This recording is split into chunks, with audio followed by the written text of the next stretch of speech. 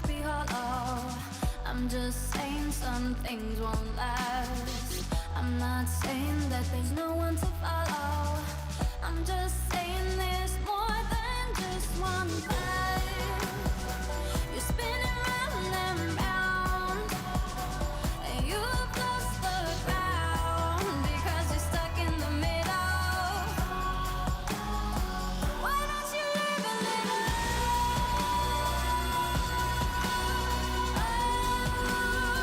Why don't you live a little?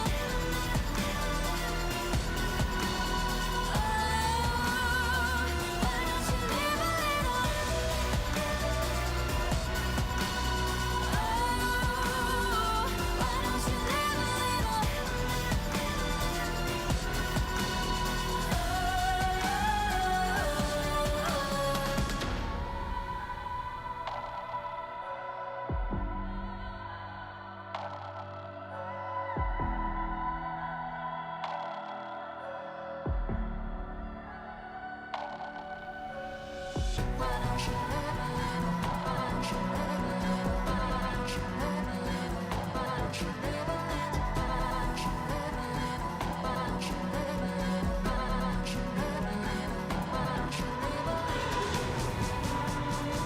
You're spinning round, and you have lost the ground because you're stuck in the middle. Why don't you live a little? Why don't you live a little?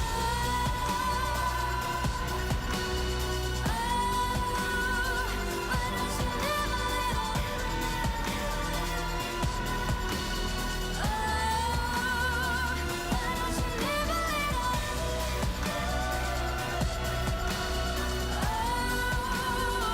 Why don't you live a little?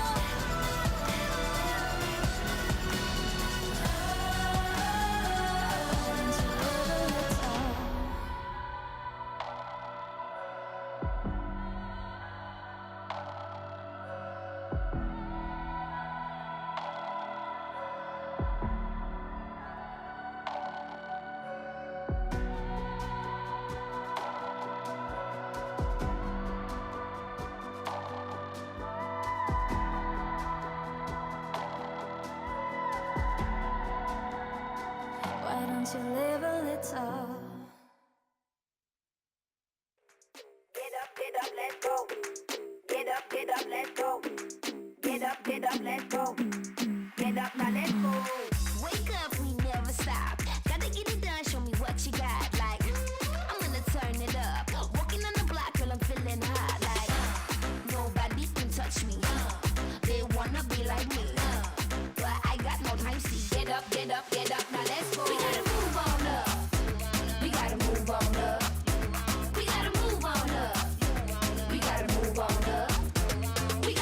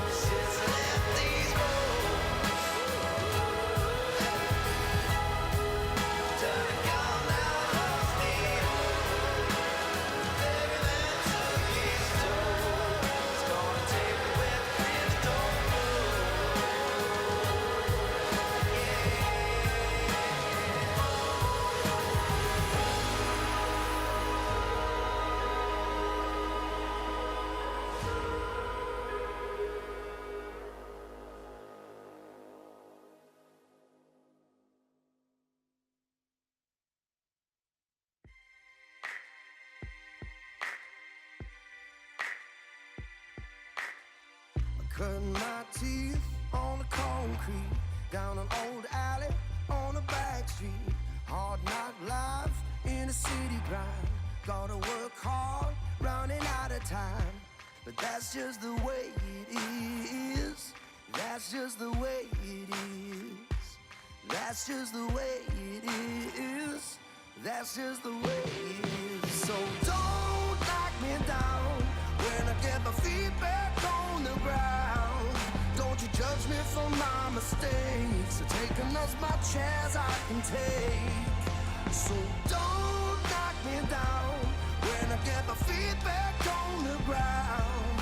Don't you judge me for my mistakes, taking as much as I can take.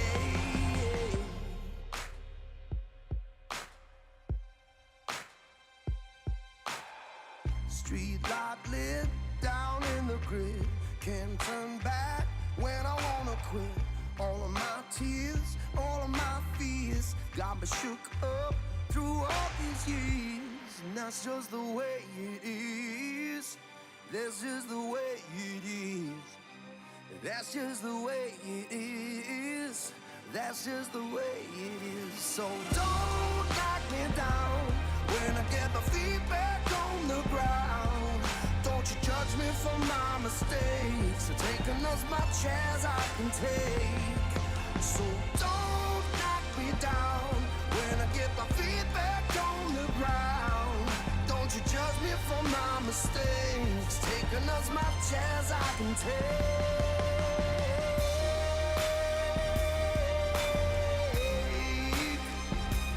Don't you judge me. Don't you judge me on my mistakes. I said, don't you judge me anymore. That's just the way it is. That's just the way it is. That's just the way it is. So don't knock me down when I get my feet back on the ground. Don't you judge me on my mistakes, I've taken as much as I can take. So don't knock me down when I get my feet back on the ground. Don't you judge me on my mistakes, I've taken as much as I can take. Taking as much as I can take.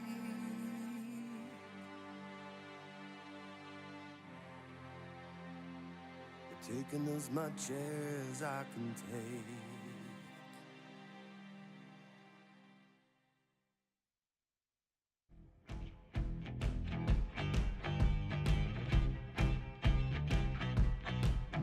It's that kind of night. I'm dancing with the devil. Dancing with the devil. I love starting a fight. You better hide, I am Jekyll. This place is never gonna last.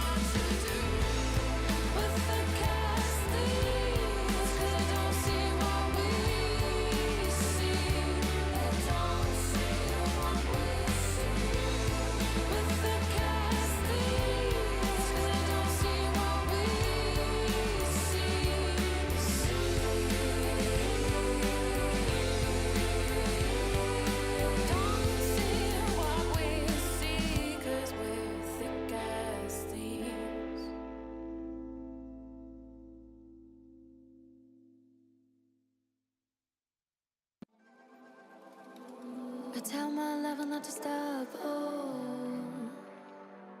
I don't wanna recover. Believe me, I know what I want. I can show you the way. Be tender to me, babe. I feel that you are here to stay. Can you focus on me this time? Even though you're back in line, I just need more time. Cause I wanna fly high underneath the stars.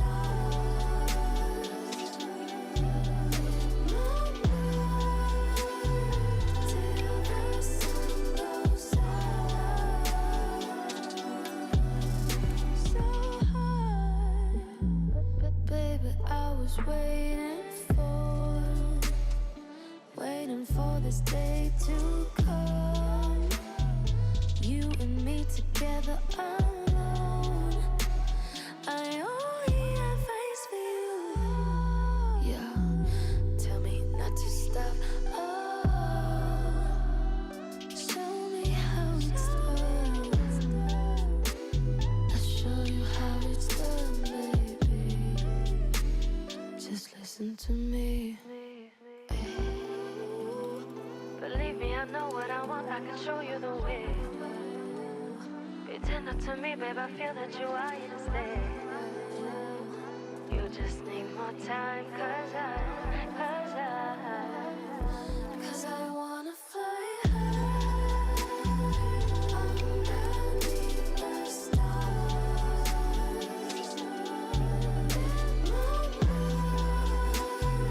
Till the sun goes down. I wanna fly high underneath the stars.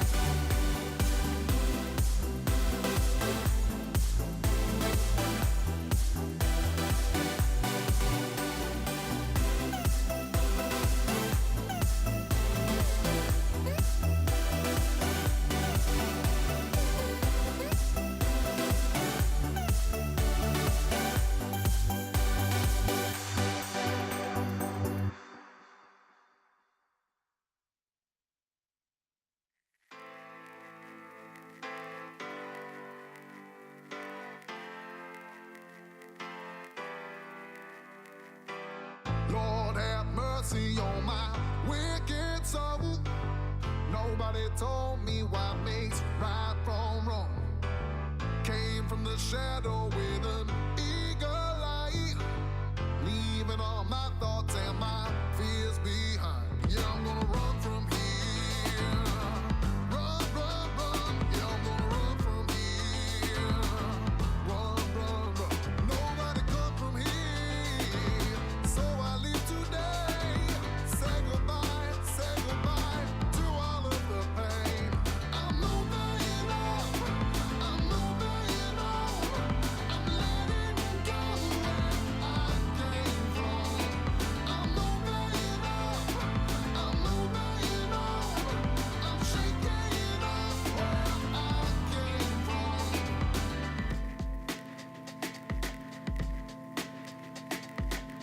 Riding with freedom and I found my way. Ain't nobody gonna lead my mind astray. I'm gonna move the ground beneath my feet. I'm gonna lose the feeling I defeat. Yeah, I'm gonna run from here. Run, run, run. Yeah, I'm gonna run from here. Run, run, run. Nobody come from here. So I leave today. Say goodbye to all of the pain. I'm moving on. I'm moving on. I'm letting go where I came from. I'm moving on. I'm moving on. I'm shaking off where I came from. I'm moving up. I'm moving on. Ah, yeah, yeah, yeah. I'm moving up. I'm moving on. Ah, yeah, yeah, yeah. I'm moving on. I'm moving on. I'm letting go where I came from. I'm moving on. I'm moving on. I'm shaking off where I came from. Yeah, I'm gonna run from here. Run, run, run. Yeah, I'm gonna run from here. Run, run, run. Yeah, I'm gonna run from here. Run, run, run. Yeah, I'm gonna run from here. Run, run, run.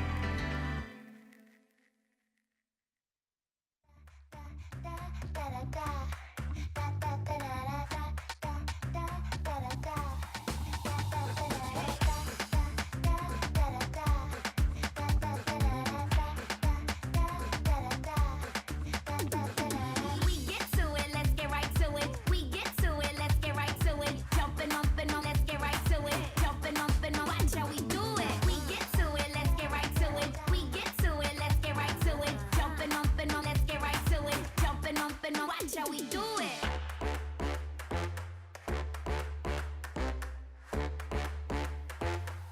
We keep on moving.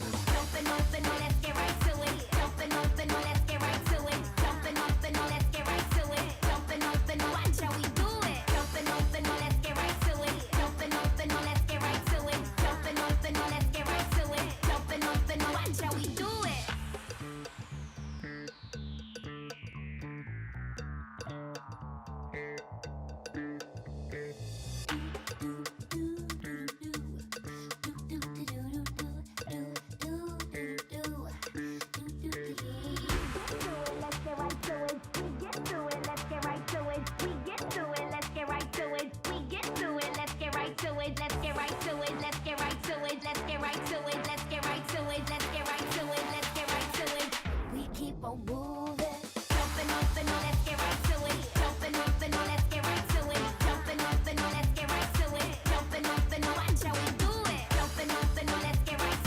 Jumping up and on, let's get right to it. Jumping up and on, watch how we do it.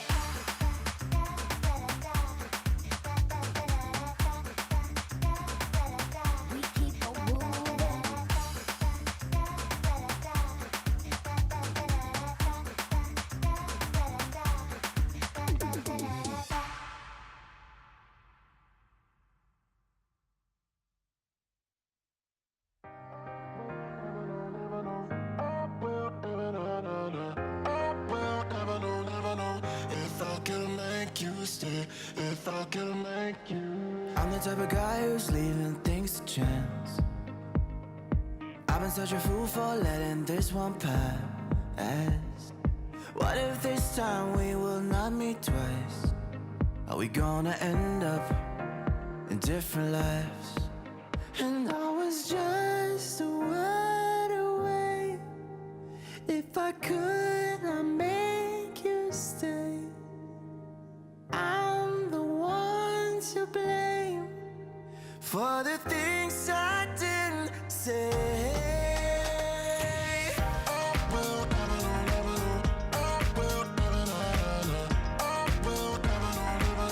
If I can make you stay.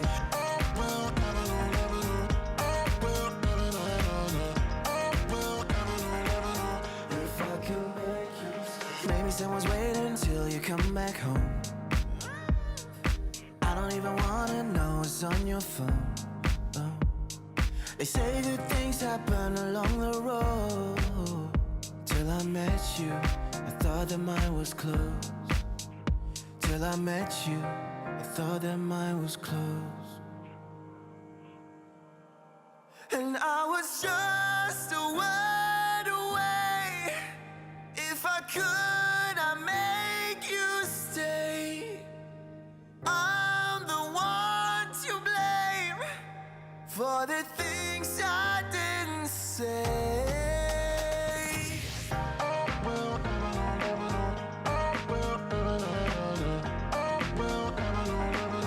If I can make you stay.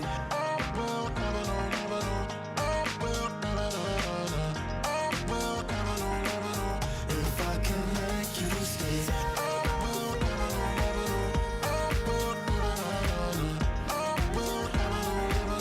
If I can make you stay.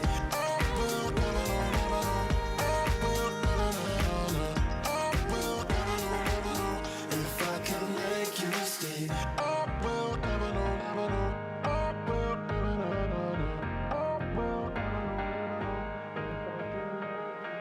I'm the type of guy who's leaving things to chance. I've been such a fool for letting this one pass. What if this time we will not meet twice? Are we gonna end up in different lives?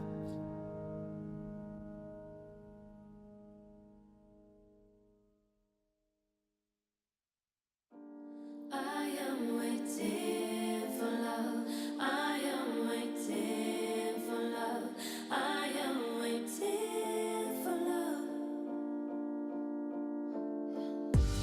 I am waiting for love. I am waiting for love. I am waiting for love.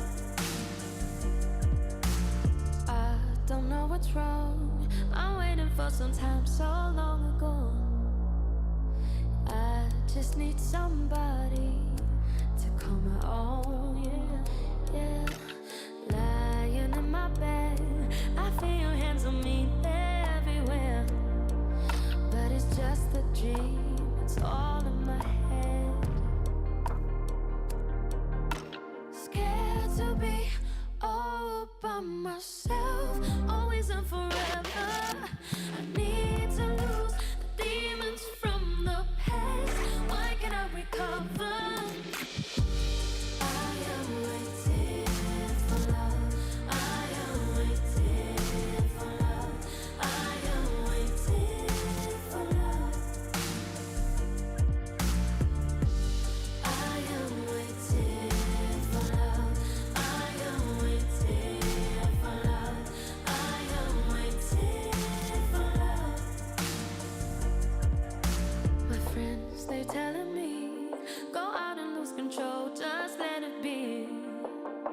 Instead, I'd rather meet you in my fantasies. More and more I get, I wanna feel alive and not regret. Even though it hurts, I can't go back. Scared to be all by myself, always and forever. I wanna lose the demons from the past. How can I recover. I am waiting for love. I am waiting for love. I am waiting for some love, baby. I am waiting for love. I am waiting for love. I am waiting for love.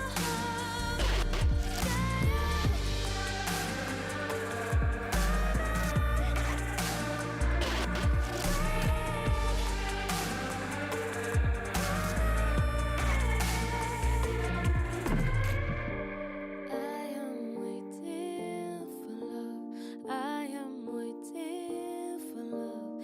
I am waiting for love.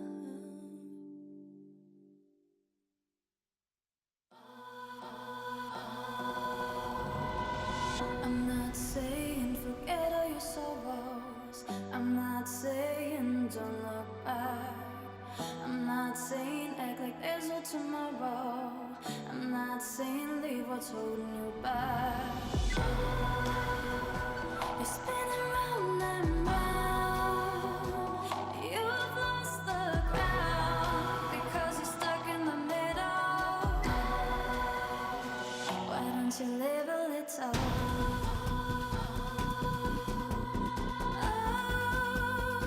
Why don't you live a little?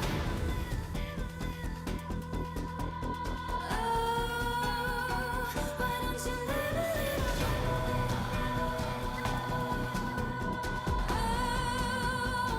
Why don't you live a little?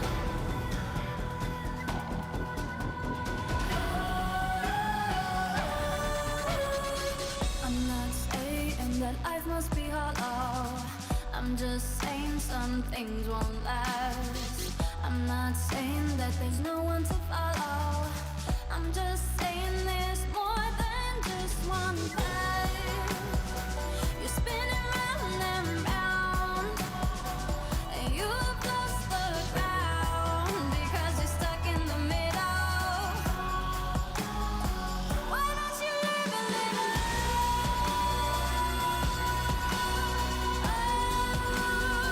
Why don't you live a little?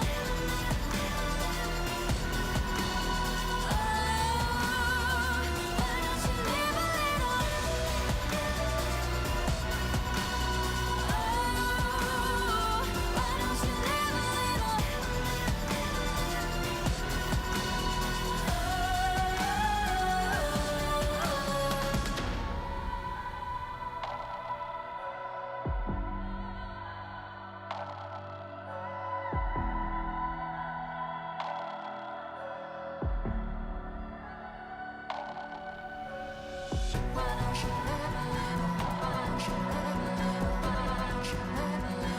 Why don't you live a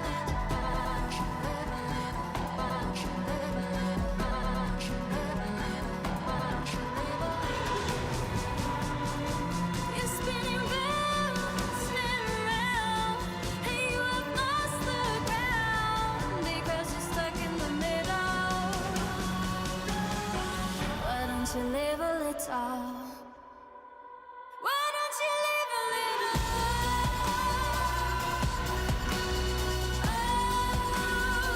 Why don't you live a little?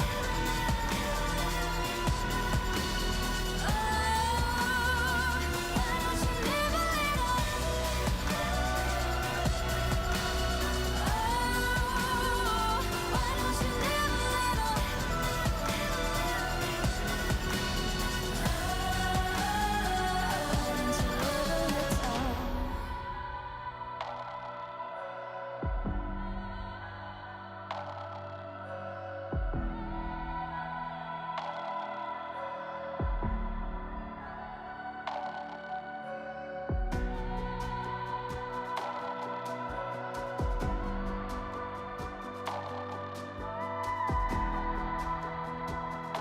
live a little?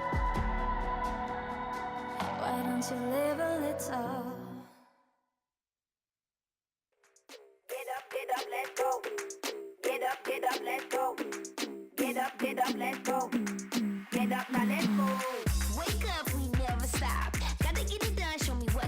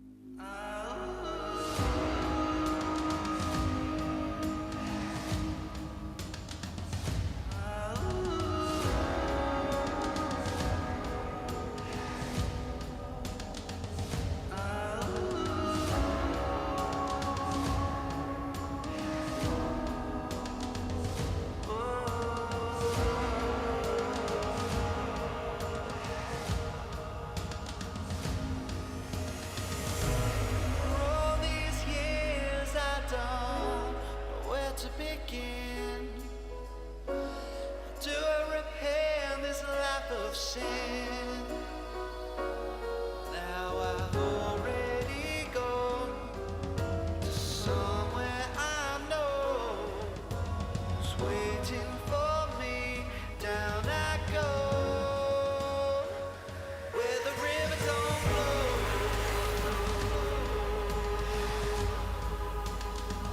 Since I left these bones, done a gun now lost needle.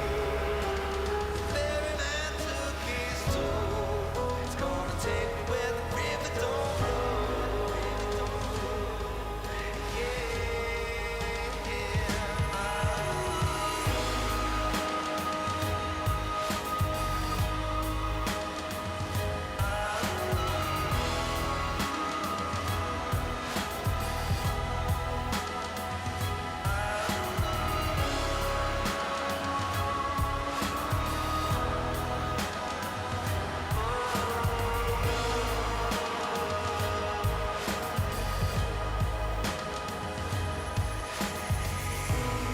All those lives I told so many times, couldn't figure out what was wrong or right. Now I've already gone to the heavens below. I don't hold my head, just let go. Where the river don't flow.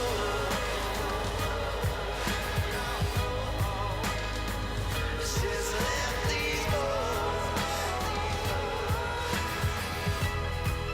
down a gone now lost needle. Ferryman took his toll. It's gonna take me where the river don't flow.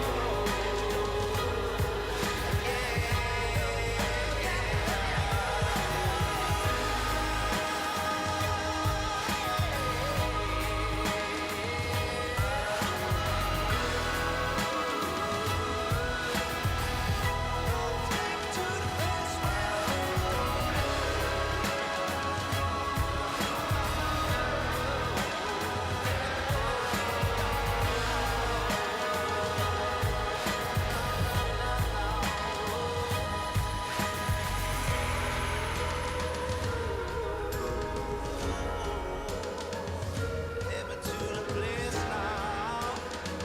Take me to that place now. Where the river don't flow.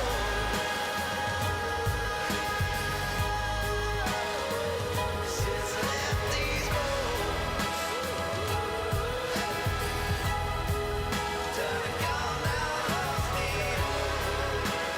Ferryman took his toll. It's gonna take me where the river don't flow.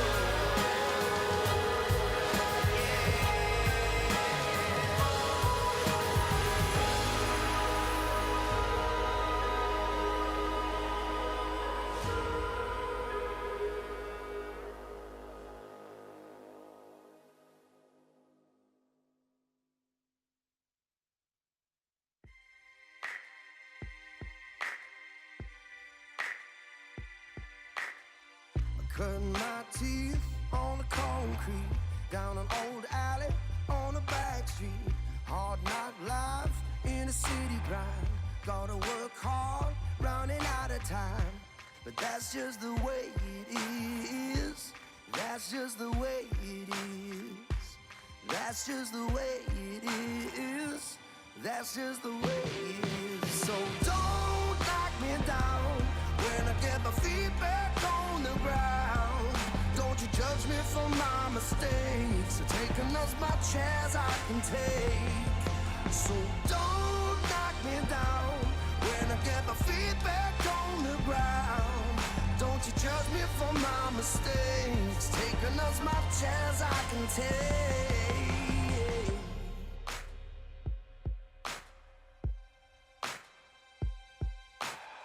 Street light lit down in the grid. Can't turn back when I wanna quit. All of my tears, all of my fears got me shook up through all these years. And that's just the way it is. That's just the way it is. That's just the way it is. That's just the way it is. So don't knock me down when I get my feet back on the ground. Don't you judge me for my mistakes. I'm taking as much as I can take. So don't knock me down when I get my feet back on the ground. Don't you judge me for my mistakes. Taking as much as I can take.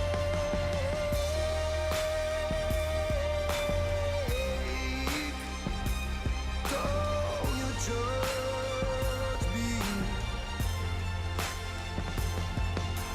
Don't you judge me on my mistakes. I said, don't you judge me anymore. That's just the way it is. That's just the way it is.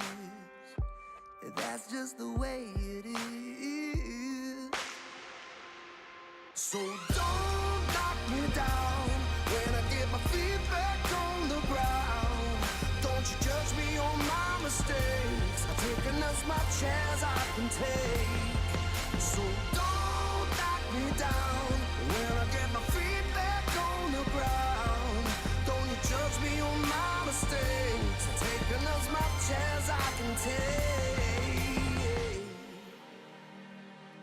Taking as much as I can take.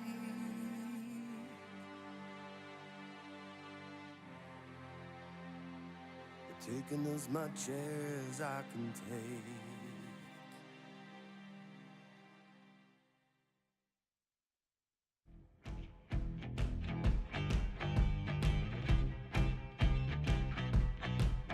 It's that kind of night. I'm dancing with the devil. Dancing with the devil. I love starting a fight. You better hide, I am Jekyll. This place is never gonna last.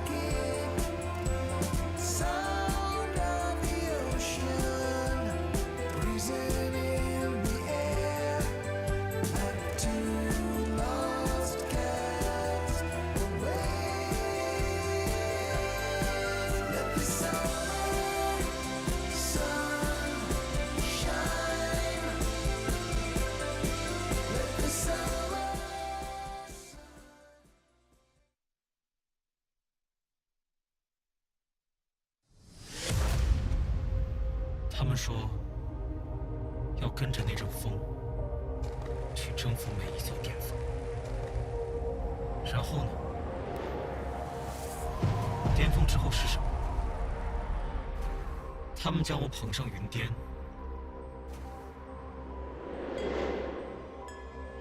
也让我从头来过。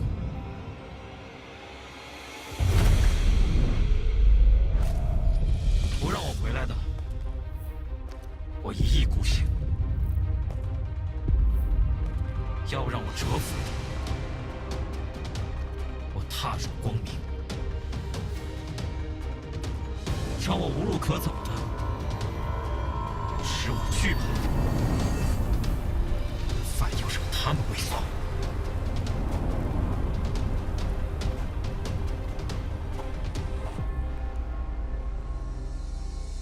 他们一直说个不停，因为他们害怕洪水猛兽，那就比猛兽更凶猛，比洪水更滔天。是将到来的，终会成苦；汹涌而起的，终会证明。既然暴风将至，那就去把那些不服的、不屈的、不可磨灭的、非赢不可的，通通化成风。这里是我们，我们就是风暴。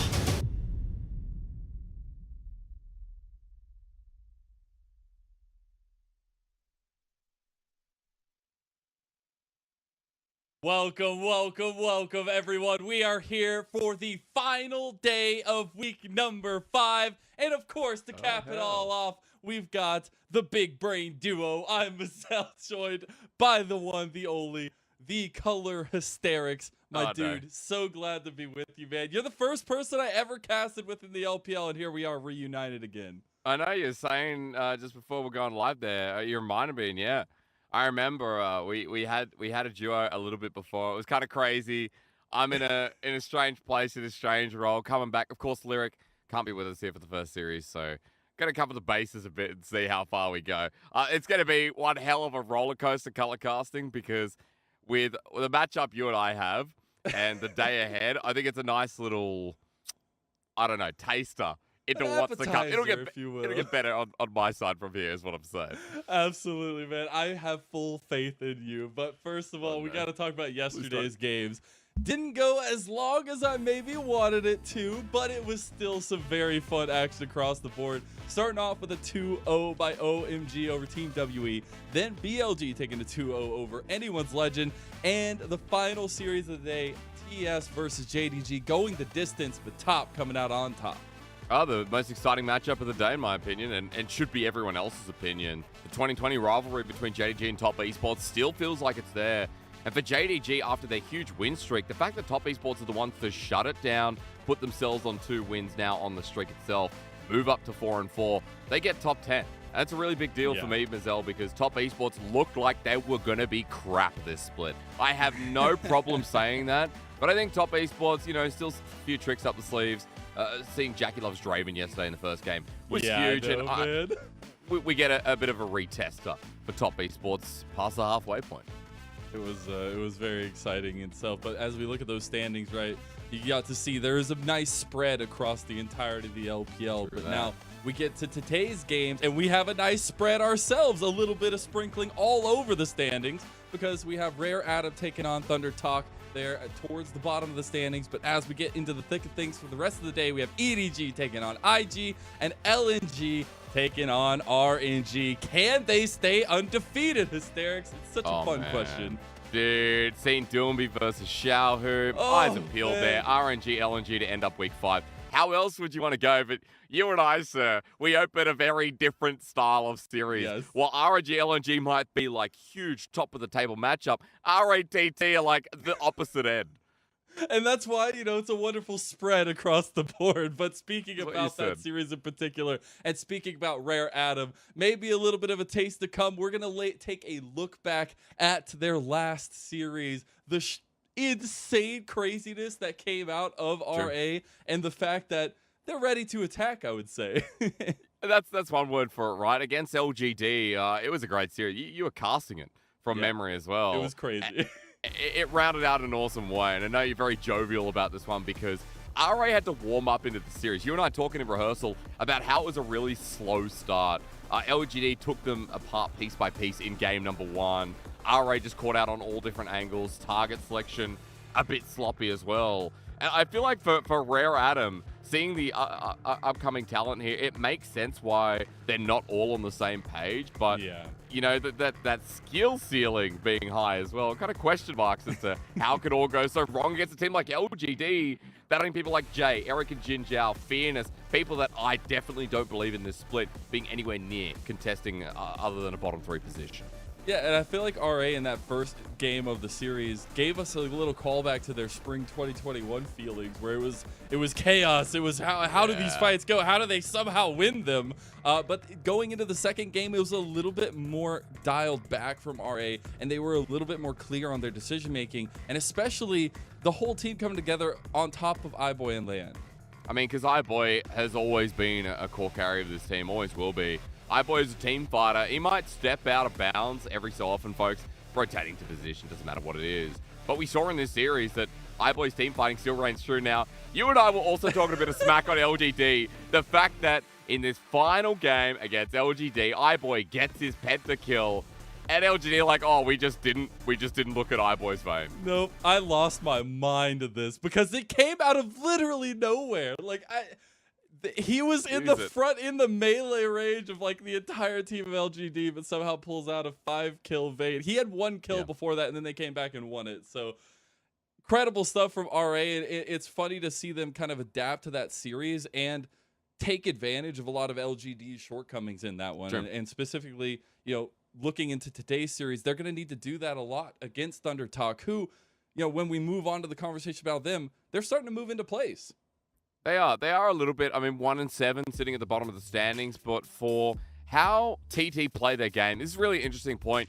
I had a chat to Lyric about this in the previous night, about how TT want to round out their games, and the way they've been drafting, as you can see on your screen, hits towards topside. Look at the Rek'Sai, Xin Zhao, things like Corki, Twisted Fate coming through as well. These core picks that want to influence the side lanes, but in jungle style, TT have been playing towards bot. So it's kind of confusing to me because with these aggressive early game junglers, they have the opportunity to set up Puff and Southwind, but then Puff and Southwind are on things like the Senna Tum, Senna Karma, which can play global pressure towards topside, but doesn't add that same lane presence that we're seeing in 12.1, 12.2, and even 12.3 in other regions. So I got a lot of questions here, Mazel. Are they going to actually play towards Puff and Southwind, set them up in a strong 2v2 like we have seen in the past out of the XIG bottom lane? Or if you're going to play towards new in the top side and build up a strong winning top lane, then play jungle towards that side. I don't think you can look 2 directions at once in this team, and I think that's part of TT's problem. Yeah, and you can see in some of these clips, right, when they do play around Puff and Southwind, there are some great mechanics down there in that bot lane. They're there for a reason. Yeah. And the fact that they're able to get this 2-for-1 onto Crisp and Doggo there, and then also the fact that Chieftain and UCal, when they come into the synergy of this bot lane and it all comes together, that focus changes a little bit. Yeah, because they are new additions on the team, right? And we got to give a bit of leg room to TT. Chieftain and UCal have now been in for 4 games, which is against BLG, against Top Esports, both 2-0s against them, but they are trying to adjust to a brand new roster where Chieftain, we all remember before, was on the BLG roster way back, has been in the LPL quite a bit before. UCal here making his debut. And that's why today, you know, I'm going to have to take a closer look. Now, Mazel, we got a check-up here. We got a little check-in? Got a little check-up? Dude, right. I don't know, like, oh, God. Oh, dear Lord. I don't know. I need to sign up. Where's my insurance card? I need to sign up for this doctor. Can I come see you? Hey, you just come to Australia, dude. We have proper healthcare. You don't even need to pay, okay? You guys in America, I feel sorry for you. I hope you get healthcare soon. Anyway, moving on away from politics. Mazel, I'm doing a lot of checkups at the moment. I'm doing the Shy checkups, and apparently I'm doing a Chieftain and UCal checkup. Apparently. I think it's only 4 games. I don't think it's enough. I'm gonna throw that out there. This duo, a great duo that is in the making of, how am I going to say this? Of building up TT, but I don't think it's enough influence coming through. So far, what we've seen UCal on is influencing sides. Things like Corki, Twisted Fate. Not enough for me to say like, oh, hey, he's going to win out the mid lane and take over games. So alongside with Chieftain, we need more data. We need more time. Yeah. I do like to look at these players individually, and I've tracked them over the years, but it's way too early in the TT environment for me to give a hard statement. I will say that UCal has definitely been having the rougher end of it for sure, and I think any chance you get to solidify yourself is important, especially as we look into a key matchup into today's series in that mid lane between UCal and Strive. Like, this is a moment where if you step up, that name, that stability does get reassured.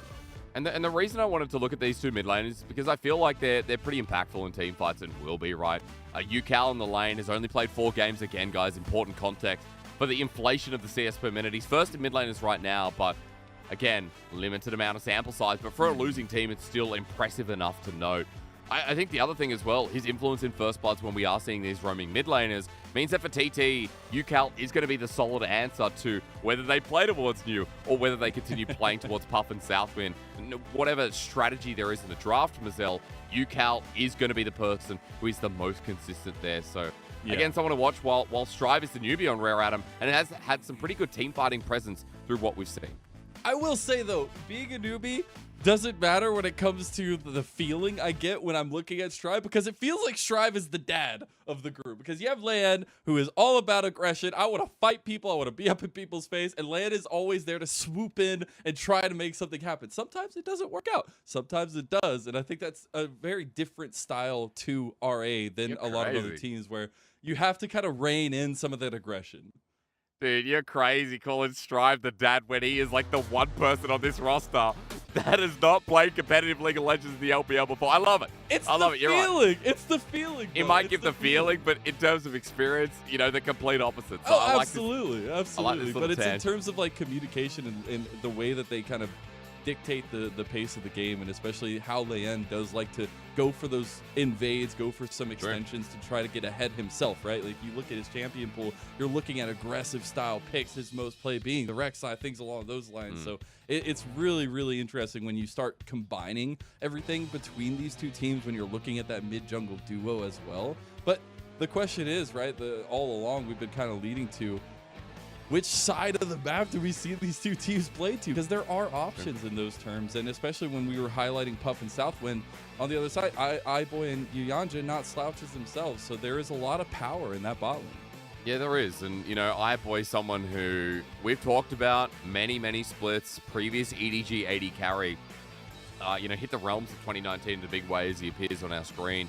I think for iBoy, team fighting is still his prowess. I don't talk about iBoy as much in the laning phase. Now, I could be wrong. If certain analysts want to deeper dive into it, if we could get there with English, that'd be great.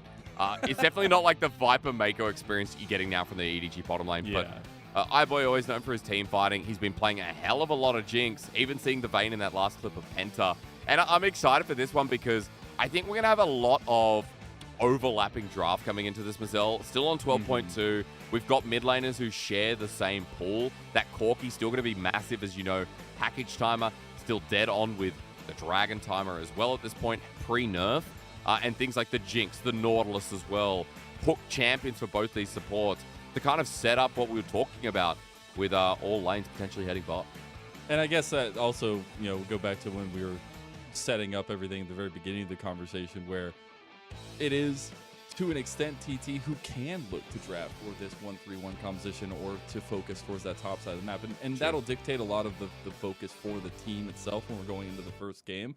But I still think, as you were kind of saying, the jungle overlap is super interesting. The first phase priority in the bans is going to be super interesting because I feel like right now in the meta, there's just so much available. Obviously, we have to have the Zeri bans. I'm sure we'll get a lot of focus down towards that bot lane. The fact that we have Puff and iBoy in there, and the fact that ADC is so strong in the meta as well.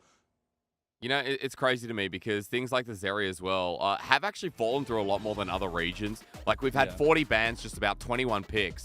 The fact that that is close enough is insane to me. I was casting PCS yesterday, and no one would let Zeri through on 12.3. So, I'm going back a patch here, folks. You're going to have to bear with me. Let's run into Pick and Ban Mazel because, as I run back in time, that Zeri you talked about is going to be taken away straight away. I love this Rare Atom ban, the Rek'Sai against Chieftain. Remembering that both Luyen and Chieftain pick up this champion, especially Loyen, so not willing to let it slide in favor of a better first pick in an AD bot.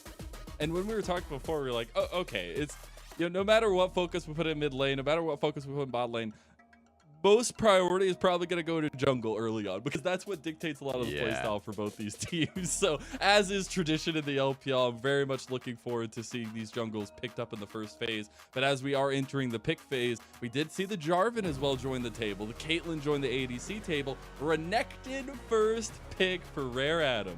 And a lot of teams aren't willing to let this through against either of these teams. Now, Renekton a high ban rate in the LPL, but more importantly, against TT and RA, 83% of the time, RA are not giving this over to Cube. So you can see that they latch onto it straight away in favor of losing that bottom lane. Now, Jinx is up and available. Aphelios is there as well. We know we pick and choose. I'm more curious to see if Chieftain wants to get away that Xin Zhao early on, making sure that Loyen doesn't get that pick as well. He's picked up second most times out of his champion pool alongside the Kiana. So I feel like this will be a nice takeaway from Chieftain. Set up that jungle, strong AD, the S tier picks right off the bat. I will say, giving Cube the Renekton is a little bit terrifying, but I'm looking forward to the answer to it, correct? And trying to find out where TT really want to play around that. As the Jinx, huge, obviously highest priority for both these ADs, but I feel like iBoy does have some answers into it. And the answer actually for the second pick for TT is the Gragas. Yeah, okay. Well, new so far, as I'm looking across, hasn't actually picked up the Gragas up in the top lane. So looking for a neutralizing answer towards Cube is interesting to me, because we have such big S-tier junglers open. I guess TT are just saying, we don't care. We know that Loyen is going to play something funky. And you know what?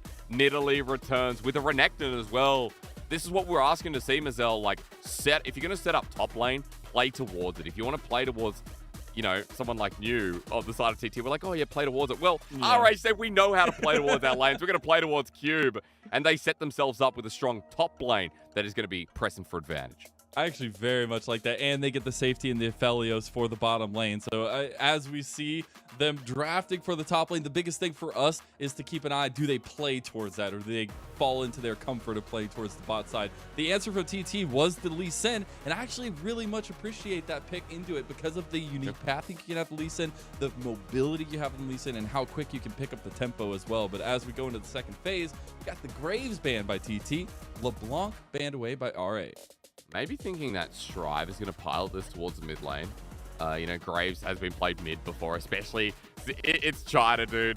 In China Super Server and solo queue, Graves mid has been a plague for 3 years. So really not surprised to see that one even piloted by people at the moment, but more importantly, banned away. LeBlanc as a response is interesting to me because we still don't have a mid lane for UCal. And so kind of going through the LCK champion pool. Another one is Zoe, but I might be, a garbage tier analyst, but at the moment, Zoe only piloting into certain compositions, maybe to match something like the Nidalee for the range. So it would be very specific here, Mazel, but I feel like you go again, you ban out UCal and try and make sure he's pivoted towards something quite neutral as Vex. There we go once again.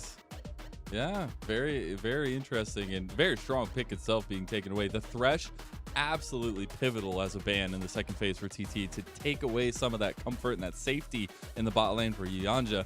But now we're looking at the potential solo lane pickup here, or the support. I would expect the support to get that counter pick, but could be looking a little bit more towards that bot lane for Southwind. This makes sense. It has been crucial, and the Corki comes through. Just what you and I were talking about. This is the third game for UCal on the Corki. We mentioned how he's pivoting towards one of these side lanes with semi-global pressure is important. And so for UCal, getting the Corki here, strong picks on the side of TT, especially with it is 12.2 better. I don't see something that doesn't make me smile. Rare Adam, how do they round this out? A big question because Yanja on the Nautilus set up a piece of engage. Create some of that space that the Nidalee or the Renekton can start pivoting and pathing around. And I would like this even more. Yes. If we see something like an Akali, think about the dive into the back line.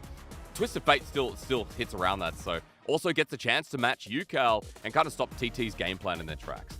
And I also think that, finding mobility is going to be key. Oh my goodness, they just went with double AD solo laners. Yeah. The Mad Lads at Rare Adam have done it again. They final pick Tryndamere, which means we could see the Renekton into the mid lane. You know, that Nidalee Renekton mid lane combo is pretty deadly, but here you've got to expect safety to come out from TT, and they're hovering the Tahm Kench, one of the safest of them all once you hit 6 at least, but there still is that engage potential with it as well, and it's going to be locked in.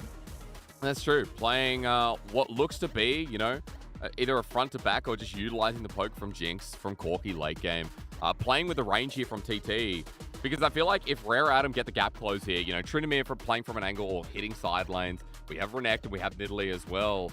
Even things like the Nautilus are a useful tool. If Rare Adam get on top of you, then it's all over. So I want to see how they play towards that around these first couple of objectives, Mazel. This is a comp that wants to get rolling off the bat. When you have Renekton, when you have Nidalee, you need to really pace the game and give yourself a bridge where, okay, Tryndamere is unbeatable in a split. Eyeboy as well on the Aphelios is going to be huge in fights.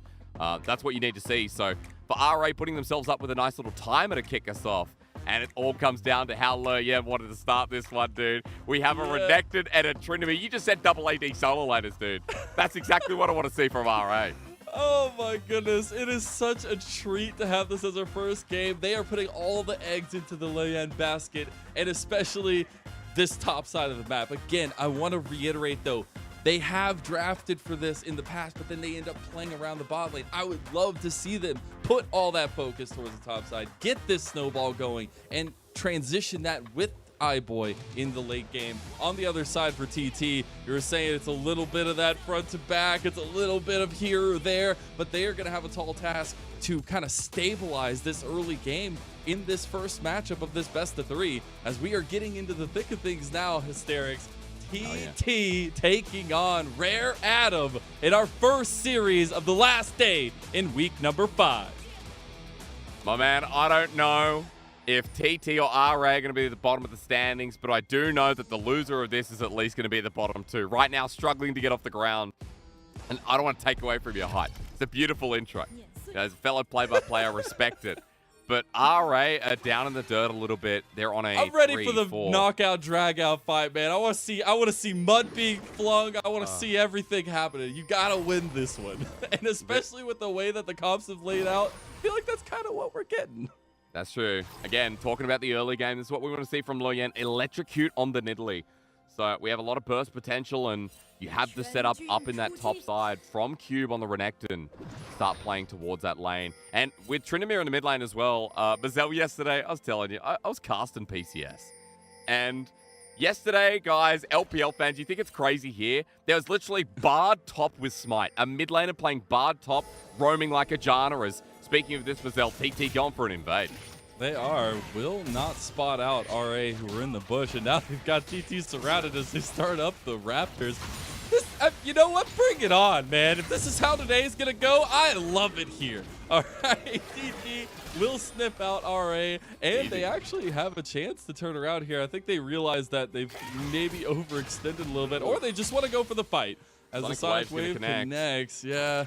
Okay, it looks like everybody's going to calm down a little bit, as Chieftain did hit level 2.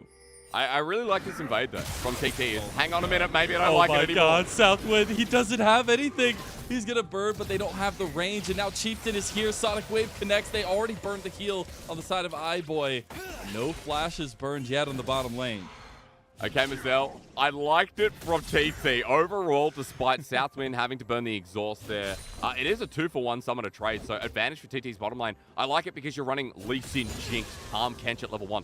Tahm Kench is such a strong level 1 champion, and you're running against Nidalee, who starts Javelin Toss, misses that, and doesn't matter. A Tryndamere and a Nautilus and a Aphelios that were dispositioned elsewhere. So a really big start here for TT, and the new member in Chieftain coming in and joining the roster now in his 3rd series.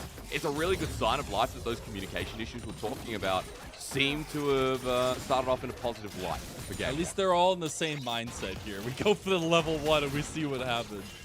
But in all reality, it's going back to that matchup between Loyen and Chieftain, and the fact that Chieftain does need to kind of get in the face of Loyen and be aggressive, be a little bit of a nuisance there, and that's a wonderful way to start it off. Stop the Nidalee from snowballing. Again, really core condition. I feel like this game can be summarized as how Loyen plays versus how TT can get it to a late game state. And again, still scaling elements on RA when you think about Eyeboy on the Aphelios, and you think about how Tryndamere can play sides. right now getting bullied out in the mid lane. But you have a Corki, you have a Jinx, you have range, and you have such a good front line in Gragas, which I am going to assume is going to be that Bimble Winter build, the full tank Gragas that comes up in the top side. All right. So Southwind is on a roam here. Leyen is taking the red buff, but he's going to have to get over the wall. Does have the flash available to him and gets out safely with that red buff as well. Very close call there for RA, but Strive getting punished himself as all of RA have to kind of run away from the situation. So not really getting a chance to, you know, go over. I see how hard it is a color caster. As play-by-plays, dude, all we have to do is be like, there's action, it's LPL, I know what to do. My idea of just double play-by-play would have been beautiful for this situation. Just saying. Too much. Hey, today is my day off. It's like I'm in Hawaii. It's new. Holy moly's damage. Yeah, that cube is almost turned into a pair of boots there. So I want to come back quickly while we have a bit of a lull. What I was saying before is that TT want to quell out the storm. And right now, Chieftain, with his early jungle start, is absolutely massive. That's why RA, an early dive without Strive's ulti is going to be huge if they call it off. Yeah, you thought you got a chance to talk. It is not going to be so. Yayanta has to flash away, and the dive will not succeed. A little bit mismanaged there by RA. You're diving a Tahm Kench and a Jinx with Chompers as well, not without the Tryndamere ulti. I don't know what you do is New and Cube. We just keep panning the camera up towards the top side while we see a failed dive at the bottom lane. I'm not liking this early game at all, Mazel. Like, RA might not be behind a goal, but I don't know what you say when you're being out jungled here in the early path by Chieftain and you're trying to get the ball in motion, but TT is still getting away with just gathering their lane. Yeah, and that bot lane is going to be very, very difficult to do anything with. So it has to be this mid lane or the top lane. And we just haven't been able to see that because of that early shenanigans that Chieftain was able to accomplish with the team. Because it kind of felt like RA have been off kilter since then, a little bit all over the place. And as we saw that, you know, Southwind getting the nice roam timing, getting out on the map, that is integral for TT. Yeah, it really is. Again, Southwind level 2 Tahm Kench. What a chat move. Been moving around, and this is why we see Tahm Kench is just such a great pick. Early levels, his damage access is unbelievable for his support. And, you know, that knock-up, that crowd control comes in quite clutch, especially when you're going up against champions like Leyen, who had to burn the flash, can be vulnerable if he gets caught out again. Gonna pause a minute, Dominus topside. Yeah, level 6 was achieved by Cube over New. Trying to use that to his advantage, but won't necessarily find it just yet. Another big combo that we haven't seen really come together just yet, and speaking of, it's going to come together now, is Cube and Leyen on this Nidalee Renekton. That's the tried and true combo. You land the stun into the spear, and it's an easy execution. See if they can capitalize on that here. The spear does go wide. But it doesn't matter. New is proxied back in his wave. Chieftain can't defend this. His Strive is now level 6 and threatening away the Raptors. It connects. Javelin. It connects onto Chieftain. Chieftain take a ton of damage. Doesn't have the Dragon Rage kick either. Gets brought down to about 200 health. And RA will continue to be aggressive. Okay, dude. You've said aggressive a couple of times, and I agree. Even though there's no kill, it has been in a really aggressive early game and a nice setback for the top lane. When Cube was already ahead by 20 CS, but now it's bridging even further. No plates taken, but Cube uses the Dominus, adds more lane pressure. New still yet to hit level 6. Look at the CS differential top, and now Leyen's like, yep, I'm going to keep playing towards it and try and get Cube further ahead. See if they can. So I would like to see a little bit more going towards this top side for RA to try and get Cube really unlocked on the Renekton, be that real big menace later on. And seemed like New takes a little bit of the bait. Leyen will show his face, lands the javelin, and now New in a bit of trouble. They're also bringing Strive up here, and New realizes what kind of trouble he is in. Already using the cast, doesn't really have anything else, and there's the combo. The body slam back, though, still executed by RA. Cube was tanking up the turret. Beautiful to watch there, even though diving a Gragas at level 6 has gone so badly for so many teams in all regions. That was a well-executed dive by RA, and the condition we sought after while TT trade for Dragon, opening up this top side, Nidalee playing towards the Renekton.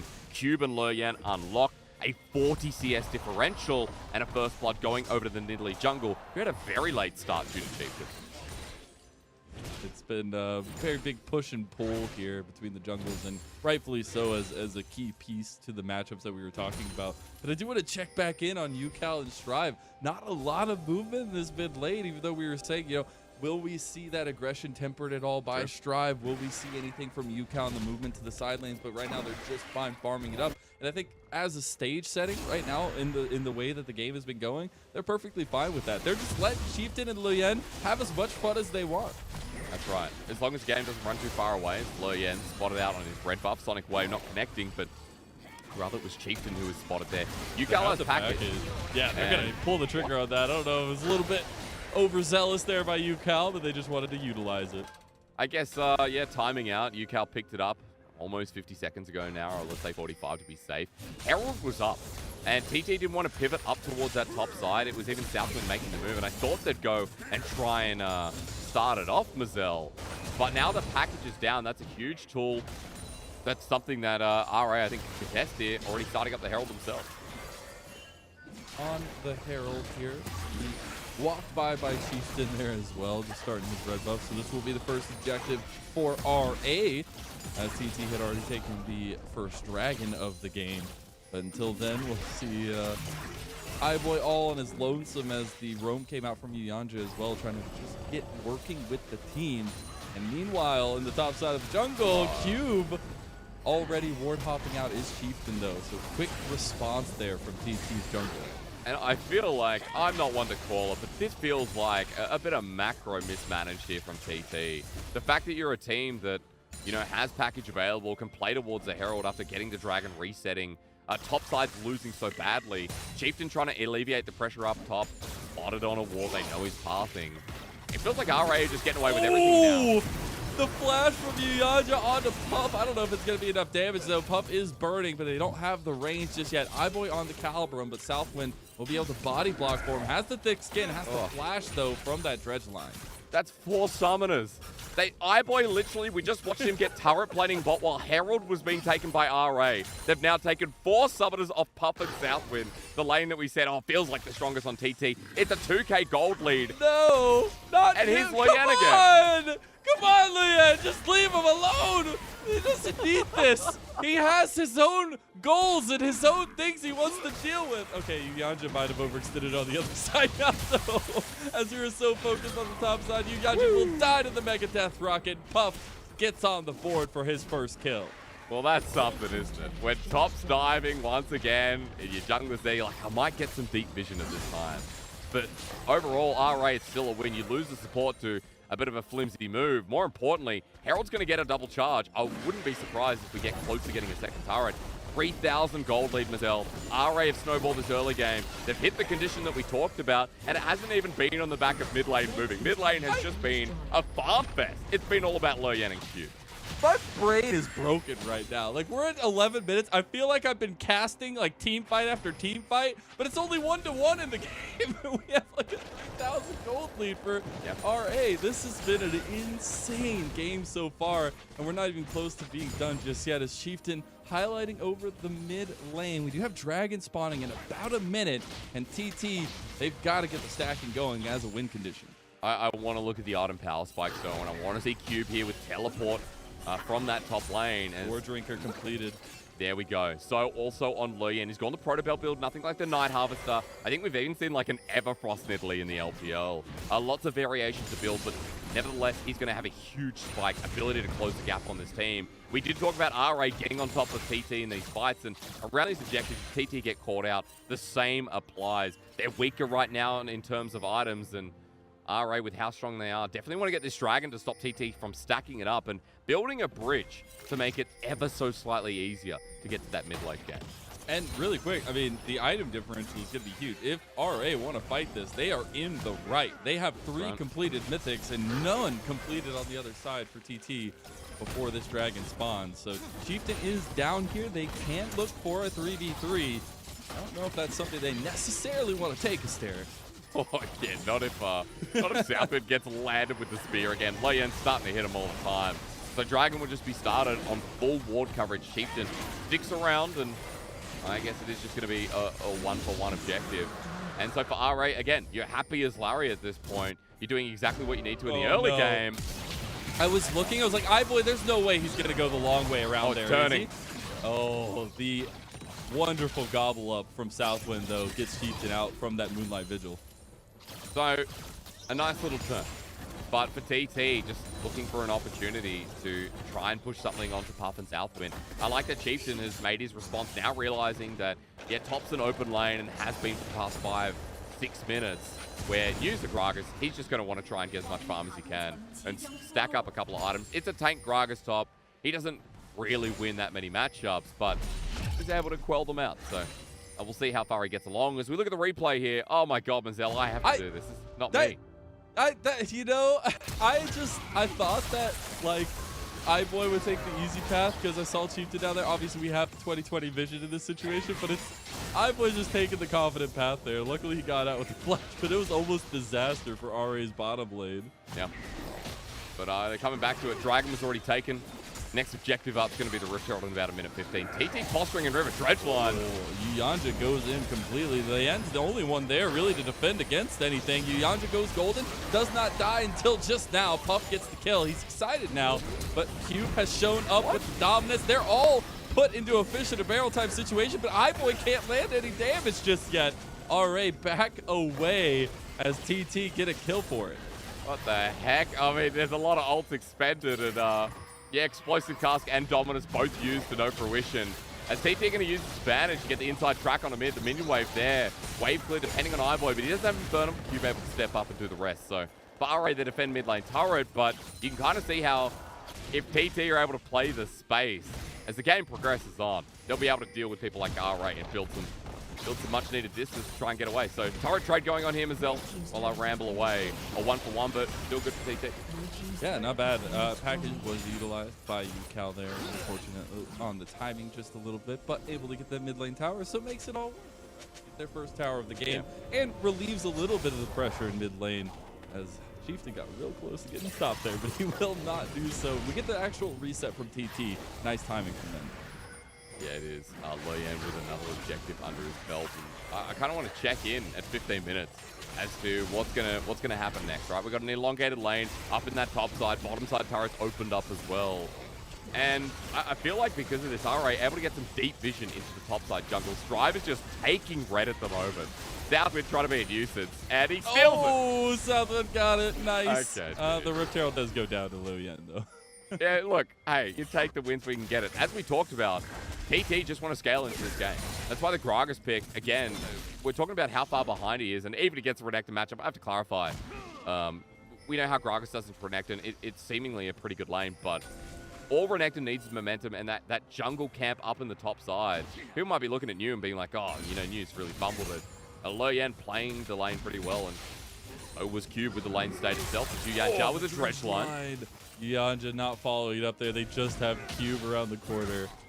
And it's just some flexing. Oh my God. TT want to go in. They're TP. They got the Dragon Raid kick on the Cube. They want to commit to this fight, but Cube is pretty tanky. Is he going to make it out? The Dominus is popped, and he's starting to stack up. Yuyanja had the depth charge to help him out, and Cube makes it out. And meanwhile, in the top side of the map, we're getting a 2v2. Southwind and Puff running away from Luyan and iBoy.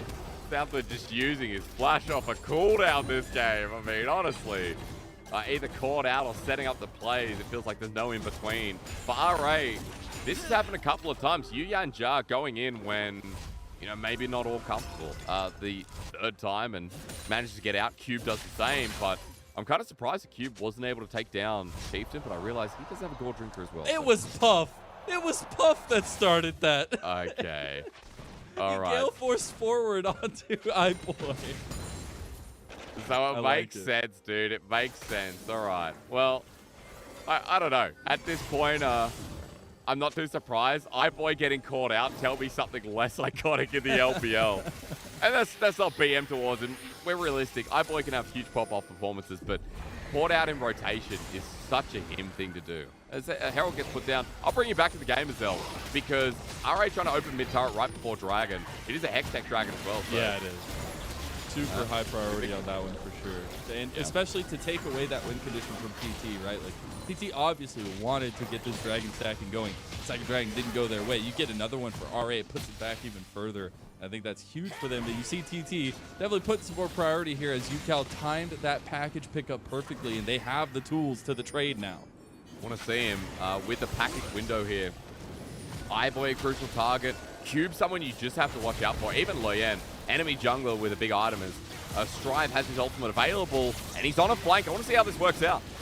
The Javelin does not connect, but the Dragon getting oh so low. It resets here. Chieftain goes into it here, but big engage from New. The Dragon secured by TT. Now they turn on to Strive. The package utilized Strive, making it out for just a little bit longer. Has to pop the Undying Rage. Big Javelin connect into the Moonlight Vigil, into the AoE, but TT make it out. Now Yuyanja trying to get the engage there with the depth charge. They can't get the damage on, but New finally dies, and now you have Cube kicked away by the Dragon Rage kick. Boy going in. He has the Infernum, he has the AoE, but he can't get them. The Abyssal Dive comes through, but they re-engage from Yuyanja. It's all over the place, and it's all purple and black. RA wipe the floor with TT. That's an ace. That is an ace, and that was an interesting fight. You can't say the LPL doesn't entertain you. When it looks like TT are going to get the Dragon, get out and find a pick on the Strive, the Tryndamere, who did pretty much nothing at the start of the fight, they stick around for too long, and TT get punished hard. Rare Adam, not only they snowballed the early game, they've taken the most brilliant fight that was hand-gifted to them on a platter. Every year, only once a year, you get a Christmas turkey. But it looks like for RA, that's come a little bit early as we go into the replay now. Mazel, I'll say one thing. We saw a really good explosive cast from you. I like this.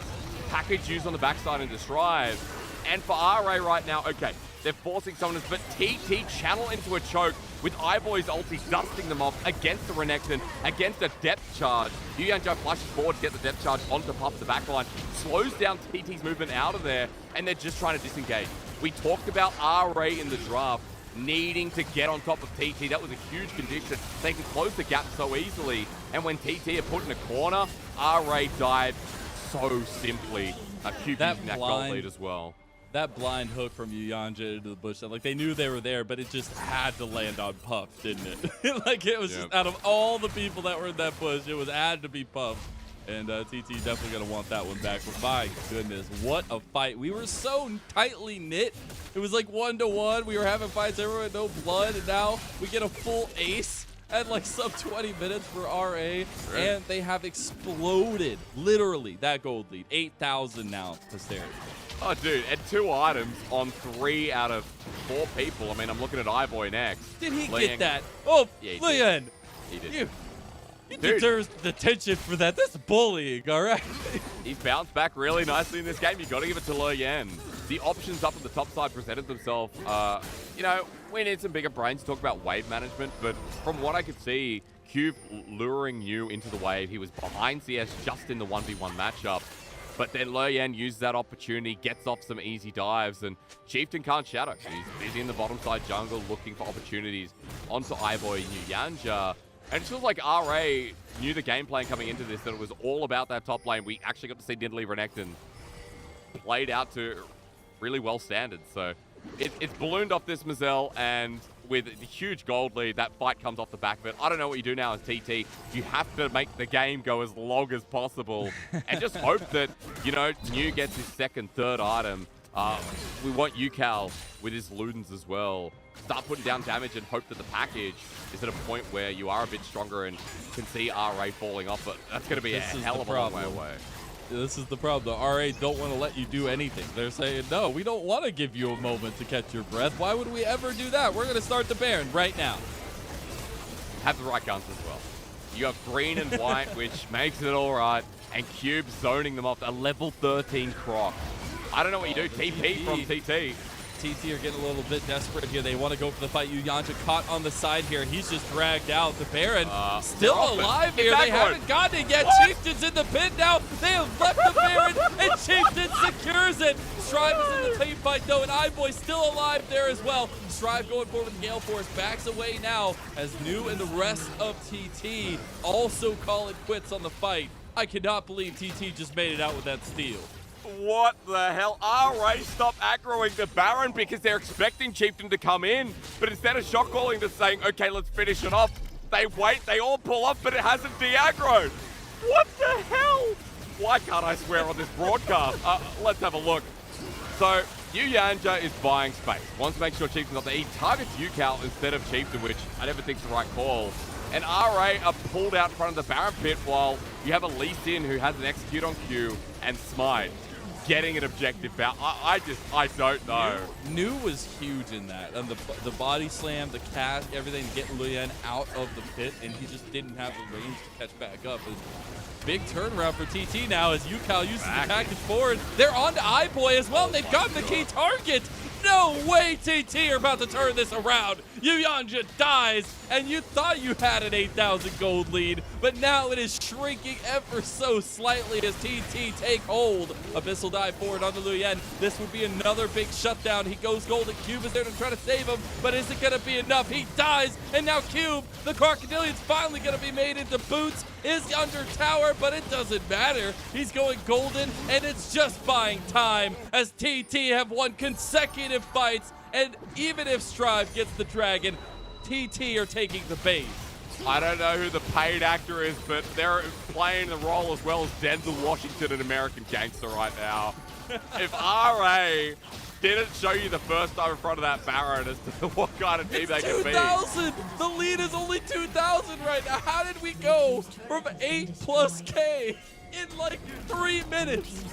I don't know, dude. I don't know how this game was happened like this. It was so easy for RA. Baron throws it all away. It's only 24 minutes into the game as well. And now the fact that TT are back in near the gold lead is huge. We'll have a look at this again because R8 looks like they're clearing out to the deep vision towards Dragon spawning. But iBoy just on the wing. And Cuban Luyen going deep with that. I mean, Yuyanja is the same old story. Wrong place at the wrong time. Again, guys, we didn't get to see setup because we were in the middle of a replay as this happened, but Rare Adam just caught out with their pants down once again, and with objective bounty on top of this, and with the fight just being picked off piece by piece by piece, it looks so easy for TT to get back into the game, which they've done. Objective bounties are now done with how much gold they've reclaimed. It's actually crazy. They just consecutively cleared so many of the bounties, starting with the Baron. And ever since then, it's right back to it. You know, it was very one-sided for the first 15 minutes, 20 minutes of this game. But now it is just like any other LPL game. We are neck and neck with blood everywhere. And we still have a fight on our hands as TT now, the ones with the feelings of confidence, are moving towards this top side of the map to try and get some more objectives. And I don't know how to talk about this game anymore, my dude. Whoever walks into who with small enough to win. At this point, there's going to be something that a lot of analysts around the world talk about, which is draft difference, which is, you know, a lot of the time when you see comps like this, you see Jinx, Corki, with how they play into the later game stage, especially with the frontline that they have and how the draft set up for TT, it feels like the gold is even in their advantage at this point. Control being given over. They have the map state under their wing. New just reacting to his bottom side wave, but he has TP. I like that Luyen angling for the fishing hook, says Stripe. Swap the ulti just in case. The level of execution needed for RA's composition is so much higher than TT's, right? You're seeing it here. The javelins have to connect. You have to hit some of this poke before you can engage the fight. Whereas TT are fine taking the brunt of that, and if they catch you out, you're dead. Run. And right now, TT continue poking down. I mean, RA running out of options. New just got a solo turret, and there's a Tryndamere in the game. Like, Stripe has a bounty, but there's real no side lane pressure here. TT have fought back up even in gold. I want to see if this is actually 1v1. Stripe taking his time to take down New. The wet noodles going at it, or I guess New trying to defend. What? No, I thought it was said and done. I thought he got it. No, New turns it around. And now he's got to try to make it out as the Hex Gate is going to bring Luyen a little bit closer here. New saving Private New on his own here in the alcove. Will actually just make it away as he starts the match. He's out, dude. Again, that's why I said Stripe had no ulti. But first coming through from Ultimate of New and Q. I think we gotta get that again. Because, I don't know, yeah, it looks Stripe bait, but he's not doing much damage. But each little grasp comes through. Ulti does a little bit. Tries to disengage. Is it grasp? Oh my god, the body slam! It's Chem Tank. It's Chem Tank that does it, Mazel. Oh, that Chem feels Tank so OP.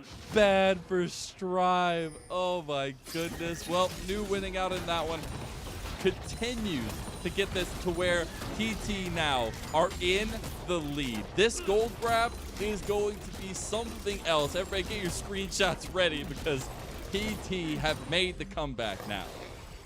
Yeah, Somehow, some way. Baron in 10 seconds to Zell. TT in such a good position. You can see how confident they are now. With those 3 items on UCal, on Puff as well. Stopwatch on both of the carries. Frontline actually being able to react to a lot of the burst damage. I mean, Le Yen has to get past Nuke. He has to get past Southwind. And there's a package on UCal as well.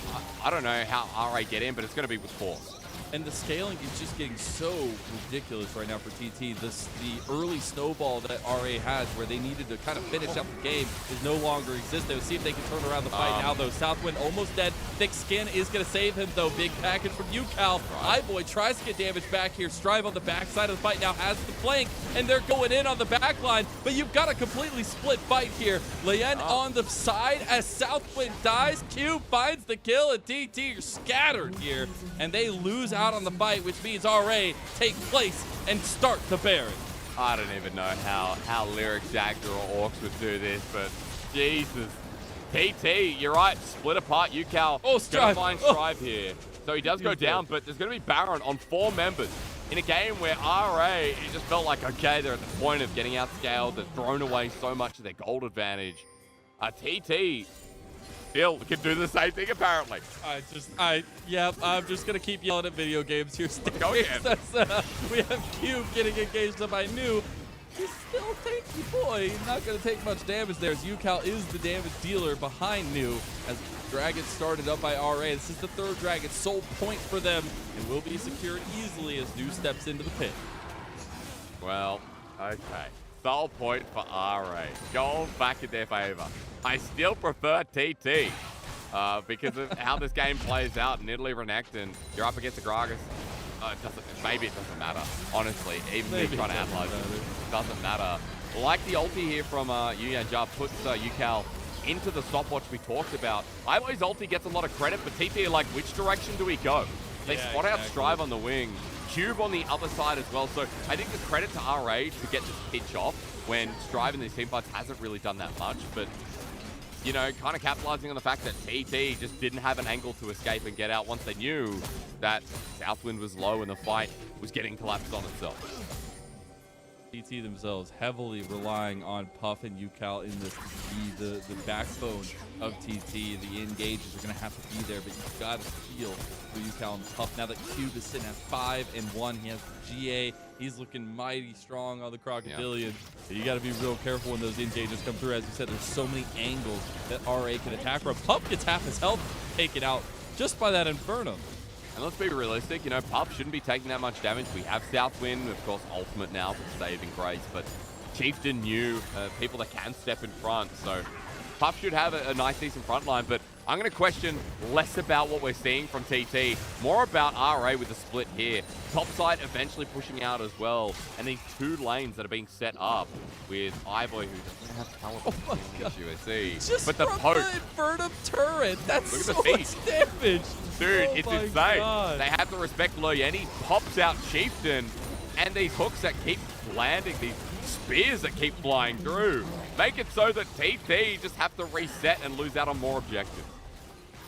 I feel like I've got a little bit of whiplash here. We've been all over the place. We've got every iteration of a fight here in this one, and now we get TT's iteration as they've already got one. Puff is now excited. RA turn tails and run. Here we go. Trying to separate it, but here we go into the fight. iBoy is dead. Now Strive trying to make something happen. He is undying, but not for long. He's got 5 members of TT on him. The death timers are so long here, Hysterics, but can TT do anything about it? It is the Hex deck rip, so they've got a lot of speed around the map, and they're going to catch Cube here.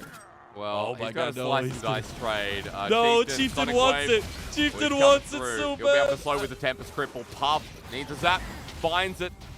Oh my God. Cube gets out with a little slice of dice there, slowly but surely. Chieftain escorting him into the base there, but still TT focusing on the minions to try to barrel down this mid lane, get this inhib unlocked. Well, inhib, but won't be the game. There's 3 people up the line for RA. They're going for, but they're just taking the Hex Gate to get out of this. I like this. Let's not be greedy. And Mazel, again, like, the sieging was great from RA. The poke huge.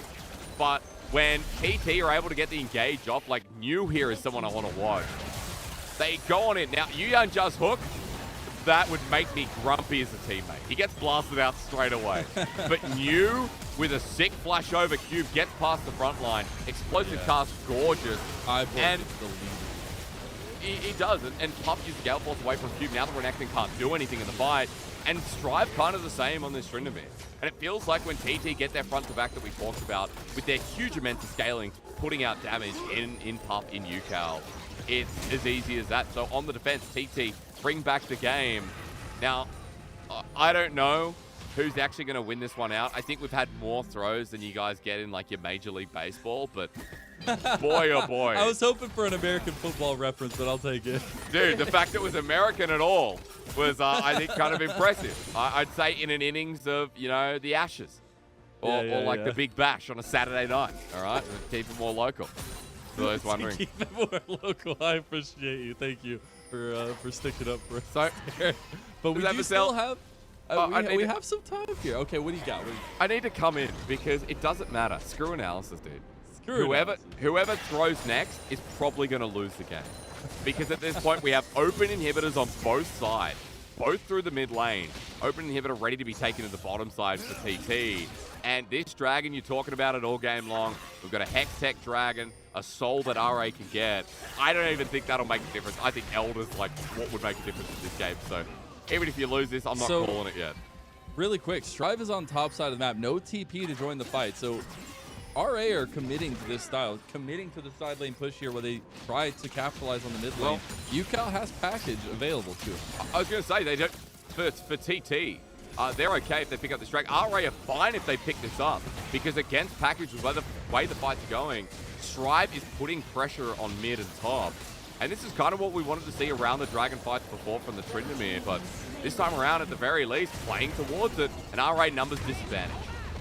Package utilized by UCal trying to get over to Strive, but just poking back and forth right now are both teams. Cube stepping forward with the slice and dice. As now New coming in here as he finally got to clear that side lane push, but we're just getting the classic 5v5 standoff in mid lane. Yeah, and with Baron spawning now though, so what I want to see is how RA kind of approach this. Remember that a lot of pick potential here with Yuga and Jar at the helm. Low Yen's damage massive. They've got Strive completely caught here. Let's see if New can get to Flash Ghost. Yeah, I was going to say Ghost is popped by Strive, but is it going to be enough? They have everybody down here. Undying Rage will be popped, and they have the rest of the team coming up here as well. Strive making it out for a second. Dodges the Sonic Wave and survives. The death timers are so huge, so just the fact that he made it out is absolutely monumental. And now RA moving back into the jungle. Get their health bars poked heavily. And now UCal, he overextends a little bit, going over the wall. He goes golden. Moonlight Vigil will not connect, but the depth charge will. It will be devoured instantly onto UCal, and now it's Puff getting excited here on the Jinx.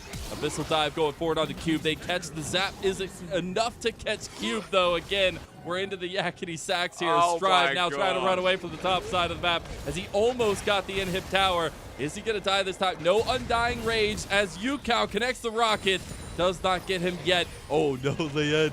There's the TP coming in from New onto the other side of Strive here. Oh, what is that? What? iBoy's just caught. All right, well, that happened, and iBoy gets caught in the wish-wash of whatever we just saw. The frickin' LPL, that's what happened there. Leyen now. You know what? He's going to steal this Baron Mazel. Just wait. I believe TT 5 strong here, but they about to go for the fight as UCal has joined them. Cube goes in a little bit overzealously as he's all by himself, healing up a little bit more. The Baron will fall, and now RA took that moment to take the fight, but they've got to run. They've got 5 members of TT right behind them. Cube does not get the slow on Cube, and TT make it out with the Baron yet again. Oh, where are we going to start on this one? There's a replay coming, and I don't want to talk about it. I just, you know, I don't want people to think I'm negative, right? You know, coming in today, who am I to talk about these plays? But what we have seen, as Mazel's already said, has been the yakety sacks of yakety sacks. We go back to Strive being caught out.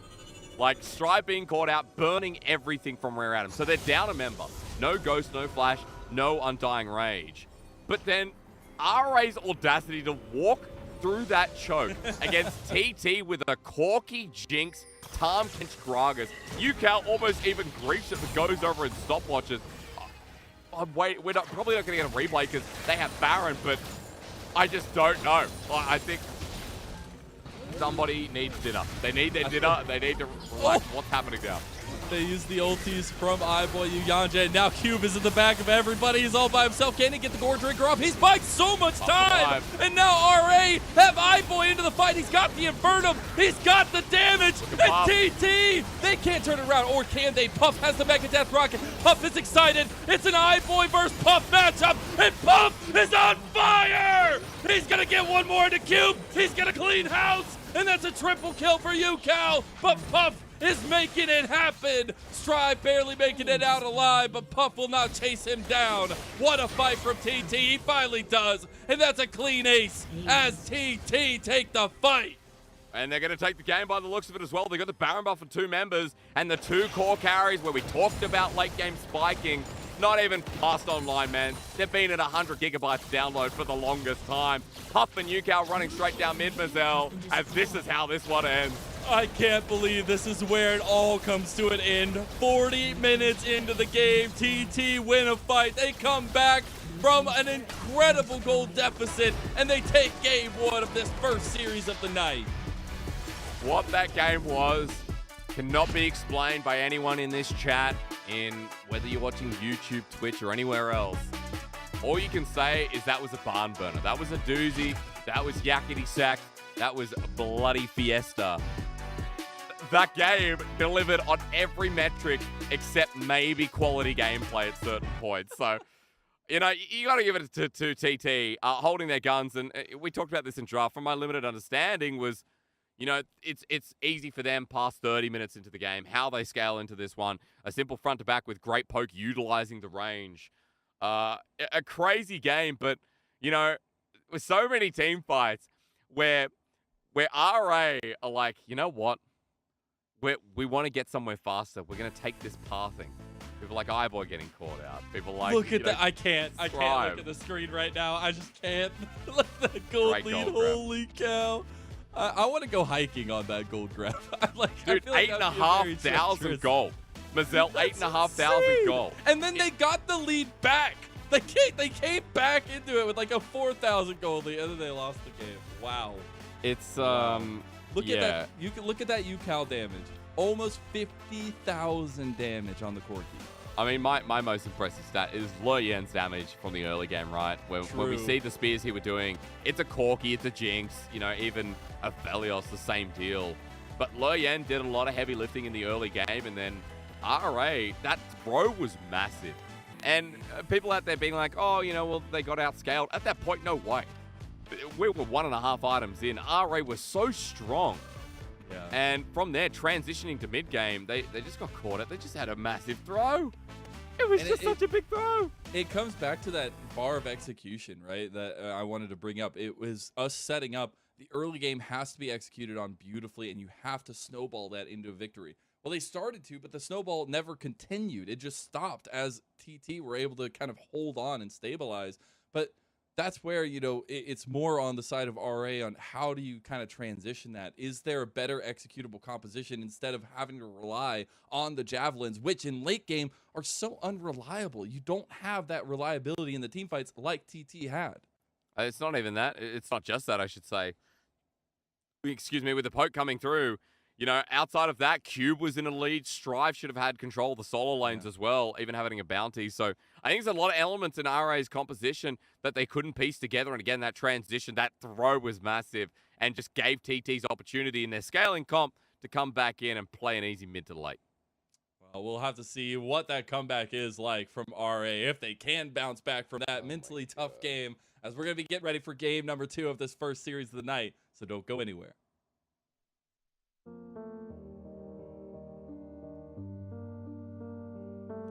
Dear Mother, I'm writing to tell you about this absolute Chad in the LPL.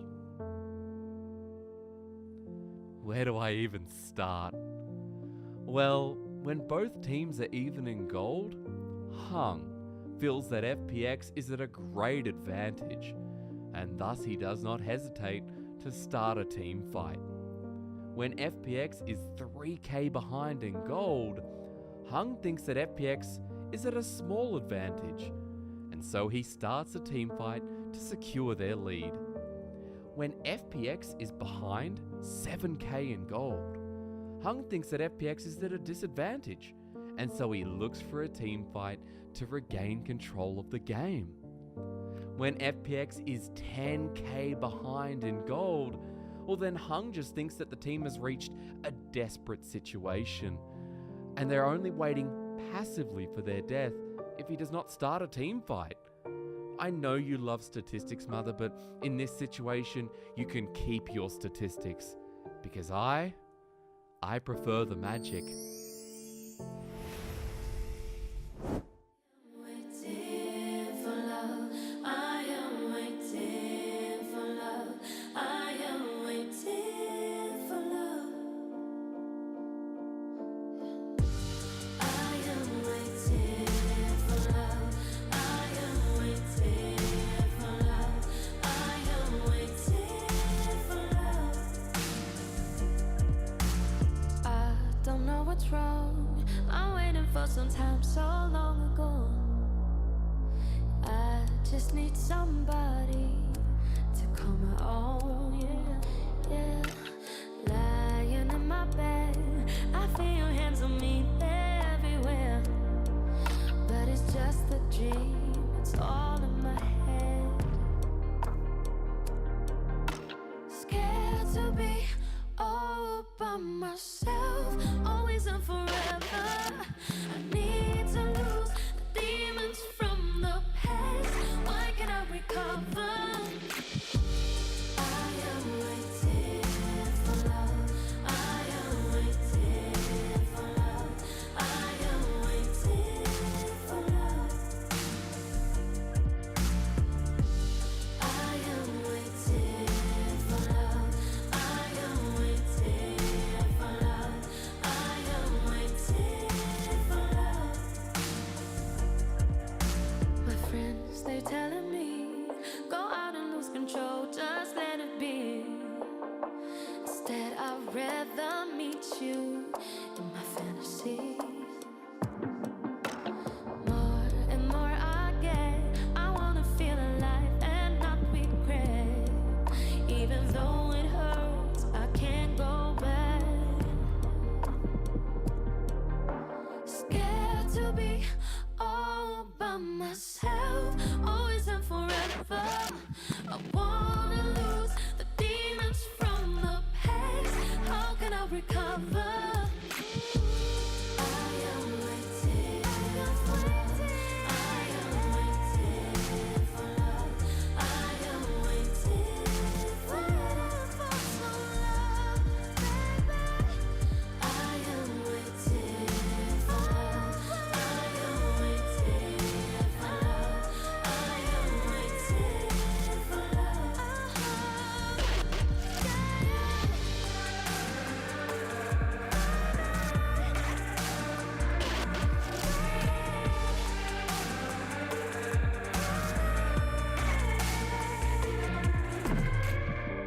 I am waiting for love, I am waiting for love, I am waiting for love.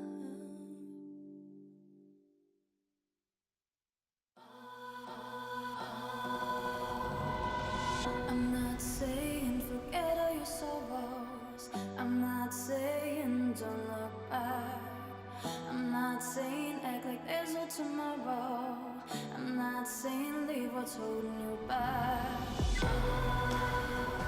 You're spinning round and round, you've lost the ground because you're stuck in the middle.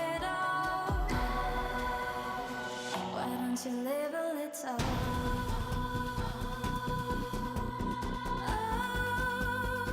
Why don't you live a little?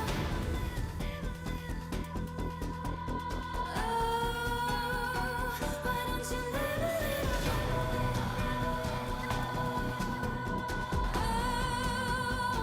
Why don't you live a little?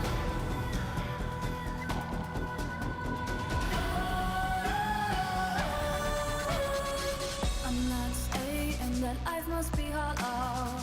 I'm just saying some things won't last. I'm not saying that there's no one to follow.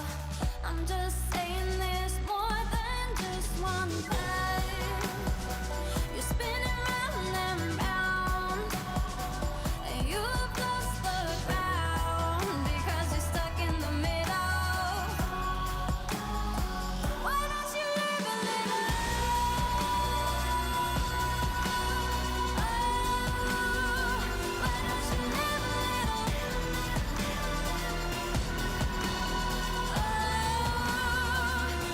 you live a little?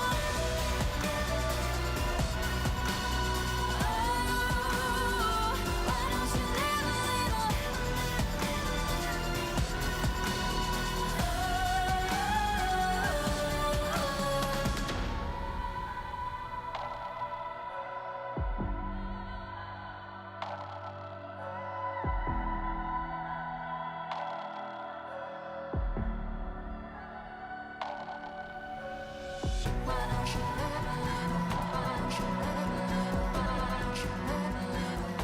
you live a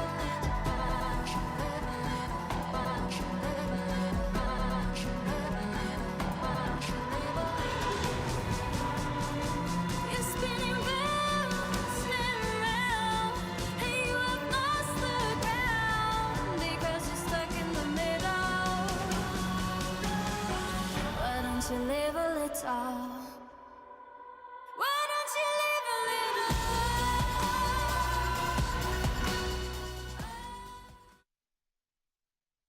因为我之前跟 TT 那个打野在一起，在 VG 过嘛，然后也看过他玩，然后我觉得他是一个比较喜欢抓人的打野吧，我觉得队友要小心一点。去年的话，我也是比较喜欢发育嘛，然后今年的话变成了那种大家所谓的那种就是一直莽的那种打野嘛，然后我觉得一直进攻就是最好的防守。Welcome back, everyone. We are still here, still kicking with the final day of week number 5. I'm Mazel, joined by Hysterics once again. How's that big brain doing over there? You doing all right, man? Just I don't know. I don't know, man. You can't, after last game. New appreciation? A new appreciation, definitely not the way I'd pose it. After TT and RA game 1, a lot of question marks going up across the board because for RA, that game, in their back pocket for the first 15 minutes, an 8k gold lead so early on, Mazel. You and I were like, well, it's easy to close this out, but they throw it up around the Baron and give over it to Chieftain. So Yeah. I don't know what to say, dude. Hey, TT, pick it up and run with it, and especially you, Cal, who will be our MVP of that first game, and deservedly so with damage numbers like that on Corki. But it is from the dual carry of him and Puff that they found victory.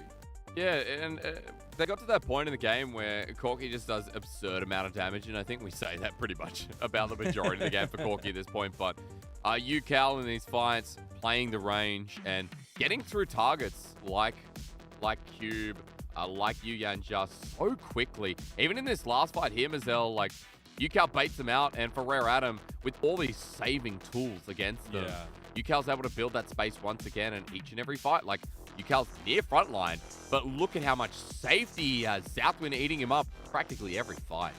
Yeah, at both times, a huge devour from Southwind, but that was the tale of the game, right? Like Cube and the rest of RA were trying to find picks, and it was just never really there. And in the end, you can focus Cal, you can focus any of the single strong members, right? Chieftain even having those huge kicks and whatnot, but you can't take care of all of them, and we see that present ever so there. I mean, also, huge mention to Puff, because I think Puff in the later game fights as well, positioning was great. I think Cal got bailed out by Southwind so much in that game. I think Southwind actually bailing out a lot of people, and it kind of comes back to some of the storylines we talked about where we're focusing on Cal being a constant, his champion pool designed to help out either side of TT. But here in this game, Puff and Southwind actually getting a bit of focus from Chieftain, and more importantly, were on the same wavelength against iBoy. So, they had that late game threat in a very comfortable position. All it took was a Baron from RA that went horribly wrong, where Mount Everest suddenly started collapsing. But I want to go back to a mention that we did earlier when we were setting up this series, and the fact that, seeing TT play around that bottom lane completely, or bot side of the map, having UCal thrown in there a little bit more was good, right? And like the fact that they were able to focus a lot of their pressure down there as well, have the fact that you get so much jungle focus towards this dragon early on, it definitely helped dissuade a little bit of that and help prop up Puff and Southwind for later on in the game. But it was still, like you said, an 8K deficit, and it was RA's game to lose for sure. And TT are going to be happy with that one. But going into the second game here, it's tried and true for TT, but on RA's side, you know that something is going to be different. You know they are not just going to bring back the same style, or if they do, find a different way of executing it. I really wonder about that. Luyan's been a jungler that's been putting himself on things like the Rek'Sai, the Kiana, Nidalee as well. That was his second game, so he's a kind of jungler where I could see them doubling down on this, as Rare Adam has started out with the Rek'Sai ban again, so something that I believe has done pretty well against Nidalee in the past. Maybe RA just want to rinse and repeat and put priority for their jungler, because it wasn't, let's be realistic, it wasn't a problem with draft for RA. It was how they played that Baron at 20 minutes. I think if they didn't throw that game all the hell away, then RA, it would have been a very different story. So I don't think it comes down to draft, and that's why we're seeing pretty similar bans come through from both sides in the first phase. And the same sides as well, RA on the blue side, TT on the red. No change-ups just yet. That Jarvan joining the final ban of RA. We'll see if we continue to get bottom lane focus here for TT, or if we go back to getting some of those power pick meta picks off the table, actually. So we do get Gwen, but on the other side of the ban table this time around, as TT do use that as their final ban, Strive locks in instantly the Corki. Yeah, taking it away from UCal, and I think Strive has had overall better performances on it. Massive play coming out of him from the start of the split, and that's how he debuted. So glad to see him back on this pick. Something, again, that does give, agency with the package around these neutrals. And already for RA, it might be a very different game as you're talking about, Mazel. This opens things up and goes a bit more standard for RA at the start of the draft. Will be the Jinx as standard comes here for TT, and powerful pickup for Puff, as he did perform beautifully on that pick last time around. See if that ADC focus continues where for RA, if they want to fall back on that Aphelios from last game that I did have some good performances on. But here for TT, we're looking what the focus is going to be. They were able to pick up that Lee Sin last time around, was pivotal in them finding the wins, but this is just the same. It is that shot calling jungler that says, I want to go in, and we go in. Okay, so Hecarim has been really big recently, and you're right, it's all about going in, great skirmishing and team fight presence and engage itself. Orianna pairs with this so nicely, and in multiple regions we have been seeing this being a duo. Both these mid laners have played a decent amount of Orianna in their career, so I wonder if RA are going to just lock up the bottom lane, maybe get an early support with the Aphelios being expected. Something like the Thresh here still open available. Yu Yanjia, he had a pretty rough game on the Nautilus in game one, but it gives the team some engage. Or if you take away a mid lane here and kind of accept the fact that you can, pull yourself a support in second phase. None of them. Forget all of them. Excuse me, we have a Corki. What the hell am I saying? They've got a Corki. It doesn't matter. I'm thinking it's going topside like I've been watching Maple this whole time, dude. Absolutely off my rocker. Jungle makes more sense. I loved your point about the Thresh, so I feel like that is integral for RA, but they leave it up for the second phase where we saw it banned by TT last time around. So I really would have liked to see that security come down there for Yu Yanjia and iBoy. Will not be so, as Greg is picked up for the second game in a row by TT. Okay, well, Gragas in the top side now. We're going to see, I'm not sure if we're going to see a similar matchup. Things like the Renekton's still up and available, but usually in the early phases, Gragas doesn't do too bad into it. We were surprised to see that Cube managed the wave state so well, and I like this ban. This is what we're talking about, Mazel. Orianna taken from UCal when they don't have a mid laner with got such good engage now built up. It's a must go, and I think other things in the mid lane that I'd start getting rid of, the Vex from Rare Adam has to be the final ban, because I can see that pivoting so nicely into the TT comp. Yeah, and it sets up beautifully for that combo between Luyan and Strive. They actually go for the Nautilus grab as the ban for TT, so don't want to give Yu Yanjia that tool yet again. Again, I didn't like him in game one on it, but I think still has to be respected. Victor goes. Vex is up and available, but is UCal that kind of player From what I know about you, Cal, as well, things like the Zoe always sit true. And maybe the Vega as well, as we start seeing it more and more on 12.2. Been seeing it pop up aplenty here. We're going to get it in our first series of the night here in the LPL. Very exciting stuff to see UCal pilot that one against the Corky of Strive. Again, we put a lot of focus on these two mid laners to be cornerstones for their team, and here we go. Big carry potential coming into this second game for both of them here, as well as a lot of scaling options there. Scion comes through and the Thresh insta-lock in, so Rare Adam get everything they got. They wanted. Yeah, the Thresh that you and I were talking about a little bit before, seeing a Scion top, this gets picked up because they've already got the Gragas, right? If you flex an early top side tank, things like the Janna top would come through as Southwind. Okay, my dude. Let's go! Oh, I'm so excited. I've been seeing so much of this Blitzcrank. I know it's a very different environment, but we've been seeing a ton of Blitzcrank in the Academy seed and in A, and getting to see Southwind on it after that first game performance. Oh my God, I'm so excited. Hysterics. Rightfully so, you're here. We got the double hype man for it too. Yeah, dude. I mean, 2 hook champions. Which hook's going to land? That's going to decide it in a lot of the cases. I want to look at comps here quickly. For RA, it feels like a simple front to back. We've got a big tank up in that top lane in Cube. And again, you talk about range when you have Corky in the game. Aphelios as well adds that kind of advantage with Thresh playing pivot. On the other side, really good pick potential, actually. I look at the side of TT, and with their new players, with Vega, who's going to be running Predator, Chieftain as well, they have a lot of good repositioning and... what's the word I'm looking for? A lot of pivoting themselves, but Blitzcrank adds in so much more to the layer. And pick potential followed by some pretty decent scaling themselves. I'm excited for this one because I feel like TT's draft could pivot quite a lot here. Where RA's, it's so simple. We just want to see them get in a good position with Strive and iBoy, with Cube being an absolute unit. All I'm saying right now, because my big brain analysis is if Southwind is not using the Blitz and Crank skin, I'm going to be upset. That's my analysis. You got to hold me to it. Is that the new one? Is that the new Blitz Crank That's skin? the one with the 2 cats in it. It's piloted by 2 cats. But we'll see as we're kicking ourselves off here of this second game. Rare Adam need to find something in this series, need to find a win here to try and build that confidence for themselves. But TT, they smash a return win in game number 1, and here they are threatening to close out our first series. RA going with some cheesiness on level 1. And I'm so sorry, dude. It's Blitzcrank, which is kind of OP. This skin wasn't enabled in competitive play for quite a while as the ward misses the brush Southwind. No, I think it made it. Wait, did it? I don't know. No, Maybe it didn't. I don't think it did. It was on the edge, but it's actually gone into the visuals that show it. iBoy and Yu Yanji are going to get spotted out in River. Mazel, Southwind, like, Blitzcrank is such an OP skin. You can barely see the hook. And I'm actually kind of surprised it is enabled. So, yeah. No wish there for you. I'm sorry. Hey, I wanted to see 2 cats piloting a hook champion, but you know what? I'll settle for the Blitzcrank of Southwind as long as we're getting those spicy hooks. We will not see anything come to fruition for RA at that level 1. We do see them focusing Loyen up towards this top side of the map for his start. So we will have opposite side starts for both jungles. Well, New just trying to be a nuisance. Been watching a lot of the Shy apparently and how he's played his Gragas and his Gwen in the top lane. So opposite sides you mentioned.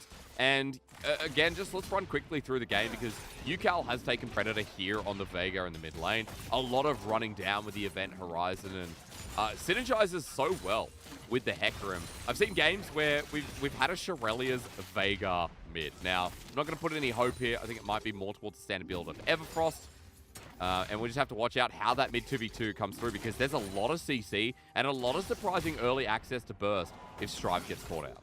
And this bottom lane, I know we're focusing very heavily on it, but it's so funny to see the back and forth because, you know, both sides have the hooks. So it's like, okay, how much can we pressure? How much can we fake out the other side? And then once they realize that they're getting faked out, like, okay, let's pressure. Let's see what happens. Yeah. It's just such a wonderful back and forth as Southwind goes for the hook again, misses the second one. But this is definitely where our eyes are going to be early on because there's such volatility down here towards this bottom side.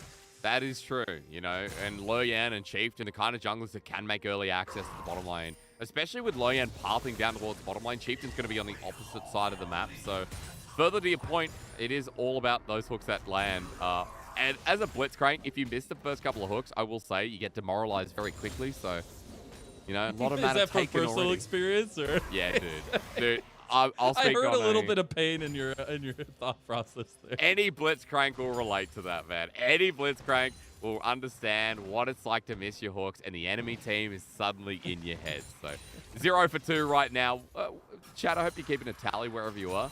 Because oh no! We're just gonna have to we should count how count many them, times we need to throw Southwind under the bus.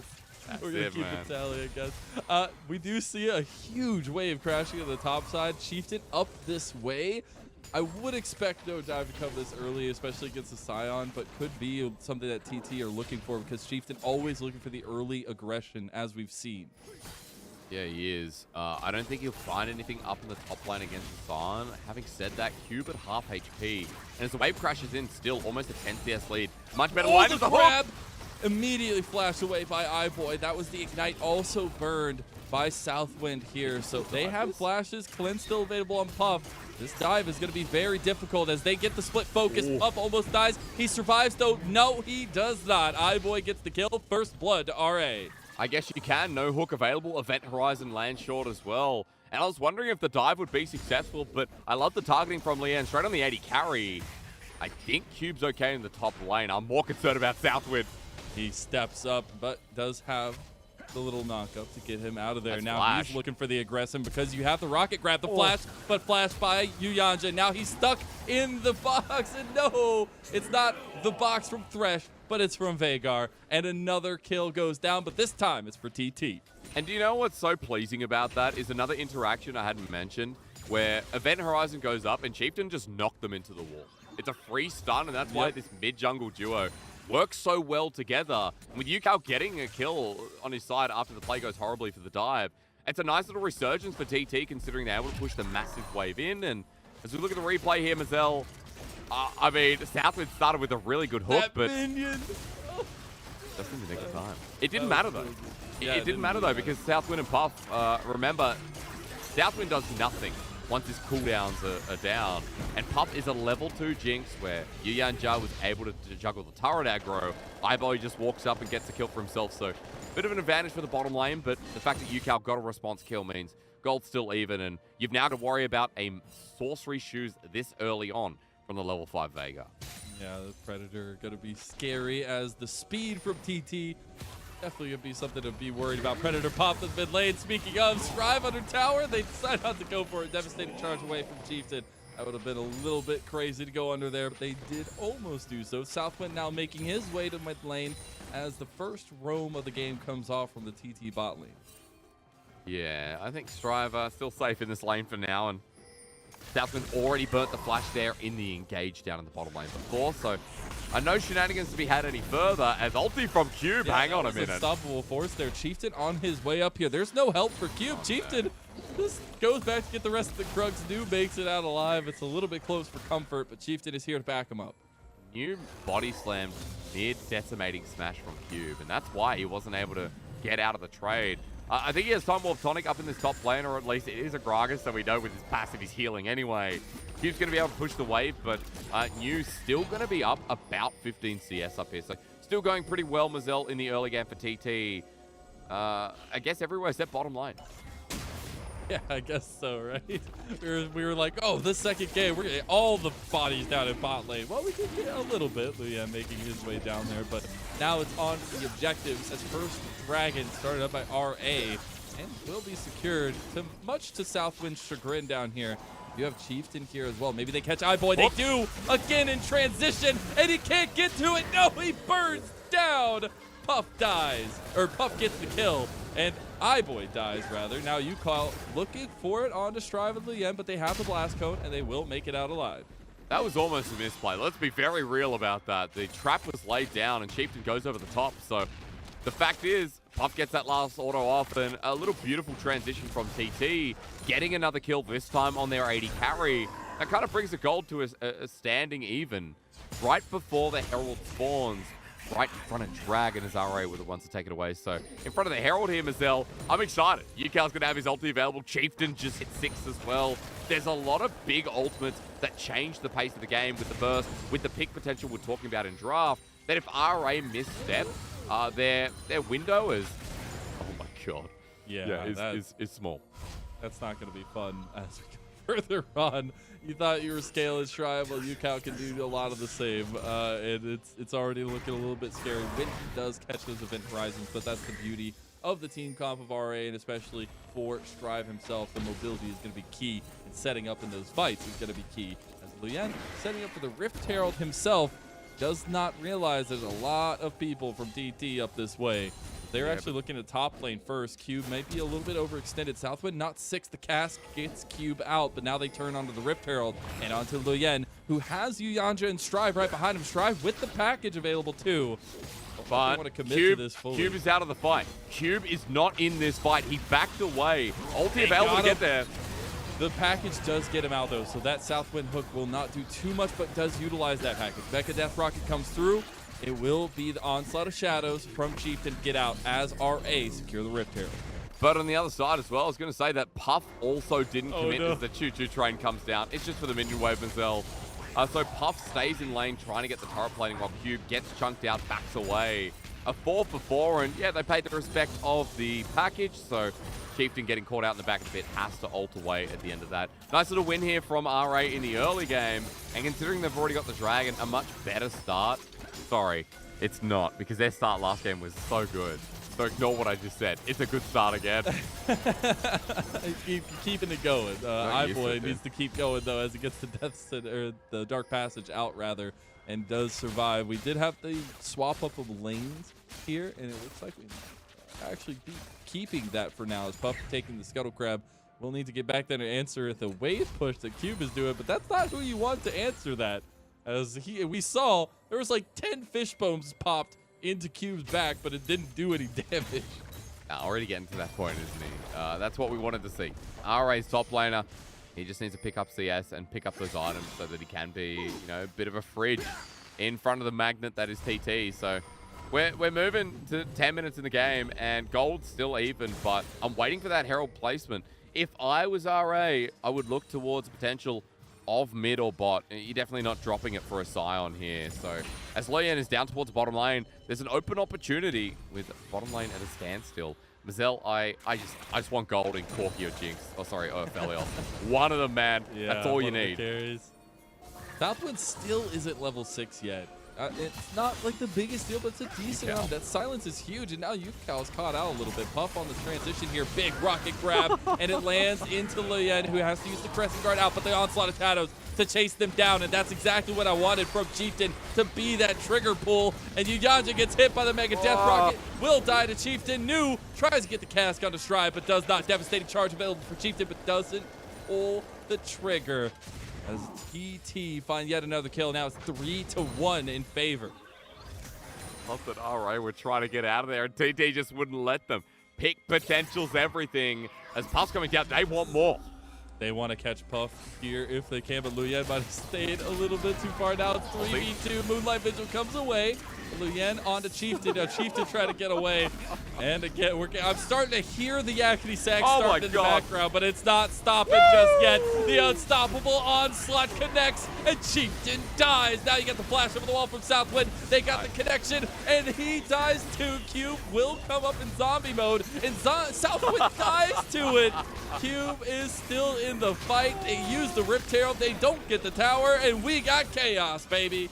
Yeah, we do. That ult from Cube was gorgeous, but then you got to compliment Southwind with the flash over, pulling him into the event horizon. But the real winners of that play seem to be RA with first Heart Blood down in the bottom lane, a couple of core kills as well given over. And it's like TT, built with so much momentum with this Vega and Hecarim, wanted to keep going, but now RA starting on the Dragon, they've got a lot of tools down, like Chieftain's ulti. Chieftain is here, though. He will be death sentenced, though, and can't really do anything about it. Although Luyen is in there with the Crescent Guard, he gets out with a nice Dark Passage. And Yuyanja coming up clutch yet again. So, got 2 dragons for RA. And all I can say about this game is that, once again, delivering in a very unique way. Mazel, when we were talking in draft, I was telling you a lot about how TT want to operate. It makes sense that it's kind of fight or flight. Again, as we look at this replay, they wanted another pick. Now, they used the Hecarim ulti just before, so Chieftain didn't have this quick engage method, and Le Yen was waiting in the brush. So TT had to call off the shots, but I just love this from Cube. Teleports down, ultis against that wall, somehow doesn't hit it, and runs directly into Chieftain. Again, no Hecarim ulti there for the TT jungler, but this from Southwind, just as sublime. Well, almost. He runs into a Cube, and there's not much to do there. He gets beat to a fault. Yeah, because Zombie Scion coming in clean there in the end to help get that tower, get the kills. iBoy in the mid lane now against UCal. Puff arming up the plates on bot side. This has all happened under 13.5 minutes. As Hysteris, we continue to fight towards the top side. Yeah, trying to get the tower here a little bit more, but they just want to get new, and they commit here as well. They're starting to take some tower shots from Q, but it's going to be a time successful. iBoy somehow got out again, but he dies, and Puff can't get the assist. How does that happen every time? UCal now going to be capitalized onto by Strive, but can he get away? He does not have flash, he does not have anything, and the Event Horizon will not save you today. I don't know if I go into a game 3, but I sure as hell know that what? it's literally trade for trade. Play on the top side, getting the response turret. Puff sitting on the bottom side by himself, and then iBoy caught out once again, moving towards the left wing. We didn't get context on that. There were about 3 different angles to watch. Another turret goes down. Mazel, RA are suddenly up 3,000 gold. There's like 2 waves crashing into the tower at top side right now, not able to be responded to as well. So just RA whipping out the back row plays here. TT can't keep up. Q's lucky not spotted out to be Southwind. Oh, and a back as well that was from you, blind too. Well, okay, replay time. So this is how iBoy got caught out once again. That ulti coming through from Chieftain, doing a lot of work. As iBoy flashes over the wall, he knows he's dead, and the fact that this was close, kind of crazy. That was a crescendo Moonlight Vigil. Oh, it was kind of ridiculous. So, hey, pick again. Yep, and Strive does have package come over the wall, not utilizing it yet. Leon did burn that Crescent Guard. That's a big tool for the teamfight availability of RA. Cube. That bridge, like you were talking about, apparently grew legs and arms, is now just in front of TT. Package utilized by Strive. So far, everybody's just staring down at the fight that can ensue in front of this Rift Herald. We do have Chieftain on the backside. A little bit of vision game in favor of RA as they pull away from that Rift Herald fight. But now that package isn't available for Soul Point Drag. So for RA, I feel like Strive getting the package early wasn't really the play in front of the second Herald, considering its gold value is not there when we have tier 2 turrets and only 2 tier 1s standing against TT. They're going to start it off, but RA are coming in. They're not going to let this go, are they? Southwood wants to get a hook here, but needs to make sure to hook the right member. Here comes the unstoppable onslaught, though, into the Moonlight Vigil, into the Wombo combo from TT, though. And they've turned it around. Now you're getting excited from Puff, and this is exactly what happened last time. You cannot take these front to backs. Cube is now going zombie mode, though, and separating the rest of TT from the fight. But TT somehow making out with 3 bodies alive on each side. Cube and you, man, the top lane is built a little bit different in this second game. Huge amount of credit to Chieftain's big ulti into the back line as well.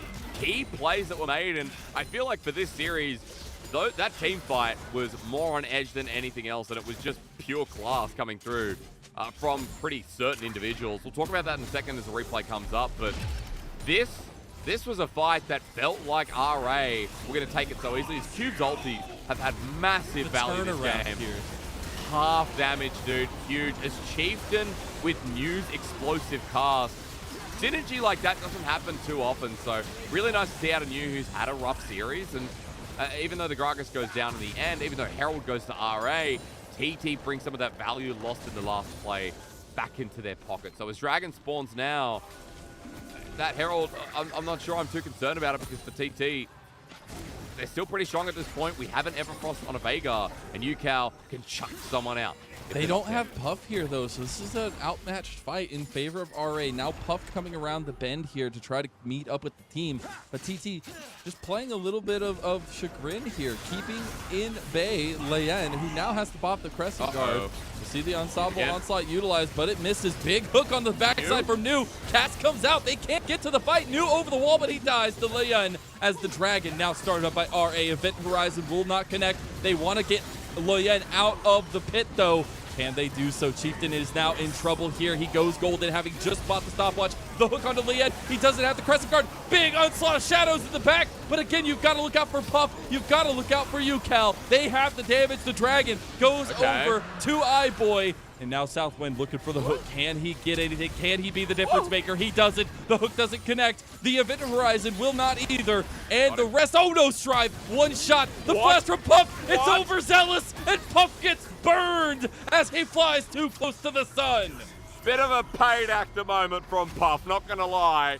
Felt a bit hypey on Strive, wanted the reset from the kill, thinking to get out, but you're against a Thresh.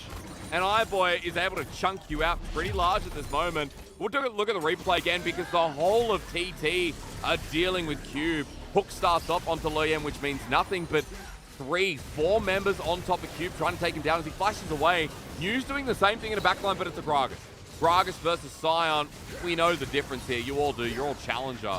RA are now set in a really good position where Strive and iBoy can start hitting away, but this is what I want to focus on. Chieftain buying time and the beautiful hook from Southwind. Once again, TT are brought back in. Chieftain sacrificing his life for an almost collapse from the rest of his team. And even though Dragon goes down, I want to point out that TT, if they get this hook, fight looks a little bit more even. I can't believe Puss flashes for this. I can't believe it. There's a Thresh there. Oh my god. Oh my god, my dude. In the picture-in-picture, you did see Lien had to burn his Crescent Guard. He got caught out by Southwind and the rest in mid lane from TT. So that tool will not be available for a little bit longer. If they utilize the Rift Herald in top side to create a distraction, so that doesn't really matter. The Event Horizon connects and almost half of Yuyanja's health out with the Mega Death Rocket on top of it. Here comes Chieftain with the devastating charge. Doesn't want to commit to the fight just yet. Southwind maybe with the hook over the wall. Not finding it just yet. It's close, but not going to be there. So, ladies and gentlemen, this could be going to a game 3. However, we talked about picks from TT and how they operate. I want to point out that UCal is a Vega with Banshee's Veil. So, at this point, yes, he has a lot of CC, but we're not talking like either Horizon focus on the rarity of the build. We see a lot of builds from Vega. I think as well, things like Rabadon's 3rd or 4th, Void Staff early on. Shadow Flame, a really good item, especially in this game when we're looking at a Scion. And a lot of the time for UCal, Cube is into that back line and he kind of has to disengage and build space. So I think Shadow Flame would have been a really nice item, a small 2 cents of criticism. As Baron's alive, but TT, despite being 4K gold down, actually have a lot of priority in this river.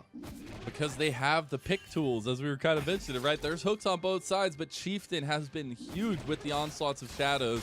Onslaught of shadows, I guess, in plural form. But the fact that you have, that's still available for TT, even if they do find themselves down, is so crucial because a lot of that quick decision-making was exactly how they got back into the game last time. Yeah, very true. I mean, for RA, they threw away the early game as well. So if we're talking decision-making, I'm not going to put any kind of respect for now on these two teams. And people might be tuning in as Lien. Oh no! Lien caught. He has Cressinger. What does it matter? What were we just saying? Yuyanja can't do the same. Monkey see, monkey don't. As Southwind was able to make that difference there in that fight. And now they don't have a jungler as Barrett on the table for TT. I mean, what were we just saying? Decision-making's not going to be a conversation in this game because RA is solo dewarding. Strive almost caught as well. They're playing with fire right now, and I'm surprised RA are not getting more burnt.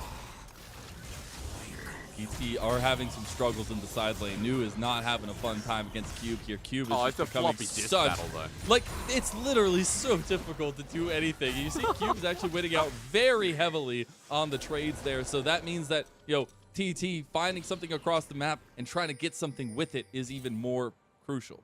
I mean, I will say they got Lien with a nice pick there, but it doesn't really net anything. Able to de-ward a little bit towards Baron, but for RA, they've got control wards towards the river. They've actually still got majority vision advantage. Oh, he's unstoppable. No. Nice. They tried to get the cask onto him, but he's too quick, too clean. Cube on Scion. Something we saw a lot in his debut when Cube actually... Yeah, he debuted on the Vici Gaming lineup. Nice Southwind, help out the jungle, or at least mid. I want to point out that his tank builds were huge, and now with no mana, maybe I spoke too early. Really want this here, as they're going to commit to it. The Event Horizon is there, but the rest of RA are coming here to help him. This is all just a distraction. Luyen is now here with the Crescent Guard to separate here as Graviton connects onto New. That's not the target you need to get to. The body slam, get out. Now TT feels just fine. Reinvigorated here as they turn back towards this dragon. TP now coming in from Cube. He has not the onslaught or the unstoppable. Dude, Strive has package. Why are they here? Strive has package. There we go, the AoE, but the onslaught of shadows there, and now the package across means that TT are dusted in the preliminary parts of the fight. You still have Puff, you still got New, you still got Chieftain, but now New is out of the fight, and it's a 4v3. New still caught out here, but makes it out alive, and Puff is the damage dealer. Cast coming away. New dies to the rocket of Strive. There's a package on a Corki, you're in a choke. If you look at that, you think, should we bunch up? You know, should we bunch up against I the got comp your answer, yes. that has such a big front line? Well, that's Dragon Soul given over. It feels like we're going to a game 3 with how this is being played out by TT, and after this almost pick on Cube with not enough damage, I don't know, I'm kind of perplexed here as Hook goes a little shy. I don't know what TT can do. iBoy versus the world. Wow, iBoy's gonna do it. Not The feeling it. onslaught, Cube. the unstoppable onslaught from the side, and they wipe house with TT. It's just a snowball from hell here, and RA taking it down the hill. Now we got pings onto the Baron for RA, and iBoy feeling himself on this Apelio. Oh my god. Well, yeah, definitely a game 3 kind of vibe here. All right, gonna start the Baron Mazel.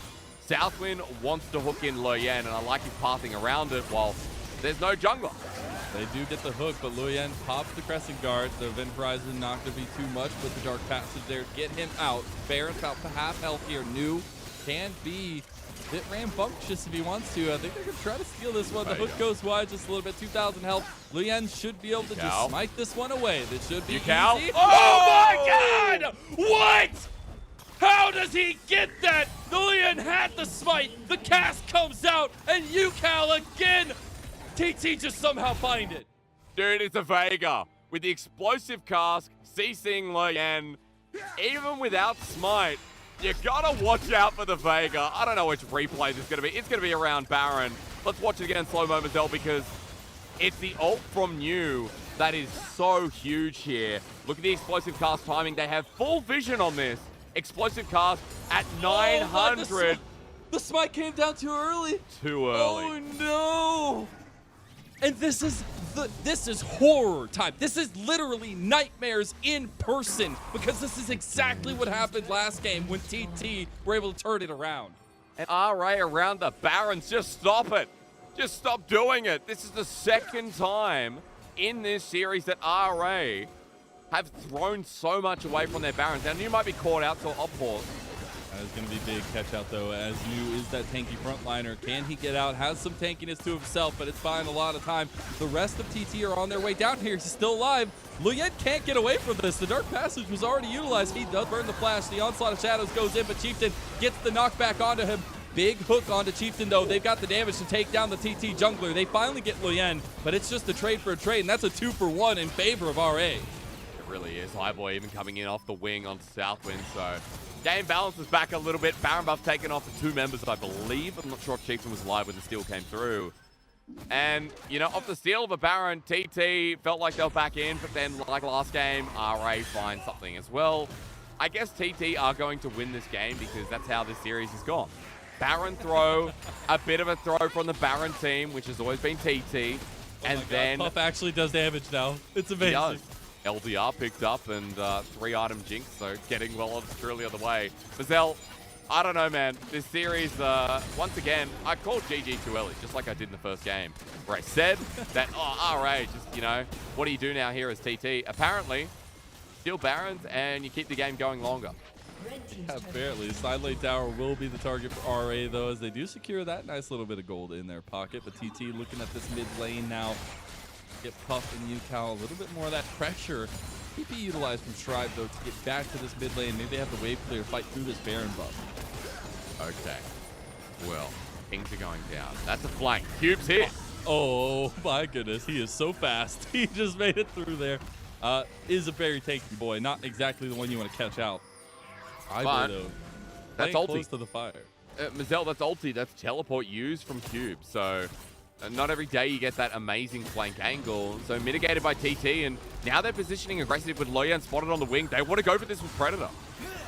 Rising there, they catch it onto Cube, but Cube is very tanky. As we've said, the Moonlight Vision They've goes left wide. Puff. Loyan on the flank here, Crescent Guard onto Puff, but they've stacked up TT now, and the AoE is coming down as well. You've got so much damage coming out from iBoy and Strive here, and TT are looking like they're in some hurt. As New is dead too. That is 3 kills immediately claimed for RA, and they want to push us to game 3. What? Puff was just left alone. TT decided we're going to tunnel vision on a Scion without the one person that's going to split him apart, that's going to do the damage onto this front line. Like, TT just left. A poor Puff, dude. Absolutely abandoned. Literally, like his father went away to the convenience store for a pack of cigarettes but never came back. That's how heartbreaking it is for the 80 carry of TT. Are you ready for the replay, Mazel? Because honestly, I don't want to, be this cruel. But this series is bringing the worst out of me as we start with the hook on the Q. And Mazel, you see this, you're like, okay. It's not the focus, man. You Cal's like, I'm going to go left. We're going to leave Puff. We hooked a Scion. And Puff, of course, he's the first one to die. I don't know. Replay takes care of itself. It really does. And RA, finding that extra little bit of in their composition there with Cube being a big distraction and taking a lot of TT's attention. It's still that decision making, that quick calling from TT that can be the doom of RA, but they're setting themselves up beautifully here with consecutive fights like that. Well, Southwind wants a hook. Now, folks at home, Southwind needs a hook. Strive or iBoy, but Strive has package. He and does have Elder's package. coming up as well. So I'm kind of worried about TT. Unstoppable Onslaught's available for Cube too. You see TT running away. They don't have the setup they want because RA are forcing the fight here. Cube walking into the Event Horizon will pop that Unstoppable Onslaught. Here they go. Cass goes out to separate it, but Puff is already getting bursted down. Yucal is the one here, but that's a big Mega Death Rock. It does not matter. Yucal, the only one that's left at full health, the only one that's left to do anything. He flashes over the wall. He's just buying a little bit of time here. Event Horizon there will get the stuns, but the game goes to RA, and baby, we're going the distance. Dude, TT just outmatched, and Cube is my MVP flat out. On this Scion, Cube has been instrumental in taking us to this final game and needs respect after, he came into the LPL on this huge champion and is shutting TT up on it in game 2. Absolutely. 7-2 on the Scion. His opposing top laner 0-7 on the Gragas. When New had an incredible performance on the Gragas in game number 1. Game 2 is night and day. RA do not slip up. They do not stumble, and they slam home the victory. And now it is tied 1-1. But they need to stop doing Barons. Let's be real. Stop doing Barons 50-50. In full vision, they're like, okay, they don't have Smite. And against the Gragas, there's a lot of predictability in this series that both teams are not looking at. And it must be really hard, being a color caster like Lyric, Dagda, Orcs, Rusty. I don't know, Rusty's a Chad, so I had to name him. Anyone. How do you cast series like this and stay sane? Because I don't have the biggest brain, literally gold brains. But watching TT and RA is kind of like watching, the worst version of Death at a Funeral. It's not as good as the English one. But I love it because we're 2 games in, and I'm watching you just get destroyed mentally by this. I'm so glad this is the only series. My partner made Apple crumble out there, and I have to sit through game number 3, and every other cast will be like, I can't wait for a game number 3. I'll be honest, I really, really, really hope we get something a bit different apart from what we've seen, because otherwise I'm going to lose my mind, and I just might not cast tomorrow. I might take another day off myself. You can sub in. Because of this, I appreciate you being here with me through the thick of it all, though, as RA claimed that second game of our day, and they did not throw the game. There was no more baseball. There was no more American sport reference here in game 2. RA came to town and took care of business. Well, let's give highlights. Let's be positive. Let me be positive, I should say, because you're the one being positive, and I feel like I need to follow suit. Cube gets my MVP, hands down. That guy's Cube a monster. but it wasn't just his impacted fights, right? Because against New in the lane, pretty even. New had a bit of a CS advantage early on, but Cube was able to quell that out and pretty much get himself to a point where 1-2 items in, he wasn't taking damage from anyone. Even with the LDR across, like Cube was too tanky by that point for Puff to deal with him. And I just love that this top laner was so innovative with his angles. Even the TP ultimate, that didn't work out. You can see that Cube knew exactly what he had to do in that game, which was start off the engage each and every time. And his ultis were amazing. So that was really good gameplay from Cube. I think amidst all the chaos, Cube definitely the most consistent here for me. And, both games, Cube has actually been on a bit of a tear. So it's looking good for the top laner of RA. I was going to say, then I guess the question is like that, do we see that draft adaptation in game 2 for TT and what comes along with that? Because we've gotten a smorgasbord of action. And I can't wait to see the final part to this first series. As we do got to sit and wait to a little break, rest up a little bit after that chaos, but we'll be back soon with the final piece to this 3-part series. I'm going to walk away. Who knows? I might not be back. Don't blame me. Solo Casper.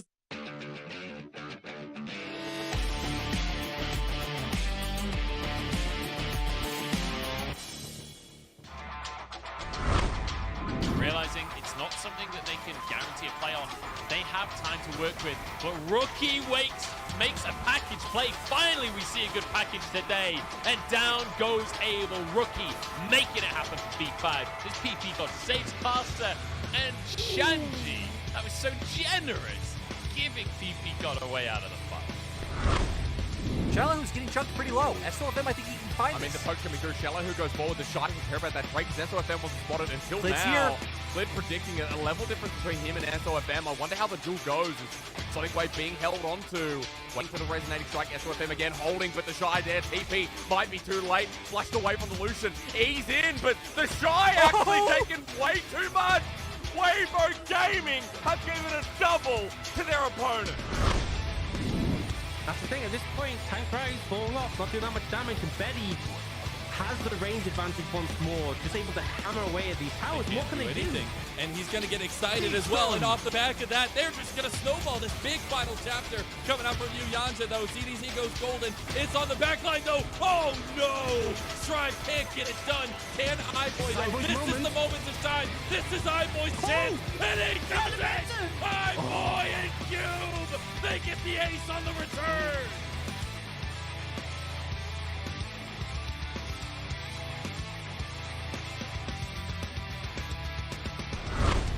LWX does still have his slash, can look to reposition. That dude's trying to deep. find the angle. That dude literally went so deep into the jungle. I don't know if he knows his way back. Cleared a round fog of war. This is a flank with a Sonic Wave kick over the wall. FPX jump on in. Cleared on Lee Sin, man. That's what you expect.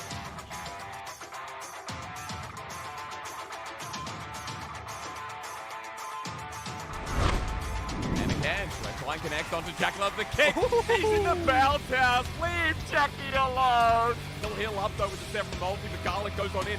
Not enough range. Xiao getting stunned up the floor. Double kill comes through top esports. Hang on a minute. Mr. Scrape with Ming running out of mana, but Xiao is the real problem. Tian again pokes him against the wall, but Xiao is doing his own little spell casting. Flash again. Mark responds with his own. Tian slowed down, but Xiao with the chillings right to hammer shot down. Xiao still grabbing him there. Jackie Love dies. Xiao freaking who rises his own.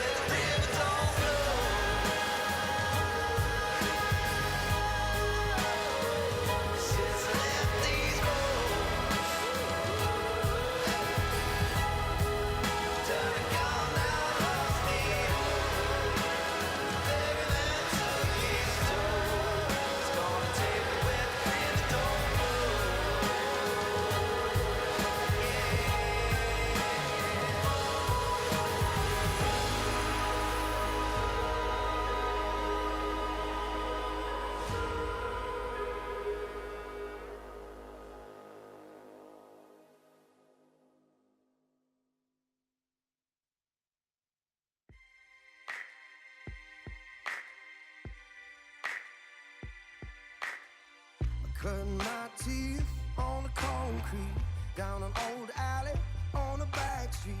Hard knock life in a city grind. Gotta work hard, running out of time. But that's just the way it is. That's just the way it is. That's just the way it is. That's just the way it is. So don't knock me down when I get my feet back on the ground. Don't you judge me for my mistakes. So taking as much as I can take. 我们队伍加入2个新选手嘛，我觉得他们都是非常厉害的选手。然后可能目前队伍的状况就是大家好像没有特别多的信心，可能需要一点胜利，然后来提高大家的信心，然后团队的凝聚力。之后的比赛的话，我觉得就是好好打好每一场比赛，不要让比赛输得太可惜了。就如果能赢的话，就抓住机会赢下去。Welcome back, everyone. We are here for our final game of the first series. We got Hysterics back. We're all good. We're ready to go. I'm here as well, Mazel. And we are getting into the third game of this series between TT and RA. As rightfully so, you kind of foreshadowed to it, Hysterics, but it is Cube who picks up our MVP. Good. This was well deserved. If you are just tuning in, you know, this series so far has had a lot of ups and downs. To put it professionally, there's been a lot of back and forth, and I think there's been some big standouts, like Cube in both laning phases now, whether it was on the Renekton or on this time the Scion, which in my opinion was his best game, was exceptional. And I'm really glad to see 7-2 and 11 on a Scion as well. That's a huge kill score for something that shouldn't have that many kills, and really impressive stuff here from the Engage tool that Rare Atom utilized in Game 2.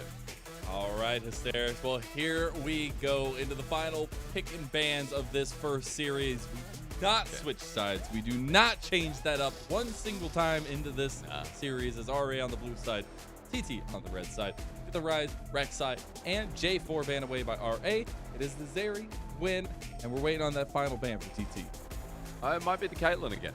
Been against iBoy quite consistently. He's been someone who's been willing to pick up the Caitlyn early on, but I'd also say Corki for both these teams has had somewhat of an impact, so it might be a worthwhile ban here for TT on the red side, but they go with the Aphelios instead, and so RA can just give Strive Corki once again. But the thing is, last series we saw of RA, they were in a similar position. The third game, ADC bans aplenty. What does iBoy do? He whips out the Vayne. This time around, the Caitlyn making it through for the first time in this series. It's got to raise up in priority here and be picked up at least by one of these teams, as Corki, too much of a titan here in this series so far to be let go, and RA pick at first pick. Yeah, Puff and Southwind could look for a strong bot lane here. TT, you know, jungle options being hovered through. But Caitlyn, you know, just a good takeaway from iBoy, as you're mentioning. And this needs a good pairing. A lot of the time in the LPL, we get the Lux that comes through. Morgana even rarer. So that might just be left to the wayside with plenty of options. And the Vex this early on kind of tells you that TT are changing how they're going to play this game through. Yeah, and definitely with the way that you have to play, it feels like when you draft the Caitlyn, where you're looking for that lane dominance, you got to have a little bit of stability in your solo lanes as well, because I do expect Chieftain to be highlighting that Caitlyn, to be highlighting Puff here, as we have seen them be able to find success when they do play through that bot lane. But it is the response from RA that is in question now, as they lock into Xin Zhao for Lian again, and there's still those high priority ADCs on the table, Jinx included, if they want to go that avenue for it and see if they can combat that Caitlyn dominant lane a little bit. I think in this series, draft hasn't really been a problem for RA. And they're switching it up. We're getting, you know, pretty standard scaling composition with the S tier picks and 3 roles. So for RA, they've shown they're flexible. The problem has been within the game itself, where RA's decision-making mid-game has been atrocious in front of these Barons. I look at this and I go, okay, RA, you know, great picks, but it's not really the questions I'm going to be asking. I think more so, TT's drafts have given them a lot more options, and I'm kind of excited to see this one here already building on the skirmishes early on with Vex, Caitlyn, Lee Sin. And I'd start banning out things that can kind of help you with the engage. Lux also, something that pairs up nicely with Caitlyn that they didn't decide to pick in the first rotation.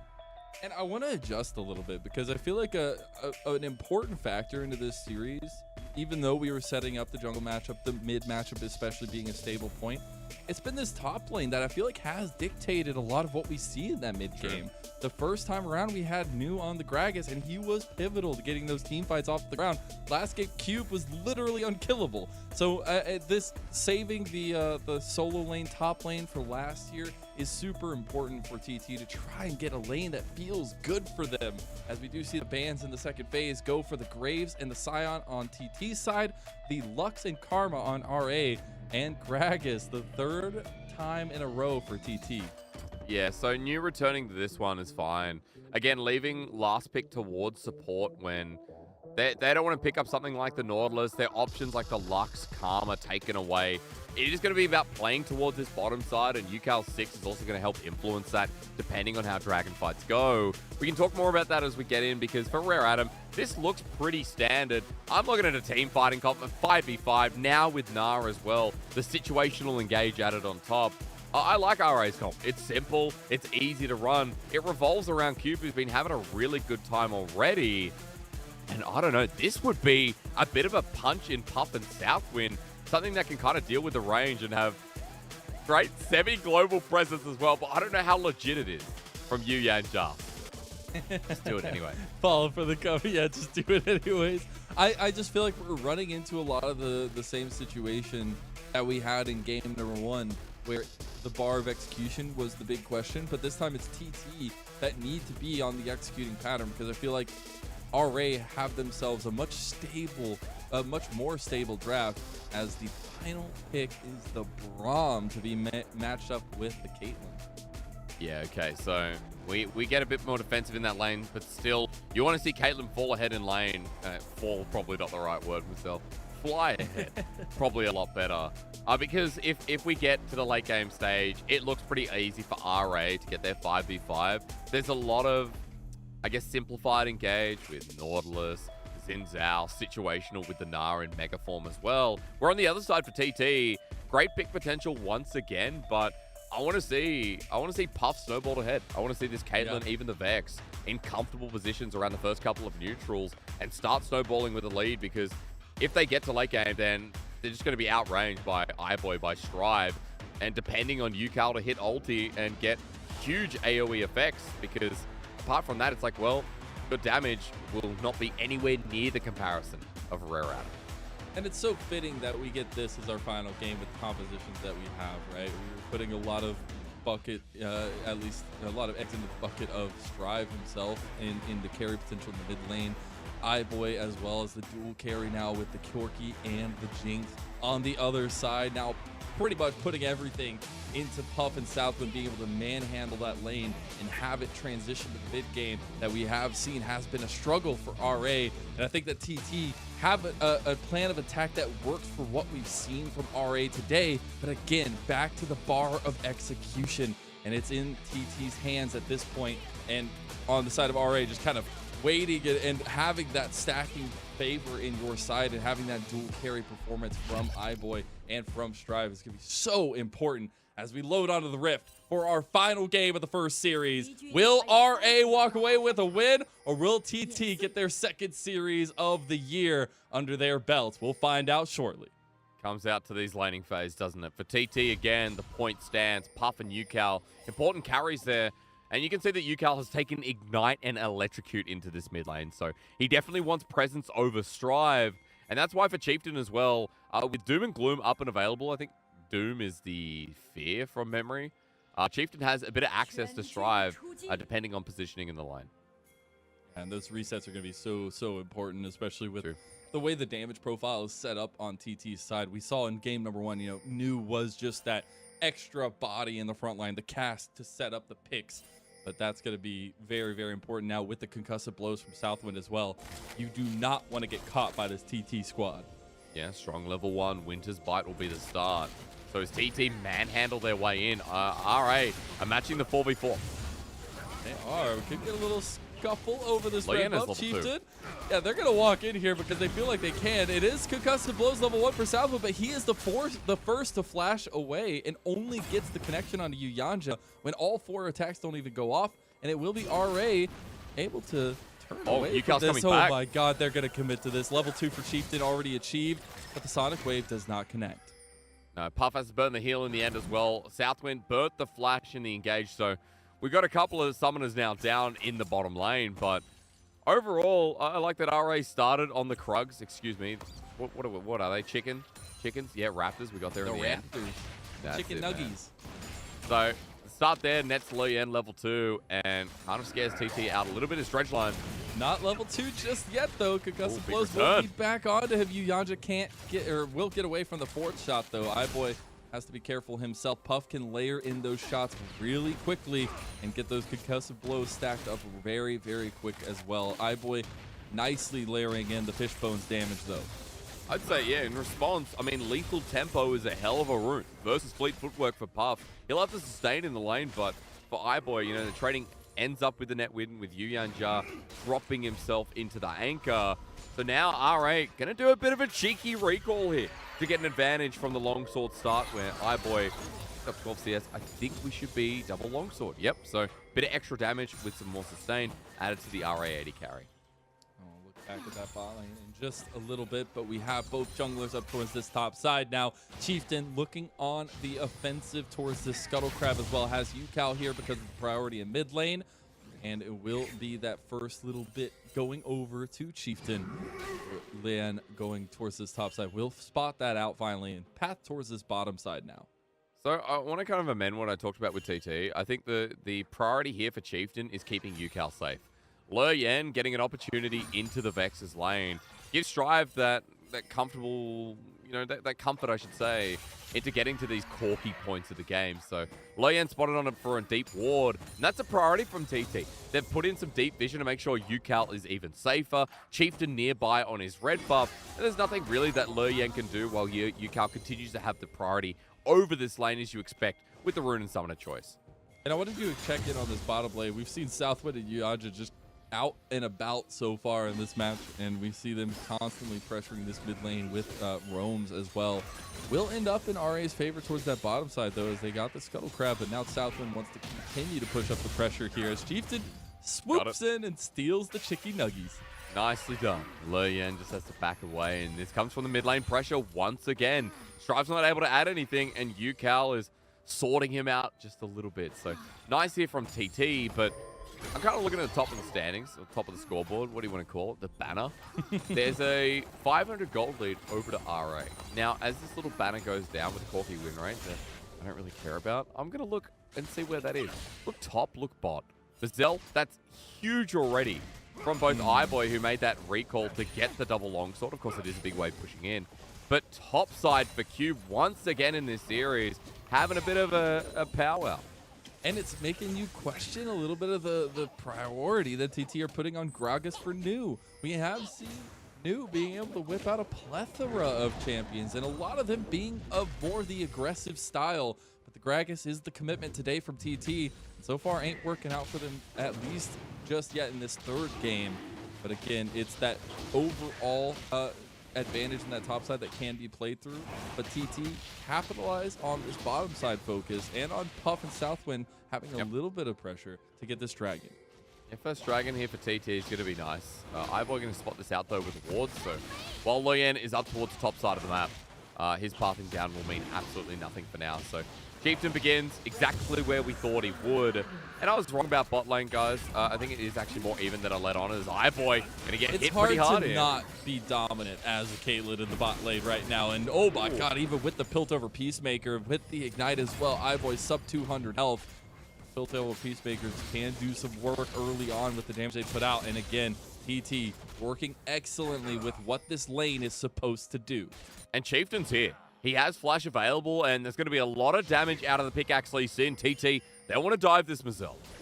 It is a Nautilus. iBoy and Yuyanja realize what could be happening as the opposite side is being taken over by Luyen. Will back off. iBoy gets his back off as well, and the tower plates go into Puff's pot. So while that happens in the bottom lane, it is RA who make the response with Luyen topside. I want to give a bit of credit to New on Gragas, who I think both games has been pretty decent with his ult usage in team fights. Cube, of course, on the Gnar, you know, going to have a good time up there into old Groggy. So able to build space, continue with the matchup, and do what he should be doing. And while he's winning topside, just remember, it is always a trade. Puff is so strong in this bottom lane now. Despite iBoy getting that back before, now having a Noon Quiver, there's 2 summoners that have been picked up. This is a moment, though. This is huge. Noon Quiver is there, and Yanja pulls the trigger, but actually backs away because there's a lot of people missing from TT because you got 4 people headed down. Yeah, look at Strive and look at Luyen, though. They are bolting it down here to try to save iBoy and Yanja. They will make it in time and spot out UCal Chieftain as they go for the dive, and immediately TT pull away as that was very, very close. Shockwave. Oh my goodness, the 90 caliber net didn't connect. Yeah, that was close to Yuyanjar just disrespecting Puff's limited amount of burst here in this lane. I like that RA make the movement down in the bottom lane when UCal was about to set up, missing from the mid, and Strive didn't even take the time to walk back to his own lane. Instead, resets and walks down to the bottom. So nice little response here from RA to stop the dive, because essentially with top going so well for Cube, this is exactly what you want. Nothing to happen in that Caitlyn lane. iBoy to get as close to CS as he can with the range discrepancy and pull yourself off a more elevated early game, thanks to how calmly it's gone against a team that definitely wants to snowball the lead. And I would expect now the big focus for both teams up towards this top side of the map with the Rift Herald being spawned. We do have Dragon in 2.5 minutes, but again, it's more so this Rift Herald because that unlocks so much. If TT get it, they can funnel it into Puff and Southwind. If you can get it for RA, you can put more resources into Cube, who has a 20 CS lead, or you can try to get one of these dual carries ahead in this bottom lane or the mid lane. The RA taking position in the mid lane, try to keep that priority there. They put their focus on Luyen as the engager. He is the one that's level 6. Yanja does not have depth charge just yet. I want to kill. All I care about now is blood, because we've had negative kills at the moment. All these plays set up at no death. And as iBoy moves to the top side, you know, Herald's always a fun time to start it off. No one's attending that bottom side wave whatsoever. So it is going to be a 5v5. Everyone bringing their might here. Noon Quiver actually being matched by Puff as well, which is a big deal. He has his ulti. So does iBoy. Southwind or Yuyanjar without theirs. That's kind of a big deal. Don't you just love the LPL, Mr. Hysterics? This is just constant. We just always have this fight go down. The Rift Herald resets here, and now TT need to move in a little bit further. The trap line on the side will stop any flanks, but RA don't want to flank. They want to do the front to back here. Chieftain goes in. It's taken by Puff here, as I cannot believe that out of all of that, Puff is the one that gets the last shot. Now, New with a big cast, and that is going to get TT right out of there. I'm surprised. I mean, Cube was building up the Mega Narbar. That's why I said they had to leave. But in a small little play, Chieftain just walks up. A yoink of the Herald is a very big deal when RA were the one supporting package, but they didn't want to pull the trigger. They were still waiting for Cube to start stacking it up. And a nice little early game build up here from TT on the red side. And we do have a little bit of a difference here. iBoy and Yuyanjar staying towards this top side because they had the huge minion wave, but it is still the top laner up here for TT, New responding to it, and Cube on the opposite side. So we'll have a mismatch for a little longer as Chieftain right back to where he knows it matters. Rift Herald down to the bot lane, and Puff will be supplemented with gold. He will. Cube can't walk up to this wave with Chieftain hovering around either, so look at Puff. He's about to get first turret blood alongside his jungler, and that's exactly where you want to be funneled in. All so for Puff, yeah, that's massive. And he doesn't share the 610 gold, goes right back into his own pocket.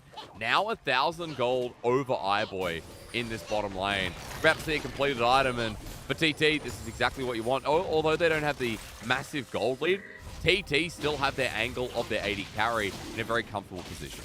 And now the ticket for TT is to move Puff around the map. Continue to get this lane pressure in that the early Caitlyn can have, and especially on that one item spike already, as TT secure the second Dragon of game for themselves, and everything just turning up TT right now. iBoy working on his third plate in the top side. Puff will finally be here to answer. So, let's be realistic with the game state, though. As Puff walks out for this, I think Luyen's going to punish him. I mean, that's a 90 caliber net. Puff going forward. Instant regret here. Luyen walking, and the heal burnt away. So, RA in response of sending away the enemy AD carry will get a bit more pressure on this top lane turret. And Mazel, I think he's okay. Southwind is coming up here, so to be fair, ulti now available for the support. They can defend this if they try and dive. They can actually stop them from getting a response turret up here too. And a lot of people missing from TT's side, so RA realized they might be in a little bit over their head. And TT actually rescue the tower with 1 plate left. See how that reset comes out for iBoy. Now you've got a fully pushing Puff and Southwind on the top side as well. So I wanted to mention what I think about game state, right? Well, Puff is getting this turret and whittling away. Luyan will come in, but I think for RA, they're not really losing out on too much gold. There's still a massive CS difference up in that top lane. You can see that Strive's done pretty well in the laning phase itself too, and iBoy's not too far behind Puff, bar those bits of turret plating, so gold's still even on a composition that is running Jinx Corki, that doesn't really have the tank this time for Cube, but still has a situational front line. Luyan, Cube, Yu Yanja, all going to be acting like it with their engage. And I feel like for RA, it's easy to execute here. We know that there's certain windows with Nah, but it's going to be a lot harder for TT to pull it off. So I do favor with where the game's at. RA holding off and not making too many mistakes in this early game. Chieftain still hovering over Puff and Southwind. They are absolutely playing to this duo down here, and RA made it overextended a little bit. Concussive blow does not connect. 90 caliber net, the opposite way from Puff. The 4th hit does connect on a Uganda, but kick out means he's safe. Both ultimates didn't really connect. Chieftain to kick him out and save him, as you said. Southwind's ulti angled the wrong direction as the flash came through. Now they burnt all summoners, but look at Cube in the bottom lane.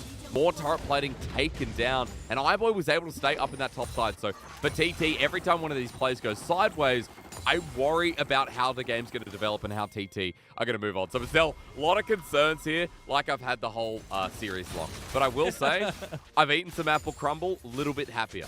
I like it. You'll have to send me some all the way from Australia. That sounds absolutely wonderful. Will be off by the time I get to it. It will be absolutely, but I will eat it instead just because you sent it to me. But we will see how that all works out. Check it on that, because we do have up here right now a skirmish potentially happening. Sonic Wave connects. He's gonna immediately Dread Flight out of there. But TT are just looking for a fight here, and that's kind of what they need to do, and make sure they're facilitating Puff just free pushing decidedly. I mean, there's no objective up and available right now. RA just want to get some vision towards this next upcoming Herald. But I want to point out we have Mythics on the board that are going to be changing a lot of this game state. We have a Hullbreaker Nah for Q. So he's going to be spending his time in the side lane here, and Hullbreaker is just so stat efficient. I've been solo queuing with Rusty. He's been carrying me. It is quite true. But he's been testing Hullbreaker on everything, and the amount of things it works on right now is pretty disgusting. It's actually incredible. It really is. And also the fact that Cube has been winning that side lane push, right? Like ever since game 2, it feels like, but he's on a different champion this time. Yanja gets the connection, but does get concussive blows back onto him. Puff puts a decent amount of damage back. Ace in the hole comes through. Yanja eats it. 300 health left on that Nautilus. That should mean that for TT, this Herald should be theirs, and kind of a big deal if Puff and Southwind are able to continue that push with Chieftain at their wing. Importantly enough as well, they've got 2 dragons and Mazel a minute until we get the soul point for TT. So definitely a condition that's going to force RA to fight a little bit earlier than they mean to, and especially when their fight can be conditional on Cube's Nah.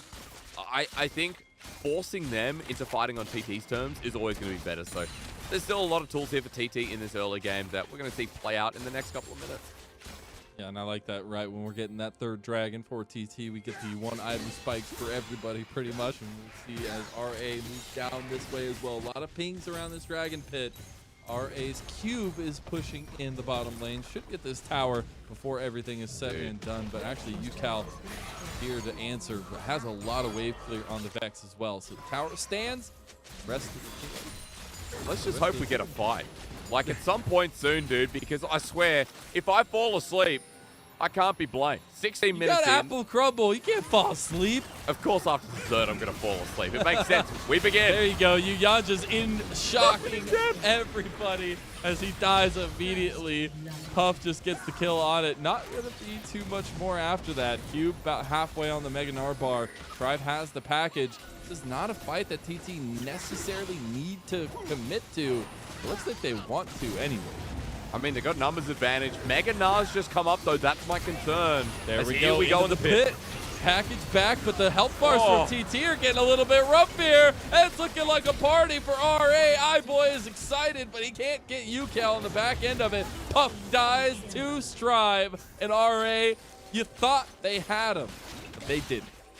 Mazel, TT's idea of jumping into the pit with a Mega Gnar was about as good as C9's idea to get rid of LS. It feels like RA were gifted that on a silver platter as now a 2-0 Corki and Cube with a massive ultimate. Made it all go away. Yeah, that's a bit of a rough one for sure, and something that will bring RA to the forefront of this game. As we had said, you know, they're fine having a stable early game. They are scaling. Again, we've seen this combo of the Corki and the Jinx time and time again in the LPL, and it's always terrifying. I don't think there's a single time that it's not. And they will have an advantage going further on, and it's up to TT now to find a way to grasp back into the game. You know how, again, Corki Jinx, look at the comp in front of us. Cube has been so good this series. And once again, you know, we're not going to get a replay for a little bit, but we have been given a delightful top laner in what has been a very chaotic series. Cube's Gnar, amazing with the Hull Breaker, now picking up his second item well and truly on the way. You can't do too much, and I feel like, yeah, with that gold lead and the Dragon slowing down the stacking from TT, even though it is only a Cloud Soul, was just such a massive win for RA to look favorable in the third game. Mazel, look at this again. We get a nice camera for it, like running into Cube, and there you go. And there you go. Yeah. Yeah, there's not much you can do. You're kind of asking for it at that point. Puff trying his darndest at the end of it is not enough.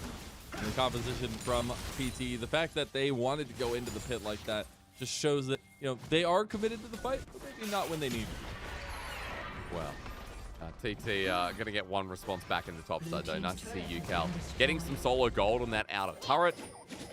Cube probably doing the same, though, as he continues pushing in bots. So we've only had 5 kills in 19 minutes, Mazel, but Baron is coming up, and RA have thrown games around it as UCal caught out back in a bad spot. Loyan right on top of it. That was close, and now 5 minutes is down on UCal's Flash. We'll see Cube taking a 1v2 here. He's not going to be able to go Mega Gnar just yet. He does. Ace in the hole comes in, but he's still tanky. Mega Gnar will be used into the wall there onto Chieftain, and he gets, there's no way. He gets out. Are you kidding me, Hysterics? I don't know, man. Somehow. That's what you hope for. Some kind of reprieve in a situation like this, right? But RA are going to keep pushing down the top side, and yeah, the fact that just the I get from you, it's so telling. I know, dude. It's so rough here. This series, a real roughie for TT. I feel like, again, you could reflect on game number 2 and talk about how TT could have rolled back in. I mean, RA maybe should have 2-0'd for all that matter as well. Like, this series, I've never reflected more on something than I have on this game. Maybe a mirror, but even then I'm questioning it. Good and dad you saw joke. there while we were going about it, Puff used his Gale Force forward to try to get iBoy, and iBoy actually burned his heal for it. So getting the summoner spell out Puff's confidence. We'll see the mid lane return to the spotlight here, though, as we do have some more mythic items being completed across the board. Yeah, we do. And secondary items as well. iBoy now with the rapid fire cannon. Being able to deal with the range of Puff is huge before the rapid fire gets completed from Puff himself. And we'll have a replay, Mazel, in this 1v3 with Cube. I want to point out, Hull Breaker again. We've talked about how good it is stats-wise. Goes into Mega Gnar, gets the HP level, and there's still not that much damage. Hull Breaker, dude. Doesn't matter. It's He lives. so ridiculous. They had him out. Oh my goodness. What a play, though, for Cube. And that's been the consistent thing all series long is Cube's excellent play. And it's not on one champion. It's on the Renekton. It's on the Scion. And now it's on the Gnar. Now you realize that this series is going to come down to Baron, though, don't you? Because we know whatever we talk about, doesn't matter if you get an 8k gold lead, it's all down to the Baron. And Rare Atom have package in front of Dragon, in front of a potential Baron, and they want to fight away from the objective. Strive's got doggy treats. He's wanting to hand him out to TT. He's handing him out the Rockets, though, and then doing some work. Poke there from Strive is huge, but the setup here in front of the Dragon Pit will be all RA.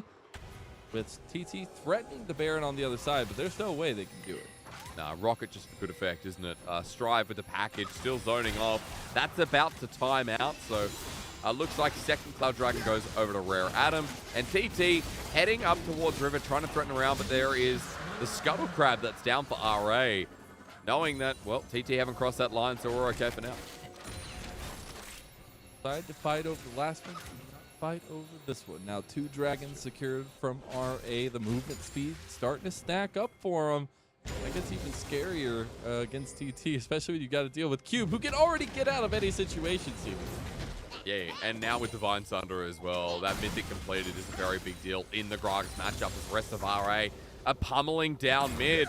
A Chieftain wants a flanking angle, but it's going to be hard. Caught out, though. That's in division, and he gets immediately Dredgeline. The Dragon Rage kick comes out. Here's the Shadow Search on iBoy. TP behind, but they can't do it. They can't connect the damage onto the carries. Here comes New. The cast is going to be huge. Strive back out, but they can't kill him either.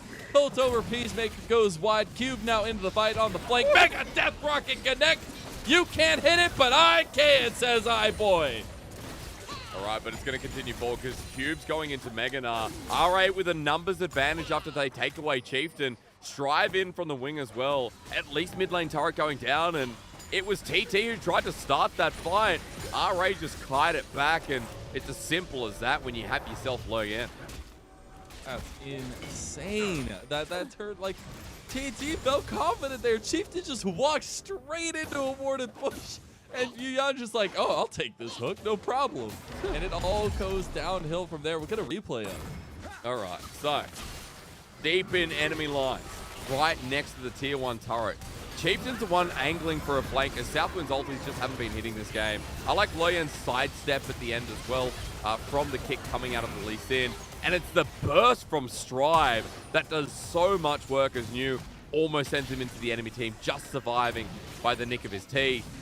Cube, if he was in Mega, it would have been a very different story and maybe an ace or close to. So TT, lucky they didn't lose any more than their jungler, but the damage out of Strive this early on is too much to deal with. Timing of Mega Death Rocket from iBoy was so good. Waiting so long until they weren't expecting it. And took it to the face, got the 1 kill, but that wasn't enough, to put anything meaningful into it just yet, as TT back on their aggression here into the enemy top side of the jungle. All right, Mazel. Done. The 4K gold lead. And RA, they've got 2.5 items on both mid and AD, even top as well. They're just brute forcing their way in. But does RA, after opening up mid, do they start Baron early again? It's a poll. Oh, no. It should be a poll in Twitch chat as well. We should ask. We should just get that going right now while we're waiting. They'll get a lead, but not everyone will be dead. Ulti from UCal was pretty. They're on to iBoy here. Concussive blows not connected just yet, but iBoy is shut down by Puff. That's a huge catch out, and something we've seen happen in almost every game so far, Hysterics. Why does iBoy do it? I mean, at this point, he's just mocking us, and even Cube now getting converged on by the whole of TT. Look at the damage back on Anu, though. That was big, big damage, but it's gone Mega. They have enough to finish him off. Yeah, they do have the Meganar on to Cube, but as soon as Cube gets joined by the rest of the team, as tanky, but some Alco Gaming will do just fine. Meganar ulti into the wall. They leave Cube all alone, though, and TT secure the kill. Another one for Puff, who is now 3-1. Weren't confident on Loyan and Yuyanja joining it without the damage, so you mentioned Puff, and yeah, the Caitlyn has been ahead all game, but now finally a bit more direct resources thrown in. I want to go back all the way to this because for RA's AD carry once again, a Strive's fine, but iBoy just a tad too forward. What more do we say? iBoy doing it every day, apparently. Oh, barely stopped the buff back there with the Mega Death Rocket. God, if it was closer to Dragon, it would be super clutch, but not going to mean too much in the log servicing. They just want mid lane target. They just want to open up the map. Make it easier. 3 items for Puff now, and he also just bought a stopwatch. It does feel like, Puff is the person to watch in this next fight. I'd say it's still up to Cube's Meganar. Big piece of engage alongside Yuyanja, as package is there from Strive as well, so maybe a lot more to look at here from RA's side as Dragon spawns up. This is going to be the third for both. You need to be very careful now. Strive is here with the package. Oh my god, one rocket connects and the health bars immediately scatter from TT. One hits onto Chieftain and now they're pushed back into the wave here. Yucal on the side does have Shadow Surge available. If they can get a nice connection onto Strive or iBoy, that's the key to victory for TT. And Strive's got one more big one in the pocket as well. So for RA, after the poke is done, they just start on the Dragon. They'll take it away. TT threatening up towards the Baron side. They want an ambush. They might catch Cube over the wall, but not so just yet. The Winter's Bite did connect. Cube almost at the Mega Gnar threshold there, but holding it just nicely. So again, we wait. TT threatening around the Baron. Like, it's just, we've been A-ramming. 8 kills in 27 minutes, but we've been in mid lane the whole time. I need more. And they just want both mid lane towers.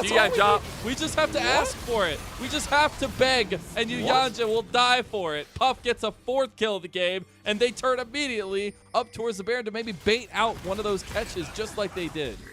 Yuyanja's been doing this all series. It's hard not to be critical of this man. A nice pick from TT is the Shadow Surge. That's huge Crescent Guard from Luyen, though, to get them out of there. The tower will fall in the mid lane, though, and 5 members of TT will back away. Again, we're going to look at the replay in the bottom right. Yujanja wants a hook against the turret, but really nice 90 caliber net from Puff. Means that he gets New instead, and that absolutely does nothing as Cube has now found New.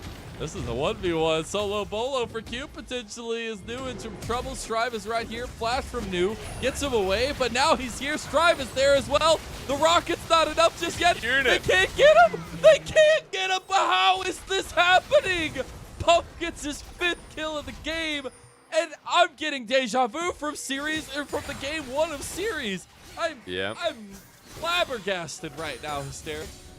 TT are being given windows back into this game. Cube is a unit, but when there's 4 people, it's not going to matter. Puff keeps picking up the resources, and we already saw the replay mid. Let's look at bottom side. He wanted to take the 1v1 with New, and absolutely he can, but on a reset, the whole of TT, bar Yucal, actually drop what they're doing, come on over, and Cube now without an ulti in the rest of this engage means he can't do anything for Strive, he can't set it up, and Southwind against the Corki is starting to really be utilized. So TT now only 2,000 gold behind, and at 29 minutes in the game, maybe it doesn't require a Baron, maybe it just requires RA being RA. After 3 little pickoffs in a row, the game doesn't seem as truly done.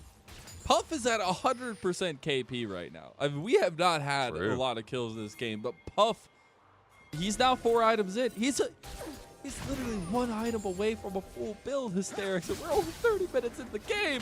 That's terrifying. And the fact that but I do want to highlight, RA have that single target to focus at this point, right? Like, if they can get Puff caught out, which is few and far between so far in this series, is more difficult to do. See the Baron started here, and rest TPs coming in from RA. They want to fight for the Strive, not having the patches there. Moving in slowly but surely. The Baron slowly going down itself. Luyen will get the ward in there as well. Cube still in the side lane. I mean, buying time here for RA is beneficial. For TT, if they 50-50 this, God help me. Luyen on the back of the pit for the potential steal. Mazel. Cube. Here we go. They've got the traps in line, though. Cube doesn't have Mega Gnar. Chieftain goes over the wall. He needs to reconnect it. He can't get back in, but the Gragas will secure it. New got the Baron. Can TT make it out alive now, though? Luyen with the Crescent Guard. Big Mega Gnar into the wall, and there's the damage on the backside. You got flanked by iBoy, a triple kill, and that's RA taking it. Even though iBoy and Strive had the kills, ladies and gentlemen, Cube is 3-dimensional this series. He's getting huge ultis off, and every single time he's in a fight, massive impact ultimates. Big death timers as well, Mazel. I don't think it's going to be the game with New being able to deflect them, but for RA, a massive gold injection with a broken base. It's going to be up to Chieftain in 10 seconds. Hey, it looks like they want to keep going, though. iBoy gets excited off of every tower, every structure that gets taken.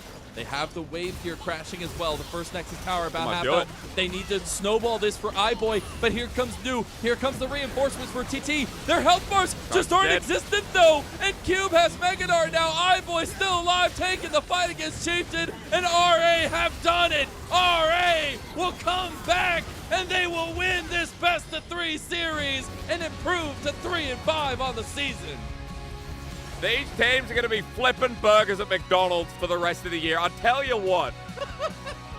Baron is the enemy of all. There is nothing in this series that I would tell to my grandkids in 50, 60 years. I am scared they would have an aneurysm at the age of 12. Because for RA and TT is, wow, yeah, almost tilted. I don't know if that was Loyen on stage, almost tilting off his rocker. But while there have been some amazing plays, as a caster, they tell you, be professional. I'm being professional right now to the full extent. I'm telling you that this series was something to behold. And in Game 3, TT on the Baron absolutely given RA the agency to walk into River once again. God, grandkids. Grandkids and stuff. I'm so sorry, you know. Look. I see the thing for me is we set it up going into that last couple moments. It was like, Puff has 100% of the kills. And yes, you know, typically when you say that about ADC, you're like, yeah, that's normal, that's fine. But when you have one center of damage, you only have one person that's really being the thing that's keeping you in the game, that completely hones in the focus for RA. And you saw in that last fight, it was the focus on a Puff that made the difference. I guess my takeaway from this series is Cube is the best player on this roster right now. I want to point out, Chieftain at the last part of that play jumped out of the pit, kicked away Loyen, missed the Q for the execution and smite, so Baron took an extra 1k damage longer, or at least 1200. So maybe if he hits that, TT get out, but still the call there to 50-50 with Loyen and play it balls to the wall was so interesting. When you have Jinx and Corki with open range in front of Baron and everyone's grouped up, it doesn't matter if Puff's fed. They're going to get absolutely destroyed, and you cal that game as well. I'm not impressed, and I don't care if people say, oh, they're bottom of the table. Of course you're not impressed. I think for both these teams, there's a lot of development this split. There's a lot of macro needed for TT. I guess that comes through the development of Chieftain UCal. It's only been 3 series, so we have to kind of wait a bit. But even RA, you could say the same. Like, iBoy needs to stop getting caught out. And how do you be positive? How do you be positive, Mazel? You start us off. What was really fun for you? I love seeing these kinds of matchups because it feels like we get like no holds bars between these two teams because they realize they're not in a winning position in the season. So you see some of that extra, a little bit of intrigue sometimes, but the extra, I guess, gameplay coming out. And I love to see that a lot of times because you see how crazy and chaotic a lot of these fights are. And it makes it fun as a play-by-play because I get to kind of follow whatever I'm yelling all over the place. But it's also very interesting when you look at the long term for both these teams because you cannot have that if you want to be successful, right? And you see even RA, they come out of this with the win. Those gold graphs indicate that it was not an easy journey. There were a lot of tosses and throws, as we were talking about, and those have to be cleaned up. You have to be critical about it because even in these bottom-of-the-table matchups, you expect a level of play from the LPL. And yes, we get a lot of those mechanics, but it's about solidifying the team as a whole. And a lot of this time, it just seems like it's a bit all over the place. Yeah, and look, you know, for the credit as well, like, RA were never built up as a team that were going to dominate spring. They're 3-5 right now. I'm telling you all, this team will not be in playoffs, neither will TT. Like, it's not even harsh. I'm telling you that Top Esports and OMG literally have to perform to their weakest selves before you can let me believe RA take a spot. So it's development for this split. And for me, Rare Adam, like, Cube's been in that roster for a while. And I'm kind of excited that, you know, he is starting to shine, but Mazel, throw us away. Take us where we're going. I did get word we are going to have a little interview with Loyen of RA, so let's send it over there. Hello everyone, welcome to the interview, and now I'm standing by with Loyen from Real Atom. Congratulations on today's win, and my very first question is about the feedbacks made after Game 1. So tell us more about the changes made from you guys after Game 1, because we feel like you guys have changed to a more skilling draft for the following matchups, for the following games. 那首先恭喜你们拿下了比赛的胜利。第一个问题也想问一下，可能 RA 在第一局失利之后所做出的一些改变和调整，因为感觉你们好像第二、三局比较选出了一些偏发育的阵容，好像整体的风格也有一些变化。首先第一局的话，我们优势很大嘛，然后就是后面没有处理好吧。然后我觉得，然后我们教练觉得第一把打完下来的话，就是觉得我们进攻做不好吧，然后后面2把就选那种偏发育打团一点的好一点。So actually in game one, we will have a very huge lead, but unfortunately we made some mistakes in the late game. So that's the main reason for us to didn't manage to get the win for game one. And after that, our coaching team maybe the aggressiveness of having aggressive play style may not be that suitable into today's matchup. So we would like to change our draft into a more skilling draft. So yeah, and definitely in the game 2 and 3, you guys have shown us a very good performance. So I want to talk a bit more about game 2 because in game 2, the opponent's team, they have the champions including Hair Cream and Blitzcrank. Those champions can really seek so many opportunities to make some skirmishes and ganks from the very early game. So tell us more, what's your focus as a jungler in game 2, especially during the early to mid phase? 那其实说到第二局，其实对面有比如说人马呀、机器人这样的一个英雄，所以说他们也是从前期开始就非常主动的，一直想要找机会爆发一些团战，然后占据一些优势。所以说能问一下，乐言作为一个打野选手，那你可能在第二局的前中期所关注的一些重点是什么呢？我觉得他们第2把阵容选的也比较有趣嘛，就效果很满嘛，就人马、小法、机器人，感觉是个 combo。然后我觉得他们这个阵容可能就是一定要搞起那种把节奏打乱。然后我前面比较关注就是因为越塔什么的吧，然后控龙，因为他们前期只要配合没配合好，而且他们因为这样选对线是比较弱的，就关注一下他们线上。So I feels like in game 2, the opponent's team, they actually have chosen a very interesting draft. They have the Hair Cream, Vika, and also the Blitzcrank. I feel like they can be a very good combo in making some skirmishes by using their skill shots. So I would like to make more tower dive from the early phase, and then I would like to have control all the drakes, try to control some neutral objectives, because we feels like the opponent's team, although they have very interesting pick, but and definitely they're not that strong in the laning phase. So I would like to make super good use of this part. And definitely you just did this. And I want to talk a bit more about the last team fight around the Baron pit in game 3, because that team fight guaranteed you guys were able to just cleanly close up the whole game. So tell us more about the detail of that scene. 那其实说到第3局，也想问一下乐言关于最后一波大龙团的处理，因为你们那波大龙团是打得非常漂亮，直接一波终结掉了比赛，所以说当时是怎么样的一个情况呢？当时的话，因为他们首先上单这个点已经没有办法进行游戏了，因为我们上单1打1可以直接带穿他们，然后他们就是很急，我们着急抱团嘛。当时想的就是我们那要控怒气，然后让他就是自己注意 TP 位置就好了，然后跟他们打架就好了，因为他们当时比较急，我觉得。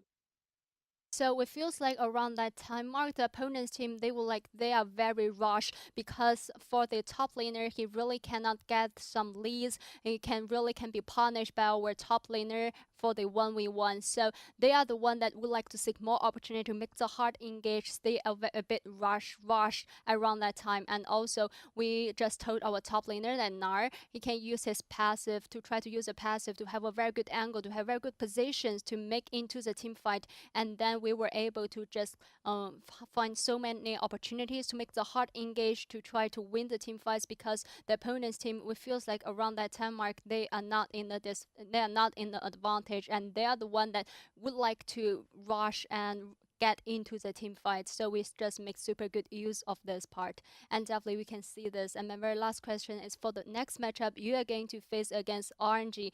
Definitely they are on a very high note, so tell us more about the preparations will be made around the inside your team for the next matchup.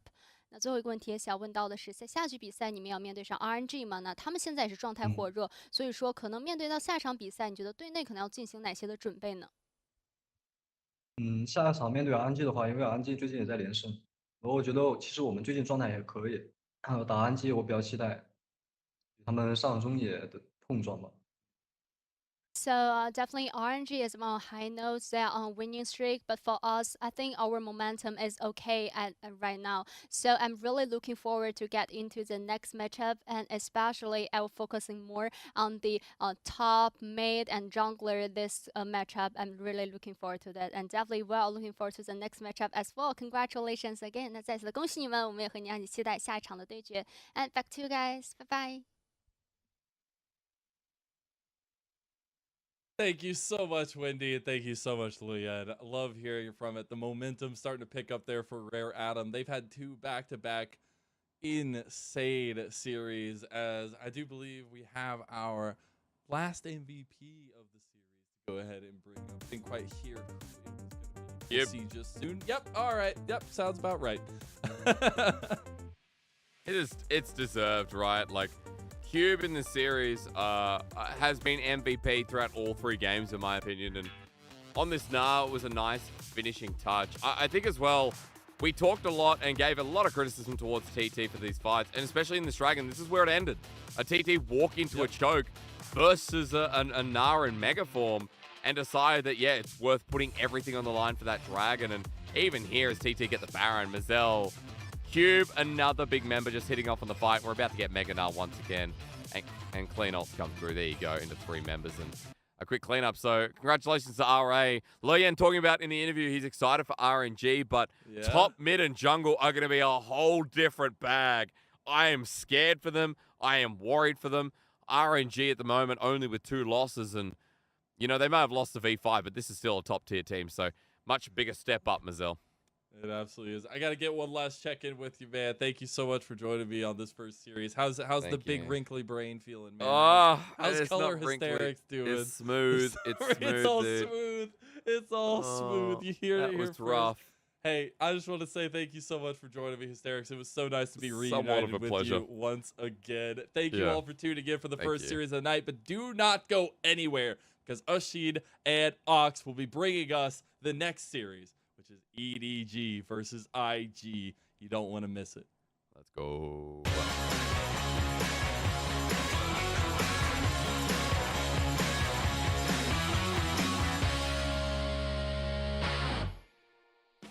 Everybody fighting！ 已经有人嗨了吗？米娜桑干巴明海有点赶，感觉明海有点赶。我干什么？我是最不敢的，兄弟们。真的吗？平常心平常。我那个分析做的还不细，兄弟们。大家准备好了吗？太细了，太细了。大家准备好了吗？太细了。真的，说你是 OMG 教练，我都觉得是真的。确实，你太了解他们了，太细了，太细了。感觉分析完都知道他们接下来要怎么调整了。哦，分析完了，直接就有思路是吧？他这个意思就是，他意思就是我们这把我们必赢，我们必赢。他们可能想打的，你这边放眼吧，啊，你放眼吧，我单着。雷克赛，慢点。哦，好像，哎，看把雷克赛杀了吧，我一下，他一下，走就行，没事。泰坦没闪。雷克赛，保一下，他们要硬杀，哎，哦，可以，这没闪现 ，OK，很赚，可以慢一点的，其实。不是，我们想去放眼的，哦 ，OK， 然后打起来了，没事。中路开，维克托没闪，哎，别个闪，OK，再看，啊，这样就死了，慢点，中了，有点不行，赵姐，慢点，捡个灯，我帮你，我顶，没事。雷克赛，慢点，我死了，可以打，输出，来一点，你没闪了，慢点。好，行，我灯，捡灯，可以打，我到了，慢点吧，先走吧。这操作我看的有点没听回来，稳点，赵姐，太着急，看你操作，回了，我开吧。对，盲僧别冲，别乱冲，没事，有点失望，赵丽姐。看一下这不 ，OK， 准备好看，可以，先看泰坦呗。慢点，慢点，没事，我死不了。哎，你死了。OK，慢点。我们冲吧，我们先绕龙，慢点，我们先绕龙。那你们打吧，来个赛不在，我们先杀鳄鱼。维克多，别这么大钱。我这羊，你为什么能秒 AD 啊？我直接单切 AD，哇塞，直接拿下了吧？对，你这羊不对劲啊，黄翔。我好久没玩去一波，没事，这羊可以的，我只能说，直接预判别人闪，只是这盲僧太可惜了，这把真的。我老预判闪了，没有，那波踢回来了，被打断了。就是踢太慢了呀，怎么能踢那么慢啊？赵立奇，我大招把他撞飞了，他没踢。你的盲僧没那么慢吧？我刚看了一下，老了，被夹住了，太离谱了呀！你们加油，还有最后一把，加油，兄弟们，赢下这把过好年。看后面有鱼，鳄鱼，看鳄鱼，上鱼，没闪，跳走了，上鱼，nice， 黑这边我接过去了，可以追，自己看，冲，兄弟们，死了，可以打，没闪，看 AD 没闪，追，能闪吗？别急，慢慢操作，打断了，这个。我来了，他没闪，好乱，把这个杀了吧，不行就打先锋吧，把他杀了，或者我们推上，他能杀，别急，他能杀，别操作他，nice，兄弟们这波操作拉满了，虽然真不是纯油，但我这波操作真的拉满了，兄弟们稳住就赢了，真稳就赢了，绷住，这位置靠，你们拉掉，推打，推打，就赢，推打，杀人。来上！过个好年！听我讲，我觉得这波我们可以压到他们下高地，然后让金哥你站中，怎么样？可以，来，可以，来呗。我中间也快进了，金哥是可以，没事。哎，空打，很近。哎，我来看。哎，挖掘机。打击位，挖掘机，来，哎，你没闪，冲吧，别急，我打击位。A 塔一下，等会 A 塔，等会。过年了，大哥大嫂，过年好。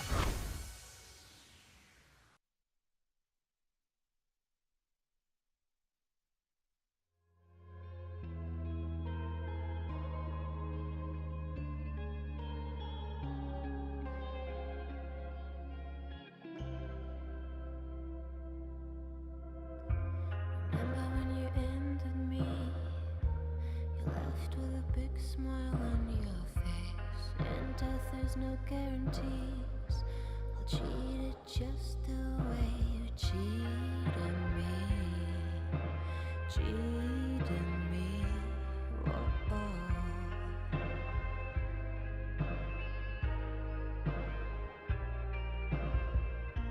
Little did you know, I didn't let it go. Guess who's back to kill? I promise you, you had to come in. It's a price to pay. Now it's time to play. You know, pass around, rational roulette. Pull the trigger, see what you get.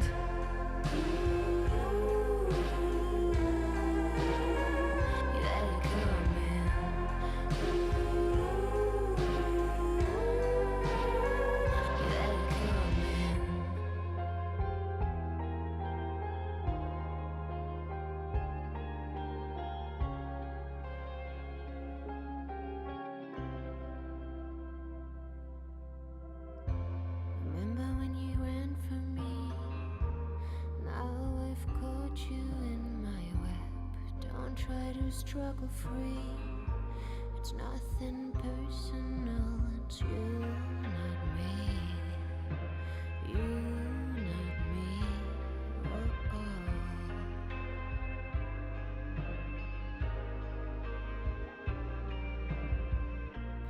Little did you know, I didn't let it go. Guess who's back to kill? I promise you, you had to come in. There's a price to pay. Now it's time to play. You know, pass around, rational roulette. Pull the trigger, see what you get.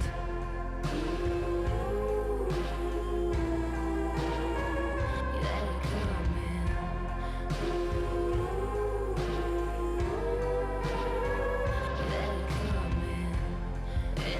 To pay.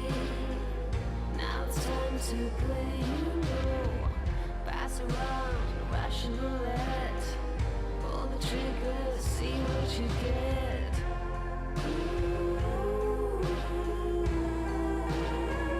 Let it come in.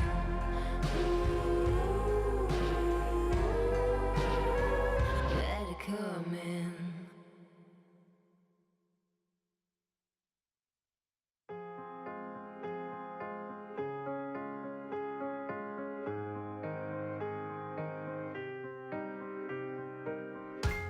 You walk down the streets and see different faces with a hope without a chance.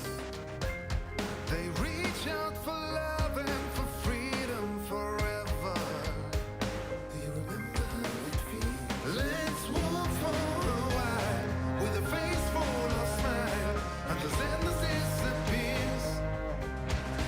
When weakness overcomes you, face it, go through, and the things as they come, it will go further now.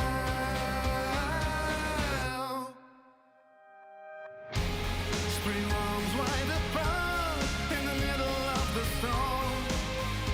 Whoa, you fulfill it right now. Set a goal for yourself. This is still not the end. And pull it through now. Every pain that you feel comes to an end oh so soon.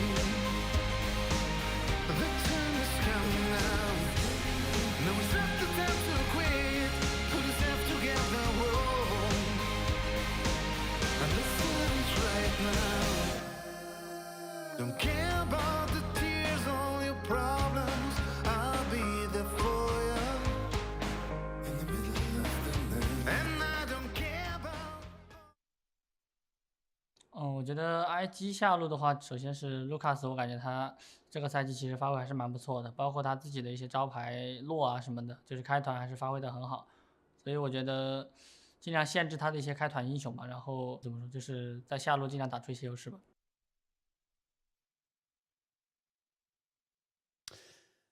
We got ourselves some interesting matchup. Good insight there into how the bot lane works, and we're going to be jumping into our second series of the day. Of course, thank you to Mazel and Hysterics for taking on the first series, which was a burner to say the least. I am Ushin. I am joined for the first time, what feels like an eternity, by Dan Ox Harrison. How you doing, my dude?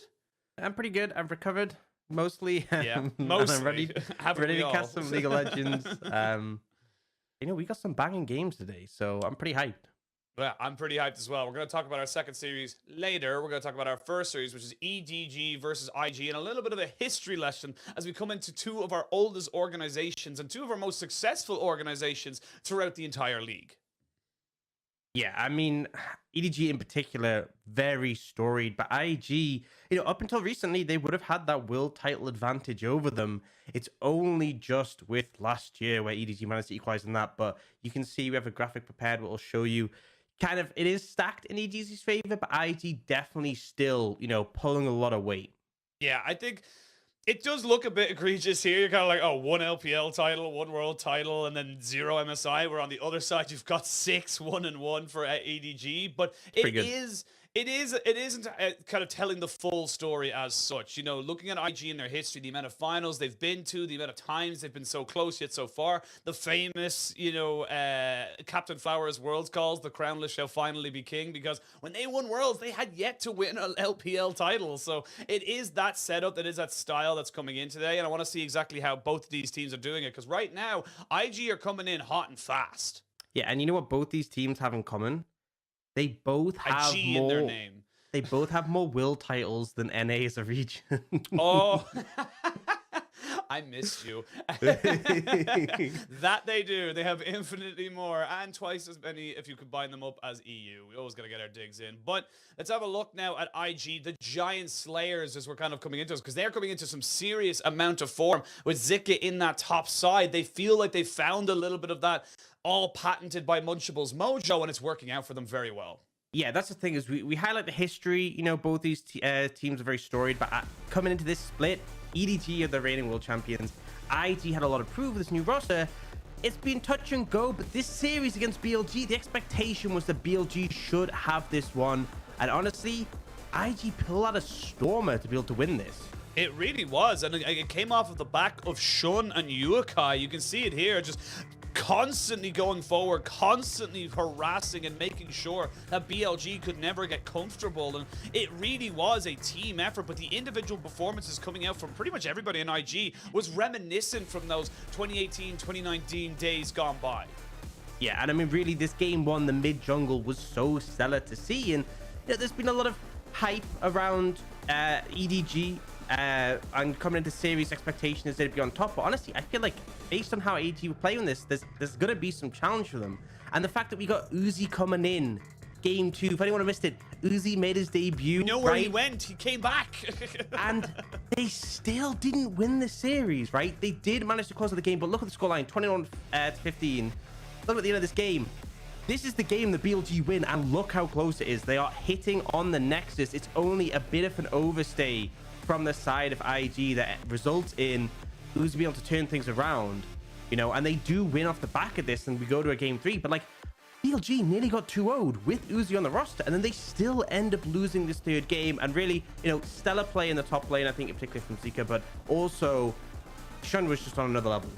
Yeah, but this was the play that I loved, because Yukai coming in, gets a double kill out of a 3v1 situation after his top laner goes down. And then, like you mentioned, it was a little bit desperate as such from the side of BLG. They weren't able to make things stick. It was IG kind of causing the change in pace, moving forward, getting themselves into a fantastic position, and coming out with that series win, which is massive for IG in the grand scheme of things. It put them up onto 3 wins. It put them into a great position going forward into the next series, which is now against EDG, and they're going to be feeling pretty good about this series, especially coming in against the world champions. They're going to be on a pretty decent high.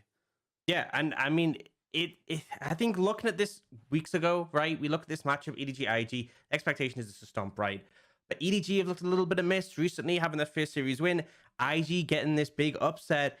It's still an underdog story for IG, but there's a lot more hope. I think, though, you know, we said this at the start of the split. It was kind of Shun or bust, right?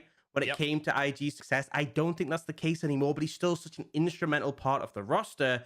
And I think the matchup between him and JJ is going to be super important when it comes to deciding the series. Yeah, I completely agree. And I think looking at how IG have won, they won their first series against TT and then they kind of came back. But if I'm looking anywhere from, you know, these two teams, I'm looking at that jungle, like you said. I'm looking at JJ versus Shun. These two junglers are going to be so pivotal for both of these teams to get off the ground. And I feel like, you know, JJ has been obviously a big factor for EDG, right? His Worlds performance was stellar, and it feels like he's relevant throughout the game. But there has been that recent loss that they managed to take didn't look too stellar. And Shun, his early impact is just so high when it comes to turning the game in favor of IG, trying to set things up, trying to find opportunities to snowball his team and find an advantage. And it's moments like this, you know, it's that BLG series again. A little bit touch and go at times. I think that is the thing with Shun. It's a little bit touch and go. There's definitely moments where you'll overstep, will make mistakes, but for the most part, I love the aggression that comes out. I love the fact that he's able to find these windows, and then when he is able to execute, when things do go in their favor, really starts them off strong. Yeah, I think the big thing we're looking at here with Shun is that he's not afraid to go ham. He's not afraid to go completely in. And you can see here as well with JJ, the two of them are just very good at finding those early skirmishes, at finding those advantages for themselves. It's actually JJ running away and then re-engaging after he gets a smite off to get a little bit of extra HP. And fantastic run by Mako, perfectly timed, gets himself back up in the top side. But this is going to be about the junglers and what early impact they can have. And honestly, for me, it's going to come down to how Shun can deal with JJ and the path that he takes. Again, this is a world champion, finals MVP jungler. This is someone you have to be so very wary of. And for me, it's going to be about that setup here for IG to make sure they can even be competitive against what is the current world champions. And I think that clip really illustrated the one where he was kind of running away and Mako was there, Scout was there to assist. It is about the team for EDG, how they can facilitate JJ and how they can work as a unit to find the success. And I think IG, they're a long way away from being quite at that level, but it's definitely, you know, finding those opportunities where they can use their tools to find an advantage, where they can split up EDG and avoid getting caught out and getting outnumbered. We got the teams now coming out onto the stage, getting themselves ready. Of course, EDG not undefeated anymore. They did pick up a loss very recently against Weibo Gaming. It was a bit of a slap, to be perfectly honest. Weibo played exceptionally well. I don't think anyone should be really too worried about this team. They've had a very long 2021. They may have to, take some longer liberties to come into 2022. So right now, we're still thinking this should be, as you mentioned earlier, very, very heavily favored in EDG. Yeah, I think we've sort of set it up as hope, right, for IG. I think, again, a week or two ago, sort of looked a lot more one-sided coming in on paper. But I think there's some hope alive for this roster. I think IG look like they've had a resurgence, and it's just continuing that momentum. And the thing is, I don't think it really matters here whether IG beat EDG today. It's about a good showing, right? And I'm 100% confident that they can show up. Beating them is another thing, though. And EDG, they did go down a Weibo. I do think jungle was a massive factor in that series. I do think that SFM was, on point, but ultimately, I think it's going to take, quite a bit to be able to beat out EDG today. Weibo, obviously, a pretty formidable roster themselves. Yeah, now again, we got to talk about that earlier graphic we saw, the Giant Slayers. Can they live up to that name? Can they stand up to what are effectively the biggest of the biggest fish in EDG? And for IG, yes, we still have a lot of hope for you guys. We can get excited, and I think that's the way we kind of have to put it. But as we mentioned earlier, it is still EDG. It is still Viper, Scout, Mako. We haven't even talked about these guys yet. These are still some of the best in role we have in the league, and we have to make sure that again, we also have to hold EDG to a particular standard, because if they get dragged down, and this is something we saw IG do exceptionally well against BLG, if IG can drag EDG down and get them to play at their level, at their scrappy skirmishing style, and not keep control of the pace of the game, that's where I'm starting to throw up a couple of question marks about EDG in this series. Yeah, and I think for IG, I think stylistically, they actually can be a decent matchup here. I feel like you don't really beat EDG by playing slow. I think EDG are very good at when they find a lead, closing the game out. Throughout the split, we've kind of seen that. I think you need to step the pace up, right? Because I think EDG's early game is beatable, right? Beating them in the early game does not mean that you're going to win against EDG. There's a lot of games where they'll come back from that point. But I think if you lose early against EDG, it's just over. Yeah, 100%. IG, I want them to be coming in. I think things that are really important in the draft phase are mid priority is going to be instrumental. We've seen a lot of picks like the rising in priority. Being able to get priority early and then roam to the sides is a very important factor. We're seeing, teams utilize tools like that to get ahead, and I think it's going to be so important here, right? You need a lane to play to. You need a lane that can facilitate your jungler, and you need to start things off strong. Yeah, and then for a couple of teams, we are hitting the halfway point. This is 8 games or more for a lot of teams. This will be game number 8 here for EDG. It's actually game number 9 for Invictus Gaming. They sit on 3 and 5, and I will say, yes, we're calling a couple of different things. We're not saying that as I said, we're not expecting a win from IG, but we can't downplay the importance of a series win here today, because for IG, you've already played a lot of the big names. When you come out of this series, if you're able to pick up a win, the last few basically big teams you've got to play against are JDG and then Weibo and FBX in the final week. That's kind of it. So you've got a couple of decent games in there that you can pick up wins, and a win here could set you up very nicely for maybe squeezing out a playoff spot. But we'll have to wait and see at the end of it all. We are jumping into picks and bans. I love this Gwen ban coming out from EDG. They're recognizing top lane is the lane they need to play to, and to be perfectly honest, top lane is probably the weakest lane for EDG. Yeah, and I like IG's bans in this situation because we saw it in that series against Weibo. EDG were playing these bot lanes that were like, we are going to crush lane, right? Things like the Ezreal Karma is getting like massive CS advantages, trying to like bully the enemy opponents out of lane. And, obviously it didn't work, but the laning was so stellar from Viper and Mako. So cutting down those tools, Karma is something we see super high prioritized in the LCK for the laning dominance and the scaling. Caitlyn as well is something that's been, at the start of the split was banned heavily, faded off a bit. I 100% believe EDG are one of the teams that can abuse this pick to success. Now, come up here, we still have some of the big AD carries available, right? Corki is up and open. We have Jinx in the bot lane, but looking for the Rise, a big pick for Scout, and we're talking about that mid priority being vital. EDG prioritized it very early. Yeah, and the Rise has just become a massive priority for pretty much every single region across the board. Good to see it coming out here for EDG. Scout, again, fantastic Rise player, can pretty much play whatever style, but you give over a very fast combination. The speedy go fast are going over. Zeri and Hecarim giving over now to IG. Yeah, that is a fast-paced combo, very effective in terms of the dive. EDG looking to solidify the mid jungle. Ryze Lee Sin, a very powerful combo. So really leaning into that early pressure we're talking about. They are in a position here where I think locking in AD carry could make a lot of sense, right? If you don't take it here, you possibly can get banned out in the second rotation. They could look in different directions though. Absolutely, and I love this from the EDG, or sorry, from IG. Again, you're looking at who they've picked up and where they're going to be able to go. You now have an option. Do you pick top laner here, give yourself a Jace perhaps, and then maybe ban away a couple of bad matchups here against IG, put Flandre under some serious pressure, or do you go with the support and get yourself that early skirmishing ball lane, or throw it all out the window and go for mid lane? There's so many different options you get available to you. I have had different conversations with different color casters about the strengths and the weaknesses of all the different picks on the sides, but I do find myself looking at red side and saying, I like where they're bringing things. I like the options it gives you and the opportunities you have to try and, change up the draft. But they're going to lock themselves in. So it's going to be the mids, the 80 carries, and the jungles all locked in for both teams. Orianna's a safe pick here, not just in terms of we often see her as a safe pickup, but it does well to kind of match the priority from the Ryze. And by taking the mid, you're securing that you have some contention there. If you left it to the second phase of picks, there's a chance you get banned out and put in an uncomfortable spot. You need to be contesting this mid priority we already talked about before. But it does mean, right, we're still looking at those top laners to support.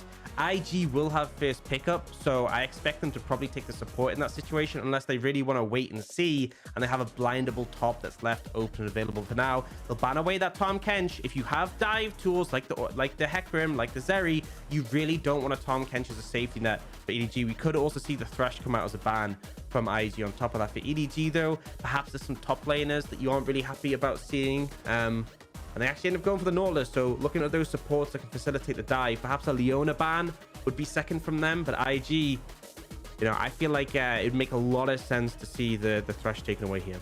Yeah, get Mako onto something slightly more either hard engagey or big enchantery, as we wait to see now what the final ban will be from IG. But again, looking at the two compositions, I think both teams are going to be very happy. No, they're actually going to go with the Renekton, so not willing to let that be a safe blind up in the top side for Flandre and saying, look, we don't need to ban any more supports because if you don't ban the Leona, we got first pick anyway. Yeah, and I think as well, when you have the Lee Sin Ryze, very easy to roam top with the Renekton, right? You have 2 point-and-click CCs and the Lee Sin with the burst damage. It would be very difficult for Zika to play that role, and especially as he's been so strong recently, you want to give him a little bit of room. Now, EDG, I think Leona could make a lot of sense, but they actually go for the Jace in the top lane, so potentially concerned about Zika being unleashed on that pick and them having less tools available. Question for IG is you can take a support pick here. It does mean that you can potentially end up playing, Leona into Thresh, but I still think you're kind of okay with that matchup. And then it leaves you to have a good matchup in the top lane and kind of understand what you're going up against. So Leona comes out. I think EDG, you probably just take the Thresh here. It'll be interesting to see what they go for in the top lane. We do see Graves usually picked up as a pretty solid blind. And it looks like they might be toying with that idea as well. Well, looks like you might be pretty decent at this game and know your stuff. Might be doing your homework as the Graves is being hovered right now. I agree with you. I think the Leona's fine, especially with the Glacial Augment changes. It is a lot better for you to be able to just land that Xenoblade. You still get yourself off with that Ruin, so you're able to still make something happen even if you do have the full disengage. But for EDG, see what they were going to be the last pick there. I wouldn't mind a little bit of hard engage. It would round their comp out very, very nicely. Give someone to go inside with the Lee Sin and maybe even just get a little bit of setup here for the Jinx and the Graves, because outside of the rockets and once that rapid fire cannon, which we assume will be built, you're very short range on the side of EDG. And yeah, Mako going to something he has tried and tested on, his patented Alistair, in my opinion. Yeah, still a good matchup in the Leona, right? Not as many defensive tools for the Jinx, but as you said, that hard engage available for the pick that you're able to sort of provide some agency when you want to look to go in, right? Not just playing that more defensive role. IG will look at a Camille, so very heavy dive they've committed onto this composition. It's going to be rough for Viper to survive this one. I feel like, EDG have a pretty strong backline, but there's a lot of tools for IG to get on them. I really feel like EDG want to be finding that early agency. They have that very strong mid jungle. My ideal build for them is they get Viper fed and then they're able to defend him in those team fights. He's going to be that big scaling element into the later stages, but Flandre is also there as a pick will be strong when he farms up. For IG, mid jungle, it's a little bit tentative, but you have the Zeri who is so strong in this patch. You have the Leona who can just walk around the map and make things happen. And Camille obviously is pretty heavily scaling into the later stages, but can hold her own against that Graves. Yeah, if you're wondering if the Mako even is pretty good at this champion. 112 games of Alistair. Last time we saw it was in 2021. It was in the playoffs of summer, but 74 wins, 38 losses, has a 66.1% win rate. He is fantastic on this champion, and it's something that I've seen him take time and time again. It's why we always say that LPL is a team fighting region. When you have these hard engaged supports, they can do so much, and we're so proficient at it. And looking across the board now, looking at these two teams, you mentioned the kind of, the dive potential available to IG, and I want to see them get a bit funky. I want to see them put pressure onto EDG. I want to see them again, similar to what they did to BLG, bring them down, play in mud, and get them onto their own terms. Because as you said, if EDG are just taking the early game and taking these small little wins early and controlling the game, it's going to be a lost game for IG. And that's the thing I'm a little bit concerned about, right? Because the Hecarim isn't going to have as much early agency as the Lee Sin. The Rise, obviously, when the Realm Warp becomes available, can move to sides very easily instead of plays. So I feel like EDG have better tools to get this game off to a quick start, even though IG have a great team fighting composition in the later stages. We'll have to see how things pan out there.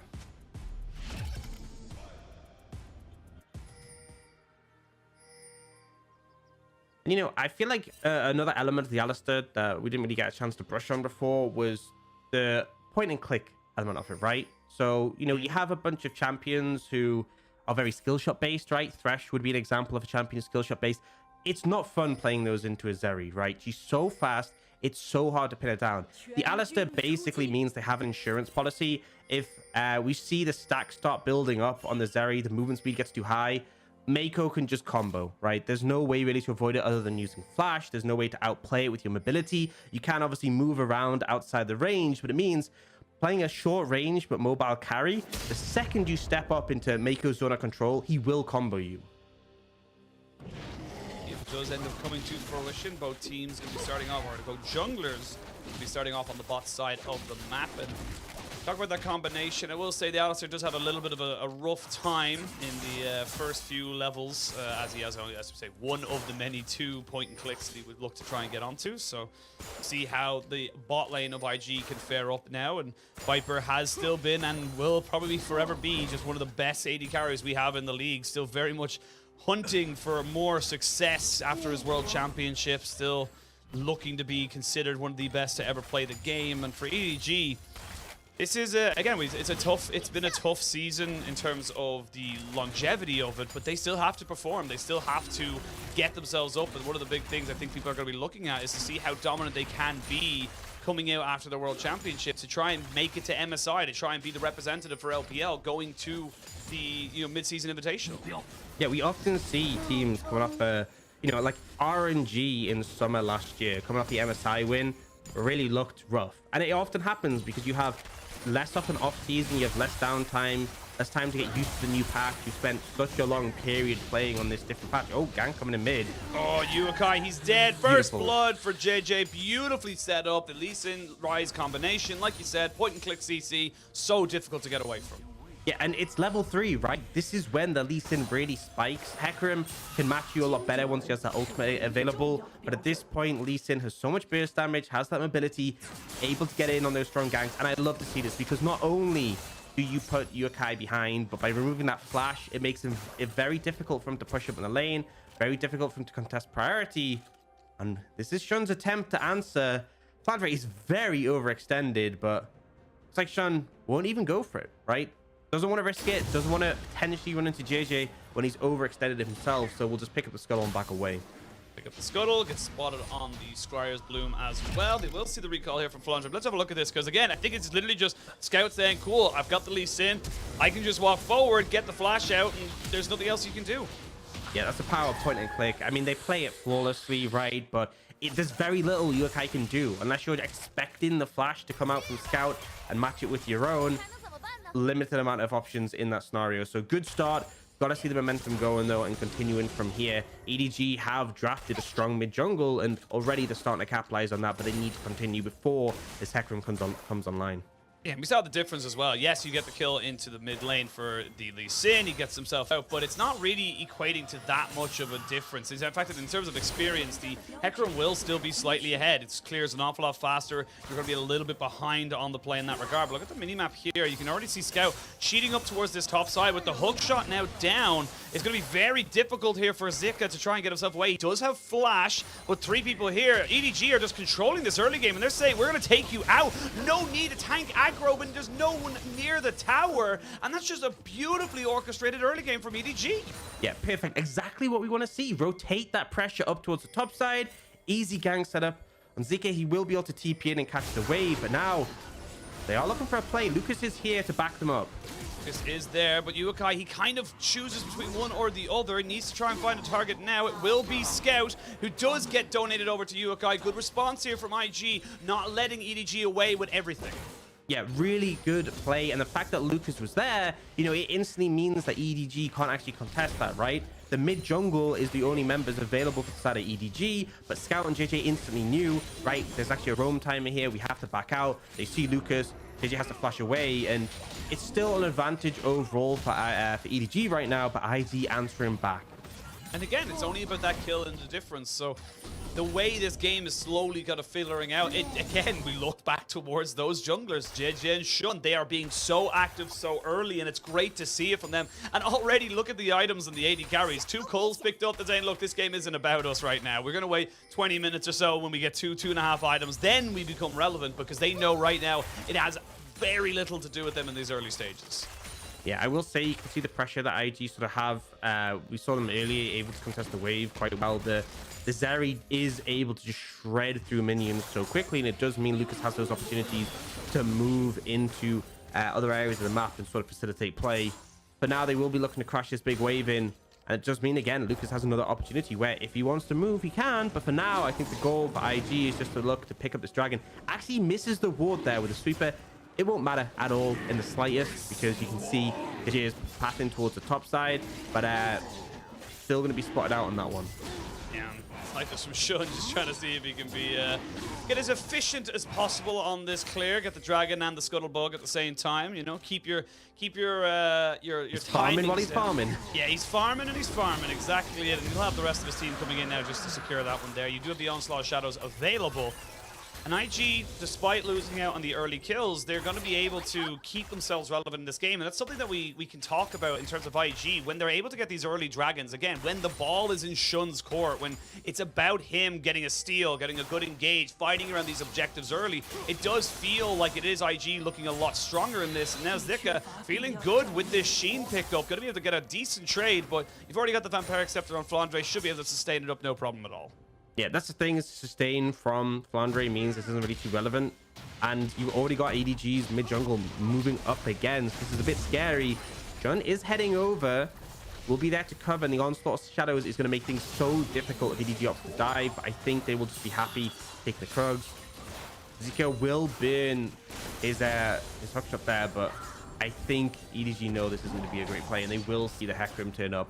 We'll just back away. Taking the camp is the only real prize there. Yeah, and he obviously sees the ward, sees how fresh it is as well, so recognizes they were probably there just very second ago, and that's why this IG bot lane can now be a bit more aggressive. They said, hey, this ward only went down about a couple of seconds ago. We know that Lee Sin's in this top side, and look at the mini-map. They're just being so aggressive in this top side. No one's really going towards the lane, and it's EDG trying to see what they can do here to try and take away as much of this income away, as JJ in a lot of trouble. We brought back over the wall because of the Hextech Ultimatum. The Shockwave brings him down, with Zika picking up the kill, and now Flandre trying to see if he can turn this one around as a trade of jungler for top laner, but now Scout in a lot of trouble. Can they get the smite off to keep him alive? He flashes away, and Flandre keeps it going. Double kill there for the Graves. Uokai flashes away from the pulverize, but now his own support is in a lot of trouble. Does not have a flash available, but a 2-for-1 trade for EDG. Yeah, EDG come out ahead and they go for that aggressive play. I like the punish from IG, but they commit so many resources onto the Lee Sin. We can see the replay, right? So Zika finds this nice pick, right? He gets the ultimate before JJ can get away, but then we have Onslaught of Shadows. We then, on the follow-up, also have the Shockwave. That's all 3 ultimates burn onto one target. And we have Flandre, just watch him, constantly free hitting in this fight. The consistent damage to the Graves paying off so heavily here. And it's just over the course of so many autos, then ends up getting the kill on the Hecarim, gets red buff. Ukai actually with a really heads-up flash there. Very predictive, right? He wasn't even a reaction there. They flashed at the same moment, so heads up from him to avoid going down as well. But EDG coming out ahead massively on that one. And 3 kills now on this Graves. Very scary. Yeah, that's the big thing I'm looking at right now. You've got a very, very accelerated Graves right now. 1,000 gold ahead, roughly in that top side. So basically the entire gold lead is resting on 2 Graves in Flandre in that top side. So be curious to see what they're able to do. I will say there are more options for Zika. He will eventually get to a point where if anyone except the Graves walks up onto him, he should be able to ult on top of them and get something going for his team. But this is still very, very good from EDG. IG, not to be outdone, are trying to answer in kind, but you're against the world champions. It's always going to be a bit of a battle. Absolutely, and that's the thing, that Camille does get to the point where she can duel the Graves in the side lane, but you know, this acceleration for the Graves makes a big difference, and it is kind of the goal for EDG when they're constantly playing around top side. They want this Graves to be strong. They want him to pull ahead. Has already got the shield bow, great item in terms of dueling, but also all that sustain in pocket. And we've seen a lot of Hullbreaker rushes coming out. Interesting to not see it coming out from Flandre here. Obviously, the item is just pretty well statted, even without being isolated, and does mean you can just completely shred towers when you get left alone in the side lane, but instead opting for the combat power that the shield bow offers. I mean, it makes sense, right? You look at how much pressure and resources EDG are throwing into this top side. It makes sense. They want to go for it. We are going to see the pulverized miss as we now got the Zeri trying to go in over the wall. This is great kiting, though, from On. He dodges everything. Shockwave will go completely awry, but that was beautiful from On in the bot lane. So well played, and now Zika should just be able to clear the waves out here. EDG aren't able to do anything on the top side of the map. They lose out on that bot lane play, and I mean, a big aspect of that was this was Viper and Mako making a duo play without backup from the team. Obviously, GG on the top side of the map, they are just going to throw down the Herald, though, and look at the plates. Gun, you should be able to contest this. Yeah, they are going to contest it. There's the Hexac ultimate could be down on the Flandre, and they're going to try and burst him out. Shield bow or not, he is still dead. Shutdown goes over to Uakai, and now JJ trying to run away. Does have the safeguard, should be able to keep himself safe, but Uakai wants a little bit more. Does have the command attack. Not quite able to get it into position, but again, really, really good answers here from IG, and EDG just getting a little bit lax in terms of how they're reacting to the bot lane play. Yeah, it's just honestly a little bit sloppy from EDG, right? They're so split. They're trying to play through 2 lanes at once. It's very greedy, and they essentially get outplayed in both fronts. They still get the plate gold in pocket, but you know, that's always going to happen when you have the Herald. They're not able to secure the tower, and I just think great target session from Zika here. He knows the Graves is the big threat. Ults him, and there just isn't the outplay potential when you lock down like that. Onslaught of Shadows comes in to secure the kill in the end, and although JJ gets away, it's still positive plays coming out from IG. Gold is just about even. They have a dragon advantage, and again, their team fighting is so good. I feel pretty confident, right? If they go late, they can play this one, but oh, looks like they might be caught out. He's dead. He doesn't really have many places to go. As I say that, they do miss the end of the lines. That should be enough to try and keep him safe. As I say that, though, Mako and the Rise coming up here. They want Zika dead. Double pink ward and all. Give it over to Scout. They got to make something happen. They will have to invest the Rise ultimate, but they get a kill and a turret for the sake of a dragon in that bot side. And you know, it's very easy to look at that situation and go, right, there's nothing that Camille could have done there. But you should have expected this, right? Your team is committing to the bot side. You know they're setting up for the dragon. You know you're on the weak side. Why are you sitting on a tower that has barely any HP and with no defense on that side of the map? Zika could have just backed off, played some jungle camps, and avoided that play completely. So it's good for EDG to answer back and find that advantage. They will also get that first tower, which is a big influx of gold. But on the other side, IG able to secure their second dragon. Now, I'm going to be a little bit careful when you have those traps behind you. Yeah, you need to be a little bit more wary of where you're taking your steps. You'd have to take a little bit more harassment, as we do see the red buff being stolen away by Flandre. And then that's going to be what the pressure of this Graves gives you. He's going to be able to cheat himself into this bot side or even top side jungle, then get away with taking away these camps, get away with trying to push away. As we can see, the Onslaught of Shadows comes out, and now we're going to see Flandre in a lot of trouble. He has a flash, but I don't know if he's got anywhere to go. The Immortal Shield Bow keeps him alive for just a second, but Uakai, we talked about this guy in the first series against BLG, 3-1-2, really stepping up so far for IG. Yeah, doing a really good job, but my question is, what was Flandre doing there, right? you got to play top side, you steal all the jungle camps, right? You get a ton of gold, you're in a really good position. But the why are you still pink there? Wardox, the Right? pink It's- wards.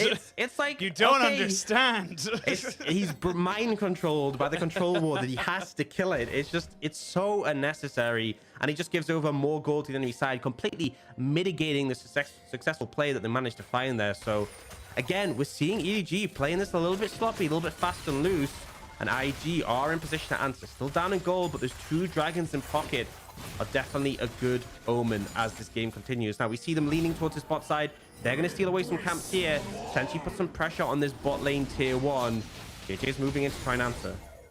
JJ needs to be so careful. He doesn't know where Lucas is. Lucas does not hit the center play. They will get themselves the red buff steal. And this is the important thing. Despite the pressure that EDG have put into this top fight, despite the multiple camps that EDG have stolen away, Shun's still ahead on CS.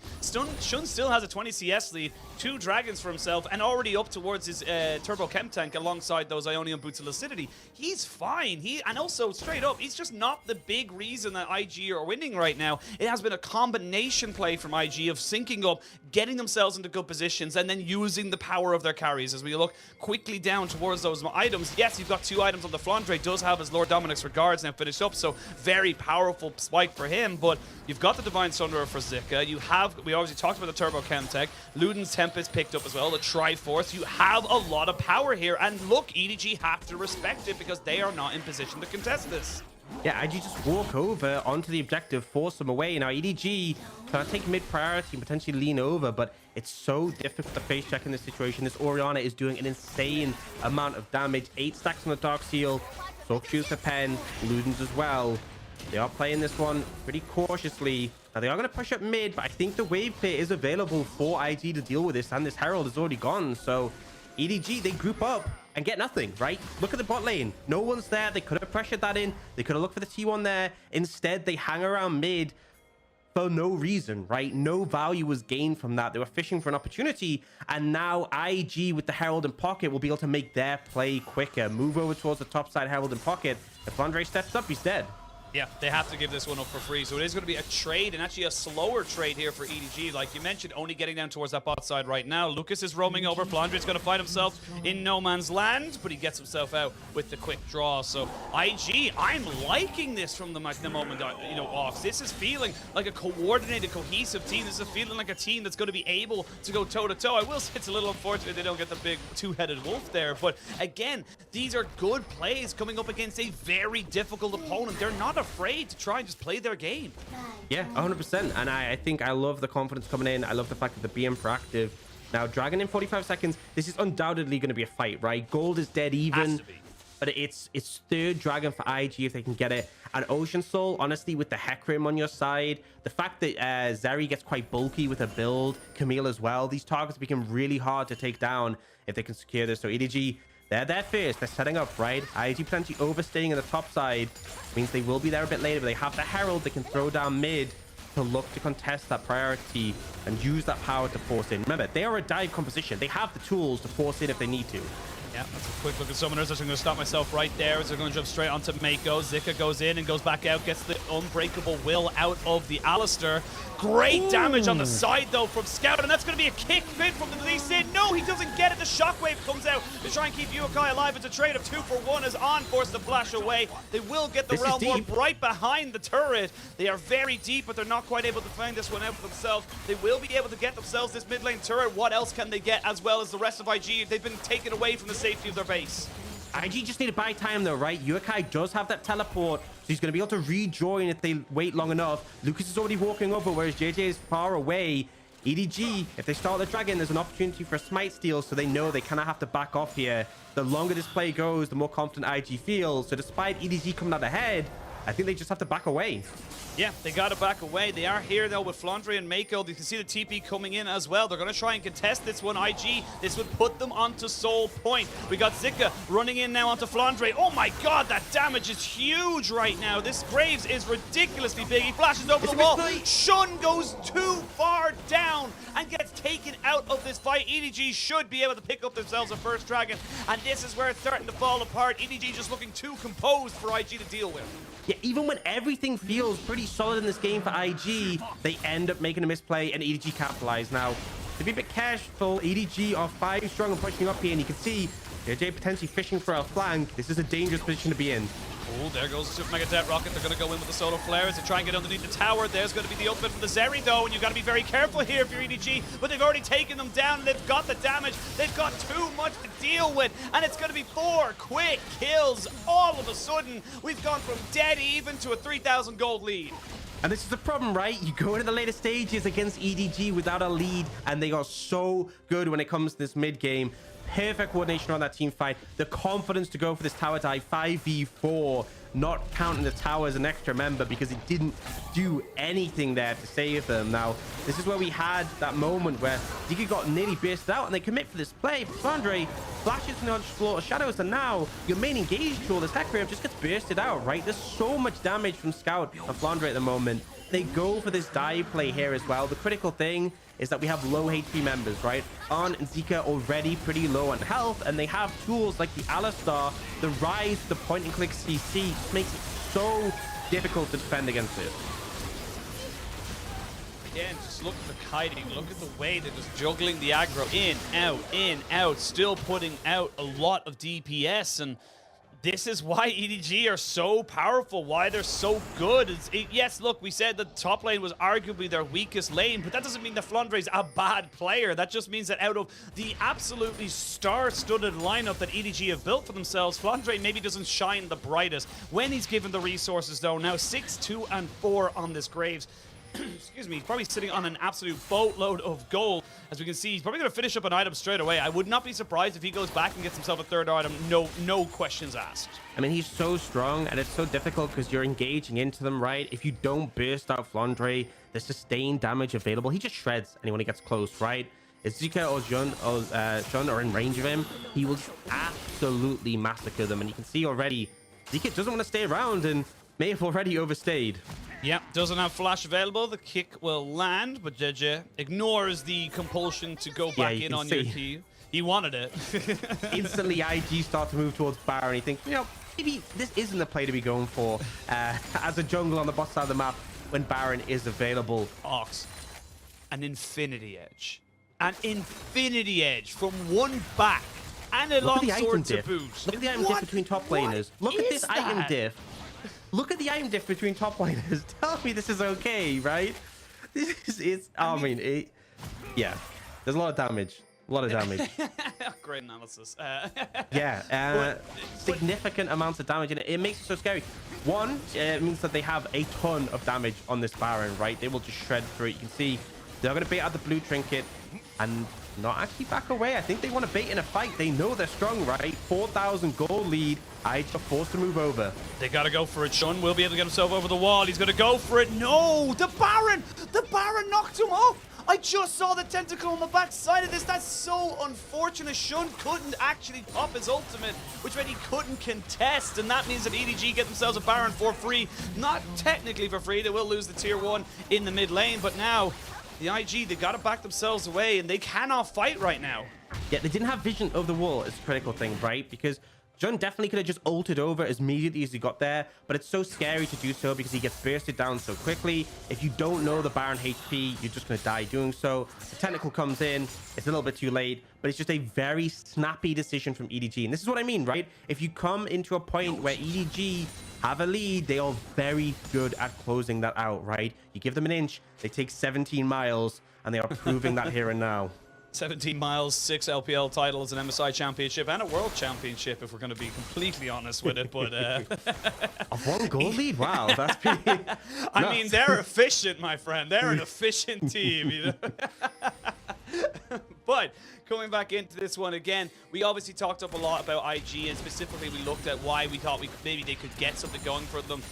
This is why we said it was a very heavily favored matchup towards EDG, because IG have not gotten Zika, who's been their their shining light so far. And JJ going to find himself in the mid lane. Good shockwave from Urukai, but you've already been caught out. Nowhere for you to go. It feels like it's going to be a death of 1,000 cuts. And again, we're seeing why we think that EDG coming into this are such heavy favorites, because individually in every single lane, if they could just focus out your technically top players and Shun and Zika, there's nothing you could do. I feel so bad for this bot lane because On and Lucas just haven't played the game. They just basically had to deal with this 4v5. Yeah, they said, see in 20 minutes, we both got cold. They turned up 20 minutes later and they're like, nah, we didn't. I think Viper's pretty happy with that trade, to be perfectly honest. And TP comes out from Zika, but he ends up, what happened there? He just got caught out on Lucas. The TP did get finished off by Zika, but the tower is dead. They've got a lone Canyon minion, and his name is George, and he is putting down work onto this last Nexus turret. You can see that Shun, he's going for a desperation play. He has to try and make something go for it, but he's miles away from his team. That means it's basically a 5v3 as he finally gets in with the onslaught of shadows, but it's just to keep Zika alive. I feel like JJ is going to be able to keep the rest of his team going into the Nexus. At 25 minutes, EDG decimate IG. Yeah, I mean, the early game, I gotta say, I don't think it looked too bad for IG. They had some positive plays despite the pressure from EDG's mid jungle, but the second you give them any room, it was that third dragon fight, EDG find a successful play, and then they transition it into that big dive bot, and it just doesn't stop from there. You really cannot give them anything. They will just run away from this game, and it's kind of what we expect, right? It's the strength we know EDG has. I will say there was some sloppiness, right, in the early game. They didn't look completely crisp and clean there, but they had some good proactive plays, and then when it came to that team fight, that was it.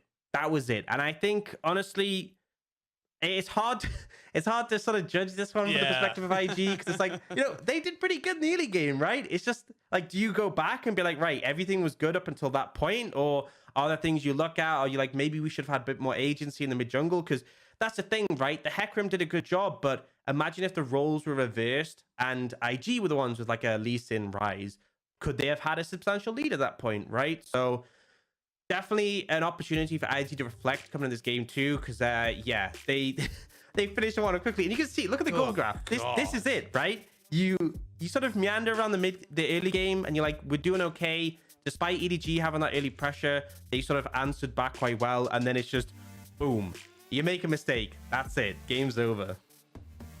And again, look, we saw this game plan, if you will, coming out from EDG right from the draft. They banned away things that could very easily deal with the Graves in the side lane. Things like the Gwen, Tryndamere, and then they went, cool, we have no problem now with whatever's left on the table. Even if you ban away the Jace and the Renekton, these are still things that we know we can deal with. And when you don't have these very snowbally, very solo style plays, or players that come out, or champions I should say, for players like Zika, who has shown that when he can get those solo kills, when he can get his hands on the likes of the champions like Tryndamere and Gwen, can take over games, there's not really a lot of options for Zika, and he was just heavily focused in that early game. There was just not really an opportunity for him to really come back and do anything. Yeah, and this is kind of the thing you can talk about with this mid jungle, right? Because I think IG did a fantastic job, but it's so hard to play against this Rise Lee Sin. There were so many moments where EDG just said, okay, we're going top. Get a dive, get a play, get some plates. The Graves gets massively ahead. There was that point where we looked at it and he had Shield Bow, he had the Lord Dominix, and he had Infinity Edge. And then Zika had Sunderer. And a couple of half items. And some items, some components.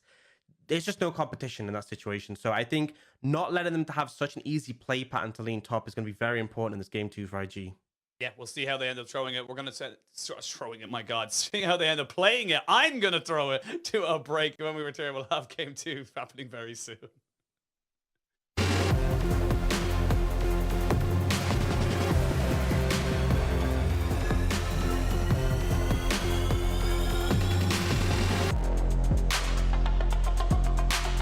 随着我们 LPL 的发展，我们 LPL 的用户越来越多，影响力越来越大。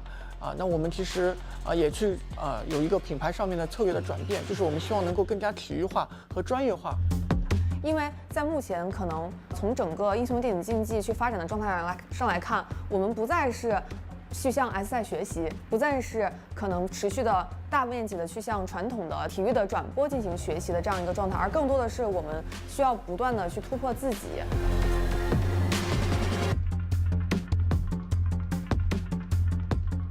So with the LPL, we knew that we were going to have to dig really deep and find what made this league really different. And so to do that, we started immersing ourselves really deeply from a distance into their world, into their community, their culture, spending a lot of time with different team members, players, fans, shoutcasters, both present and past.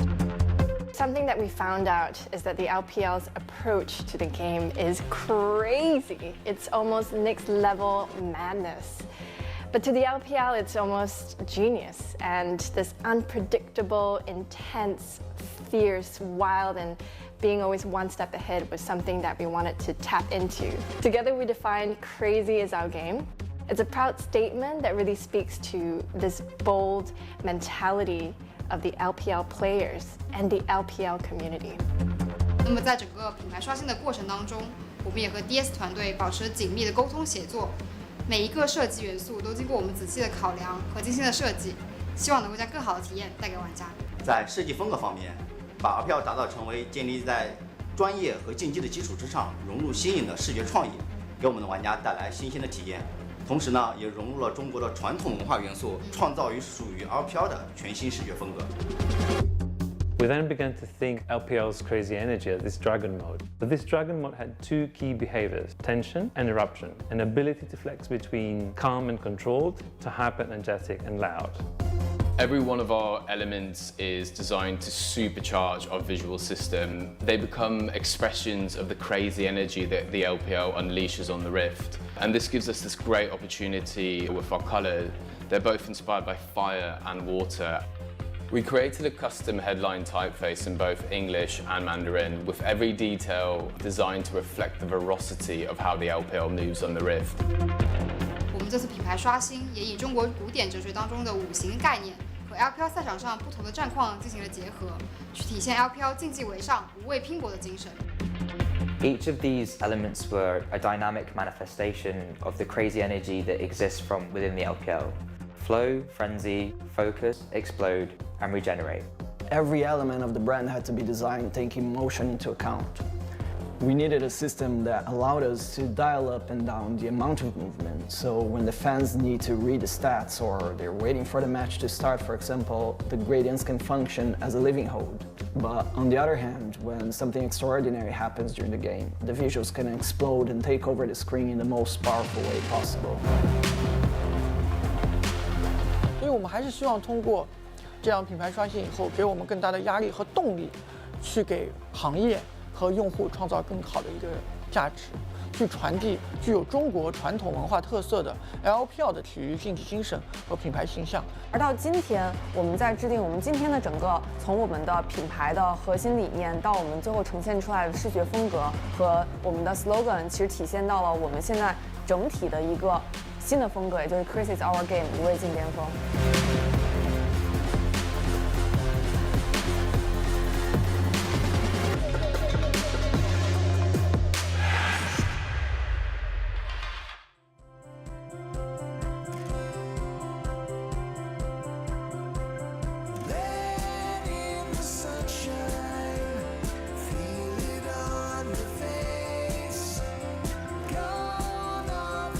Skies, clouds aglow.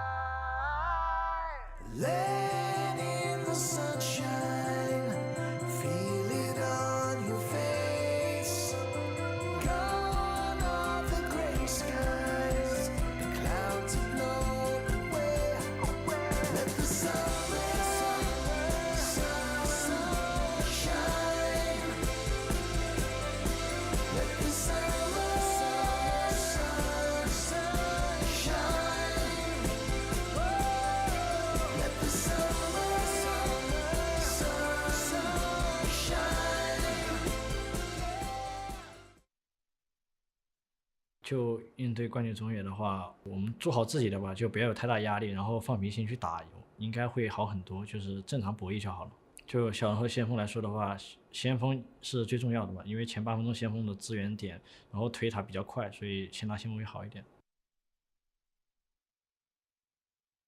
Welcome back, all you gorgeous people, to the LPL. We are coming to the last day of Week 5, the halfway point of the season, where most, if not all, teams are playing their 8th series, and EDG currently in their 8th series. I am Ushi, and I am joined again by the illustrious Ox, and we got to talk about our MVP from that game. Could have been everybody in any top half of the map. Could have been JJ, could have been Flandre, but no, it was Scout on this Rise who was facilitating, and his flash ruined prisons, and was just absolutely fantastic throughout the whole game. Yeah, as much as Flandre was the recipient, and obviously you saw what he did when he got the golden pocket, look at the KP, 93.3%. This was Scout setting up the plays, making things happen, some really good opportunities to snowball this, and it was obviously a mid-jungle effort working in tandem, but yeah, just some really stellar play coming out from the world champion mid laner. Yeah, again, world champion mid laner, and I think this is just how we look at him kiting in. Not touched, by the way. Still yet to take damage and just putting out DPS. And by the time the shockwave comes out from Yukai, it's all just a little bit too little too late. And again, just, I think every time I watch Scout, I'm just so impressed at how he weaves in, weaves out, puts himself into fantastic positions, and just really facilitates this team. And I feel like this guy is just, again and again, saw it last year, saw it the year before, year on year, getting better and better and better. And I still don't think we've seen peak Scout just yet, which is saying a lot. Again, he won the world championship. It's kind of like that discussion we had with Dunby, right? Where he won with FPX, and then last summer was looking like absolutely on fire, like better than he'd look when he won Worlds. So hopefully that isn't like a curse for Scout or anything. Oh God, no. I ended up there. I can see but the group stages now.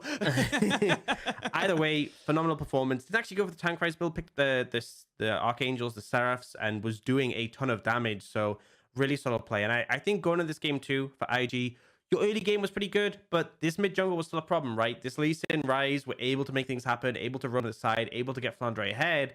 And I think ultimately you need to kind of work out how you're going to handle that coming to this game too. Though, like, I think Rise, Lee Sin are probably two of the strongest picks you can have in mid for applying pressure outwards. And as much as they manage to keep it even in the early game, that often isn't enough against EDG, right? Even isn't often enough. You need to kind of be ahead coming to that mid game because EDG are so crisp there. Yeah, you can't just be competitive. You have to be dominating the early game. And this is, again, a very rare window for when playing against EDG of what you can maybe take over. You know, it is probably one of the few opportunities you have to do something against the world champions, against the current LPL champions. And now we're seeing the bans coming in. IG going to be on the blue side, but this time around EDG saying, look, you're not getting Zeri, you're not getting Hecarim, you're not getting any of these, you know, very high skirmish level champions. We're going to force you back onto things that can just go late into the game where we feel comfortable, and the ban on the rise feels good as well. But Zika maybe going with the first pick Renekton, but I feel like they can pick anything. There's not really any top lane bans at all. Yeah, they're in that situation. It could suggest IG are heavily wanting to play around that top lane, right? The Nidalee is now open. We saw that banned last draft by EDG, so there is that potential, but realistically, I think EDG are completely fine in this situation. They'll pick up that Jinx very quickly. Could potentially see a jungle pick come out here. Could even go for something. I mean, there's a variety of things open and available, and we've seen this combo quite a bit. The Jinx Corki, the super long range, super scaling mid bot. This would kind of put a humongous pressure on IG to win out this early game, which is kind of what I was saying, right? I want IG to come in fast and hard in the early game, crush that, and close it out. I mean, it is open. Yeah, it's definitely going to be needed if they put themselves in this situation now. And if you're going to pick Nidalee, it has to be in this rotation. But they are toying with the idea of matching AD carries first. We'll see what they have to do. No, I like this. I think with Sean, with the Nidalee bans they have drawn towards them, you have to take away this pick. And if it's left on the board, you have to take it, especially when you've already gotten your hands on top of that Renekton. So getting your top jungle locked and loaded. I would like to see mid lane here as well. Yes, you are letting On and Lucas kind of fall down the priority just a little bit, but I feel like that's not what you're looking for right now. You're not looking to try and go head to head in the bot side. You're looking to try and get this top half of the map rolling for you as IG. Yeah, I think I understand what you're saying. I think having the mid lane pick, being able to lean that to the top side, very important.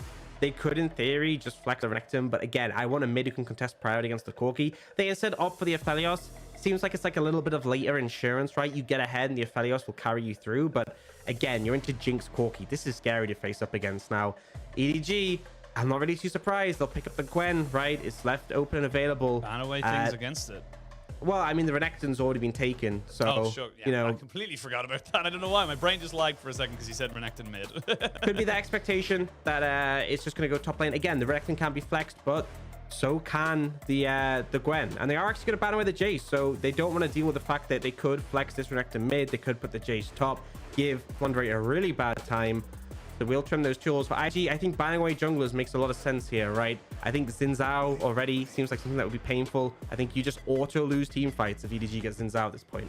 Yeah, I think the jungle bans is where you need to go for it, and that's exactly what they're going to do. They're going to take away Xin Zhao from the hands of JJ, and maybe even something like the Jarvan or the Renekton, things, or not the Renekton, excuse me, the Viego is what I meant to say. Things that can go very skirmish heavy, maybe look, and the Lee Sin as well, things that can, you know, set yourself up in that early stages. So we'll see what the final ban is going to be. The Tryndamere and the Jace all banned away. Again, like you mentioned, this can technically be a Renekton flex for IG, and that's the power of the Renekton in the LPL. You take it so early, but it's early priority because it does make you second guess a lot of where is it going, top, mid, how are we going to be able to deal with this, and how can we actually make this work for our team?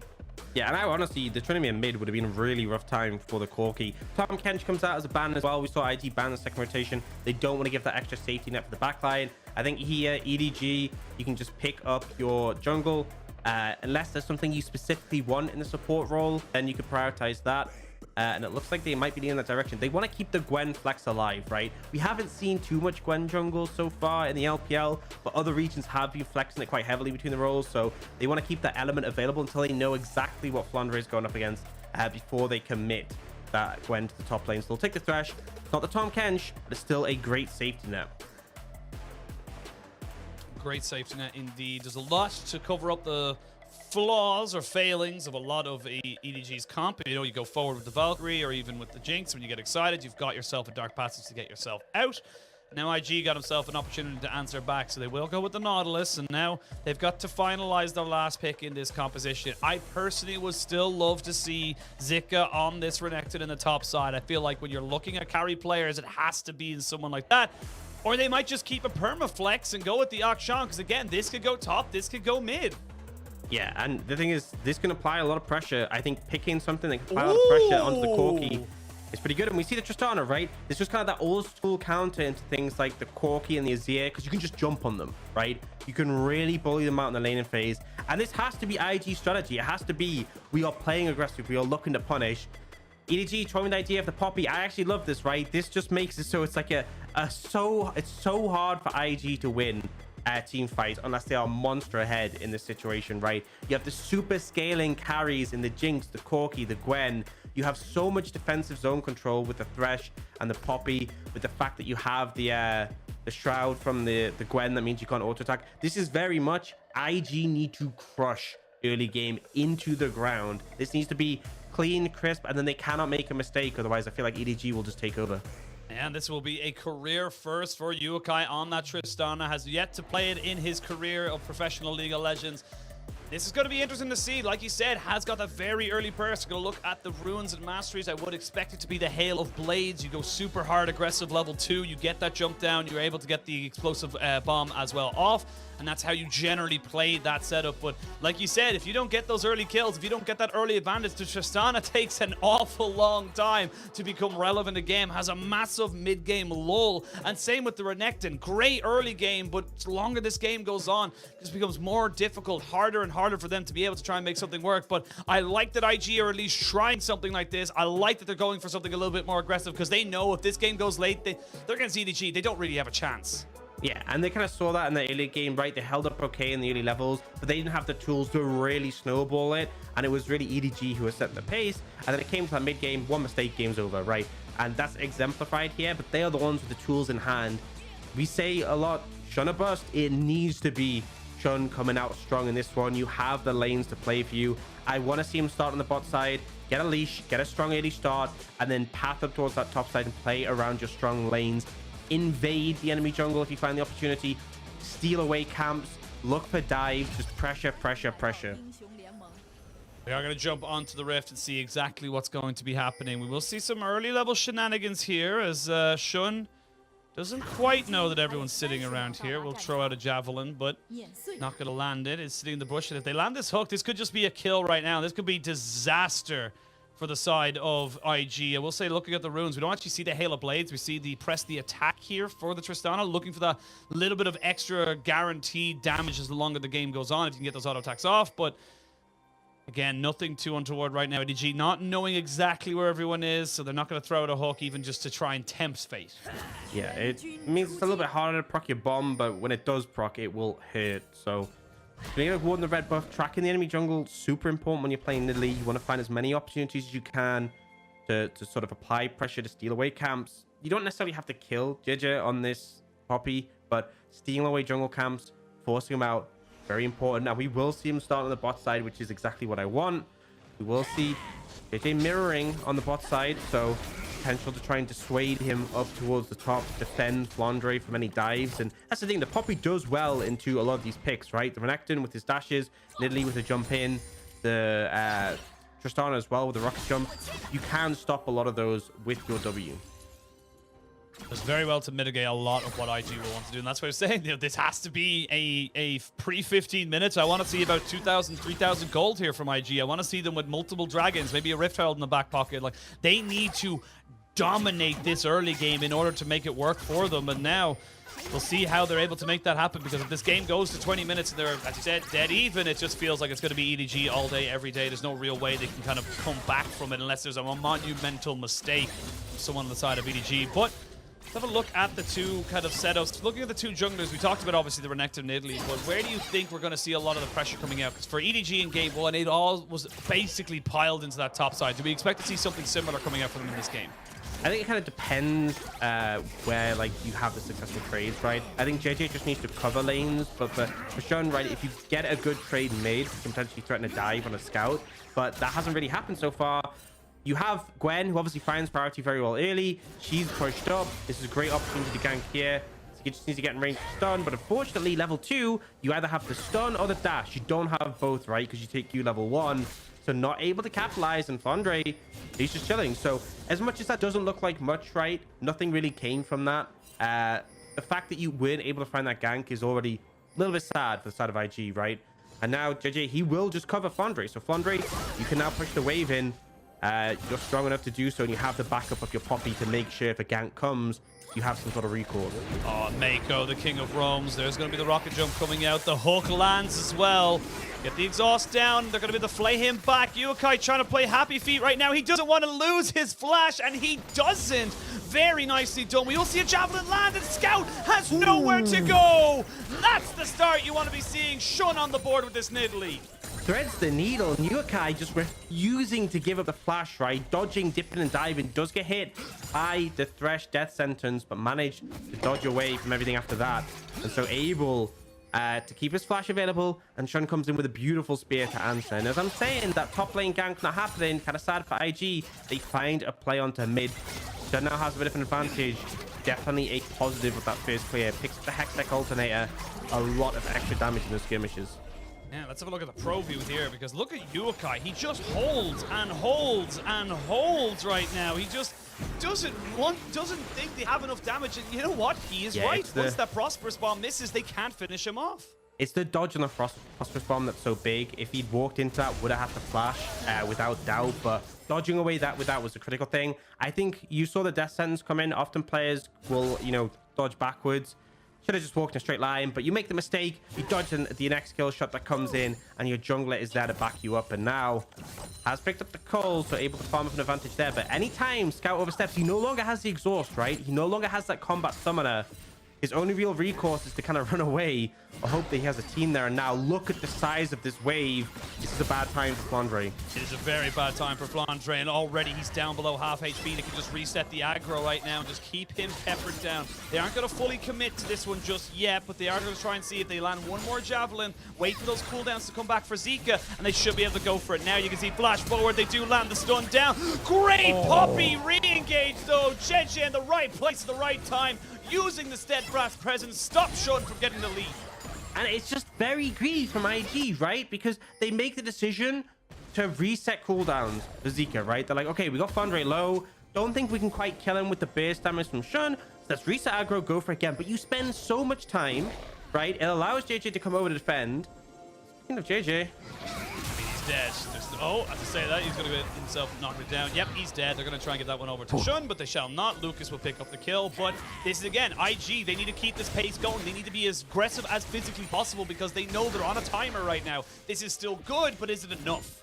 Yeah, they are going to be rewarded, right? And because they took down JJ, it means Flandre can't step up, right? Level advantage for Zeke in this situation. He did manage to pick up a lot of experience of that previous wave, but he is still behind. And now, Mako's moved over. Poppy back here.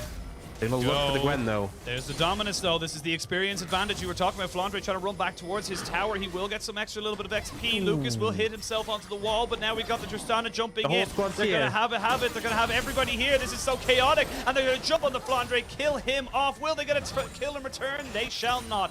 Shun doing very well to keep himself there, and again the AD carries looking at each other as if nothing is wrong. I will say though, Viper saying, look, I'm done with this PvE stuff. I need to fight. I need to look for some engagements. I need to look for some blood, and he's gonna get it as well. And the 1v1 Viper comes out trumps. Heal difference, right? Anne has the cleanse available for their fear of the death sentence. Viper has the heal, and that's enough. He forces the fight. The traps behind Anne means he's not really able to get out of that situation. And again, right, IG are making the positive plays, but they're making mistakes. They're getting punished. And right, Viper just confident on this one. The trap's behind, hits the zap as well. And now you're stacking up lethal tempo. The heal gives you enough of a health advantage. Even has the sweeper who doesn't lose track of him in the brush and able to finish him off. Just a heads up play and a great opportunity to answer back.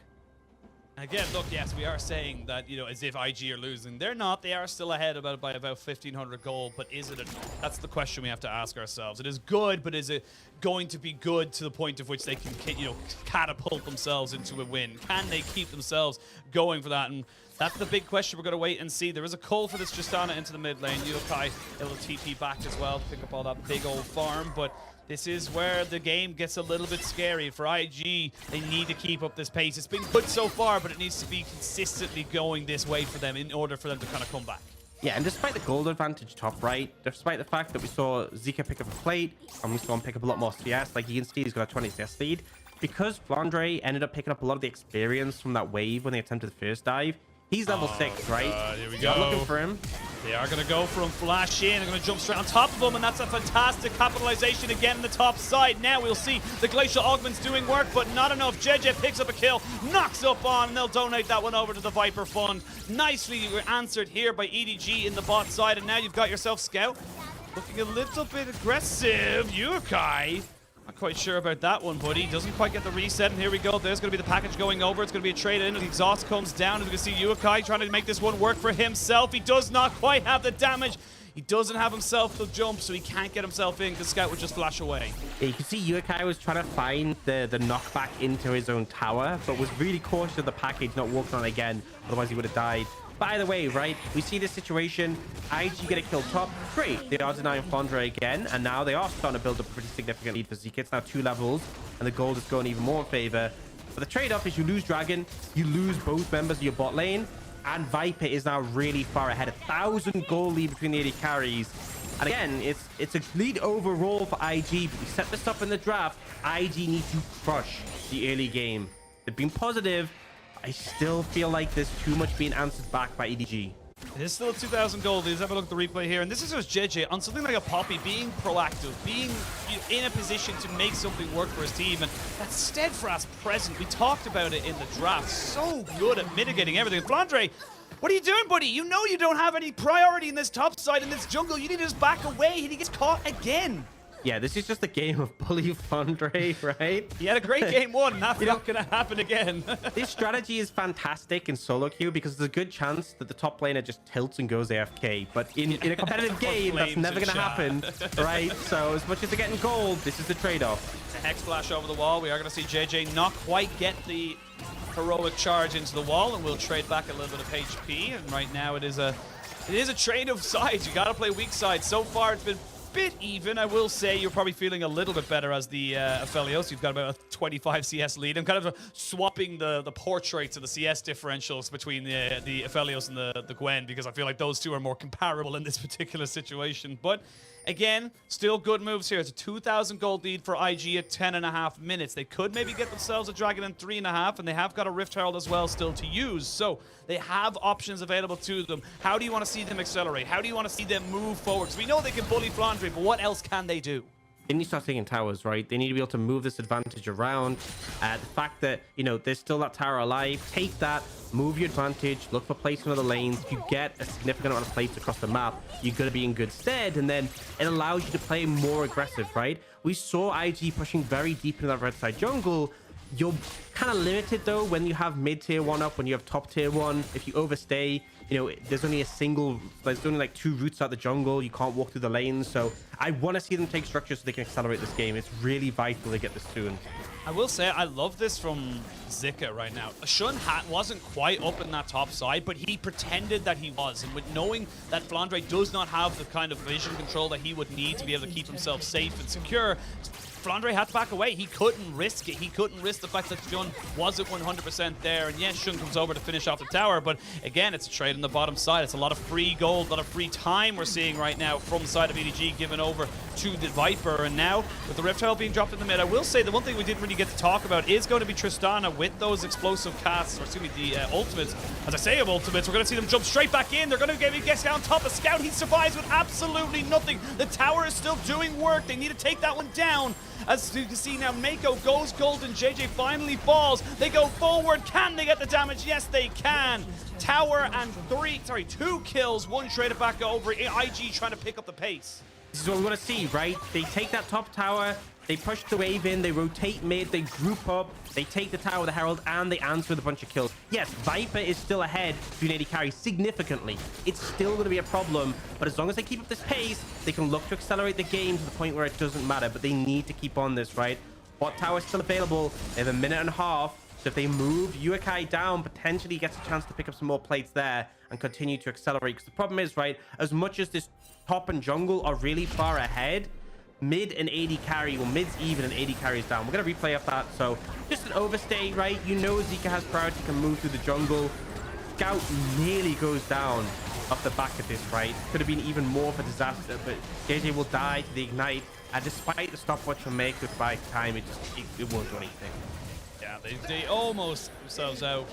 Almost able to trade that one back. And now we're at 3,500 gold lead. Dragon up in 45 seconds. You will see Yukai on that bot side just pushing up, trying to get as much as he possibly can. Lucas just trying to delay the backs for as long as he possibly can because he knows there is a package coming very, very soon. On the other side of this, though, EDG finally getting Flandre some alone time, trying to see if they can make something work for him. Get this Gwen back into the game for some way, shape, or form. And now Zika, you're very big. So actually, that's going to be EDG respecting him very much so. They're going to push in, but it's a trade-off, and I think, honestly, IG are winning out on it because they're not afraid. They know they have to leverage this advantage, and this is good from IG. Yeah, they know, especially with Gale Force now, and the fact that Scout has the Man Immune, which obviously isn't completed, isn't really offering too much power. He can't just walk up to the Tristana, right?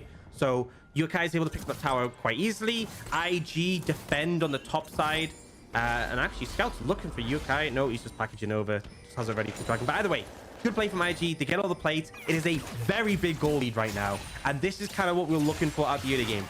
I'm not saying it's over, right? Normally you see a gold lead this big at 14 minutes, you want to call it. EDG still have exceptional scaling. This is exactly what you need in the game from IG to give themselves a good chance. They will pick up that Dragon. It's going to be their first of the game. Soul still very, very far away. They need to continue this momentum. Second Herald spawning in 15. That needs to be next on that list. I mean, it's unfortunate for the side of IG that they don't have the Dragon stacking as well, because like I said, that would be fantastic for them, especially with that Hex Dragon, given the champions they have. But they'll get themselves on the board with it regardless. As we can see now, Viper being given a lot of time, a lot of agency here, and I gotta feel like with Zika getting so much. Oh, Shun gets jumped on though, and he's gonna be the most fed member, nearly getting taken out. He will get himself healed up just a little bit and keeps himself safe. They've invested so much there. You've lost the flash and the heal from the Poppy and the Jinx respectfully, but now with the Rift Herald live, this could be a big moment here for the side of IG. You know that they're down summoners on the side of EDG. And honestly, Shun getting very lucky there, right? Going in for this play without the back of his team, feels confident because he's 3 levels up, And fortunately, I think the Seeker's Arm Guard probably what saved him there. The extra armor doesn't give over that massive bounty to someone like Viper. That would have been a disaster. But they do pick up the Herald. They are able to keep the momentum going. 5,000 gold lead at 15 minutes, definitely significant. And they need to keep pushing. It's sometimes points like this where the game is very easy to slow down, right? Tier 2s, a lot harder to take those than Tier 1s. You have to get deeper vision control, especially with the Hex Gate potentially threatening flanks. Now, I don't think EDG are a team who are really going to look to flank, right? If Flandre with 4.5k gold ends up behind you, you're like, what? But still, got to be a little bit cautious about not overstepping and giving them an opportunity. For now, Yukai is going to keep leaning in the side lane. Surprised he hasn't picked up a hull break, honestly. Yes, how many straight up. touches he's been taking. But Vipe confident he can just hold him off and clear the wave quite quickly.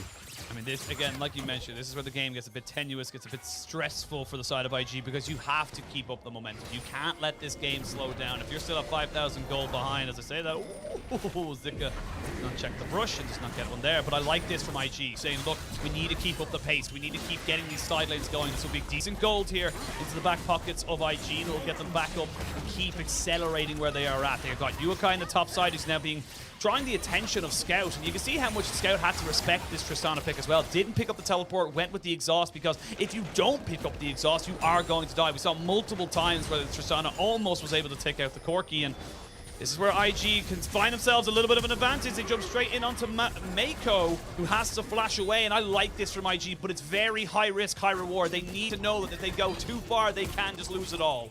Yeah, just gotta be a bit cautious, but they're letting Yukai push in the top lane, kind of working out as a 1-3-1. You do have to be cautious. You're kind of overstaying here. He's dead. Yeah, he's yeah, I flashing think away. And he's got the Gale Force, but I don't think he's got many places to go. They are going to try and maybe see if JJ will keep him here. There's the Buster shot, but unfortunately it lands into the wall. But you've invested 3 people into this top side, and now you can see the acceleration coming in. They're going to break open the base. This is free 20 minutes. This is exactly what IG needed.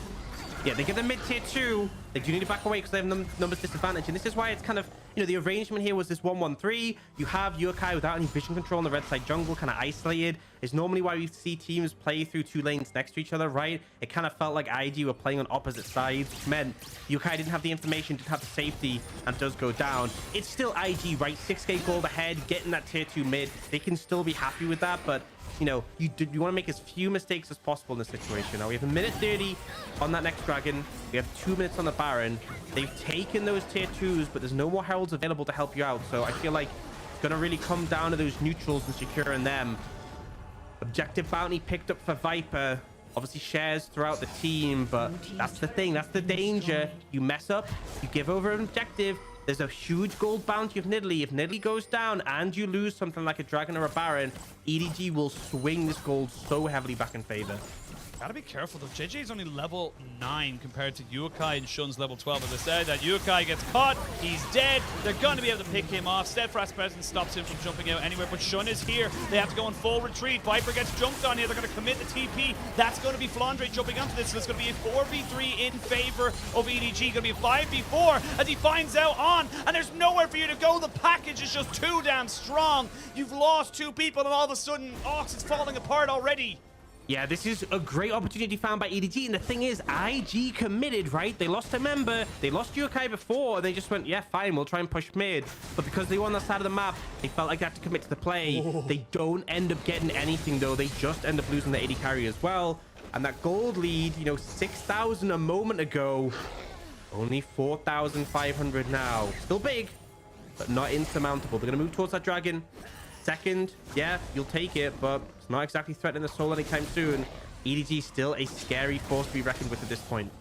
I will say there is still an option. You land 1 spear onto anyone on EDG, you will die. That's just how it is. You either flash away or you die. And Shun doing very well right now. Has himself a Zhonya's, even got himself a Dark Harvest fully completed. The AD carries are getting there, but they're not quite at a point at which they can deal with anyone solo. And again, this is just great opportunistic moments here from EDG, and they're getting the hook out just as the Hex Flash come out, so they can get this Poppy in position to stop the jump.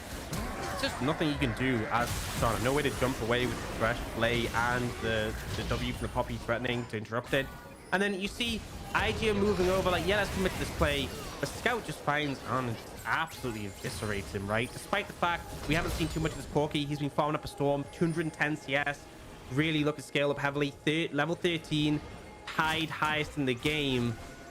And even though you look at the gold and you see, you know, just under a 5,000 gold lead. No, Zik has to pop the dominance to keep himself alive, and losing these little things are going to be huge. As I say that, though, the hook over the wall, as Mako gets caught out, they have the from the depths going in as well. And EDG, they're losing key summoners. They're losing this fight, and IG have found themselves an opportunity. They get themselves 3. They can come back, take the Baron, and this is perfect to accelerate for IG. And I was talking about, right, if IG make a mistake, EDG can turn this around. But EDG, if you make a mistake as well, when you're 5k gold down, that's a Baron, right? Overstepping, you can see the thought process. It's like, we'll force dominance from Zika, we'll chunk them out, we'll back away. They don't give them the opportunity to back away. Lucas straight in, connects the CC, and they're going to be able to pick up this Baron. And that is going to allow them to keep snowballing this game. They've already taken down every tier 2 apart from that one in the top lane. I expect them to be cracking the base on the back of this Baron. Andre just taking himself whatever he can. It will be the first real impact he's had in this game. Sadly, he has had the run of it down about 50 CS, maybe 60 or so at this stage. But let's have a look at this again. This looks opportunistic from EDG, but you're still 5,000 gold behind. Yeah, you see they play away right at the end. It's very much, let's bring the cooldown back away. But you overcommit. Lucas comes in with a Hex Flash, and there's just no way you get out of this situation again because the Nautilus has all that lockdown. Lands the ult onto Viper to keep him in the fight for as long as possible, but then gets that final stretch line onto the Corki. And now IG back with that 6,000 gold lead and Baron in hand. They are spreading out again into that 1-3-1. They do have Yokai in the side lane, but again with the Baron spreading it over 3 lanes makes it pretty scary for EDG. And they don't have that hard engage, right? If they catch someone, if someone steps forward and they're disrespectful, they can absolutely pin someone down. But ultimately, they can't just charge them. And now this is really nice play from IG. They push the mid lane tower in. Oh, as I'm saying that, this is not great play from IG. No, not so much. He has got the fish available to him. We'll get the dominance. Look at the healing he's able to get back on top of this. You've invested 5 members. Every single person from EDG was there, so they need to get themselves all the way back in now. They will lose an inhibitor turret. Will they lose anything else? So again, this is fine for IG as long as they can keep this momentum going, keep pushing forward, and keep breaking open the base. I say that they may have overextended just a little bit. Never mind, rocket jump exists. Yeah, and the thing is that now EDG have a number advantage. They can push the waves out. We're probably not going to see IG get much more from this Baron. So despite the fact it's still a net positive, considering you had Baron, you wanted to get more. You wanted to get a lot more off the back of that. So not ideal. And you know, I was coming up, I was about to praise IG. They push the mid wave in. They have Yokai slowly stacking the wave top, bringing it up so they can rotate up, take that tier 2, really nicely execute in terms of macro, and then Zika just caught out, right? No reason to be there on that side of the map. Your team will make a play on the top side. Back away, group with them. There's various things you can do. But him going down means that this Baron push is basically stopped. And now, you look at the timer, right? There's 40 seconds left on the Baron. People are just leaving base now from IG. You're not getting anything more on the back of this. So, yes, still 6,000 gold ahead. Still in control of this game. But the longer it goes, the more scared I am feeling for IG. I mean, you look at Viper right now, Infinity Edge, Gale Force, Rapid Fire Cannon, he is online. If EDG can keep him safe, if EDG can get an opportunity where this Viper Jinx carry can just keep himself throwing out those rockets, getting that DPS out, it becomes so difficult to see how IG win that fight. You got Thresh with this Jinx as well. We talk about it a million times, and we'll talk about it a million times more. The kiting and protection that you get with this Thresh pick for the Jinx is just unmatched in my opinion. And now IG recognize this. You can see they're trying to just clear out vision, clear out the camps to this bot side, try and find somebody who's going to walk too far forward. I will say though, with a level 14 Shun, those spears are doing work, and he's got 3 items of his own. Yeah, I mean, they are threatening if they hit, and now they've cleared out the vision very effectively around this dragon area. EDG have the package to try and force through, but if they face check into a spear, it's really scary, and now IG are looking for potential engage opportunity. This is scary with the package still. They will force them out of mid, force them away from the dragon. EDG are still confident move forward. Oh, that was a lot of damage. That was half his HP, but the rockets are doing some serious work as well. There's the Mega Det rocket and the package. Package hits nothing. And I feel like from the side of EDG, I don't know if you want this. I say that they're going to go for IG, who want to try and fight this. They do get the Moonlight Vigil, and it's going to be Lucas sacrificing himself out of this fight. On gets himself with the wall, but Viper is getting the reset. They get the resets onto the carries that they need. And IG, you did so well. You did so much, but I feel like you just went a little bit too long, and now EDG are coming into this game. They're trying to force the fight, right? And Lucas ends up engaged on a Mako.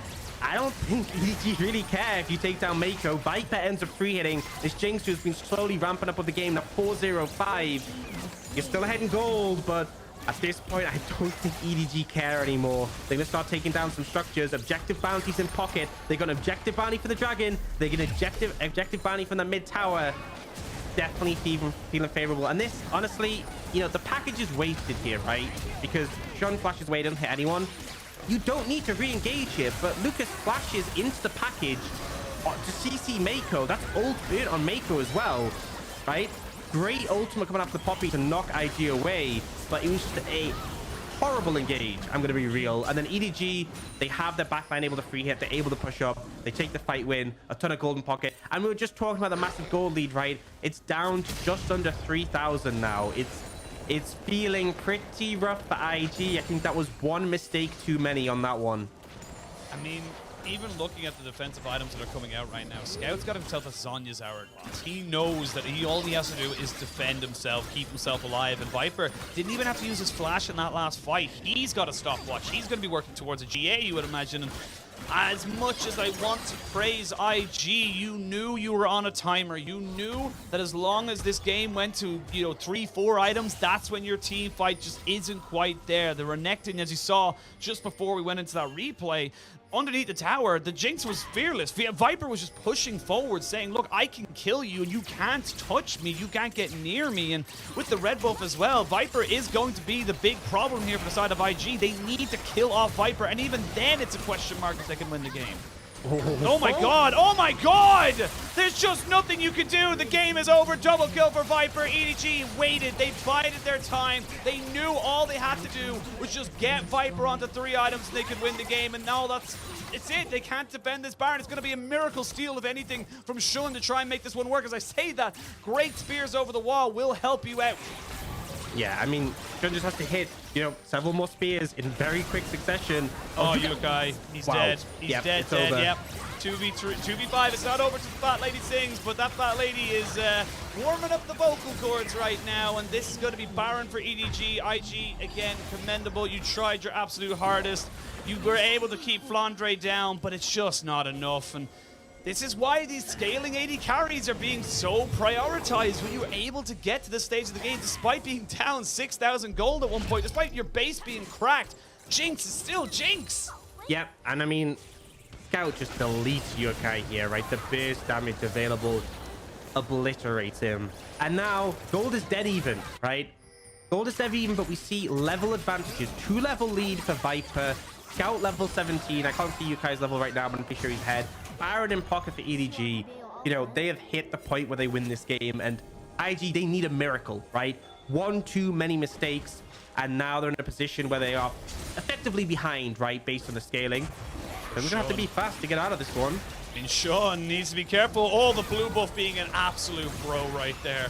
Just tanks up the hook there. If he gets cut, again, Shun is the carry. Shun is the person who's going to be able to keep you in this fight if you are looking for that miracle. And as of right now, he is the only saving grace that IG have. With the package coming up now, they're not going to take it just as I say that he does. So minute 30 before that Dragon does spawn. They want it for the Baron push. Yeah, they want it for the Baron push. They want to try and end the game before that becomes even a question.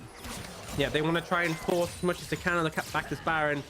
And now it's so scary. Like Viper, 4.5 items, has the GA in pocket, basically full build, just missing that final piece.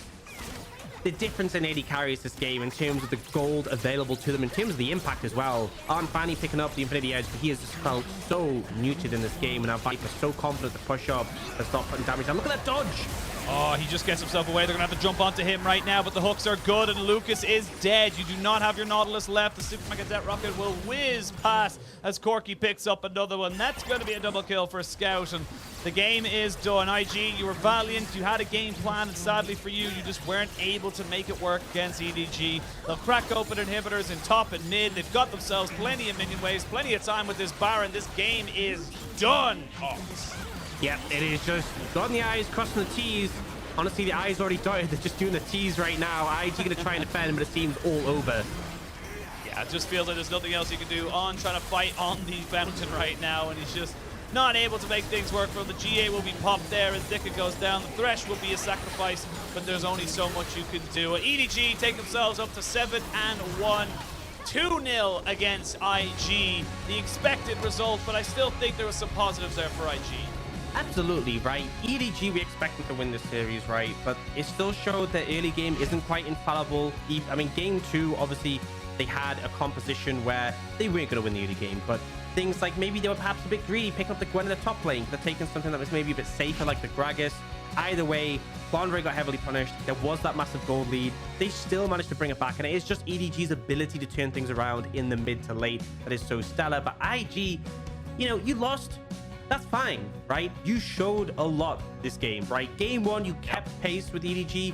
Game 2, I like that they came out with that game plan and they executed on it in the early game. Yes, they made one too many mistakes. It felt like they just messed a few things up that EDG are quick to capitalize on. But EDG are the reigning world champions, right? There are plenty of other teams where you would be able to get away with that many mistakes. And it's also a learning experience. So I think IG, we've seen such a glow up from them this week. I'm still very optimistic about this roster. But at the end of the day, you're up against EDG. It's going to be a hard time.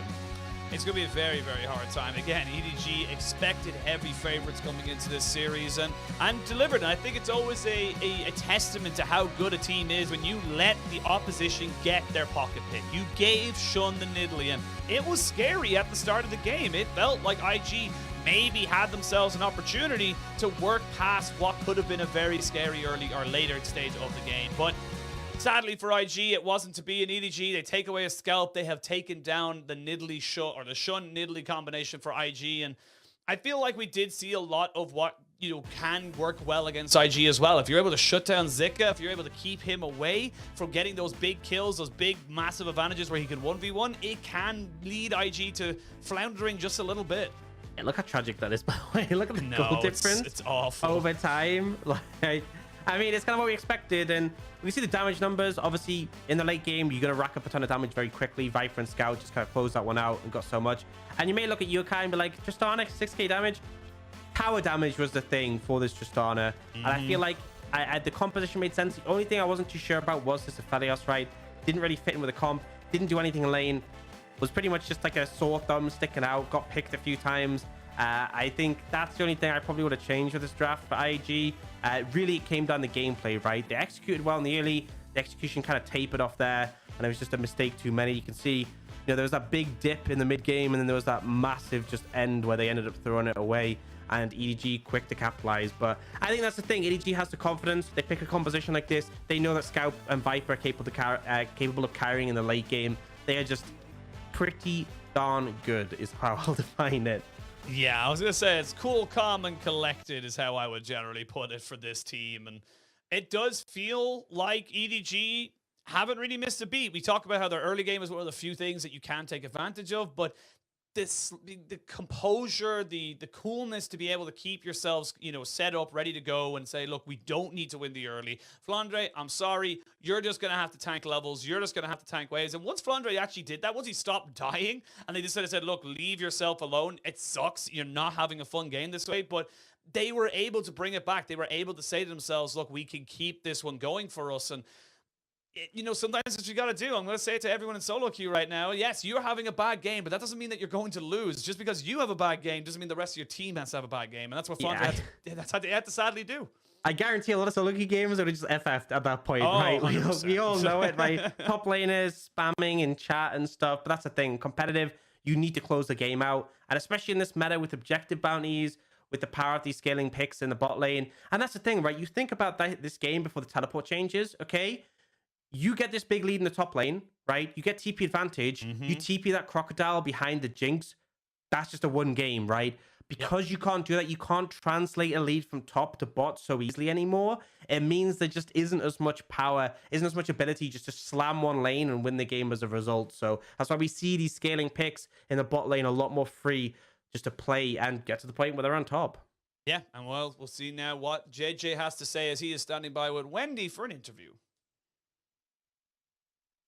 Hello everyone, welcome to interview, and now I'm standing by with JJ from Edward Gaming. Congratulations on this very perfect 2-0 victory. And my very first question is, after today's game, you have reached the milestone of 200 games in LPL, starting from a rookie, and now you have become the very reliable veteran inside the team. So tell us more about the feeling at this moment.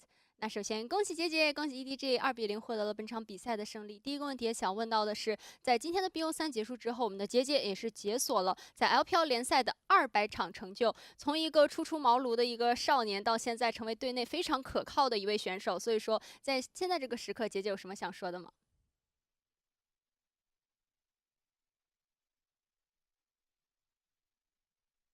So I think 200 games is not enough. I just want more victory. I just want more games in the future. And definitely all of us just looking forward to that. And my next question goes into game 1, because we feels like in game 1, both you and Scout, the two of you really have a very tight early game tempo, seeking so many opportunities to open the whole situation for the team. So tell us more about the early game communication inside the team for game 1.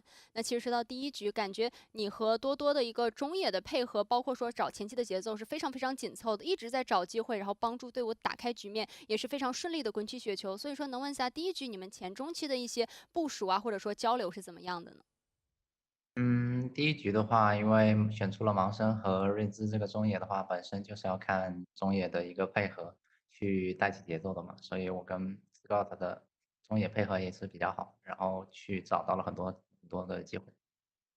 So in game 1, we have picked the mid-jungle combo with Lee Xin and Ryze. So in this meta, if we just pick these two champions, I think the mid-jungle synergy is very crucial in order to just snowballing towards the end game. So I would like to have more short calls, to have more communications together with Scout to try to open the situations. And definitely Scout and I, the two of us, have a very good synergy, very good coordination all together. And we were able to have the very good opportunity to seek so many opportunity to make some ganks or skirmishes to open the situation for us. And I want to talk a bit more about game 2, because in game 2, together with the very aggressive Renekton and Nidalee, they has picked the Tristana mid. Definitely is not a very common pick in the current meta. So have you expected, and how would you evaluate their pick in the actual game?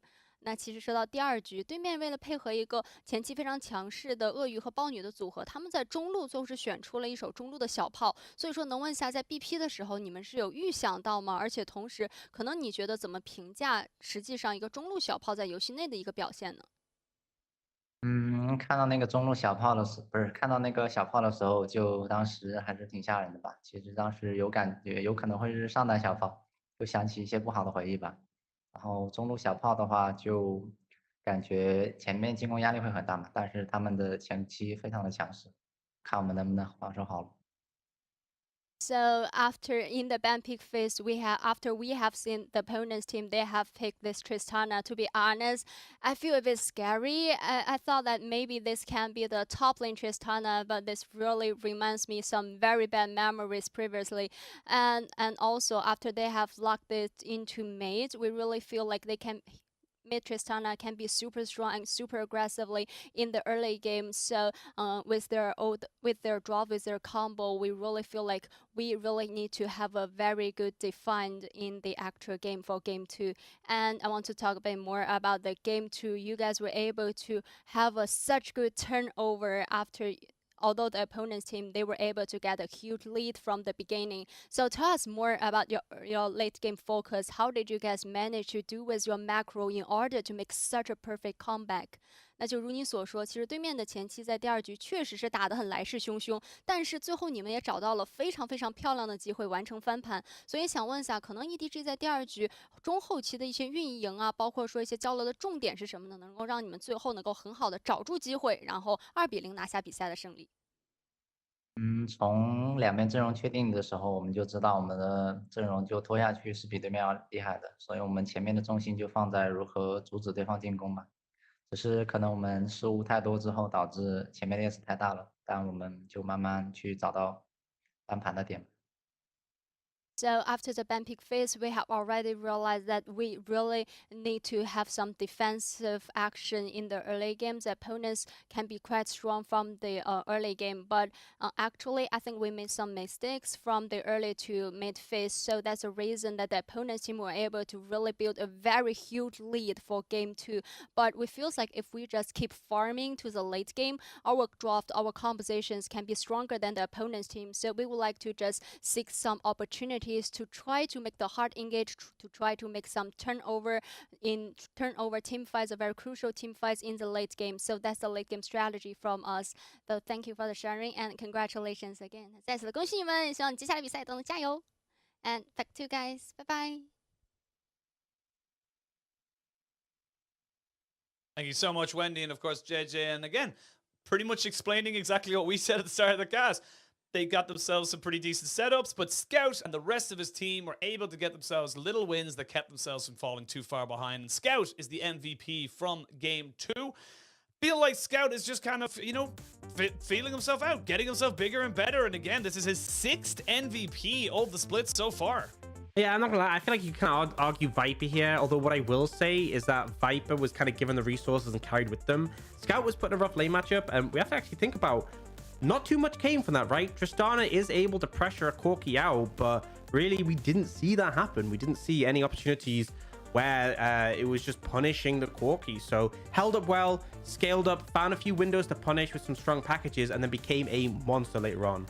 Yeah, really did. And again and again, he was just able to find those decent engages, decent setups. Yes, this wasn't a great package, but look at how he's just able to pepper down the damage, doing Corki things as Corki should. And this is just facilitating Viper to get those resets, facilitating the side of EDG to take away the Baron, go for big engages, and it's just those moments that are just going to be so critical for a team, especially when you're so far behind. I'm sorry, just in the last play, the movement from Viper there, dodging away on the dredge line was so clean, man. Yes, honestly, it was. Like I remember just looking at that moment, and I was just like, yeah, man, it is so nice when you have Viper on your team and you give him gold, and you're just like, yeah, you go, dude. You just rock it. There's nothing better when you're playing and like the carry player is carrying, and you're just like, oh, I'm just doing my job. It just feels good, but. Again, the job was done by EDG. We're going to send it to a quick break, and when we return, we will have our final game of Week 5. It is LNG, undefeated, going up against the MSI champions RNG. This one is going to be a banger.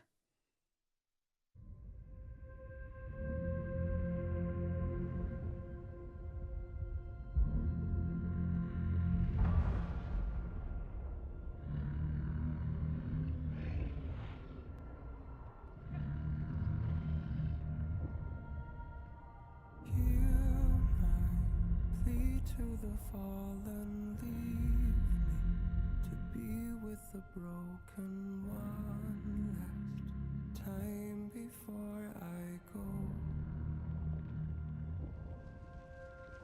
Hold the last burning ember, let us never surrender. May we rise up to the call for the glory and the broken, for the lost and forsaken.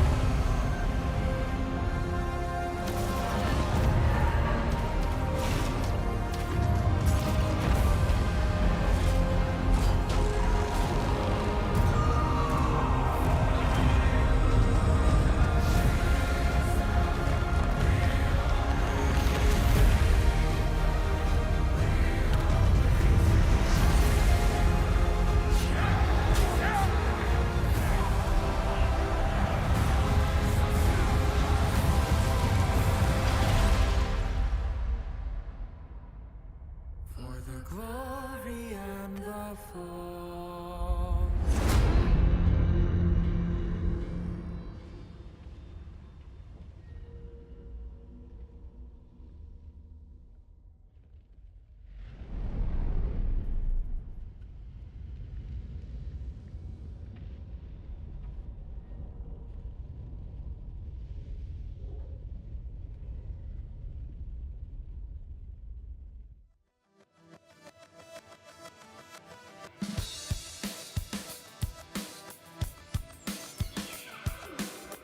I know time is gonna come when there'll be a witch hunt. We're gonna have to stand and fight, stay close and stay tight. One day this will all change, the world will be my stage.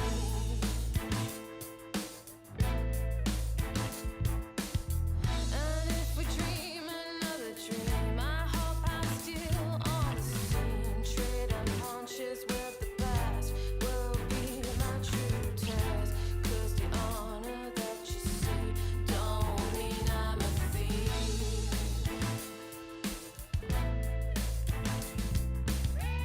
If it's one big charade, you'll never hear me laugh. There's more to me than meets the eye. Are these the best days of our lives? With the gas thieves, 'cause they don't see what we see. With the gas thieves, 'cause they don't see what we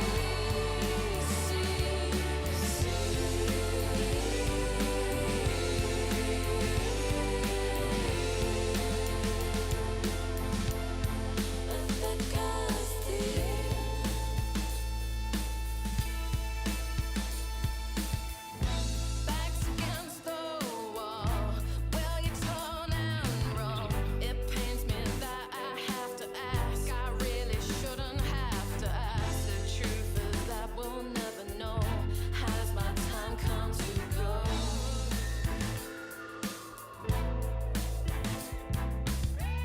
If it's one big charade, you'll never hear me laugh. There's more to me than meets the eye. Are these the best days of our lives? With the gas thieves, 'cause they don't see what we see. They don't see what we see. With the gas thieves, 'cause they don't see what we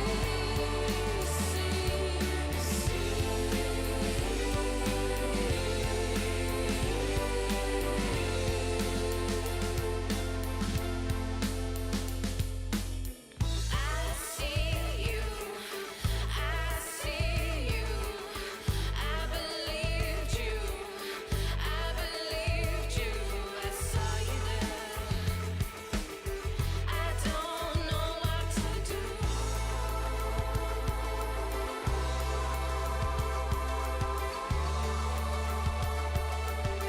I don't know what to do.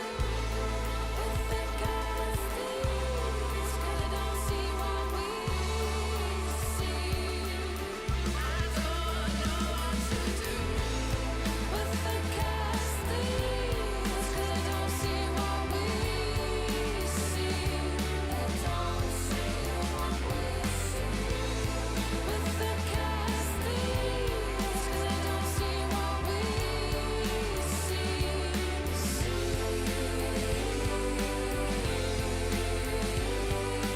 Don't see what we see, 'cause we're thick as thieves.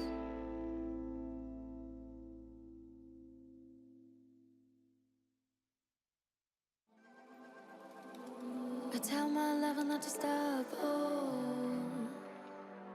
I don't wanna recover. Believe me, I know what I want, I can show you the way. Be tender to me, babe, I feel that you are here to stay. Can you focus on me this time? Even though you're back in line, I just need more time. 'Cause I wanna fly high.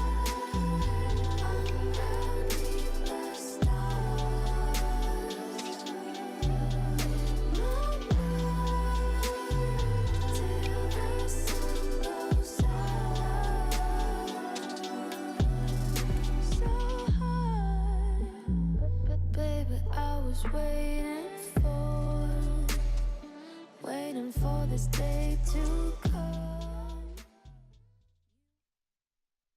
我觉得李宁下楼组也是挺强的嘛，就对线打团的方面都挺强，然后还是多希望在线上能多换一下血吧。下一场面对阿乐的话，就希望他不要 TP 在下路吧。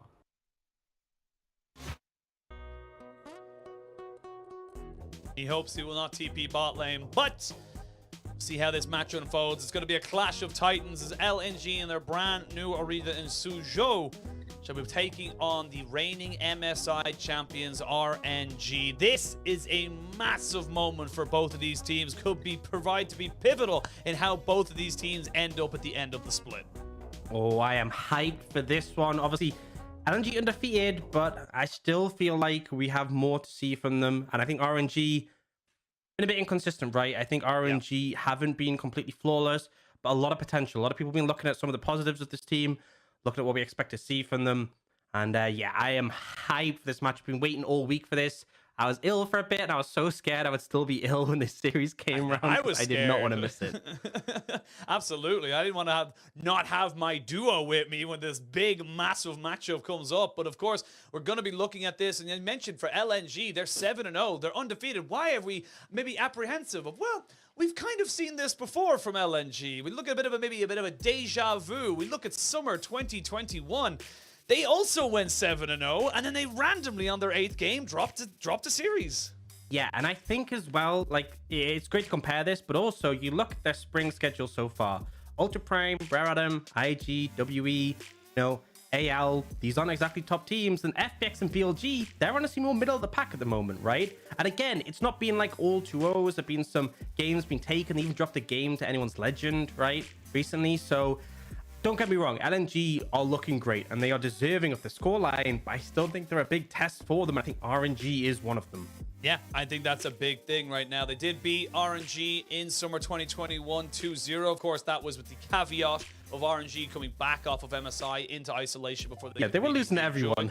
Yeah, they went 1-5 to start the split. It wasn't a great start for RNG, but RNG themselves are no stranger to these situations. I feel like they are still looking to figure out what their team can do. They have shown good consistency in certain aspects of the game. I think Xiaohu is still Xiaohu, but things like Bin and even Wei and how they've kind of worked with the team haven't been as crisp.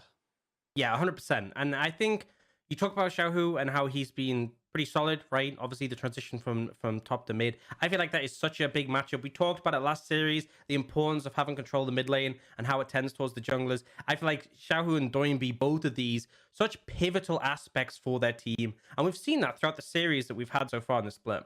Yeah, and if you look at how these two guys play, it's for Xiaohu and for Doinbi, these guys have been the catalyst for what they do. Yes, Tarzan, and of course we can talk about many different aspects of it, but it has all been about these mid laners and why they're going to so heavily focus in this mid lane, and we expect this to be so much heavily focused in this mid lane throughout this series. Yeah, and I mean, Doinbi on the Zeri, right, was just absolutely fantastic in the series against AL.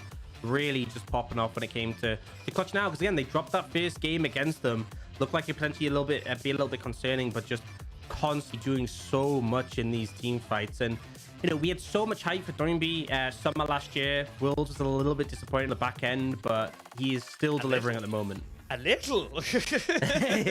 A little disappointed. Trying to downplay, okay? Yeah, you're trying to be nice about it. You're trying to keep saving some kind of face. But yeah, like you said, summer 2021, Doinbi, MVP of the split. He was a monster, playing some of the best League of Legends of his career. Coming into this split, he hasn't looked as great, but the last series in particular made me just think this team is so good. And another person who's a bit of a front runner for that MVP spot is Xiaohu, going from mid to top, back down to mid, and is just proving that no matter what lane he is in, he is just going to be dominant throughout all of these things. And these are why these two guys are just, look at how close they are in absolutely every metric. Yeah, Xiaohu has been super clutch for RNG, and honestly, I feel like everyone on RNG has had some rough moments so far this split. It's expected, right? I think they're a great team. They work really well together, but there's been individually some issues. Xiaohu really hasn't fallen below a certain mark. He's been so consistent. And Doinbi, he's still been playing the sort of tried and tested picks that you expect from him, things like the Rise and the Galio and Roam the sides, but delivering on things like the Zeri we saw, on things like the Victor. So I'm hyped for this matchup. Obviously, there's so many matchups in this game that I'm hyped for, right? I mean, in particular, jungle as well, Tarzan up against Wei, but ultimately, mid lane has such an impact on everywhere else on the map. It really does. Mid lane is the one, and we can see it there with the champions. For Doomby, he prioritizes the roam champions, the Ryze, the Galio. The Victor is there because everyone has to play Victor, whereas Xiaohu, I feel, is about those big impacts. It is about those champions that can create skirmishes and team fights and just take over the game. And you can see there with 8 solo kills, he's looking out for him, and that's not a bad thing. You can be a little bit selfish and still win the game, and for Doomby, he's going to have to try and contain that, and vice versa. Xiaohu is going to have to try and break himself free in that 1v1. And I honestly, I don't want to see something like the Corki come out. I'd rather teams just ban it. But even if they take it, I know it scales exceptionally well, but I feel like having the impact from your mid laner is so important. I think both top laners, Bin and Arley, are fantastic if you can give them resources. We saw what can happen if you give a top laner resources, how much they can run away with the game in the last series. Like when Flandre in that game, one of the Graves just went insane. And I feel like mid jungle is going to be instrumental in this one, but also to support pairing up, right? And something that was heavily praised last year for RNG was Wei and Ming working together as a unit. Obviously, mid jungle support synergy is very, very important. I feel like where you look at LNG, their mid jungle is great. I feel like Lumao hasn't always been on the same page though, and I think that's potentially the weak point, right? If it's just mid jungle, I think LNG are in with a pretty good shot. If it's mid jungle support that dictates it, if it's Ming moving, finding the windows, that's where maybe LNG could slip up. But it really comes down to the performance of the series. I am so hyped for this one. Honestly, this feels like it could be so important for both these teams. Like we said, 7-0 for LNG. You win this, you finish the first half of your split 8-0. Doesn't matter who you've played against, you have 8 wins on the board. And with 8 wins comes so much just comfort, really. We talk about, getting into playoffs, being top 10. You're putting yourself into such a great position going into the second half of the split. And for RNG, you're 6-2. It's not a bad scoreline by any stretch of the imagination, but we do need to see a little bit more from you. We need to see a little bit more from Bin, in my opinion, in particular, and also Ming to step up to Ming levels of play that we have seen so far, like even in 2021. 100%. And I think as well, when it comes to teams who we both expect, RNG and LG, very likely they'll both make playoffs. Almost certainty at this point. Still, obviously, possibility things go really awry, but the expectation is both going to make playoffs. They're both going to be pushing for those higher spots. It can make a difference if you have head-to-head against another team, right? Having a win against LNG could make a difference when it comes down to the split for RNG or vice versa. So really critical. On top of that, it's a factor where if RNG win this, they add that loss to LNG. They also equalize in terms of wins. They're still, behind in theory because they have an extra loss. But the difference between closing the gap and it expanding, right? If you beat a team like Thunder Talk Gaming who are at the bottom of the standings, it's not really going to shift things up too much. But taking a win of someone near you at the top can make a massive difference. Absolutely. And if you look at some of the people, and unfortunately for RNG, they kind of need this win, not just because of the standings difference, but you look at who they've lost to so far this split. FBX, V5, they're all relative playoff teams. And to be perfectly honest, I was coming into this saying that RNG, into this season, are a massive favorite for the title, a massive favorite for the championship. They arguably just upgraded their mid and side graded their top lane, and that's a massive compliment to what they were able to do with this team. But I need to see them do it against some of the bigger teams. I need to see them do it against the likes of what we have now, LNG, likes of the top esports, or maybe not the top esports, but the Weibo Gamings and stuff like that. But these are the teams I need to see results coming from them. And again, not only do you extend the gap between yourself and the top upper echelon of teams, but you also just need to prove to yourself that you should be there. You should be in the top 1. And it's not going to be a surprise when you make a deep run in playoffs. Yeah, 100%. And I think for RNG, I think one thing that Xiaohu in the top lane was very refined, right? It felt like as much as Cryin individually wasn't the strongest, they had such a clear play pattern to play towards the top lane, get Xiaohu ahead. It was so effective, very, very sort of practiced, and they were good at, Xiaohu was very good at setting up the waves to allow this. Bin hasn't been as refined, still individually very talented, but it feels like, for me, I felt RNG might be a slow burn team, just trying to sort out how they're playing with these changes, but a lot of potential, right? With, as you said, the upgrade mid, and I think a little bit of a downgrade in the top lane, but still a very formidable top laner. Yeah. I feel like we've seen them having some really stellar team play. There's still some issues there, but I feel like as the split goes on, I expect them to get stronger and stronger. LNG, it's been a very strong start, but again, haven't seen them truly tested. And I said this a couple of weeks ago, right? I was like, this is the first big test for LNG. Okay, now it's a bigger test for LNG. It's just like it keeps ramping up, and they've answered, right? I think we can only say they have absolutely answered, but still think some things to be seen. I think Tarzan has been flawless, right? He has been so good in the jungle. Ale, though, his laning, you know, it's been a little bit hit or miss, right? And I feel like he does bring it back in the late stages, but it hasn't been flawless. And Lumao as well has had some moments where he's caught out making some mistakes. So I think, you know, these teams are by no means perfect. They are very good, but there are definitely mistakes to be capitalized on. I am so hyped to see how they look to do so. Yeah, I think that's the big way you got to put it. And like you said, the tests coming out, you look at some of the games that LNG have played, you know, 2-0 over Ultra Prime, okay, RA 2-1, yeah, whatever, IG, WE. I guess the BLG one was kind of the biggest one, and FBX as well. These haven't been very, you know, I would argue, to actually have a quick look at it now. Yeah, all these teams, apart from BLG, they haven't played any of the top 5. So they've they're playing RNG now. They've yet to play Weibo. I mean, BLG aren't even top 5 anymore, right? Yeah, you know? well, exactly. BLG are top 6 now as after this one, but it is down to that setup of like, how do they look against what we would consider to be the stronger of the strongest teams? How do they look up against RNG today, V5 later? This is where we have to start getting the answers to the questions. And yes, fantastic start for LNG. Not going to take that away from them, but it has not been flawless. And I think that's what makes this matchup so exciting, is that quite honestly, both these teams could absolutely smash the other one. They both could come out with a 2-0, or it could be one of the closest 2-1s we've ever seen, where both teams, whoever loses, is feeling a little bit, you know, sore for themselves because they could have won. I'm so hope we get a close one. I'm hoping for 3 games, even if it is a 2-0. I think it'll be a close down in the wire one, and I am so excited. The drafts as well, I'm hyped to see them. I'm looking at the priority. I talked about this a lot in the last series, the importance of mid being able to contest a move. It's why we've seen Rise being played so much. And, you know, there's definitely a credit to be given for something like Corki, which won't have as much pressure early, but does scale exceptionally well. But it feels like teams are getting sharper and sharper at using the advantages they have in mid to spread it around. There's so many scaling picks, right? Because that's the thing. If you have control of the early game and you get your jinx ahead, it's so hard to deal with, especially with the proficiency of some of the AD carries in this league. I love how you brought up the draft as well, because I did actually watch an interview with PentaQ that Doomby did with PentaQ Esports. It's on their Twitter, I believe. And he talked about how he's looking at the LEC. He's looking at LCS for these more fringe picks. And he did also say that the scrims we're having with LPL and LCK teams, they are trying to figure out new things. People are trying these very different styles to see what works for them, what doesn't work for them, and what can you maybe throw into the burner, if you will, to make an absolute massive explosion. I'm excited to see if we see any of those crazy fringe picks today. We did see the Aurelia for LNG and Doomby later on last week. It wasn't super successful. They ended up not really kind of getting anything done with that particular pick. But when it's Doomby, the sky's the limit. The man can play almost anything and play it efficiently as well.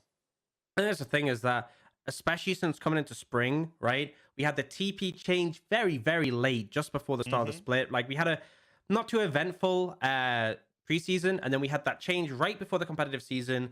And then we've had Chemtech Soul being removed. We don't even have the Bruiser itemization changes. We saw the nerfs to the health and things like Gordrinker. Those are not live yet for the LPL, but we see other reasons playing them. So I feel like we've had so many quick changes that can have massive effects on the meta. And they're not obvious ones. Like, if you go, okay, let's nerf Xin Zhao to the ground, people will stop playing Xin Zhao, okay? People will stop playing Trundle because it's a counter. But when you change things like systems in the game and items, it's very hard to judge what's going to be strong. So I feel like teams are still having to work out what's working, what's strong, what's powerful, what is Cloud9 playing, or I guess not anymore, but what were they playing in week 1 and 2? I feel like there's so many interesting things still being developed. And I feel like having a quick read on the meta, being a team who can adapt, is so important, especially with how this season has gone in terms of patches. Yeah, I think that's the big thing that you mentioned there as well. Being able to adapt, being able to quickly find what works for you. And if you can get that early read, if you can get that early meta set up for yourself, you could be in a fantastic position to capitalize. And we are going to see now the players coming out onto the stage. It will be a match in 2 cities. We will have RNG in the Shanghai Stadium, and LNG will be in the Suzhou Stadium. Their fantastic new setup. And I do like this. I think stage games are always going to be different to scrims and always going to be different to how you play solo queue. And good to see the guys having a stern face, but they look like they're having a bit of fun. You can see they're just having a bit of a chat as well. And it's going to be a tough one. I think RNG, again, an organization that doesn't just expect success, it demands success as a team. I mean, understandably, right? Currently, the reigning MSI champions, a lot of people talking like, will we see them return to MSI to defend their title? Would obviously be sick if they could, but still, a lot of work to be done. I feel like there's so many teams vying for that one spot. Do you obviously have LNG undefeated in a series to this point, mirroring their summer from last year where they went 7-0 at the start. Question's going to be, can they get the 8-0? Can they break the streak that they had last time and come out even further ahead?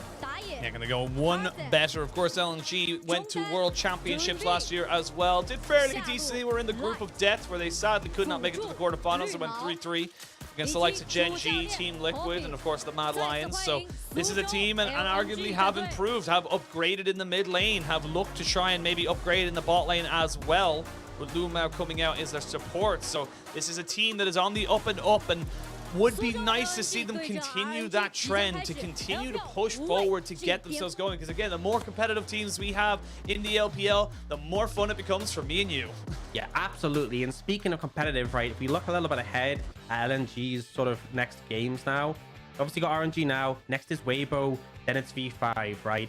Other teams are in the top 5, other teams who will be a big challenge. I feel like LNG, it's not just about this individual win, it's about maintaining that momentum, hitting their stride, because if they start to fall off, they start to make mistakes, if teams start to solve how to beat them, they're going to have a rough week 6 on the back of this. Yeah, it's going to be a bit of an unfortunate one if they can't bring together some wins, but you gotta have a little bit of faith. Like we said, Doonby was popping off on things like the Zeri and the flex. I think that was the big thing we didn't really get to touch on as well. The flex of the Zeri pick for LNG could be absolutely massive, because it's not just guaranteed to go into that bot side, it can go mid and very much so can take over a game. So for LNG, yeah, I mean, absolutely. So but it's support, who cares? It's broken, right? But anyway. I mean, sure, let's go with that. Oh, dude, you can have Jinx and Zeri. You get both the broken AD carries. I think they had Zeri and Ophelio, so they literally had like 2 of the top 3 AD carries in their team. It was a takeover, and they banned the Jinx, so it was literally a takeover from there. But again, this is a moment here for LNG. I think this is the real first moment for them to really kind of prove themselves. And the man on the screen right there, Tarzan, we haven't really had a chance to talk about them because, honestly, he hasn't really done anything exceptionally different, but he has just been exceptional because of that. He has just been so good throughout the split so far. I would nearly argue he has been a perfect jungler. He's the best jungler in LPL right now, hands down. For sure, for sure. And I think, you know, I feel like Wei hasn't been, you know, completely flawless so far this season. I think, you know, we have high expectations for him. There's been moments. But Tarzan has just been on another level. And particularly looking at some of the picks he can get his hands on, right? Lee Sin is very much in the meta at the moment. I personally, I don't know how you feel about this, Oshin. I wouldn't want to play against Tarzan's Lee Sin. I would be very much against that. I don't know why. Like, why I think it was like there was a series earlier. I can't remember specifically which one it was. But he obviously had that strong early game, and then it was just like, it got to the point where I had a little bit of concern about the lack of engage his team had as a whole, right? It didn't matter. Tarzan just, like, he's so flawless in the champion, continues to find these angles, these picks, these engages on the Lee Sin, even just pushing it past the point where it often falls off. So, oh man, I keep saying it. I've said it like 4 times already. Everyone's gonna be sick of hearing it. I am so hyped. I am so ready. I feel like we're just being teased Inject slowly it into my veins. Like, I am... Oh. It's going to be so good. I will say we are taking a little bit of extra time. It does take a little extra time considering both teams are in separate stadiums. It means that it takes a little bit longer to be able to set up what, you know, the checks, make sure everyone's happy, communicate that to both sides, and then give the go sign as we look to see how the ban pick will end up transitioning out. And you want to see where the picks are going. LNG on the blue, RNG on the red. We're already seeing top side pressure being contributed to alongside that Hecarim with the Jason and Recton. Yeah, so I think as well, Jace being banned this early makes me think a little bit about the Gwen, right? Jace being one of the best answers to that pick. Can pressure quite heavily, can trade with us. So sort of has that in my mind minute 1 because I know both of these players are proficient with it. RNG will be banning away the Zeri, expected on red side, but especially knowing that LNG will flex it. And are very proficient at doing so. And now this Aphelios ban kind of throws a span on the works, right? Because RNG, do you just ban Jinx? Because I feel like if you don't, LNG could well just first pick the Jinx. It kind of forces their hand in this situation. And if they do ban the Jinx, it kind of just pushes you down into the next tier of AD carries. Yeah, the Caitlyn obviously still there. The Karma, which has been seeing a lot of bans, but no, they go for the Twist of Fate. Say, cool, you get the Jinx or the Caitlyn, you do not get both. And I feel like LNG are going to be a little bit pigeonholed here to maybe take something. No, they're actually going to say no. Reverse Uno card. No, you get to figure out what you want. And again, that highly coveted Rise for Doonby does exactly what he wants to do. Global champion gets him out onto the lanes. Yeah, but I think RNG just take the Jinx here, right? That's what I was kind of thinking. Maybe we see that Jinx first pick. but we are going to see RNG prioritize it. Question is what you take here, right? Xin Zhao makes a lot of sense in my mind, but you could also there's a range of options available at this moment, but I definitely think we'll see the Jinx locked in. The Lee Sin, Lee Sin's obviously gonna be a big pick.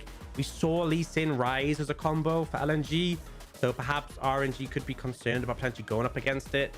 And it also makes me think, are we going to see Gwen in this first rotation, right? I feel like it'll probably be banned if we go second, but a team could just opt to snap it up in these early picks. And it looks like RNG might end up denying the Lee Sin away from Tarzan, not wanting to give too much power to the mid jungle on the side of LNG, but they already have that rise for Doinby, already have that roaming pressure. I expect to see a jungle pick for LNG here.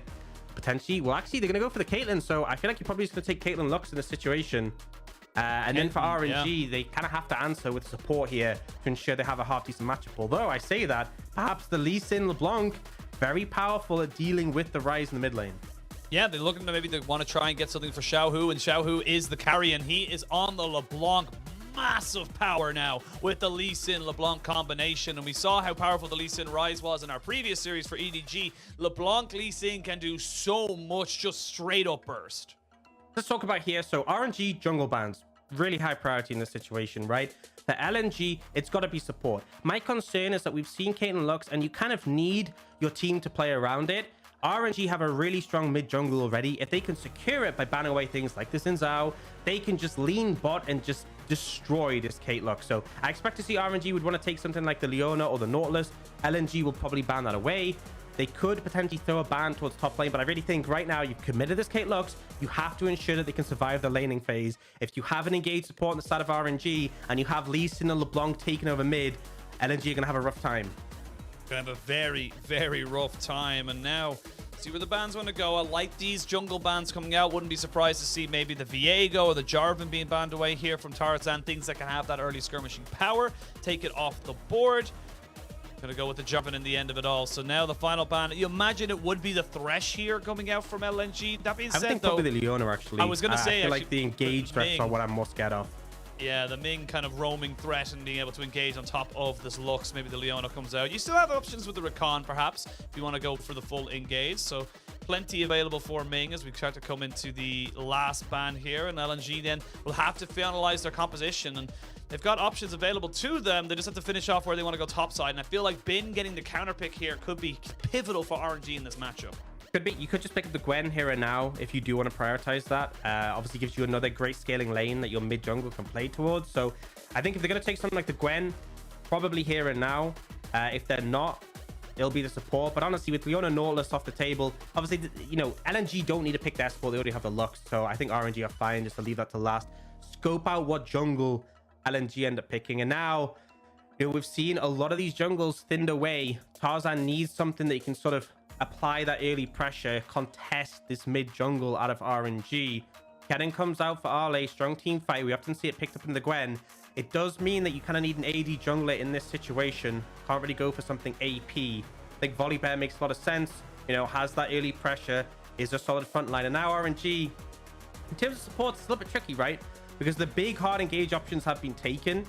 You could even see something a bit fringe come out like a Rel in this situation. Maybe even something like, it depends how heavily you are going to be able to start playing things around bot. Thresh would be safe, but wouldn't have as much engage pressure. I think the problem with Rakan is it's not the best matchup in the Lux. So they actually opt, instead of going for an engage option, they're just going to go for the Karma. They're going to match trade for trade, right?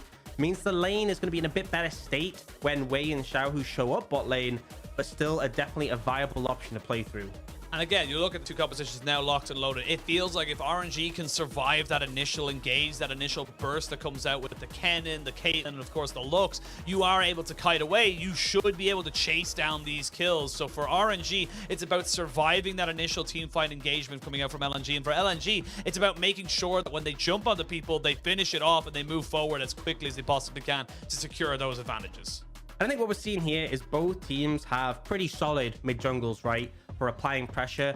I think in terms of the 2v2, the Lee Sin LeBlanc so mobile, that setup from the LeBlanc, the burst from the Lee Sin. But if you look at the Rise Volibear, right, you have a Rise Realm Warp and a Volibear in, he ults to knock your tower out. My side lanes would be in so much pain in that situation. But these aren't picks that scale exceptionally, right?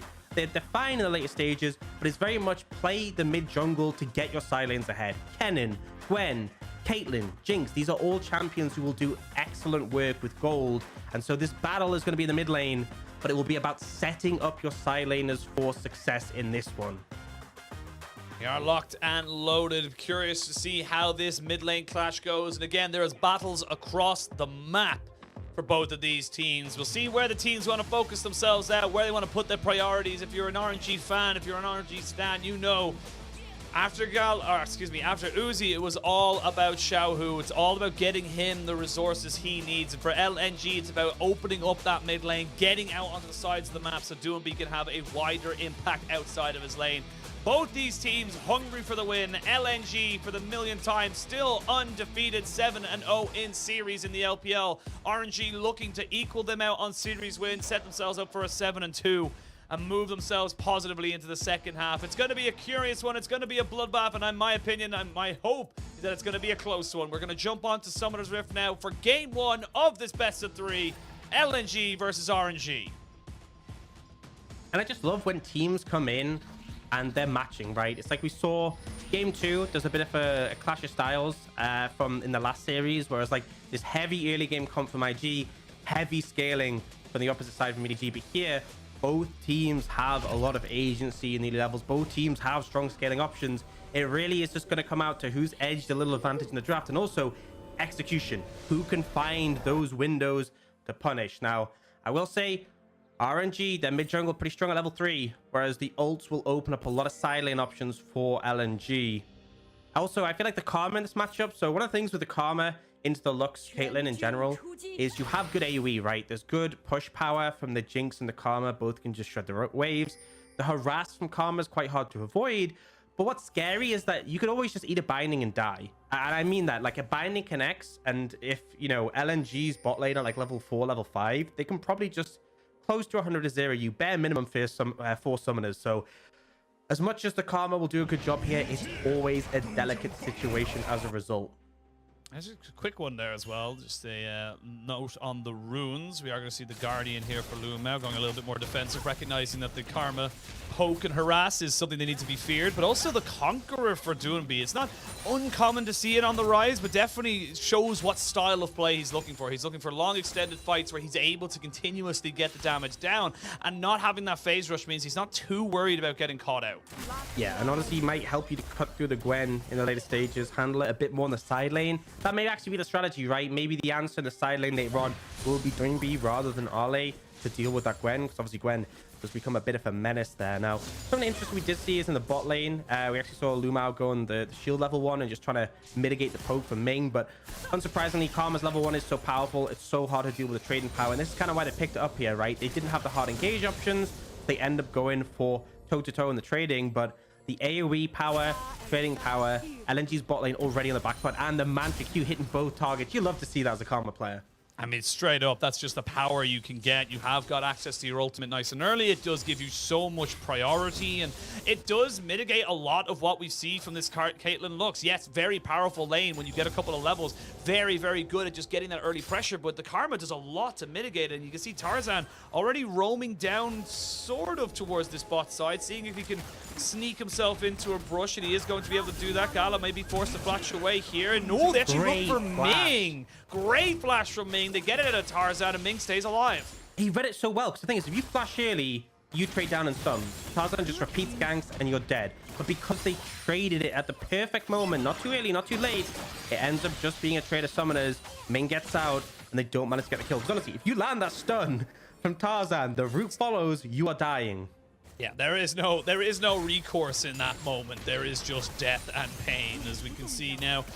Brue trying to make his own work as he gets a flash out, and that's exactly what you talked about. When you trade back summoners, if you don't get the junglers, it's just a trade down. Absolutely. I will say, though, Lumao kind of navigated that one pretty okay. Firstly, in that play, he dodged away from the Q for Ming, and then he rooted Ming, so he couldn't stay in range to get the root off the W. If either of those things happened, if you got slowed, if the root connected, could well have just seen Lumao actually die there rather than just a summoner burn. So definitely down the wire, some nice little outplays from the support, but overall RNG edging ahead in those trades. 2 flashes for 1 in favor of them. This is where this is getting very dicey already. No kills, but action on both sides. I love it, right? It's so tense. It's nervous, and like the team that gets that successful gank will pay off dividends. Now, obviously, a big thing is talking about mid lane. We saw Xiaohu applying some pressure, move down a little bit, move back up, but Zombie is working towards that level 6 point. When the Realm Orb's available, like Ming and Garl have had a great old time just pushing the wave in and harassing. When that Rise ult is there, it makes things a lot more precarious. You have to be really cautious about stepping too far up in the top lane. Really been putting some pressure down onto Ale on this cannon. Remember, like, people pick this cannon because it scales well on the team fights and it can do a decent job of neutralizing the Gwen. But honestly, Bin has been playing this pretty well. Doing pretty decently here. As, Gala and Ming just doing what they can to keep themselves a priority. As I said, we're going to see the 2v2 in mid lane. Doomby flashes away immediately, and the volley bear is there. Will Wei be able to get himself out and save? It looks like he just about keeps himself alive, and that's going to be enough to keep him there. Beautifully played there by Doomby and Tarzan. These junglers are just literally following each other.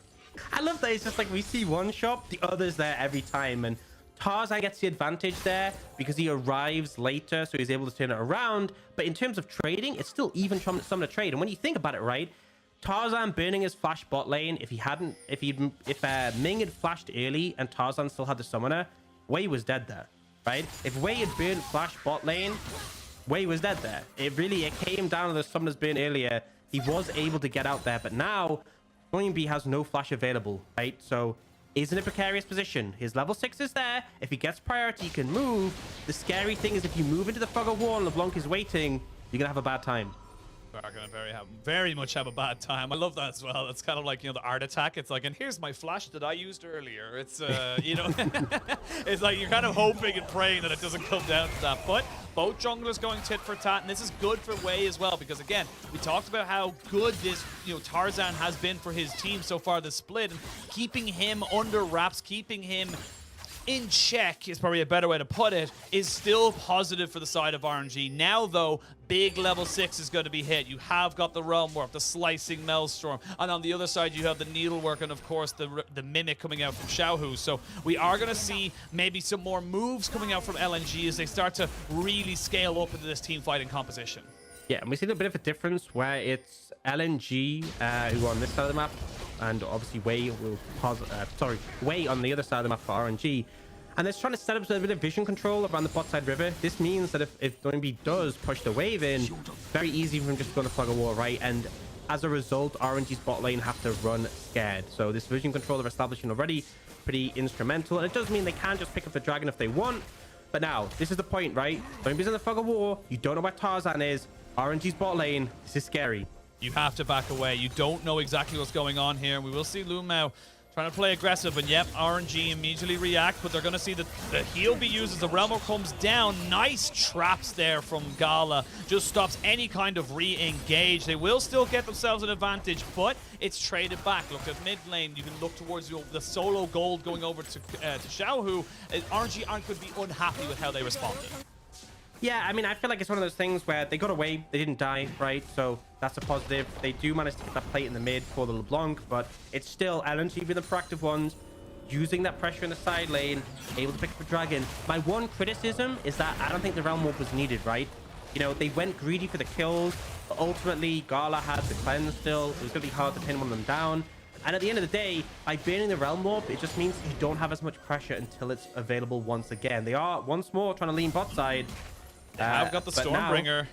Who's heading over, maybe able to help defend. They're going to try and maybe look for the defense here, as we can see now. Flash burn, but Flash immediately responded there by Tarzan. But now Xiaohu is here. The Stormbringer comes down. That's Tarzan picking up the first kill. The Flash from Gala doesn't keep him safe, and Tarzan stays alive. The Triumph keeps him topped up nicely, and that 2 quick kills on the bot side. LNG fully unlocking this mid-jungle duo. Yeah, really nice play, and Xiaohu being there wasn't enough. Wei's on the top side picking up the Herald, but you're already losing out massively. 2 kills going down bot, and another plate taken. LNG, they got the rise, they make it work, and Tarzan delivering huge in that engagement. How he stayed alive, I do not know. He was so close to going down, but you've not only gained yourself 2 kills, you've also burned all summoners now on this bot side. You have got huge advantage for the LNG bot laners here to just try and maybe get something else on their own. Great play here from LNG. And this is the thing, right? Is we saw RNG pressure the mid lane, right? They managed to get during these splash, but I'm going to hold our thought. We're going to see some action. We are going to see some action slicing. Maelstrom perfectly kited though as Wei. Going to take one more shot for the turret, but he is totally fine. And that's going to be a lot of gold now going over to Bin. This is where this matchup gets a little bit interesting. You're putting a lot of resources in bot side for LNG, but just as much is going on top side for RNG. Yeah, so we'll see a replay of that and exactly how Tarzan survived. I think big aspects were, one, the health gained from his ultimate. First, gets the shield there. The ult health means he doesn't die to the burst. And after taking down the AD carry, he gets a triumph heal. And that's the thing, it's a LeBlanc, right? LeBlanc only has burst damage. The fact that Tarzan's able to heal up and get out means he is pretty safe. But RNG have answered back. And a big thing, while all this was happening bot side from Tarzan, Wei does steal away some camps. So he's got a little bit of an... Well, it's actually, he's still down in gold, but due to the CS advantage he has, he's not down as much as he would be considering Tarzan has an extra kill. Yeah, I think that's the big thing, is that Wei was able to answer it out. They also got a lot of plates up in top side for Bin. They still have the Rift Herald in tow, so we might see a little bit of an engagement coming out. And speaking of engagements, LNG are taking control of this bot side. This time around, though, Wei is off to the side to make sure that if any shenanigans do go down, he should be there to respond in kind. Absolutely, and with the Herald as well. So that means if something does happen, not only can you turn it around and punish, but you're able to capitalize pretty heavily. Gotta be careful though. It's like you've seen how the laners kind of turn around with no summoners available, or summoners advantage to LNG's bot lane. You have to be so cautious about stepping up on this K-Lux, because Cleanse not there for Gala. If a binding does land, either target is just dead. I mean, Wei hasn't done anything for a little while, but they haven't got any vision in top side of this half of the jungle for either side. So they don't know anything of where this Lee Sin could be. So they are just basically making estimates, taking stock of where he might be. And Tarzan says, well, I haven't seen him in a while. He might be on this bottom side. And now he's actually been spotted out. I believe he got spotted out just before that ward was taken down. Now they should be able to try and stop themselves from getting caught out in this bot side. And we see the LeBlanc Lee Sin pairing up again, but, you know, it's really been the story of the Rise Volibear getting off their wing cons, right? We said there's the power of the Lee Sin and LeBlanc, but the side lane leans is what the Rise and the Volley really excels at. So far, that's really what we've seen come to fruition. So I want to see Wei finding these windows, right? Moving around Xiaohu, moving in the enemy jungle, looking for picks, very effective at doing so. But for now, it looks like they're moving up to the top side. Potentially want to threaten using that Herald. There's only 3 plates left on that top tower. They are going to make a play with 3 members strong. But if you look at the bot side, that's a low HP tower, so they have to be quick. Yeah, they have to be quick here. As Ala does flash away, gets caught up by the ethereal chains. No, he does not, actually. The minion walked in front of him last second.com, but they got the flash out of the cannon. So that flash slicing Maelstrom engage not going to be available for another few minutes. But at the end of it all, they are just accepting the trade right now. They're saying, look, we're going to give away the bot side. We cannot defend it anymore. We need to try and keep Gala going. This is a trade down, right? LNG get first tower blood solo for the Caitlyn. And as much as you trade back top, you just lost some plates mid as well. So LNG overall coming up ahead. You can see they got a 1k gold lead. Even if RNG killed the cannon, I still think they would be trading down in that situation. But the realm warp coming in. They're coming in. Gala has to cleanse, and Gala's caught between a rock and a hard place. He's going to try and solo out the big old bear, but I don't think he's got the damage. Ming is running for his life, but there's nothing for him to do. LNG are just ripping apart RNG. Beautiful punish on the overstay, and the critical thing is no flashes available for the bot lane. RNG saw it coming, but they were trapped between a rock and a realm warp. Nothing they can do to get out, and now the lead is blown up quite a bit. 2,000 ahead to LNG. Remember, we were talking about this game. Both teams had strong scaling elements they can play for. Both teams pretty matched in that regard, so I feel like the fact that LNG are pulling ahead, really good omen for them. Yeah, and that's going to be LNG getting themselves their second dragon as well. So 2 dragons off of that, a 2,500 gold lead. And important as well, their game plan is working out. Look at the kill distribution. 3-0-1 for Tarzan, 1-0-3 for Doonby. They're just playing like they always play, and RNG don't have an answer for it. Yeah, I mean, the fact that we still have the ult for the cannon here, beautiful ultimate from Lumao hitting both as well with the double binding. And on top of that, Gala tried to run in the other direction, but with no flash and not escaping that volley bear, just ends up in a really rough position. And now LNG, They have that sizable lead to play with. They can keep applying the pressure. This has been a great start. And the thing is as well, is that RNG got that first Herald, right? And sometimes you see, you know, one team will play the bot side. They'll get the dragon lead. The other team gets the Herald lead. We'll come in the mid game. One side has 2 dragons. The other side has a bit of a gold lead. LNG have the gold lead. They have the dragons. And they got the first tower. So despite the fact they didn't get the Herald, they're winning on all fronts. Yeah, they really, really are. And again, we look towards that mid lane. Xiaohu versus Doomby. Xiaohu hasn't had the same level of impact. Straight up, it has been the Doomby show. Doomby using these realm warps to make something happen for his team. And it does feel like right now, RNG are reeling just a little bit. Now, again, they are not out of this game just yet, but they are going to have to try and be a little bit more proactive, in my opinion, just to try and get themselves back into the series. Well, actually, wait, still away at camper. You're actually in a bit of trouble here. A lot of members collapsing down onto him, but I think he should just be able to run towards Xiaohu. We can see on the top side, Tarzan is picking up the second Herald, but the trade-off is Xiaohu is doing some, get some pressure onto that bot lane tower. In the meantime, Wei's farming a red, right? But you're losing mid lane tower. Again, this is just better from LNG. LNG are playing this smarter, playing at a pace of which RNG are not prepared to try and, you know, fight against. They will trade towers, but you've lost the Rift Herald, so I still maintain this is better. And another realm up on the top side. Bin is in a lot of trouble. The flash forward from Ala, or sorry, from Luomao. That was ambitious. Right, you got his immune. You gotta remember that it one. wasn't even the same. It wasn't even on the same like setup as the rest of his team, which is the weird bit for me. But either way, flash bin. But now, wait, I'm looking for a pick on the light.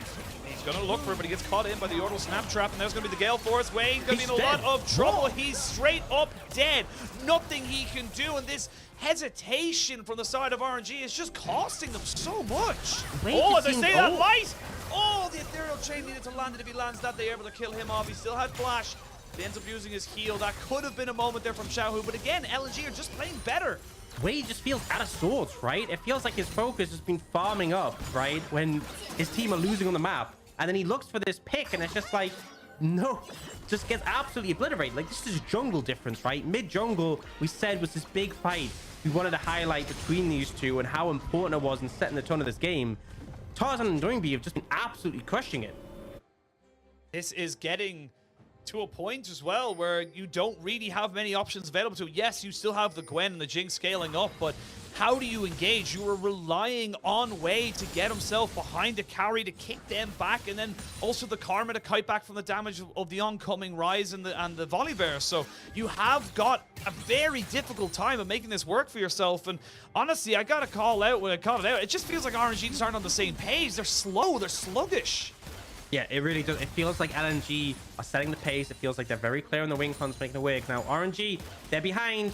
They're starting to try and make these plays where they'll look for picks, but look at LNG.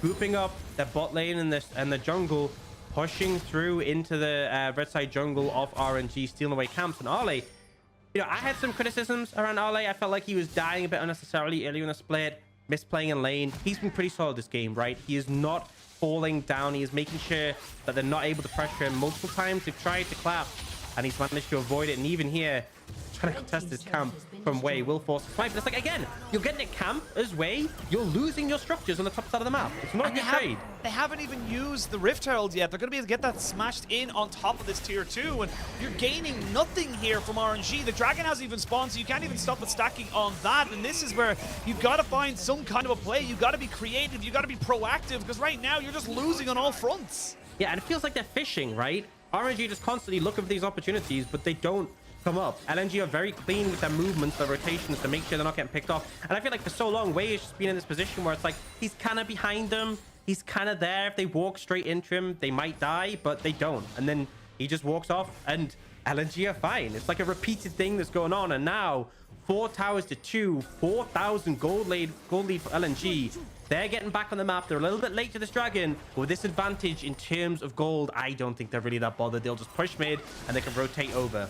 I mean, yeah, like you've got a Kennen, you have a Volibear, you have so many ways of engaging, and if you've got a light binding onto any one of RNG, you are dead. There's no more to be said or done about it. So now Dragon has been started. There goes Ala trying to see if he can look for something on the side of this one. Dragon will reset. They're going to try and burst out the Kennen, and already you can see the slicing Maelstrom doing work. Xiaohu is dead. Light binding lands onto Ming, and that's soul point for LNG. Now here comes the party. Never mind, it's just Doomby. He says, you know what, I'm going to make this party my own. You can party by yourself and the rest of the team can follow. They follow his lead as they push on forward. Gala has nowhere to go, and there's just nothing they can do. LNG are just smacking RNG.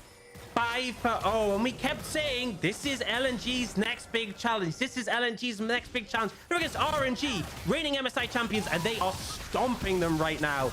5-0 in the team fight. Beautiful play. Doinby goes in the realm wall, but he doesn't overcommit. Flashes out, gives the team space to catch up. They stomp it. They get the dragon. They get another tier 2 tower. 8,000 gold lead now. They'll be able to see the replay. So, you know, Ale looks like he potentially be in a bit of trouble, but the CC layering that comes out of Xiaohu, like considering it's a LeBlanc, just unable to play the game, right? Stunned from the slicing Maelstrom. The root comes out from the Rise as well, and then this decision here, cautious about overcommitting, because if they all go in this, right, at least in kick could be devastating. It's only Doinby. He flashes out instantly so he doesn't get punished. Remember, this is a tank Rise. He's not going to die. And then the follow-up is there. Just beautiful execution from LNG. LNG, we had questions. We said, is this a team that can challenge at the top of the table? This, you know what, they're pretty good. This isn't just a team that can challenge at the top of the table. This is a team that is smashing right now. They are looking so clean, so coordinated, so just smart, big brain about this game. And RNG, yes, they're feeling slow, but there's just nothing they can do about it. They're not playing to the same level. Now they're going to try and find an opportunistic pick. The slicing Maelstrom comes out. That was beautiful from Ala, though. He flashes forward to guarantee that Xiaohu can do it, and he lives. The needlework will just about take him out, and they eventually trade it back, but it's a 1-for-1 off of what should have been, as I say, a 1-for-1, a 2-for-1. It should have been just perfect from RNG, and now LNG, they're not done. There's so many lines. Solo just moving forward. LNG, please stop. We're on Twitch. We have terms of service. RNG, they try and make a play, but Tarzan this whole game has read way like a book. He knows exactly where the opportunity can arise, and he punishes it. And it feels like RNG, their mid-jungle, this whole game, have been opportunistic, looking for windows that LNG never provided. That wasn't a window, that was a guillotine, and they dropped it straight on them. LNG not able to turn on the Baron. I mean, Ming, you might as well try and steal it, but I'm not optimistic.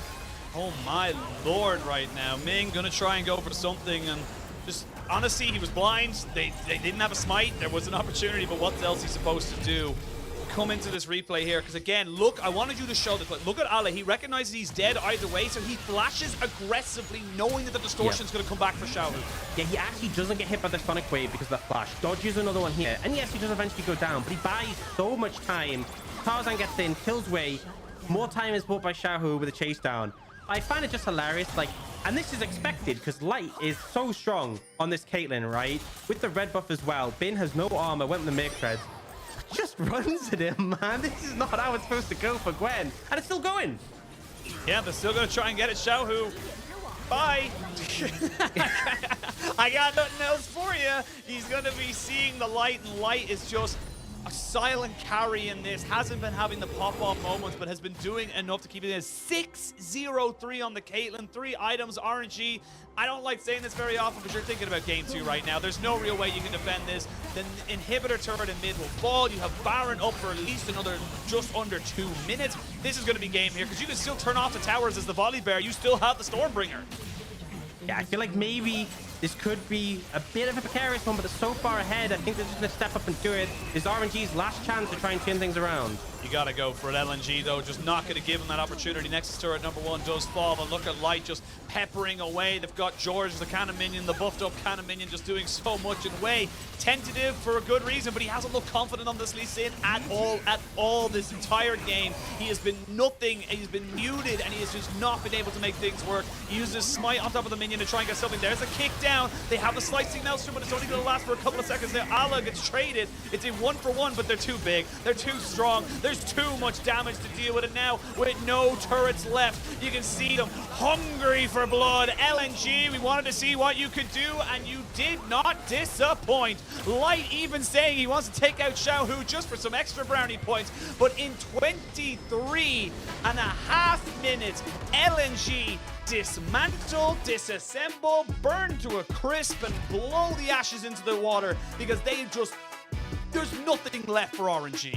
They didn't make a misstep, right? They just walked it down mid, and that was probably the most precarious point of the game, because it's like, it can sometimes be tentative. Just running it down that early in the game gives the enemy team a chance to play defense, but they were so far ahead, so clean, didn't give a single opportunity.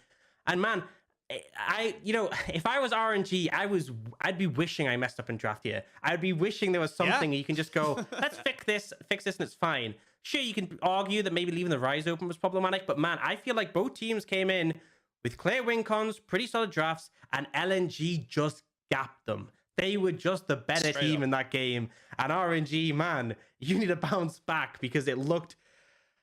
We've had the only game I think that's been like that one-sided is like game 1 EDG against TT. I think that was like the only one that was close to that. Let's call a spade a spade. Let's call a spade a spade. RNG, that was bad. That was not what we expect from the reigning MSI champions, the quarterfinalists at Worlds, a team that arguably just upgraded their roster. That was just not what we expected from RNG. This is... And again, we were so excited for this team, or not even for this team, for this matchup today. Myself and you said it a million times how this is going to be so close. We're top 5 teams. This is going to be amazing. LNG just said, nah, oh, screw you. You don't get to have a fun matchup. We are just too damn good. And I mean, it says it all. I gotta call it, we call it out when we call it out. And again, like, we will always defend people when they have to be defended. But this was just RNG looking hesitant, uncomfortable, not what I expect to see from this team, and straight up just looked like they weren't on the same page as each other. They just were very disjointed, very much fearful of what he was going to go for, didn't really get anything going. And when you're playing something like a Lee Sin, you have to be proactive. You cannot sit back and wait, hoping for the perfect opportunity to present itself, because 9 times out of 10, when you're against a team like LNG, it's not going to.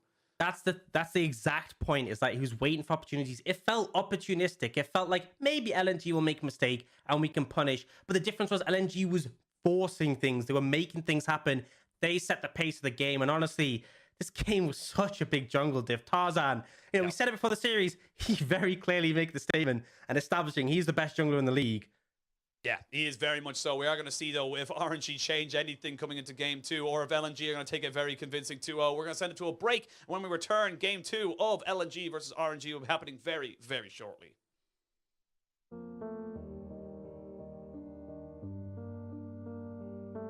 Dear Mother, I'm writing to tell you about this absolute Chad in the LPL. Where do I even start? Well, when both teams are even in gold, Hung feels that FPX is at a great advantage, and thus he does not hesitate to start a team fight. When FPX is 3k behind in gold, Hung thinks that FPX is at a small advantage, and so he starts a team fight to secure their lead. When FPX is behind 7k in gold, Hung thinks that FPX is at a disadvantage, and so he looks for a team fight to regain control of the game. When FPX is 10k behind in gold, well then Hung just thinks that the team has reached a desperate situation, and they're only waiting passively for their death if he does not start a team fight. I know you love statistics, Mother, but in this situation, you can keep your statistics, because I prefer the magic.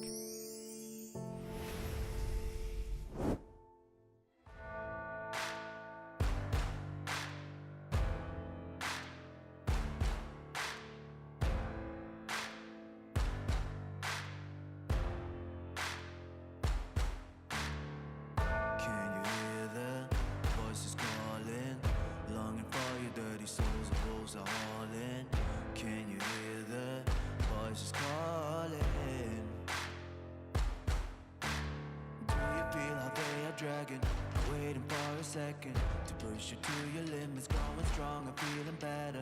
But do you feel them? Can you hear them say?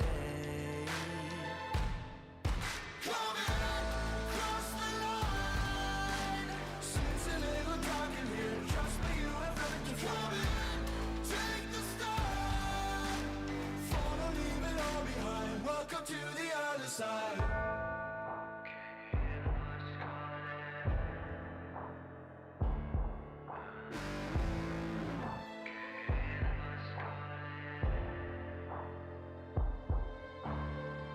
Do you feel how they are dragging? Do you feel them? Can you hear them say? Do you feel how they are dragging? Can you hear them say?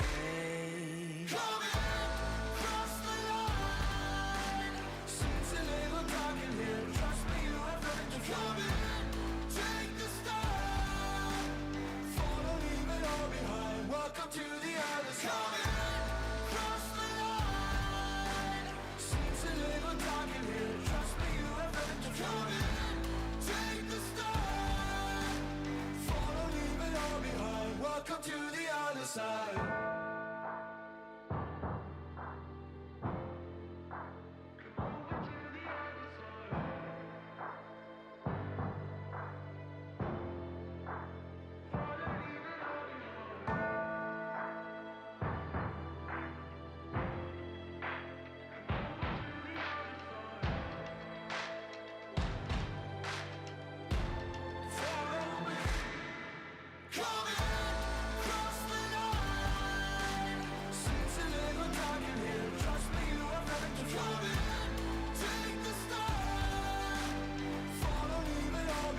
Welcome to the other side.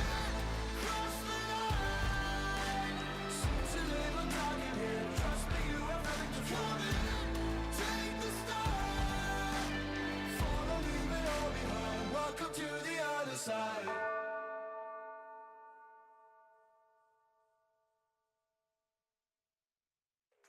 Get up, let's go. Get up, let's go. Get up, let's go. Get up, now let's go. Wake up, we never stop. Gotta get it done, show me what you got. Like, I'm gonna turn it up. Walking on the block, girl, I'm feeling hot. Like, nobody can touch me. They wanna be like me. But I got no time, see. Get up, now let's go. We gotta move on up. We gotta move on up. We gotta move on up. We gotta move on up. We gotta move on up. We gotta move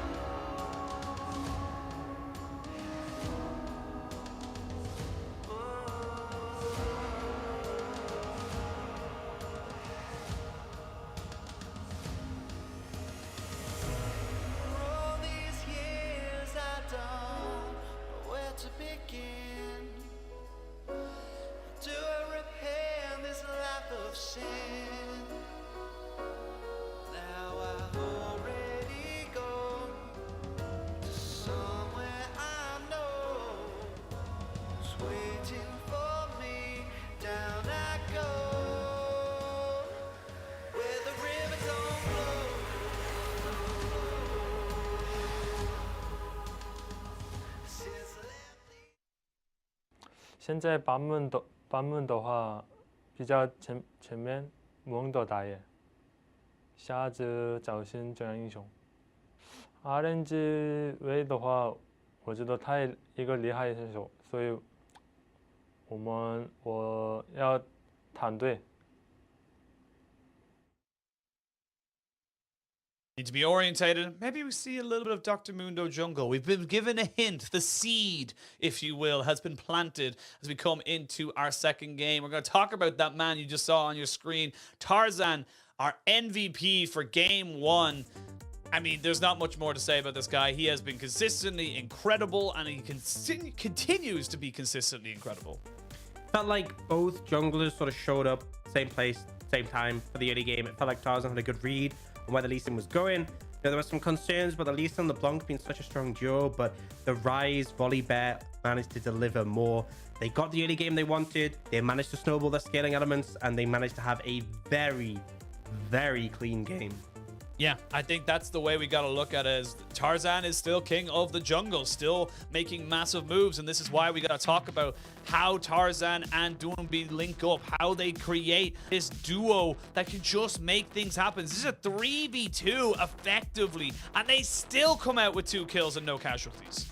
Yeah, and it felt like there was that play when they're going for the proactive ones on the side, but then responding to RNG, punishing them in positions like this, and later on in the game, it felt like just such good reads. Whenever there was an opportunity where I felt like RNG might find a window, I'm sad we didn't get to see that play bot where he also delivered in, but it just felt like he read way like a book and absolutely delivered. So yeah, crushed him.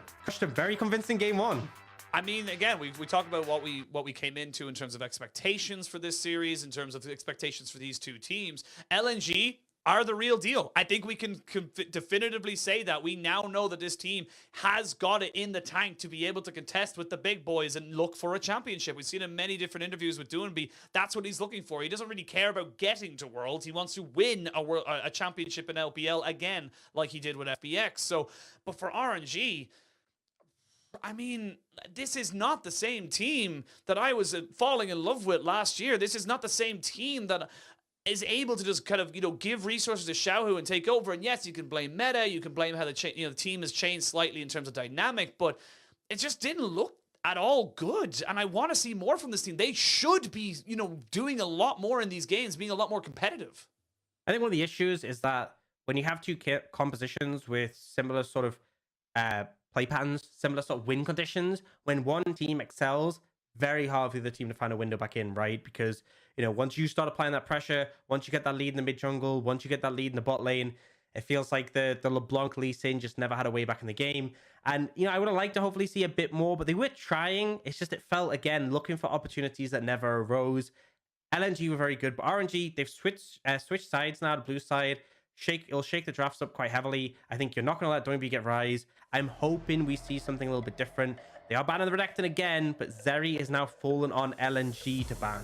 Yeah, and we were having a little bit of a discussion there during the break of how powerful blue side can be, just because there is so many things you have to ban. It's not just you can let it through. You have to ban a lot of these different setups here from the side when you're on the red side. So you can see the Hecarim and the Zeri, and we're seeing all those global champions going down. Now, LNG, do you let through the Rise? Do you let through the potential roaming champion? Because no, they're going to ban it away. So all 3 standard globals effectively, or quote-unquote globals, are going to be taken off the board, and now mid lane will be down to what they want to try and prioritize. But the AD carries, which have dominated the meta for so long, they're just still up and available.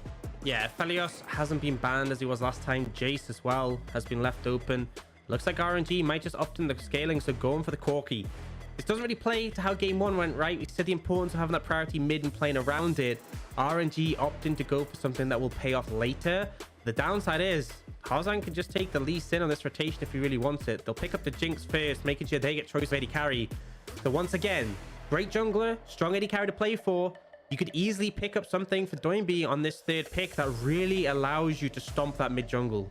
Yeah, and I think this is where having these opportunities available to you on LNG, you have got plenty of things here. Like I said, you can go for the support, you can go for mid, hell, you can pick up the Gwen as well. Lots of options available here for LNG on the red side, but RNG get themselves their prioritized bot lane. They also get themselves a prioritized mid laner, and now you're going to see where the priority in terms of the last few picks and bans go. Tam Kench locked and loaded here. Haven't seen a lot of it in the LPL, but can do a lot, especially at keeping someone like the Jinx alive and well in these team fights. I think particularly when you're against the Nautilus has great single target CC, but unlike a Leon, it's not great AoE. So with the Tom Kench, very hard for him to have too much impact on light. Now, I feel like banning away junglers makes complete sense here. Once again, the Xin Zhao, the Jarvan is another one that could ban next for RNG.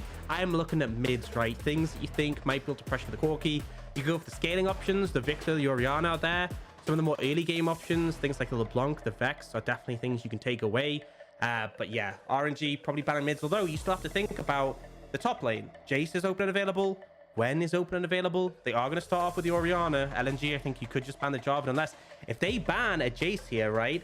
Then RNG might be forced to ban away the Gwen or leave it open for RLA to pick up. So a lot of mind games, that potential here, and they do ban the Jace. So RNG, do you ban the Gwen? Do you leave it open? That's the choice here. Got yourself a choice.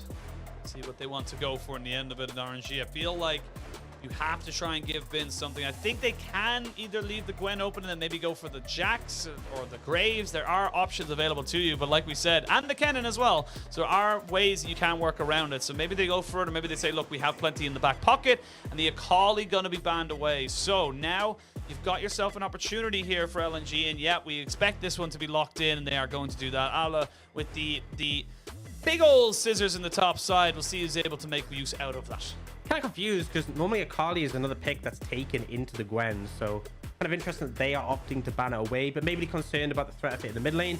Either way, you know, we've seen Lee Sin taken, Xin Zhao banned. They are going to go for this Viego, a lot of strong skirmishing power, but obviously not as much early agency as the Lee Sin. And then I feel like this is par for the course, right? The Gwen is picked, the Jax is available.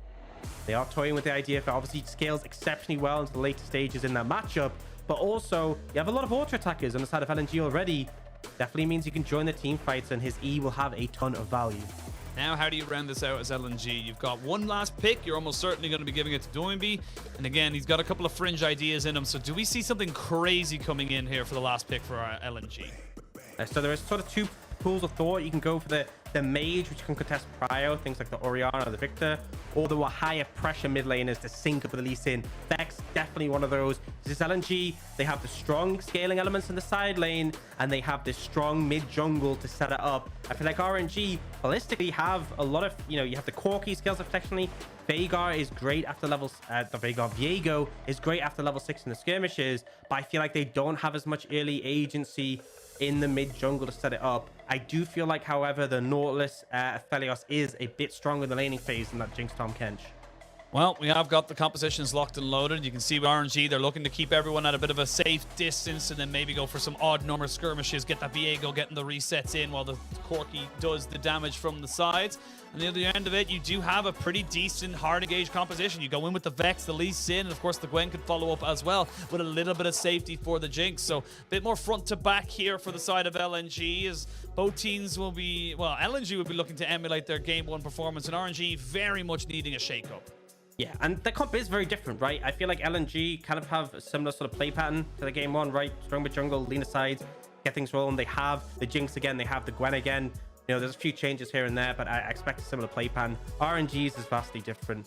And they do have a lot of options in the later stages that come online. You know, team fights, the Corki, really powerful. We obviously haven't seen the package nerfed yet that we do have on live, so we'll have that for every neutral objective they want.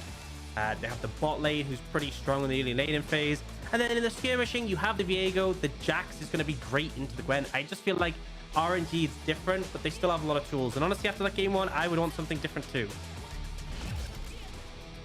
See what they're able to do. RNG will not want a repeat of game one, but LNG looking to keep the streak alive. They are one game away for a perfect half of a split. It will go to 8-0, very much solidifying themselves at the top end. It will be a great start to what can be a pretty tough run of games. They have to play V5 and Weibo all in week 6.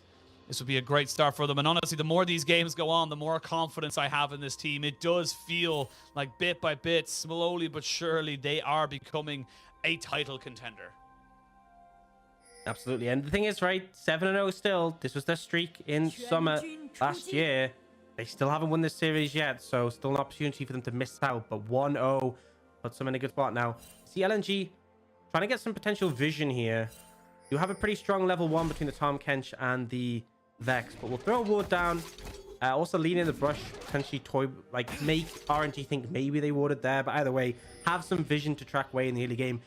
It's pretty important. You know, you'll see it matched on either side, but particularly the Lee Sin is the one you want to be looking out for more, right? The Viego kind of needs level 6 to really be strong in those skirmishes, get the resets on the ult, but Lee Sin from level 3 is a menace, especially with Tarzan. Oh, well, let's see now both junglers going to be starting on their red buffs, so going to be top lane for RNG, where they'll have the early priority should anything go that way, and bot lane for LNG. Mid lane is going to be pretty... nothing happening, I would imagine, in the mid lane or on the top side. Both these top laners very happy to just keep farming up. And where do you expect to see most of the big action? You talked about that early priority for the mid jungle duo here for LNG, but where do you expect both teams to really look for that early game advantage that they so desperately crave? I think honestly Wei is just fine farming up and covering lanes. I think if you're gonna find anything, it's gonna be bot lane though. One of the things with Tahm Kench is obviously old Tahm, you had that W available early. Very hard to pressure that. But with current Tahm Kench, you don't have the gobble until level 6, right? So if an engage does come through, not a ton you can do really to turn it around. But on the other side, Tarzan, he has opportunities, right? If Bin overextends top, that's an angle. Mid is a good one. If the fear comes in from the Vex, very threatening. And honestly, I think he might have just found a window here. May have. You still have the Valkyrie available for Xiaohu, and of course the flash as well. We are going to have the fear coming in, the flash in, the personal space. Still very difficult to land everything on top of the mid laner, but Summoner's blown. You will gain a Summoner for a Summoner. Honestly, I think it's an advantage for RNG, right? The gank comes, isn't successful. That's time that Tarzan has spent that is essentially going to nothing, and you have to trade down, right? Ignite and Flash Bin from Doinby there for just the flash of Xiaohu. Unfortunately, the fear wasn't long enough to lock it in place for the Sonic Wave to connect, and didn't have enough damage to follow through. So Xiaohu will survive, and top lane Bin is doing a pretty solid job already in this matchup, and trading very effectively in RLA, so much so that they can threaten this dive. They can definitely do it. There is no TP available for Vex, so you recognize it a little bit. They're going to tank up the turret. They flash in, they get him down, but it's going to be traded back. It was almost perfect from Alva. That ignite was so key. Yeah, I mean, the ignite ends up going on Wei, but it means both of them. It's very precarious, right? You have to be really cautious about that dive, and actually, it's a summoner trade down for RNG, both of them burning flashes compared to just ignite from Harley. And he will TP back up, so misses a bit of farm, not a ton, but now seeing a bit of an engaged bot. On the loom now, the Catfish, pretty damn tanky, has got the grey health as well available to him. You also have Tarzan in tow, who's trying to show Wei how you play this Lee Sin, trying to have as much of an early impact as he possibly can. Both these bot laners have gone with full starts. They are stacking up rather nicely for themselves, and Tarzan not really losing a lot by being here. He's just making sure that it should RNG go a little bit too aggressive, they are there to counter. Well, I think they're looking for the gank. Wei is coming down to answer, though. And they are going to look for Gala. Will get stunned up a little bit. They do get himself on top of the traps, but here is Wei, who gets himself around the chompers. It does not land himself the root. Both junglers backing themselves away, but it is RNG who come out on top of the health train. Yeah, and they're going to be able to crush this wave, and that's the big thing, is that when a wave is in this position, it's pushing in, very precarious for the team who has the built-up wave. So Tarzan trying to find a gank opportunity. Wei, who's a little bit late from that, for coming down there from his plays on the top side, but is able to make it and able to help them crash it. Now they're threatening Tarzan. Tarzan does have the smite, so can just smite to heal off the Gromp, and if he secures it, obviously gives a ton of health, so not too much of a threat. But Wei still hanging around on the bot side in case anything's a miss. Not going to make anything happen for him. It's still just a 1-1 trade of kills on the scoreline right now, but recognizing that they have got themselves the pressure in the bot side, they also got the reset in for Xiaohu, who's going to be able to go back and get himself on his TP, so no real pressure available for LNG, so first dragon will go over to RNG, and this is a little bit better from now from Wei. We're seeing him on a little bit more of a comfort. I will say that this feels a lot better for him compared to the Lee Sin in game 1, and he is having a little bit more of an impact so far, so good. Definitely the fact that he matched bot, right? They didn't get the successful gank made for LNG. Yes, they did trade in the top lane. Overall, this is positive for RNG, right? I think in this situation, you can be happy if you're going even, just because you're the strength of the Corki when it comes to the team fights, and the Viego at 6. But now, They are fishing for this dive. Ben, this is not a fun spot to be in. This is definitely not, but he jumps away from the beautiful. Shadow Surge, and now Doonby. Oh my god, I thought he was going to die there. That was very, very close, and now you've used that big ultimate available for Doonby. He's not going to have that kill pressure in mid lane, and while that's been happening, Xiaohu's just got free push. I will say you are answering it in the bot side. Gala, respecting the fact that he doesn't have a support with him, will have to back himself away from this turret. Yeah, very scary against a Tahm Kench. You can tank so many tower hits there, and that's the thing, is that Ming moved all the way top, right? He expected this play to go down, gets there in position, but because he shows up top and isn't there to help his AD carry, they actually lose out a lot in the bot lane. So despite the fact that the play went amiss, still a 500 gold lead between AD carries. And as you said, mid lane, there's a gold lead for Xiaohu because obviously he didn't roam up there. So there's a little bit back and forth, but ultimately a Jinx getting strong is quite scary. This is where the game, we start to see the push and pull. We talk about, you know, the opportunity costs and also just what you're trading, what you're gaining versus what you're losing. And for Gala, sadly for him, he's going to have to try and gain back a little bit of the gold. He's already down about 400 of that on his own side, but you're gaining it on the other side. Top lane, the mid lane doing very, very well here for the side of RNG, specifically in that mid lane, already 400 gold up as well in their own right. So this is going to be a interesting matchup here as we see both teams scaling up, trying to get themselves the advantages that they can possibly garner. Yeah, Baydock's going for a freeze on the top side there. Trying to hold it. Obviously, no TP from our lane means he's going to miss a bit of farm. Now, he has made his way into the bot side. No 6 available for Tahm Kench, so definitely a gank opportunity. Yeah, and they can focus him out as well. They know that he hasn't really got a place to go, anywhere to be, but ooh, Ming nearly landing himself onto the dredge line, but a good opportunistic movement here. This is the way I wanted to see. This feels a million miles away from the way we saw in game 1. Yeah, now they will pressure Light away. Tarzan's coming down, but he's a little bit late, so they'll be able to get some plates answered back here. Just positive play, and again, that's the thing with Tahm Kench. Try to channel the W. The Nautilus route means you can't get it through. Not much you can do when they target the Tahm Kench, but honestly, even if they targeted Light there, if he was overextended, no gobble available yet. So RNG find another favorable play, and again, this mid jungle we talked about, the Vex and the Lee Sin, that early pressure that they have hasn't amounted to anything, right? CS disadvantage mid, you've lost a plate mid, Tarzan 0-0-0, Wei is now level 6. The Viego gets a massive power spike at that point. Not only do you get the ultimate, which resets when you steal a champion, but also it's the fact that it means you can jump out of a champion early. Because pre-6, there's so many times where like you kill a support, you steal them, and then you're like, I don't want to be like a Leona for this long. I need my damage back. But with that 6, obviously you can jump out anytime. Now, LNG looking to pressure down on the bot side. Ming, you might be in a rough spot. He has his ultimate though, and that's the big difference right now. He's going to be able to get the CC down. Here's the package. Yes, he loses his life, but what are they going to trade it back? Tarzan goes down. Double kill though for the Jinx. They go back in with the Shadow Surge. Good flash away by Doonby. He's trying to get this one to work for him. He will eventually take him down. 3-for-1 trade, and you get all that yummy gold onto Light's Jinx. Ends up being a 3-for-2 actually, so still favorable for LNG, and Light being alive at the end means he's going to get a ton of gold. LNG can definitely be happy with that one, but it wasn't super clean. And on the other side, we do see the Rift Herald picked up by Wei, so overall could end up at roughly a net even trade on the back of that, which is definitely not what LNG were going for, but you'll take it when the package comes down. Yeah, Bin is going to get a couple of scissor snips onto the backs of his ankles. Let's have a look at the replay here, because again, this is Ming, but the important thing is he does get his ultimate just before they get on top of him.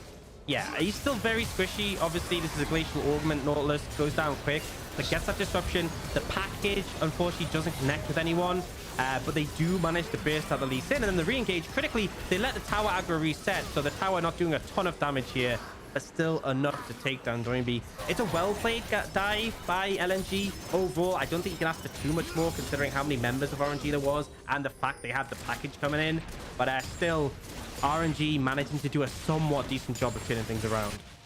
This is a lot better from RNG compared to game 1, but for LNG, they are still hunting. They are still pushing forward, trying to find any kind of advantage they possibly can. It's going to be down to RNG to either mitigate it or try and find advantages of their own. We will see now with the Rift Herald where they can go with that particular buff. Dragon going to be started here by LNG. That is only their first one of the game. We will have either an Infernal, an Ocean, or a Cloud Soul for this Rift after this is taken. Yeah, no real response going to come through from RNG. And we can see, I think when you look at the goal differences here, right? pretty big in the jungle and mid in favor of RNG, but AD carry over 1,000 lead, and now yeah, Ming, I think he's just dead. I think Ming is in fact dead. He will be taken out by Tarzan, but Tarzan's caught underneath the tower, and they will have to use the Devour. So gobble, gobble, gobble. Sounds like Thanksgiving, as RNG will not get themselves a trade back. And now Xiaohu with the Shadow Surge. You can't flash in a straight line. It will just keep him underneath the tower just about, but that was risky from Xiaohu. Yeah, just wanted to cover as much distance as possible, but didn't quite find a good angle to avoid the ultimate. Will survive. Now Wei fishing for Tarzan, but doesn't find him. And again, Wei bit the flash, trying to pin down Tarzan before the ult came. And again, Ming moved, right? Ming, this has been a constant recurrent thing. He moves, and then Lu Mao doesn't. And as a result, Gala has been left isolated time and time again. Look at the health of this tower. The level lead, the gold advantage, 1,300 in favor of Light. It's been pretty rough for the affiliate so far. It's been just not a fun time, and now you can see RNG getting some vision control around this bot side. Wei saying he has to try and mitigate this one up, because again, 1,300 gold lead. They want to try and put these plates maybe somewhere in this bot side, but it's so difficult to do. You can't really risk it and try and overforce your hand. And Light has been someone that we haven't really talked about that much in terms of LNG, but he has been a fantastic carry for this team so far. The split, we've seen him on the Zeri, we've seen him on the Jinx, the Aphelios, all the standard carries, and really has stepped up and become a top quality AD carry for this team. And it was something that LNG maybe had a couple of questions about coming into the split, so really glad to see him making a name for himself. Yeah, I think he's honestly been phenomenal, and I think it's so important having someone reliable that you can lean on in this meta, right? Being able to get the advantages that we often see Tarzan do, and having someone who can use that and transition it into a win is pretty vital. Now we're coming up to about 13 minutes into the game. Dragon not going to be spawning for 3 minutes. Where do you want to see RNG bring this one back? I say bring this one back. They're equal on gold, equal on dragons, but where do you want to see them prioritize? And same for the side of LNG. Where do you want to see these teams look to make their advantages known? You know, I can try and answer that, but it's kind of pointless. In Wei is throwing the Herald down bot. It was about a timeout. Could have looked like a god. I'm not going to take bot. I'm not going to take the easy pass when it's already been set up on the map. They will throw the Herald down. It'll get 2 plates. It won't get the tower. LNG let it defend, and critically, Gala gets no gold from that, right? Wasn't able to step up in range and secure anything, but 30 seconds till those plates going down. So not only was the Herald about a timeout, but the plates as well. And then Xiaohu has the package. You're like the Incredible Hulk. You're gonna get triggered and just get really mad now in a second because there's no dragon in sight. And now LNG I mean, okay, I think maybe he was like, I'll have the package so we can play for this bot tower. But now we have, if you look at the top right of the screen, you can see Rift Herald is spawning in a minute 15. The package will be out for that. If you look at the top left of your screen, you'll see Dragon is spawning in a minute 50. There'll be no package available for that. So needless to say, I'm not exactly happy with this sort of situation, but regardless, I guess that's RNG's mistake to make. I do very much enjoy casting with you, Hawks. It is just so funny seeing how annoyed you get about these very small little things. It's so easy. It's so easy to do, right? Like I can't fault you for potentially getting punished by Tarzan, right? He's exceptional in the jungle. You know, if he catches you out, fair play. But it's like, you look at the time, you look at where the objectives are coming up, you press tab, right? You press tab, oh, there's an objective in less than a minute. Let's grab package, boom, simple. And this is where we come back into this game, and bot lane being taken. Ming might have to flash away. Yes, he does.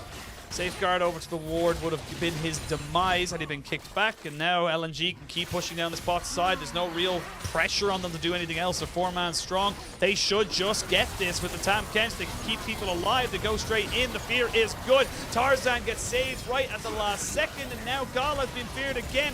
Cannot keep himself alive, but the resets might be coming in. This is good for the Vex, who immediately gets the fear off, and now the TP on the backside. This could be absolutely diabolically bad for the side of LNG. They're going to have to engage, but they'll lose absolutely everything in the process. It's only Lu Mao who stays alive. There will be a flash available for Bin. I don't even think he needs it. He's going to keep pushing forward. He's going to keep trying to get this kill. It will be left off to try and go for it, but a big moment there for RNG. I feel like you kind of forget those moments, right? Where like a top laner TPs behind your bot lane because we don't have TPs before 14 minutes, but you took the time. It's past 14 minutes. Bin comes in with a clutch one, manages to absolutely decimate, and looks like they won't need the package because LNG make a bit of a fumble there, and RNG will be able to pick up that Cloud Dragon. Now, on the other side, Ale gets some alone time, gets some free farm, right? But he will be forced away before he can take this tower. Yeah, they won't be able to get the trade back in the gold. And that was a great heads-up play there by Bin to be able to TP down. And again, we said it was going to be very difficult to kill anyone here, and it looked almost like LNG were going to be able to come out on top. Yeah, beautiful engage, and the ult onto the back line, which goes through Tarzan, forces the eat. Wei comes in, gets that reset. And, you know, this looks like it's not really going to amount to much more because Wei gets low, but this TP from Bin, I feel like LNG took a little bit too long to see it. I think he should have just dived in. You can actually see Tarzan. He knows we're not getting out. We try and trade kills. That's all we can go for, but he can't get it now. Now on that second Herald, they will be able to secure this one. Obviously, second Herald, a lot less lower priority than that first one without any plates to take, but still, definitely a big tool. And I expect to see it used mid, right? Cracking in mid lane tier 1 against the Corki, kind of tricky when he gets to that point. Level 11, right? He is a very powerful wave player with those rockets. Close one, but yeah, so I think probably we'll end up using it mid just to try and break that tier 1 for the time being. Important to recognize as well, we see this so many times as well, Vigo doesn't really get going until about an item, 2 items, and you can see how much power you can garner, getting those resets, getting the, you know, to go almost go down, getting an extra little bit of HP and getting your ult on your you know, kind of back off of cooldown. So this is becoming a bit of a staple for LPL junglers. Is this Viego pick? It's becoming so powerful for these teams and the way they're able to utilize it. And for Wei, 2-0 and 3, he now has to become the carry. He now has to find the engages alongside this Jax to make this one work for his team. And it feels like as a result from the picks in this one, team fights will feel very momentum based, right? Going B gets resets, Light gets resets. If they get a kill, they can start to snowball the fight. But on the other side, if Viego gets a kill, then obviously he gets to just steal a champion, pop all their abilities, get another ult charge. So I think we'll often see whoever goes down first in the team fight can often just swing things in the other team's favor. For now, though, we did see RNG plenty looking for a fight here. Hex Flash coming in. Hex Flash over the wall, not quite able to land it there onto Tarzan or Doinb. They back themselves away. The Gwen is not here, but the Gwen does have a TP, so we'll be able to join out pretty quickly. And this is where the game gets a bit more aggressive, but I like to see this from RNG. Start pushing LNG's buttons, get them on the back foot, making sure they're not the ones dictating where and when you fight. And speaking of where and when you fight, Xiaohu gonna try and jump straight onto Doinb. Doinb's pretty damn safe underneath his tower. Yeah, and I like the RNG. They kind of predicted where the Herald would come, you know, like me, in the mid lane, and they group up to defend it. Means they aren't able to break that tier 1, and now it's going to become pretty tricky for LNG to do so. Things slowing down a bit, and ultimately, you know, we talked about the mid jungle a lot in game 1, how both teams would try and snowball that. LNG were the ones who wanted to try and find that advantage, but really, OMB's felt pretty subdued in this one, and Tarzan hasn't been having nearly as good of a game. As things goes on, you have the Corki with the tremendous range. You have Bin, who's going to hold up really well in that silent matchup. And actually, if you look so far, has the Blade of the Ring King and the Divine Sundra completed. Very scary to be dealing with for the Gwen. There is still that advantage in terms of gold for Light over Gala, but I feel like RNG are feeling pretty comfortable right now. Uncomfortable, but again, LNG not to be outdone just yet. They are taking away some of these wards. Again, those big TP flanks from the Gwen or from the Jax can be very pivotal. Tarzan maybe looking to try and make something happen in this top side. Bin is there though, and with the Divine Sunder and the Blade of the Ruined King, will be very difficult to try and kill him. As I say that though, they go straight in, they get the fear down, but he's going to be able to stop him underneath the tower. Tarzan tries to flash away. It's a trade of 1-for-1. Yes, you get the tower, but that's not the trade you wanted when you committed so many resources. Yeah, the problem is they burned that TP to commit to play, but Ale obviously took so long to get there. The thing is, they try to burst Bin out before he could ult, before he could pop that E. Weren't able to do so. He turns it around, and look, the whole of LNG was on that top side. They were kind of thinking, okay, we kill Bin, we set up for Baron, we get some more kills off the back of that. So good at turning around when you have the Vex, obviously, who can hide in the brush with that fear available. But ultimately, they weren't able to burst out Bin. They end up losing their jungler, which means Baron is obviously off the cards. And now with all that committed, we'll have to reset.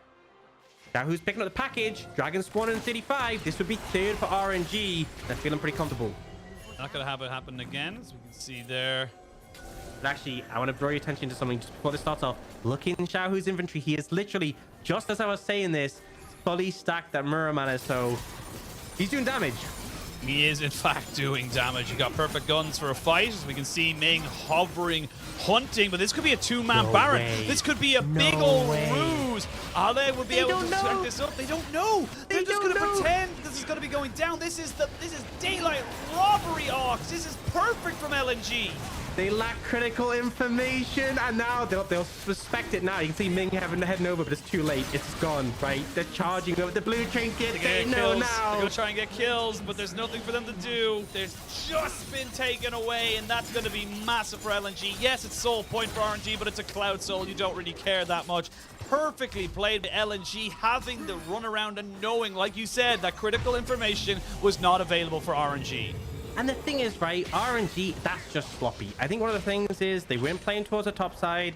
They didn't put any vision down. If they had a ward in the Dragon Pit, that would have been enough. Literally a single ward, then LNG have to clear it. As soon as they see the ward being cleared, they know something's up. They head over, they force them off, then they go back to the Dragon. But no vision. Baron over to LNG. They're still down in gold, but it's huge to steal that one away. Really, really is. And this is where it's going to be a little bit more difficult now for this Jax to make stuff going. Doonby is here, will not land the Everfrost as Ben just gets himself over on a leap and a jump.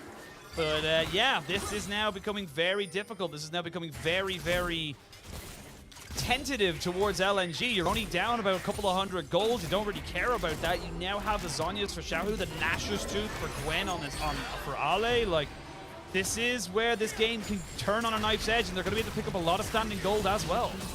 This is painful for RNG. Undefeated LNG, 1-0 in the series already. Starting to take some structures. The ult comes down from Gala, but won't really be able to do much. You do see that currently RNG is trading the side. Oh, nearly connect.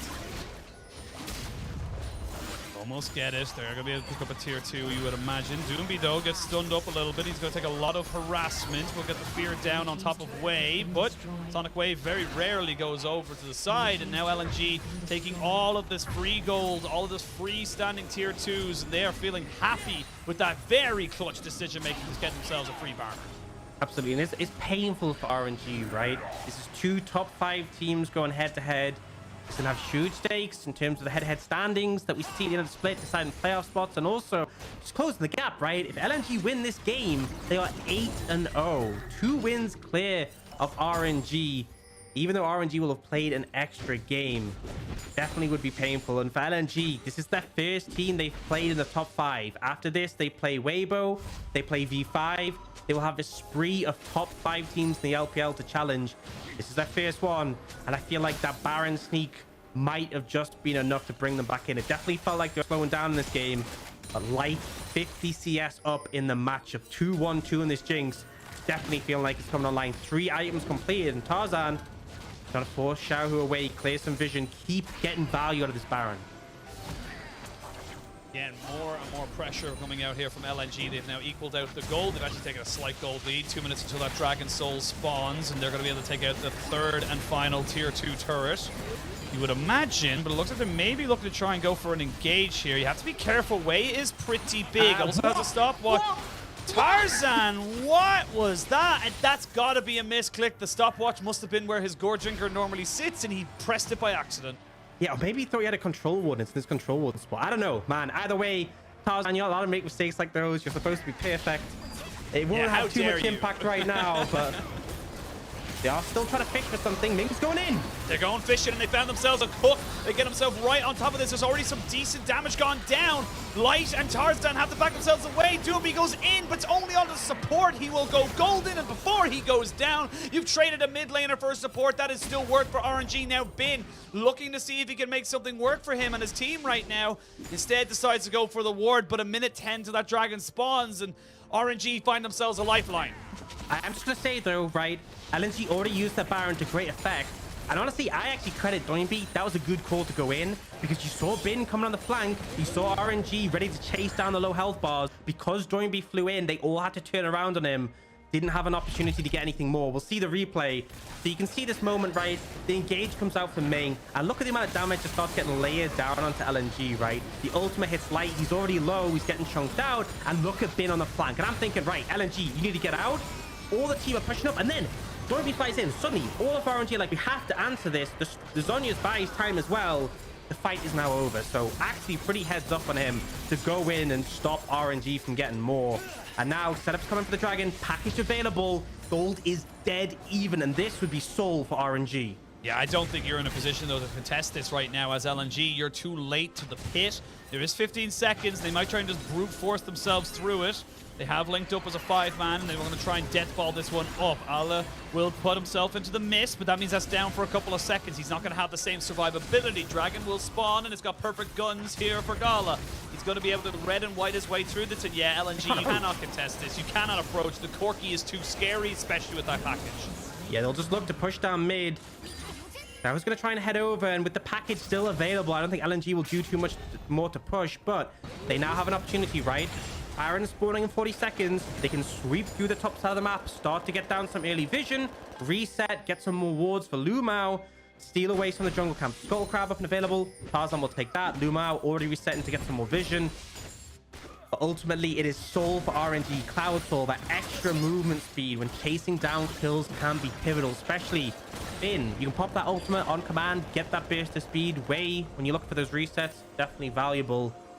They will move over to sweep out any vision that's been laid down, but that Scuttle Crab being there, pretty pivotal for LNG. Won't be able to clear that one out.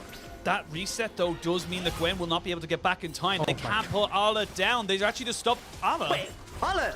There you go. But look at your screen, dude. The important thing I was going to say about that was that Bin recognized that the Gwen wasn't coming, so he was able to split push in that bot side, take down that tier 2. That reset on the back gives them so much time, so much energy, and so much resources to be able to commit towards that bottom side. It is still only a couple of hundred of gold in favor of RNG, but the Cloud Soul should do so much. Now you have the Runan's Hurricane being finished up here by Gala. You are against a 3-item Jinx, who has got the Hex Drinker backup is in back pocket as well.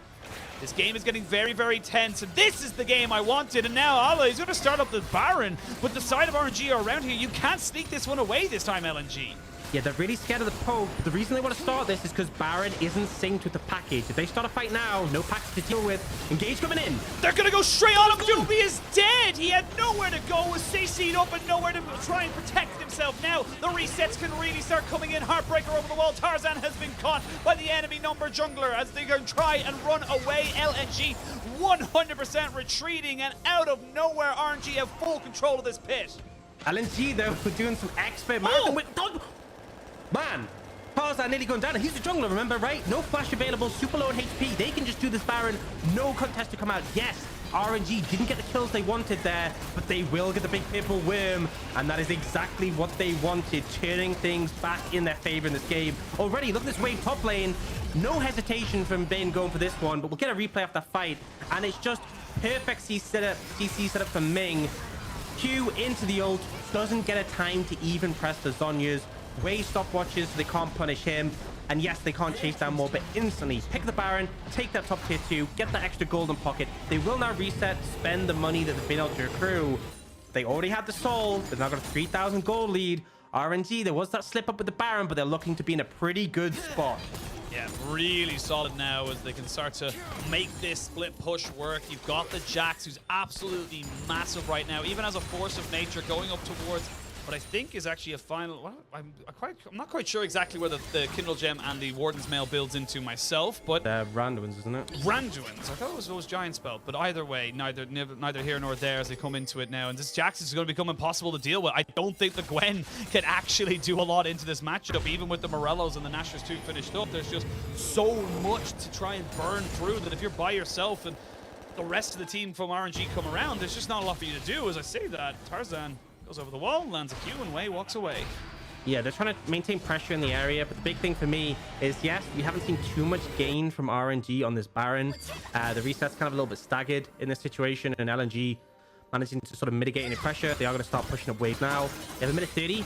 What I want to see from RNG is while you have the Baron, get some deep vision in, establish control, push the waves in. If you get structures, it's nice. It's not that important. The main thing is take control of the map. And that means when that dragon spawns the Elder, LNG are really going to struggle to contest, to push in against the Corki poke. when they are dealing, and if they give it the dragon, it's doomed. But RNG still fishing. They're Comes down, fishing. TP coming in. The LNG though, they're going to look for it. They're going to try and get the kick in, but Tarzan already down below half health to get the Shadow Surge. Flash in with the personal space, and Doonby may have lost in the bar, but he set them up for this fight. Now the Jinx can get the resets in.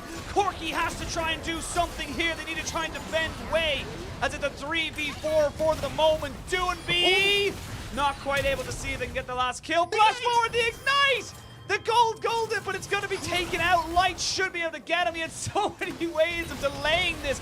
LNG find an opportunity and get themselves back into this game.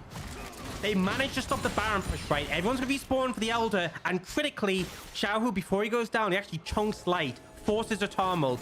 With Bin back on the map, they're not going to be able to end. I'm not even kidding. That could have been close, right? Light was full HP, and with the Tarmold, they maybe could have pushed it down mid, or at least got an inhibitor. But the extended play ends up saving RNG, but man, LNG crushed it. I thought that the fact they backed away, they would be fine, but look at the Gwen damage on this sphere. Look at Gala. What? Where'd he go? Right? And then they follow up on the fight, and being down your Felios already makes things really rough. Xiaohu does a great job of getting this damage down. And one of the critical things is because the GA ends up buying so much time, LNG can't really capitalize much on this. We can see things have reset. RNG is still back on the map, right? But Xiaohu has to TP in. He's going to be a little bit late on this one. So LNG, this is a window. They could try and force it now. Actually, Ollie, he's going down. Why are you there, my friend? Why are you pushing it? But he's still a Gwen and he's still healing up. That healing was ridiculous. They still haven't taken him down. Finally, to get him. And here comes the package across everybody. Burn, baby, burn. RNG find themselves a fight. Triple kill for Bin. And RNG will bring us to a game 3. Oh, LNG try and defend the top laner in the choke, and the package just wrecked them. Man, absolutely deleted them. Back and forth game. RNG find it in the end, though. Definitely took it to the wire, and they're going to equalize this series at 1-1. But damn, did they have to work for this. You got your wish, Ox. We are going to a game 3. RNG do not falter. They do not let game 1 get them 2 down. It will bring us up to 1 apiece. Plenty to talk about in that game. Almost thrown away, I feel, by RNG in that middle lane skirmish, but LNG not quite able to do it. And at the end of it all, the man we expected to step up when RNG needed the most, Xiaohu, performed beautifully in that last fight. Man, that pack, it was just like, I saw it and I was like, this is it. This is like perfect pack. You wait, like you play 100 Corki games waiting for that one moment. Yep. And it came perfectly. Bin as well, and the Jack's an absolute monster. And the thing is, you know, LNG fought. I have to say the early game left something to be desired, particularly the mid jungle. This Vex Lee Sin didn't really amount to much in terms of the early pressure we'd hope for. But that team fight where Doinby found that big engage on the back line where Gala got deleted was pretty huge. I mean, look at this gold graph, right? Feels like RNG have control. Boom, straight back over to LNG, and it was the back and forth. But that final fight, look at the damage. I'm going to just say, I think like half of that damage from Xiaohu was probably just from that last fight. Honestly, I would love if we had access to where the last damage of the team fight, or last team fight went in terms of damage, because that was absolutely huge. And it looked like it was a great start for RNG in the last fight, and you can see just the power of the Gwen as well, healing up so damn much. The Gwen nearly survived. That was the scary thing about that fight. Ala nearly got out alive because of the healing from the needlework. There was very little, actually I don't think there was any grievous wounds whatsoever on anyone on the side of RNG, so the healing was doing absolutely so much work, but it ends up being a win for RNG, and this is great from them. We said this is now a real test. I think finally we're seeing that both these teams are top tier contenders in our league, and they're showing it on the Rift here, going the full distance to a 3-game series. And this is a moment here now for RNG to, again, knock down LNG, bring them down to 7-1, get themselves closer in terms of that scoreline. And LNG, they don't want to give away that 0 scoreline in the loss column. They want to make sure that they're getting as many wins as they possibly can. And I think when we looked at the draft in game 1, felt like similar sort of play patterns, similar sort of goals, and LNG executed far better. But this one, RNG shook it up quite a bit, right? And things like the Corki were instrumental. They just weren't able to contest those dragons later on, thanks to the package. Way on the Viego, it was night and day, in all honesty. This game 3, I think the draft is going to be a really important factor, but also the play in these games. Feels like both sides have shown so much, but also made some critical errors. Yeah, and we're going to have to wait and see how it all ends up panning out. We're going to send it to a break, and when we return, the third and final game of the day will be happening, and we will have a winner between RNG and LNG. You don't want to miss it.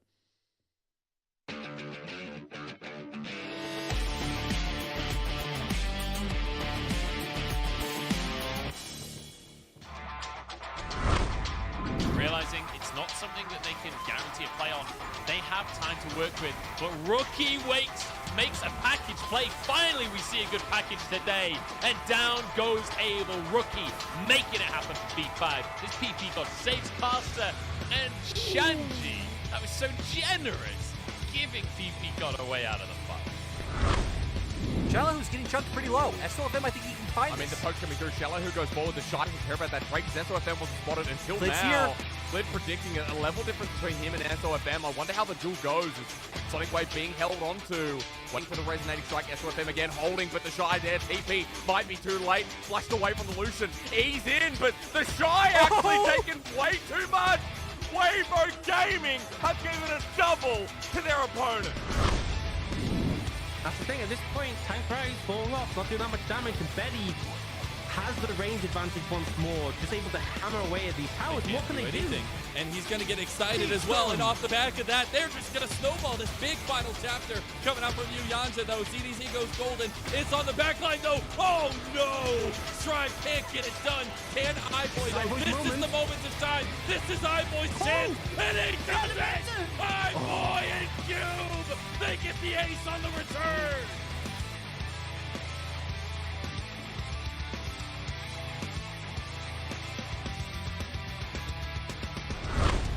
LWX does still have his flash, can look to reposition. That dude's trying to deep. find the angle. That dude literally went so deep into the jungle. I don't know if he knows his way back. Cleared it around Fog of War. This is the flank with a Sonic Wave kick over the wall. FPX jump on in. Cleared on Lee Sin, man. That's what you expect.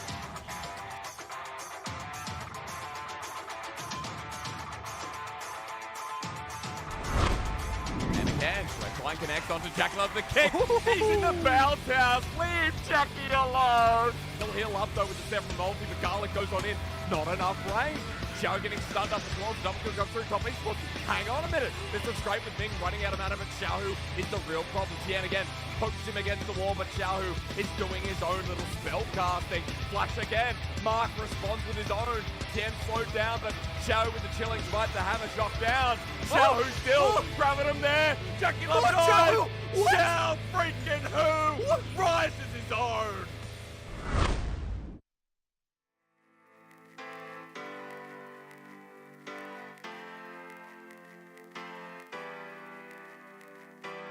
Lord have mercy on my wicked soul. Nobody told me what makes right from wrong. Came from the shadow with an eagle eye, leaving all my thoughts and my fears behind. Yeah, I'm gonna run from here.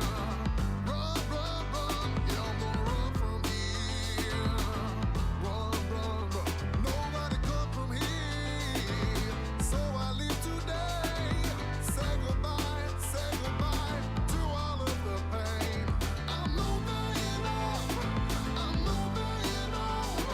I'm letting go where I came from. I'm moving on. I'm moving on. I'm shaking off where I came from.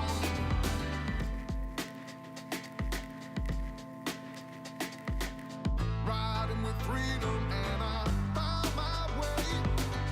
Ain't nobody gonna lead my mind astray. I'm gonna move the ground beneath my feet. I'm gonna lose the feeling at defeat. Yeah, I'm gonna run from here. Run, run, run. Yeah, I'm gonna run from here. Run, run, run. Nobody come from here. So I leave today. Say goodbye.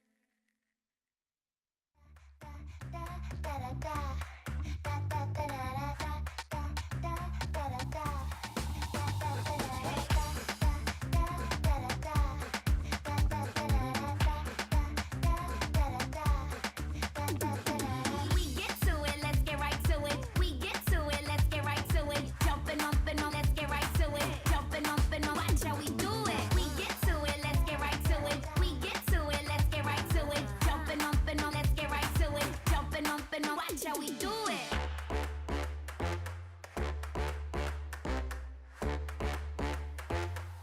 We keep on moving. Jumping up and on, let's get right to it. Jumping up and on, let's get right to it. Jumping up and on, let's get right to it. Jumping up and on, watch how we do it. Jumping up and on, let's get right to it. Jumping up and on, let's get right to it. Jumping up and on, let's get right to it. Jumping up and on, watch how we do it.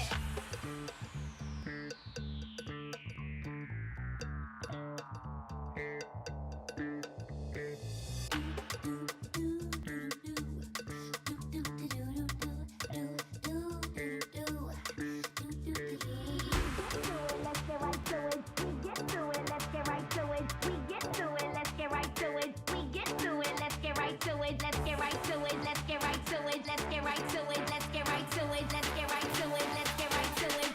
We keep on moving. Jumping up and on, let's get right to it. Jumping up and on, let's get right to it. Jumping up and on, let's get right to it. Jumping up and on, watch how we do it. Jumping up and on, let's get right to it. Jumping up and on, let's get right to it. Jumping up and on, let's get right to it. Jumping up and on, watch how we do it.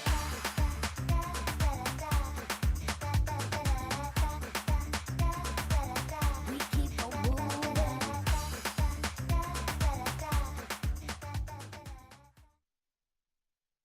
因为我最近泰坦也玩的特别多嘛，然后我觉得在各方面，这泰坦从对线跟打团的话，都感觉是一个很强的英雄吧，只要失误不要太多的话。Plays a lot of Nautilus, played a pretty okay game, I think is the way we could look for it. Welcome back, one and all, to the LPL. We're coming into our third and final game of this best of three between LNG and RNG. It's one apiece. And the MVP from game 2, it's gotta be Xiaohu, because this man literally changed the entire dynamic of the game off of one play. Yeah, God, look at that damage percentage. Pretty nuts. That one package really turned things so heavily in their favor. It looked like the fight honestly could have gone either way, and then boom, massive package just completely split the fight.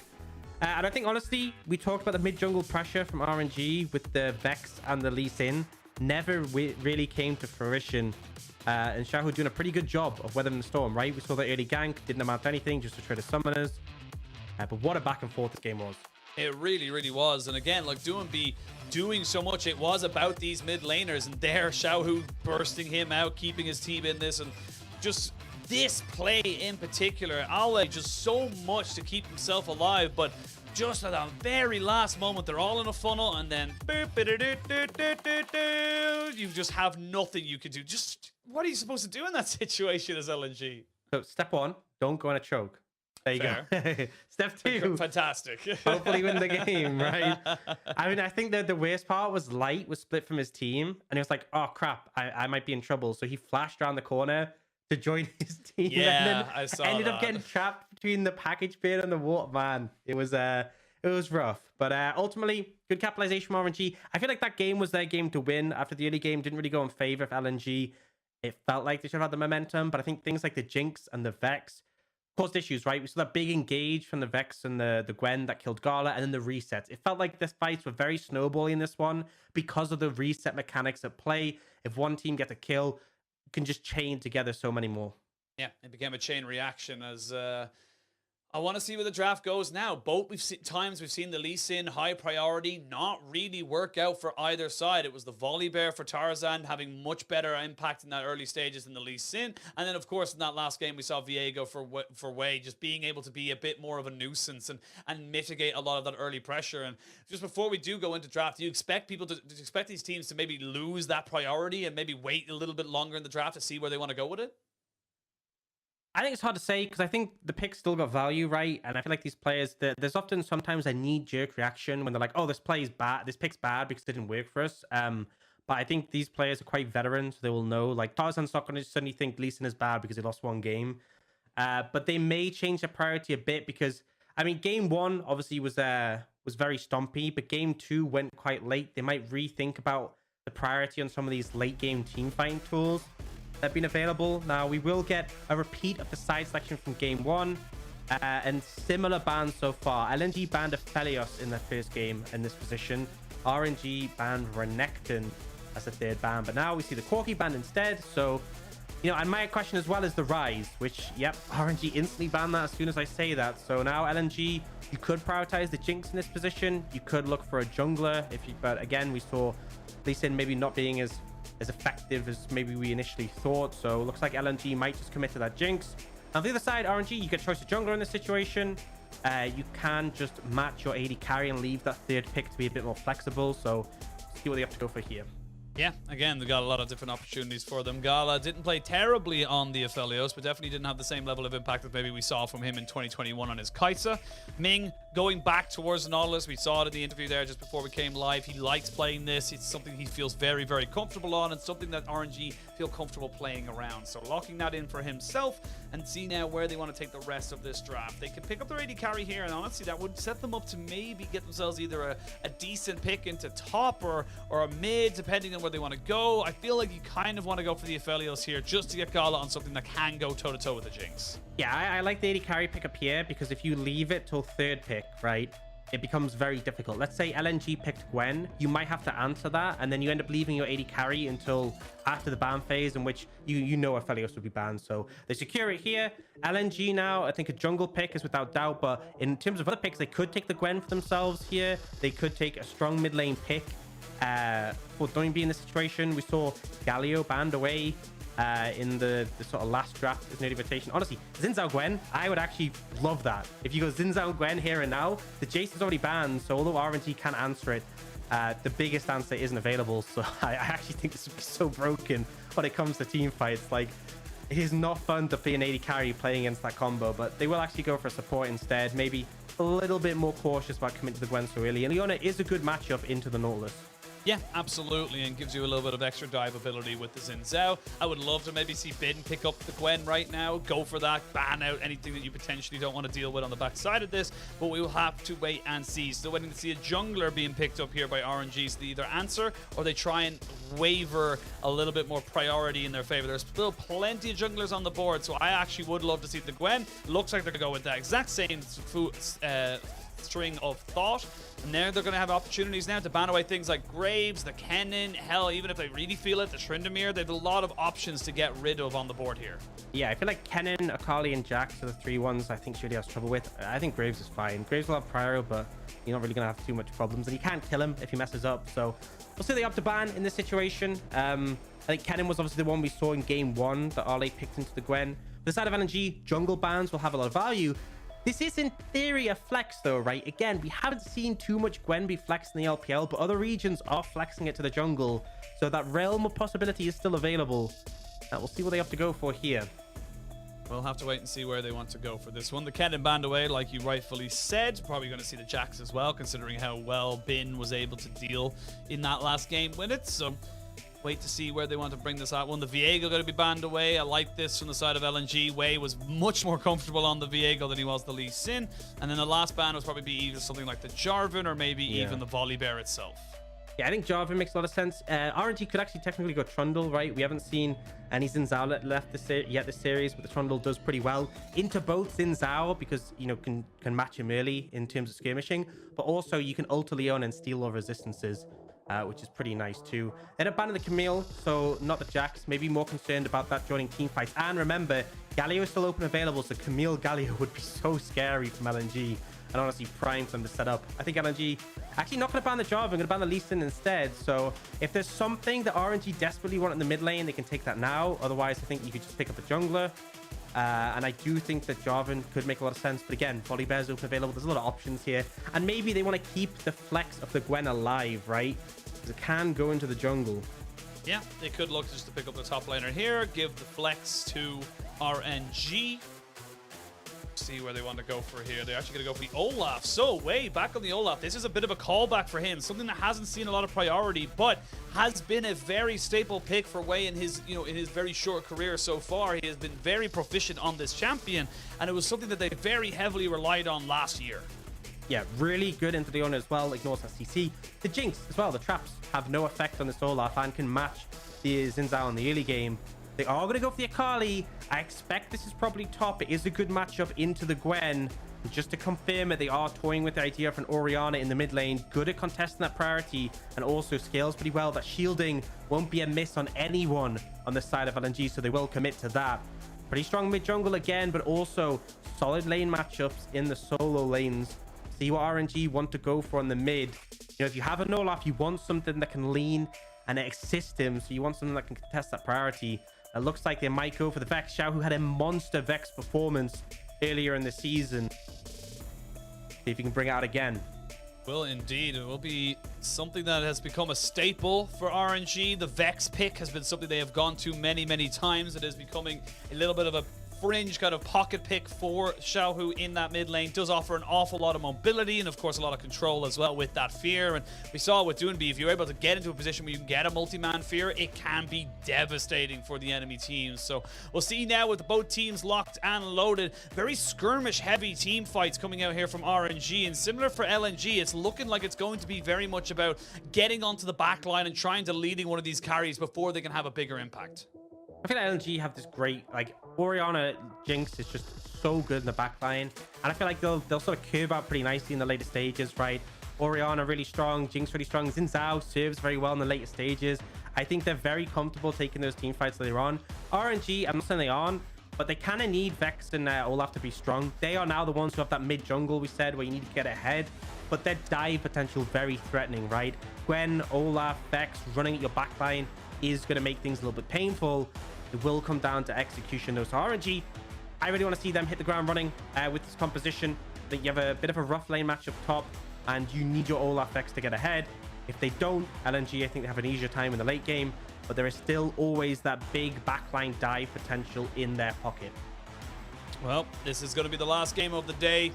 RNG looking to break the win streak of LNG to send them to 7-1 and also bring themselves up to 7 wins, whereas LNG, they want to keep it alive. This is their first major test of this team. They want to solidify themselves as championship contenders.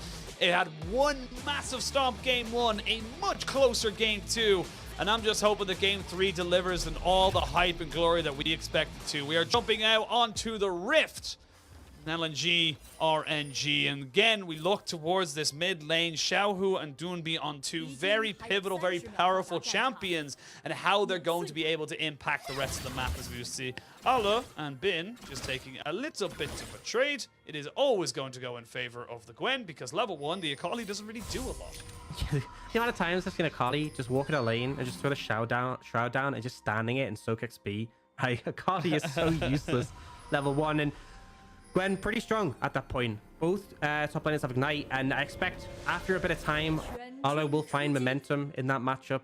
People do pick the Akali into the Gwen specifically because it is a favorable matchup, so Bin may struggle with that later on. Now, RNG potentially looking for an invade here. 4-man strong. I like this, right? You have the Nautilus, you have the Olaf in particular, very good at those, and then they get spotted on a ward and back off. So, very short-lived. I mean, the idea was there. We do like it. But again, the one thing we can't talk about with the Olaf, I will say it is Wei's most played champion in his career. He has got 38 games on it with 24 wins and 14 losses. So is still very proficient on this pick. But the Olaf is great because it does allow you to get priority in the lanes. You don't have to try and deal with the early leashing. It also is able to sustain itself very, very easily throughout the game. And in the early stages against the Xin Zhao will sort of struggle to deal with a lot of what Olaf throws in front of him. Yeah, and we talked about that level 1, right? Let's just getting bullied out here. Does have the Torrent Shield and second win, so won't be in too much trouble. But yeah, jungle is where we're really watching. Tarzan obviously stellar game 1, game 2 a bit more subdued.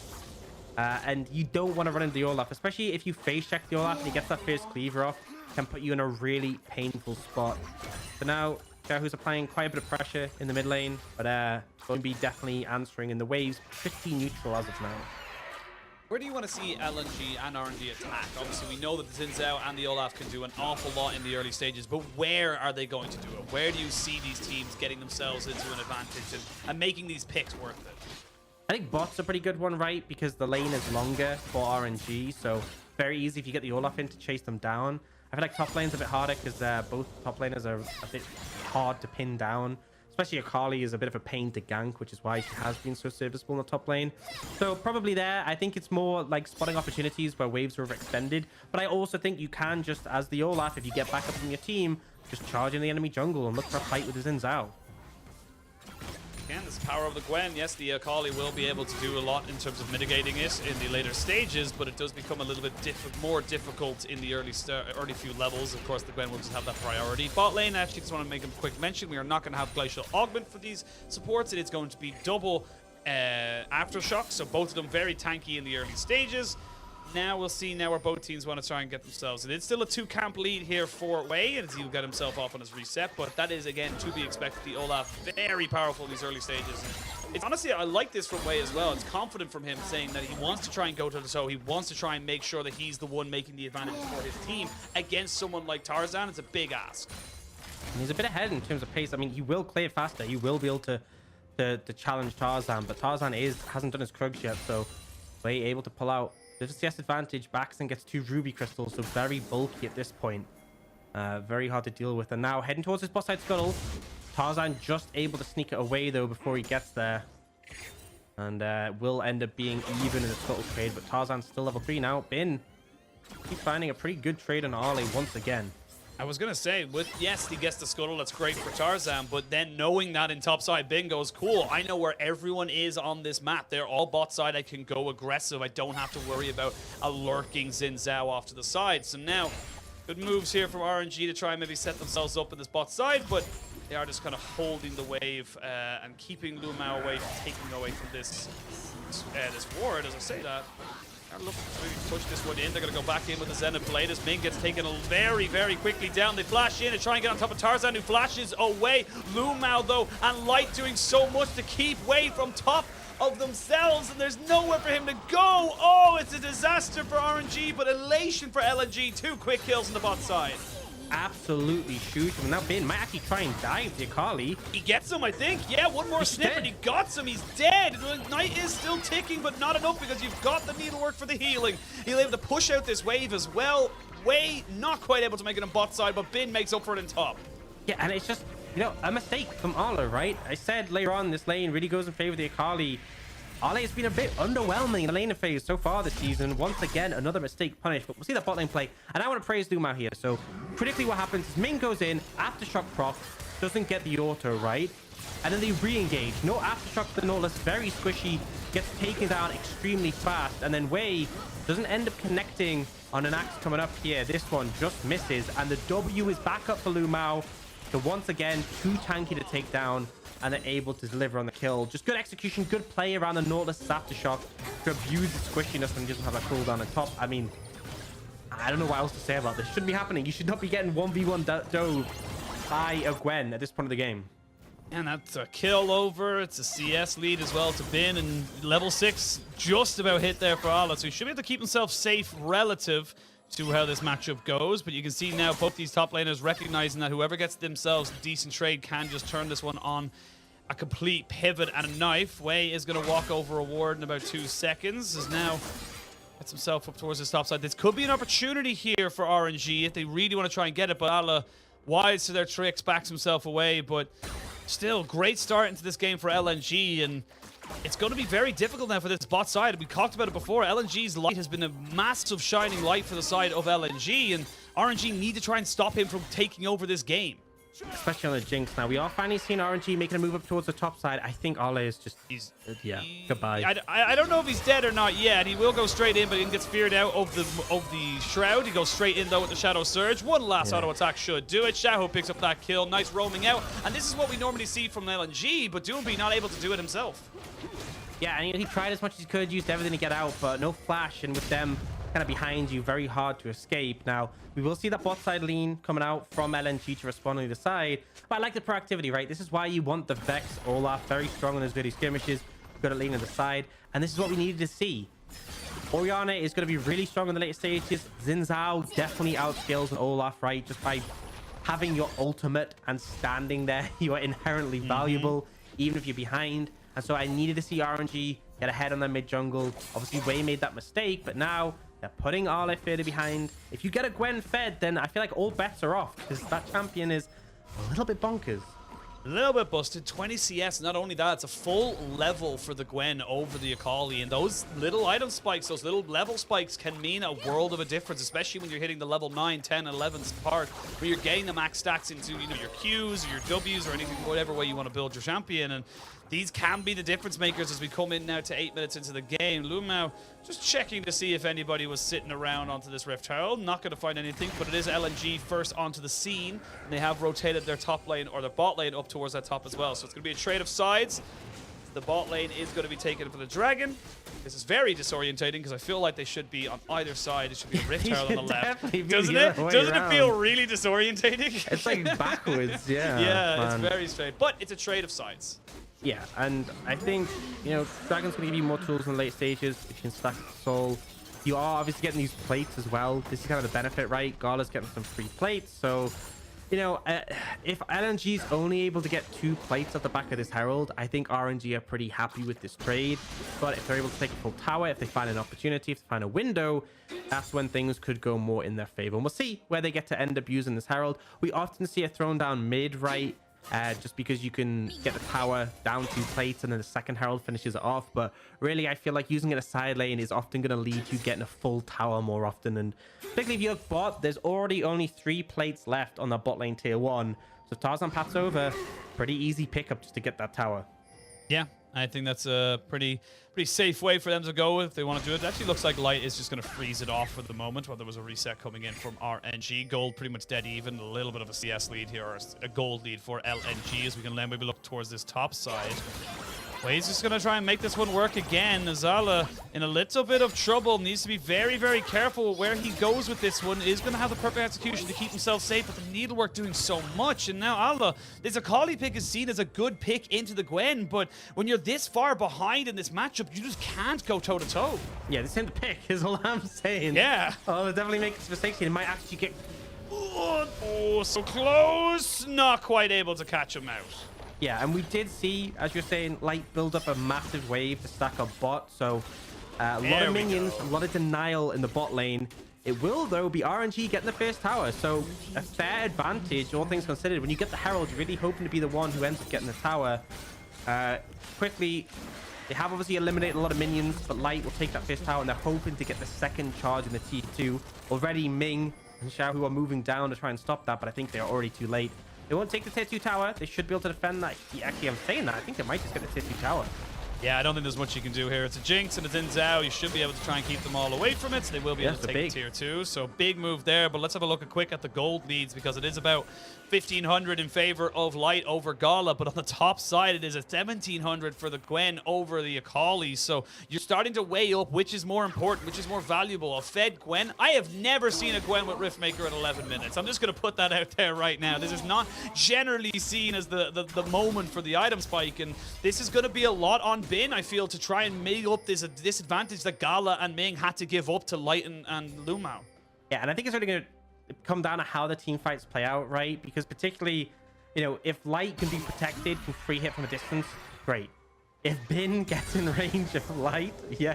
I mean, we saw last game what a Gwen can do to an AD carry who's locked in place when Gala got absolutely eviscerated, but will really come down to the execution on those points. For now, it's very clear that RNG put the resources on one side, LNG on another, but I do feel like the fact that LNG got that second tower, it has to put them 1,000 gold ahead. Obviously, the tier 2s in the side lane did see that change to give them a lot of extra gold, so quite a fair bit of value there. And now, both teams just picking up waves. Next objective on the map will be that Dragon in a minute 45. It's honestly not too big of a priority, but I think LNG will be happy to pick it up and then stop RNG from being able to stack up their own, right? Really keep Soul a healthy distance away. Yeah, I think that's the big thing. Keeping the Soul at arm's length and also mitigating any kind of, you know, big power spike for this Gwen, as we have gotten. It will be a decent Drake, is what I'm trying to say here. It'll either be Hex Drake, Soul, or a Mountain or Infernal. So you have got some pretty decent options here available to you. LNG are in the river, but they are very early to this objective, I would have to say. Wei now stealing away some camps. He will be spotted out on a ward and will clear it off almost immediately. So now they're going to try and make something happen here in mid lane. Xiaohu forced a flash away, and they have to use from the depths here from Ming. And that's just LNG recognizing with the Aphelios on bot side, they had the advantage, and there's no way for you to get out of this one here. Tarzan is not going to try and catch out Wei. They don't know exactly where he went, but could have been a bit risky there for RNG. Yeah, Flashburn and the ult from Ming really stopped that, because I think Tarzan had actually connected. The Wind Become Lightning was just going to press E immediately after. They didn't stop that. So LNG gained a bit of an advantage, been an ult, been a flash, and now they have control over mid. Should be able to lean this into the Dragon. Well, they have priority in mid, sorry. Now coming off the reset, they should just be able to push in this Dragon area and garner a bit of control. But you can see they are approaching it slowly. Actually, RNG able to get there to match, so it's like they're not even pushing in, right? Wei's able to get here. Although Ming has actually got a reset for vision, so they are going to be behind on tempo for this Dragon. It's spawning in 10 seconds, and he is just reset now. Yeah, I don't know if RNG are going to be in position to be able to contest this. They don't have flash on Xiaohu either, so the safety is not really there. Wei is walking on top of a ward. They are going to know he's there, and think now he realizes, okay, I got to leave. He's going to have to probably pop his ultimate. Yep, now without the Ragnarok, he's not going to be able to defend against this Dragon. Will take his Gromp as a consolation prize. But the end of it all, good vision control. And like I said, that ward was so pivotal for LNG. It gave them full information of where the RNG jungler was going. Yeah, and I think as well, Ming resetting quite late to get vision. Very important having wards available in pocket. RNG were behind a bit on timing, and as a result, they get punished. But now LNG committing members bot side, so RNG will lean towards the top side of the map, steal away this blue, and just force LNG out of their own jungle. I want to try and give this one over to Xiaohu, but I feel like Bin's going to be the only one really to try and connect this one. 5-point strike might steal it away. It's going to be a little bit of a smite fight between the two top laners, and yeah, again, he has 5-point strike. You don't really have the same amount of burst as a Gwen, and nice securer of the blue buff there for LNG. Yeah, so the real consolation prize even for the side of RNG. Can't see the state of the game at the moment, so it is a big lead in the top lane for this Gwen, but levels have been evened out. Similarly, you know, there's no real massive level advantage in the bot lane, despite the fact that Light has a pretty big advantage. But in the jungle, Wei is 2 levels up on Tarzan, right? You also get a pretty significant CS advantage from the jungle, and as a result, this Olaf is a pretty big part of RNG's strength. Gold is about even. LNG going to start up this Herald. That looks like from the way RNG are fanning out, they're not even interested. They will commit this bot lane tower. You can see that Gala is pushing the wave up there. Ming is moving down. They will simply let LNG take this second Herald. My concern is mid tower, right? That's often where teams will turn it towards. You can see Ping's already coming out. Tower is healthy, so I think RNG might be able to, I mean, at least defend the tier 2, but I think he might end up losing this tier 1 to the 3 members. I don't know. You haven't got a huge wave to kind of follow up on top of this. I mean, you see the top laners going 1-for-1. The needlework does come out. Perfect execution has been used. And will it be a trade? It will. Solo bolo on both sides. And this is what we love to see in the top lane. Yeah, and considering how far ahead Bin is, yeah, it kind of shows you this matchup is Akali favored. I know Bin missed that third needlework. It's very hard to hit. The mobility of the Akali, the time she can buy, once you commit your first ultimate charge, you can really just look to move around and outplay. So to see a replay of that one, remember, Ollie's a level down and a lot of gold down in this matchup, but just consistently lands the 5-point strike, lands the ult to dodge the first charge, uses his own shroud to dip away the other ones, and the burst damage so hard for the Gwen deal. It's still a 1-for-1, right? But again, you're this far ahead as a Gwen, you don't want to be trading 1-for-1. No, you do not. And I will say if the last hit of the needlework does land, it probably does go in favor of the Gwen, but it should never really be that close. And that's why the Akali has been favored into this matchup. It is pretty much dead even across the gold in terms of the teams. A dragon apiece, 2 towers each. This is as close as we've had a game so far. We have serious amounts of expectations for these teams, and now the first items being picked up. We can have a look. You got the Luden's Tempest and the stopwatch here for Xiaohu. On the opposite number, you've got the Leandri's Torment here for Doonby, so he's going to be doing some pretty decent, consistent damage. Both AD carries working towards our second item. It looks like it's going to be the rapid fire cannon for Light, and Gala looking towards that collector. So Both teams now hovering. It's still a minute 30 or just a bit above it until that dragon spawns, and neither side willing to give an inch. They want to know that the other team will take a mile. I like the early setup though from LNG, right? They're already moving all it down. Obviously, they have a lot of time because the top wave is pushed in, and now they're playing aggressive in the enemy jungle. Wei has to burn his ultimate, but Tarzan does too.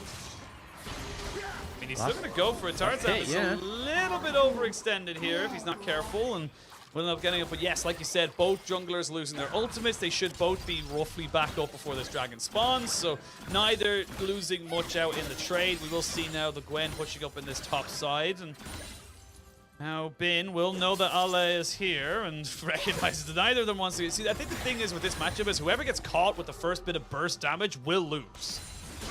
Definitely can be a factor, but I still feel like, you know, there's outplay potential for the Akali. If you dodge away enough the needleworks, it can make a really big difference. Obviously has a bit more item parity now. It's still a lead for Bin, but what's the gap somewhat now? We obviously saw that early investment from LNG to get there quickly, set the vision. They've had to reset, get some more wards, spend some gold, and Ale is currently dealing with that top wave. So this is a window for RNG to push in and contest the control. It's 20 seconds till that dragon.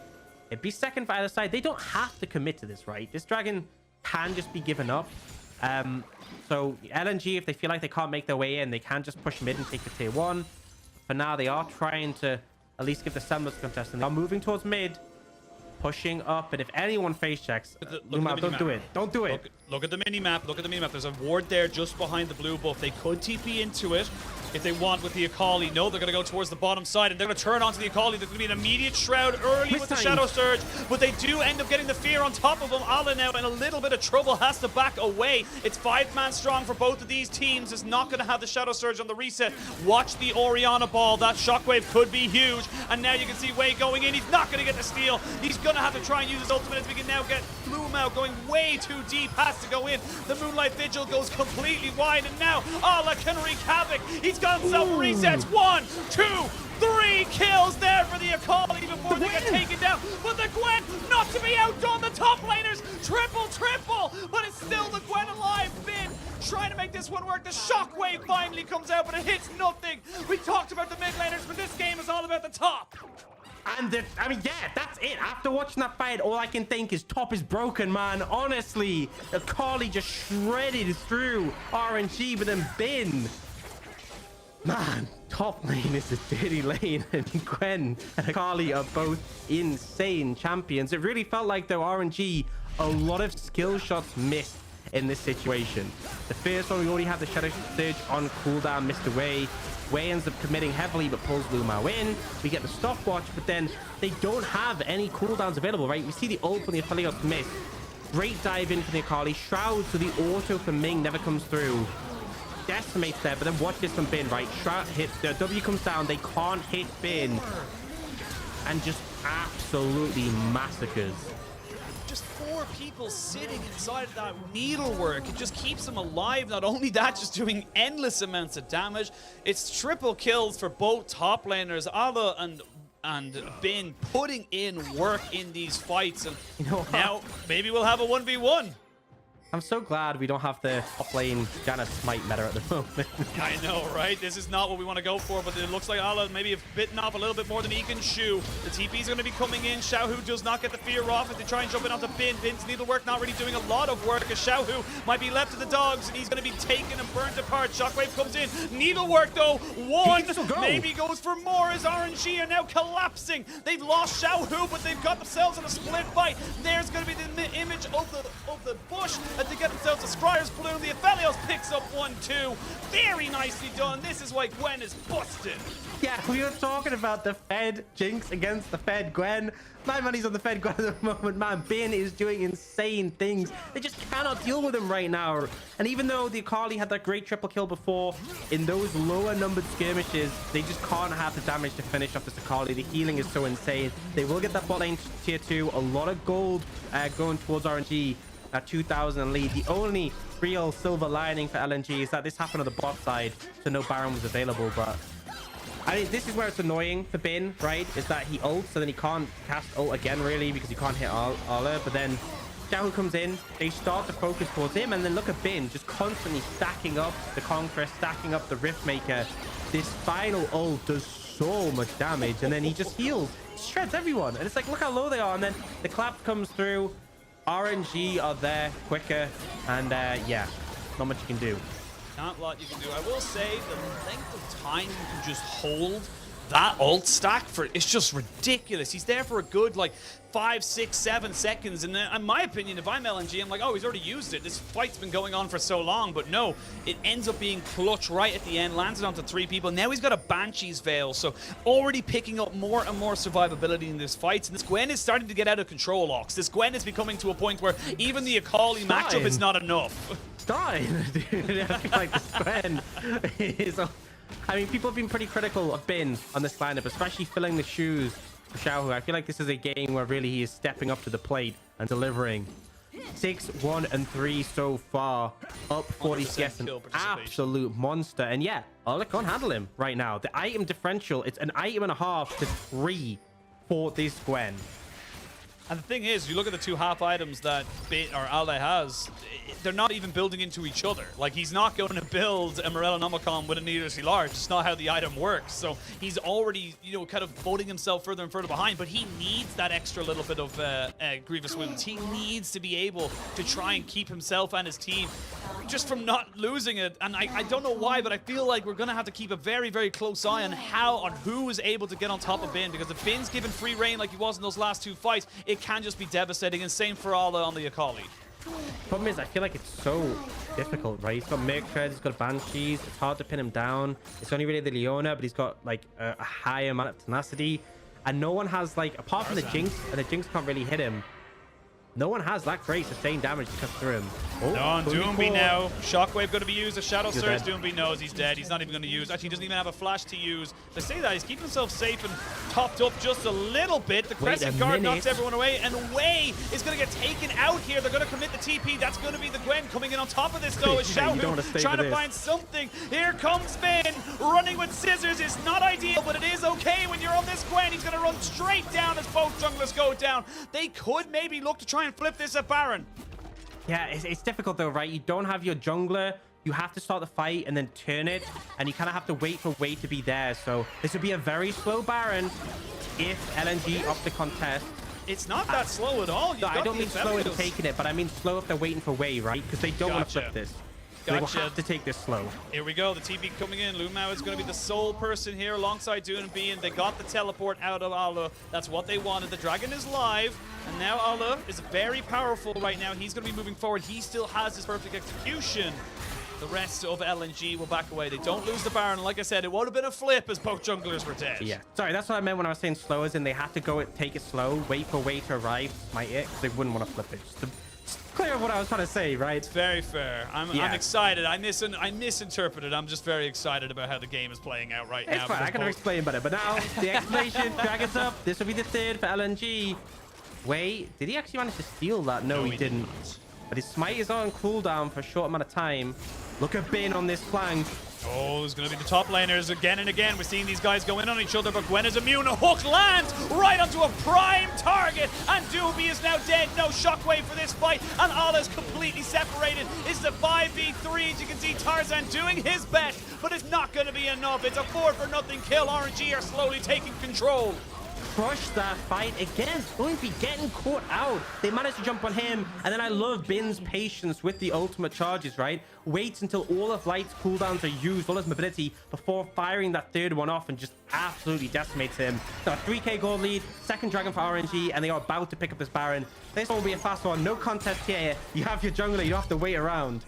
Oh, it's slipping and slipping, and this is just, again, Bin saying, look, I'm on top of you now, and then look at this hook from Ming. He lands it on the perfect carry, the Orianna, no shockwave, no way to go.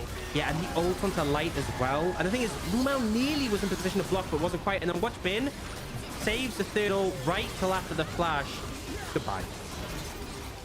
RNG warming themselves into this series. We saw game 1, LNG put down a beaten onto RNG. Again, no way to really else put it. LNG dismantled, decimated, whatever other kind of alliteration you want to throw in there, and they just look clean. Game 2, very close. RNG and LNG going tit for tat, punch for punch, as this mid lane turret is on 31 HP. Thank you very much, observers. But now in game 3, it feels like it's RNG. It feels like they're the ones going for it. And very, very soon, Bin is going to have a Rabadon's death cap. This Gwen is impossible to deal with. No one has magic resistance. It is Merc Treads on the Xin Zhao, and that's it.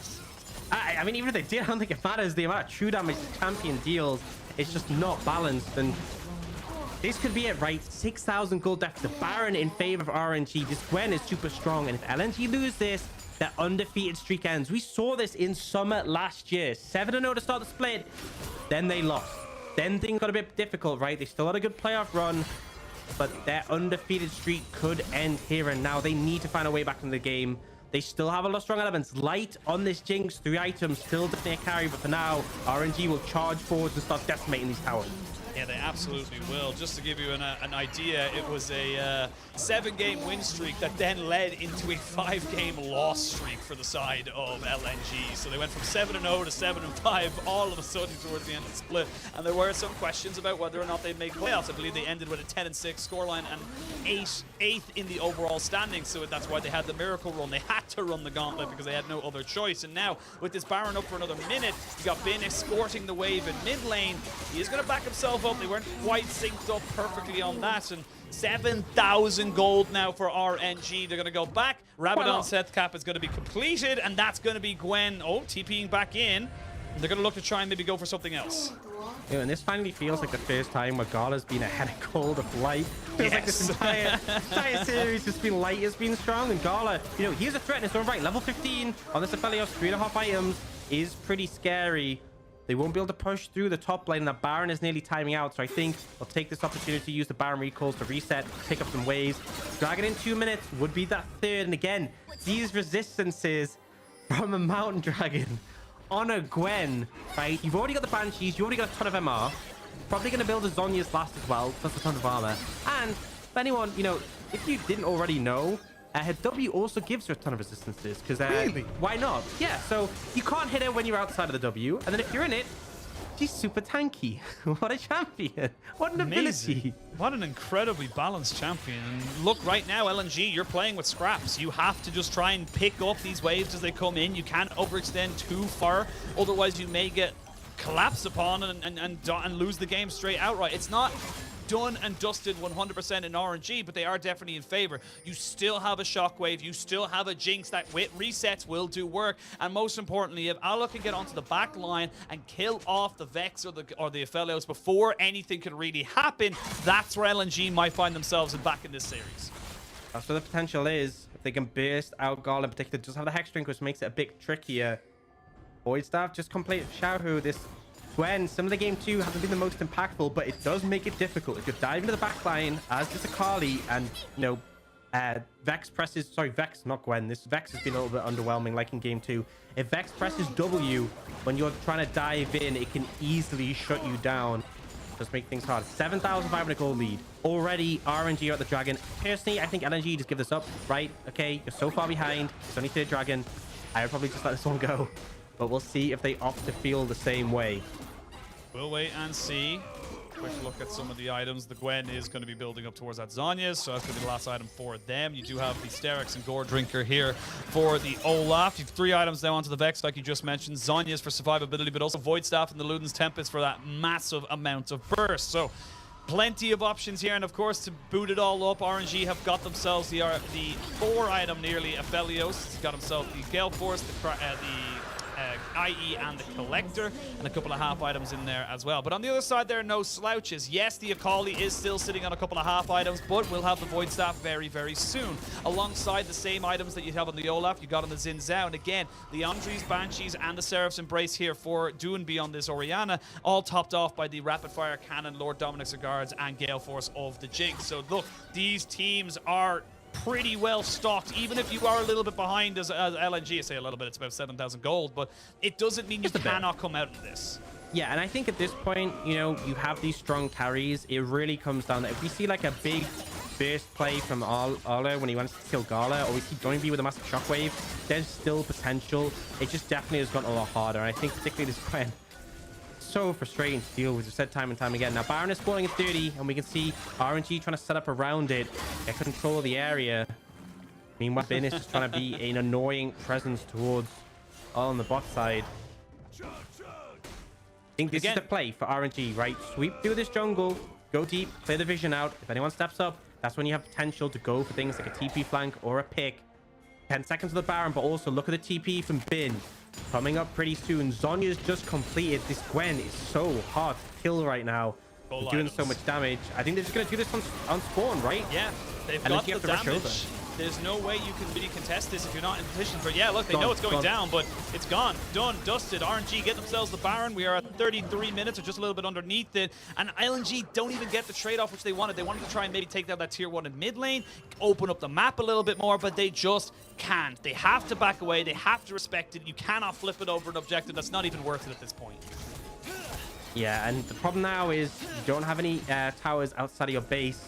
RNG going to be looking to crack the base at this point.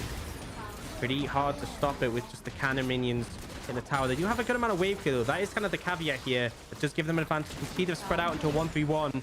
You find a window to engage in an isolated target. That's where you can have a ton of value. And a big thing is the waves aren't really synced up yet. You can see, I think Xiaohu is trying to slowly push that one in, but it will. Actually, yeah, so mid and bot now synced up. This is where the pressure really comes in because the LNG are split trying to defend here. Here we go. You're going to have a lot of damage here from Xiaohu onto this turret. You can see there just the Baron up cannon minions in mid as well. Look at the tower, the little turret thing from the Helios. Just shredded it.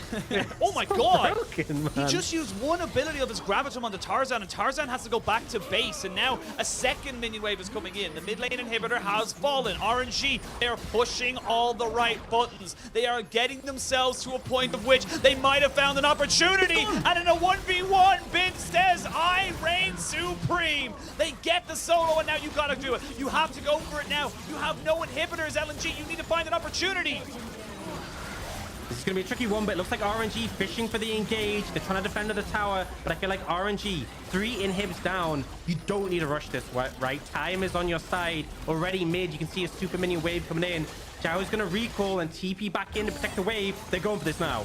They're going to have to try and make this one work. RNG looking to end this game and end the streak. LNG will lose the Leona. They've lost their carries as well. It has been done. RNG will bring down the undefeated LNG and bring themselves up to 7 wins and 2. They end this streak. It's a repeat of summer last year. LNG, 7 wins, but no more in a row. RNG had a rough game 1 loss. It was a stomp. It made them look so underwhelming, but they bounced back. A hard-fought game 2. But honestly, this game 3, there's a lot of criticisms levied towards Bin on this roster. Filling the shoes of Xiaohu was so difficult, but this game he stepped up, and this game looked like a top difference. It really felt like a top diff in this game, and the Gwen, regardless if you get counter pick, if you can't keep the Gwen controlled, you will struggle. Bin had a lot of question marks over him. I had a lot of apprehensive thoughts about him at the start of the split. Didn't look like he was comboing well with the team, but when he's given the resources and when he's able to get himself on a pick like Gwen, he can show up big time. Absolutely. And I mean, he just ran amok in these team fights. It felt like it was such a hard thing to deal with in the skirmishes, and I feel like that's the thing. It's like, Akali works well as a lane answer, but when it came to team fights as well, I mean, obviously when you're behind, that makes a big difference, but it just felt like, the only person who had the reliable DPS to cut through the Gwen was Light on this this Jinx. But how if you're standing in Gwen's zone, you're dead, right? If you're standing out of Gwen's zone, then Gwen is immune, and it's like you're just unable to deal with this significant problem. But credit to RNG, it feels like they ramped up in that series, right? It was a slow start, but it feels like they ramped up in that series. That's kind of felt like the split as well was a bit of a rough start against FPX, and there's definitely been some hit and miss moments, but man, what is that damage, by the way? Just absolutely domination, and it all just came apart to really good prioritization here from RNG, saying, look, we know if we can get Wei and Bin combo together, this Akali won't have as much of an impact, and my lord, did that come true, because 26,000 damage, very much miles ahead of everybody else, and RNG, they go up to 7-2. This is a massive moment. We talked about why this game was so important. It wasn't just the win streak being broken by LNG, but it also now jumbles up that top side. You're looking at 4 teams, Edward Gaming, Weibo Gaming, LNG, and RNG, all at 7 wins. And not to be outdone, Victory 5 are sitting on 6-1. They could also go up to 7 as well. We have such a tightly contested top 5. Yeah, it really feels like, you know, this loss for LNG slows them down from pulling away. It makes this top 5 so interesting. And it feels like all these series, you know, I talked about it before. LNG in week 6 will be going up against Weibo, will be going up against V5. I think after today, you know, a lot of people will look at this and be like, you know, win streak's over. This was a really big challenge to them. They lost. I think LNG still looked formidable today, right? I think RNG looked stellar, but they both had positives and negatives. And I am so hyped for more series between these top 5 because they really feel phenomenal. And it's just crazy that, you know, we send one representative to MSI. I think it's so hard to call right now. I mean, you talk about some of the top clashes, if you will. You look at, like, we got V5 EDG next week. We got V5 LNG next week. We've got RNG going up against Weibo Gaming in week 7. Like, these are the games that are going to be happening very, very soon. And these are massive moments because, again, reminder to anyone, if you're just tuning in and you don't know how the LPL works, you play against each other in the regular season once. This is now the head-to-head is owned by RNG over LNG. So if you end up with the same game score, with the same series score, and your head-to-head is in your favor, you get the advantage. And that's why it's so important for these teams, especially when you're against them, the same level of players and same level of teams. You need to be picking up the wins. Especially when you look at the difference a few places can make in terms of playoffs and getting round buys, getting into the double elimination section can be absolutely massive. So it can't really be understated. But also the confidence boost, right? Taking down LNG, huge for RNG. There were still questions around them, especially around top lane. Bin really delivering that game 3. And I feel like this is just kind of making a statement, you know. Yes, took a bit of time to shape up and see how the changes were going, but I am convinced after this series. Yeah, and I think the thing is now, we'll have a look at it a bit later and we'll talk about it, but there is a definitive gap now between our top 5, our next 5. So 1st to 5th, 6th to 10th, and then kind of everybody else, in my opinion. We'll have a look at it a little bit later, but big win here for RNG. We had a couple of questions about them. We still had faith. If you listen to the Last Hit podcast, we talked about how RNG feel like the most complete team. They played the most correct League of Legends. It does feel like this team does, you know, have some faults. They are not perfect. They are not impeccable, but it does feel every single time we see them, they're getting better and better and better. And the adaptation in this series, like after game 1, I'm so glad to see RNG bounce back because that could have been disastrous. They could have just dropped it from there and said, right, we're done. We'll move on to the next series because that was demoralizing. But they kept their cool. They kept their composure. Just a great win for them. And again, proving that they can play with the big boys. Absolutely. The veterancy of this roster really delivering in the long series. Now, we do have an interview with Xiaohu, so you'll get to hear from the man in the mid lane. Hello everyone, welcome to interview, and now I'm standing by with Xiaohu from RNG. Congratulations on this victory, and for your opponent Suzhou LNG, to be honest, they were on a winning streak. So tell us more about the focus when you guys went into today's game, and is there any special preparation made by your team before today's best of 3?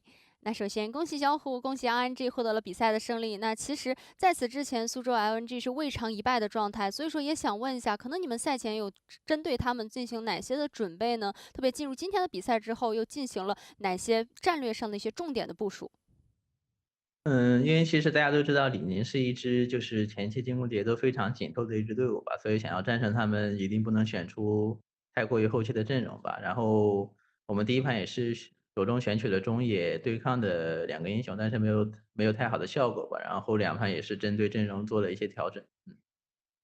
So as everyone has noticed, the opponent's team Suzhou RNG, they can be quite aggressive and they can be quite strong in the early game mid jungle synergy and also to grab so many early game tempos. So facing against them, to be honest, we should not prepare some very late game draft. And also that's the reason for us in game 1, we have chosen a very early game focus or the early game aggressive play aggressive mid jungle combo to try to get some leads, but unfortunately, we feels like that plan did not goes well. So after this, we have made some changes in game 2 and 3, especially in our draft choice, and definitely in both game 2 and 3, you guys just performed so good. And let's move on to game 2. So in game 2, I want to talk a bit more about the last team fight. You guys would like to target on the opponent's green in the jungler area, and luckily you guys were able to show us a gorgeous team fight. So tell us more about the short calls and more details around that team fight, because after that you guys were able to just cleanly end up the game. 那其实说到第二局，感觉你们双方也打得特别的精彩，然后特别想问一下，最后的一波在野区抓格温，然后你们最后是很完美的收下了那一波团，然后也是直接能够奠定了比赛的胜利。所以说，能问一下，当时那一波野区的团是怎么样的一些情况呢？那个时候我其实在基地那个等着要包嘛，然后第一时间也没有关注那边的情况，应该是我们这边的3个人蹲到了对面的上单吧，然后也是把对面打成了一个残血。然后后来我踢下去之后，就发现对面就是像个小儿班一样排战，那我没有不放大招的理由了，反正就结束的挺突然的。So to be honest, around there, I was around in my nexus to waiting for the passive of Corky, and I think our teammates, 3 of them, just find a super good opportunity to just make the heart engage, and then the opponent's health is quite low. So after I got the TP, after I just arrived in the battlefield, I feel the opponent's team, they were just stand by like the child in the kindergarten. So I know I just must use my ultimate to target on them. So luckily we were able to just win the team fights. To be honest, I feel the game just ended up quite sudden, right? Yeah, I agree with you, but you have shown us a gorgeous team fight, I must say. And let's move on to game 3. We feels like in game 3, both teams, you guys would like to make so many hard engage. Both teams played very aggressively. So tell us more about the focus from you guys in the mid to late game in order to just grab more leads in your hands. 那其实说到第3局，感觉双方的一个阵容选择，包括打法风格，好像都不断的在找机会，然后围绕着一些资源点来开团。所以说也想问一下，可能你们中后期的一些关注的重点会是什么呢？在第3局，然后帮助自己能够拿到更多的优势。因为其实第3盘前期我们做了非常多的支援置换吧，就是他们养回了下路，但是我们养回了上路格温吧。然后打的话，我们的重点就是如何让格温有一个好的进场吧。对，然后不要让对面金克斯以及发条的 Q 拉到太多人。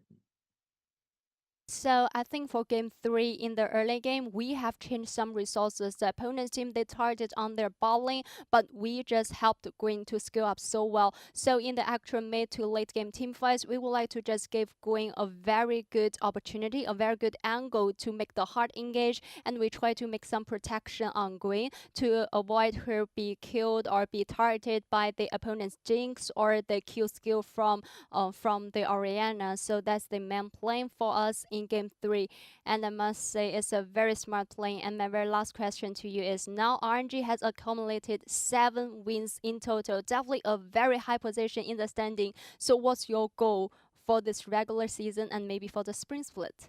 那最后一个问题也是在赢下今天的比赛以后 ，RNG 也是来到了7胜的队伍，现在在排行榜也是非常非常好的一个位置嘛。所以说也想问一下小虎，可能你觉得常规赛，包括说整个春季赛，你的一个目标会是什么呢？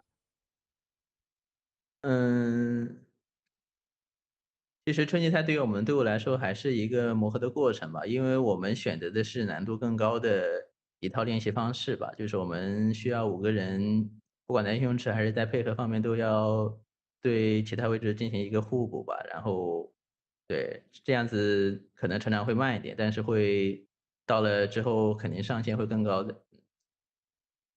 I feels like to be honest, I feels like in the spring is still the time for us to try to build a very good synergy, to build a very good coordination as a team. I think we have chosen a very harder practice mode as a whole. I think in terms of the champion pool, the practice style, the play style, there are so many parts we really need some time to play together to have a very good synergy. But we feels like if we can just solve all the problems, if we can build a very good synergy as a team in the following matchups, I believe we can have a very high ceiling as a whole team. I totally agree with you, and definitely we all looking forward to that. Congratulations again. 那再次的恭喜你们，我们也是期待看到你们在未来会有更好的表现。And back to you guys. Bye bye.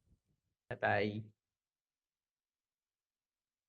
Thank you so much, Wendy and Xiaohu. Usual fantastic interviews there. But I want to make reference to just one little small thing that Xiaohu said. I love how he described the Corki ult he got in game 2. He was like, it's like I gathered the children and then I burnt them alive. It was just absolutely insane. But we're going to talk about the MVP. You know who the MVP is. I know who the MVP is. It's Bin. It's got to be Bin. It's no one else. It had to be the Gwen.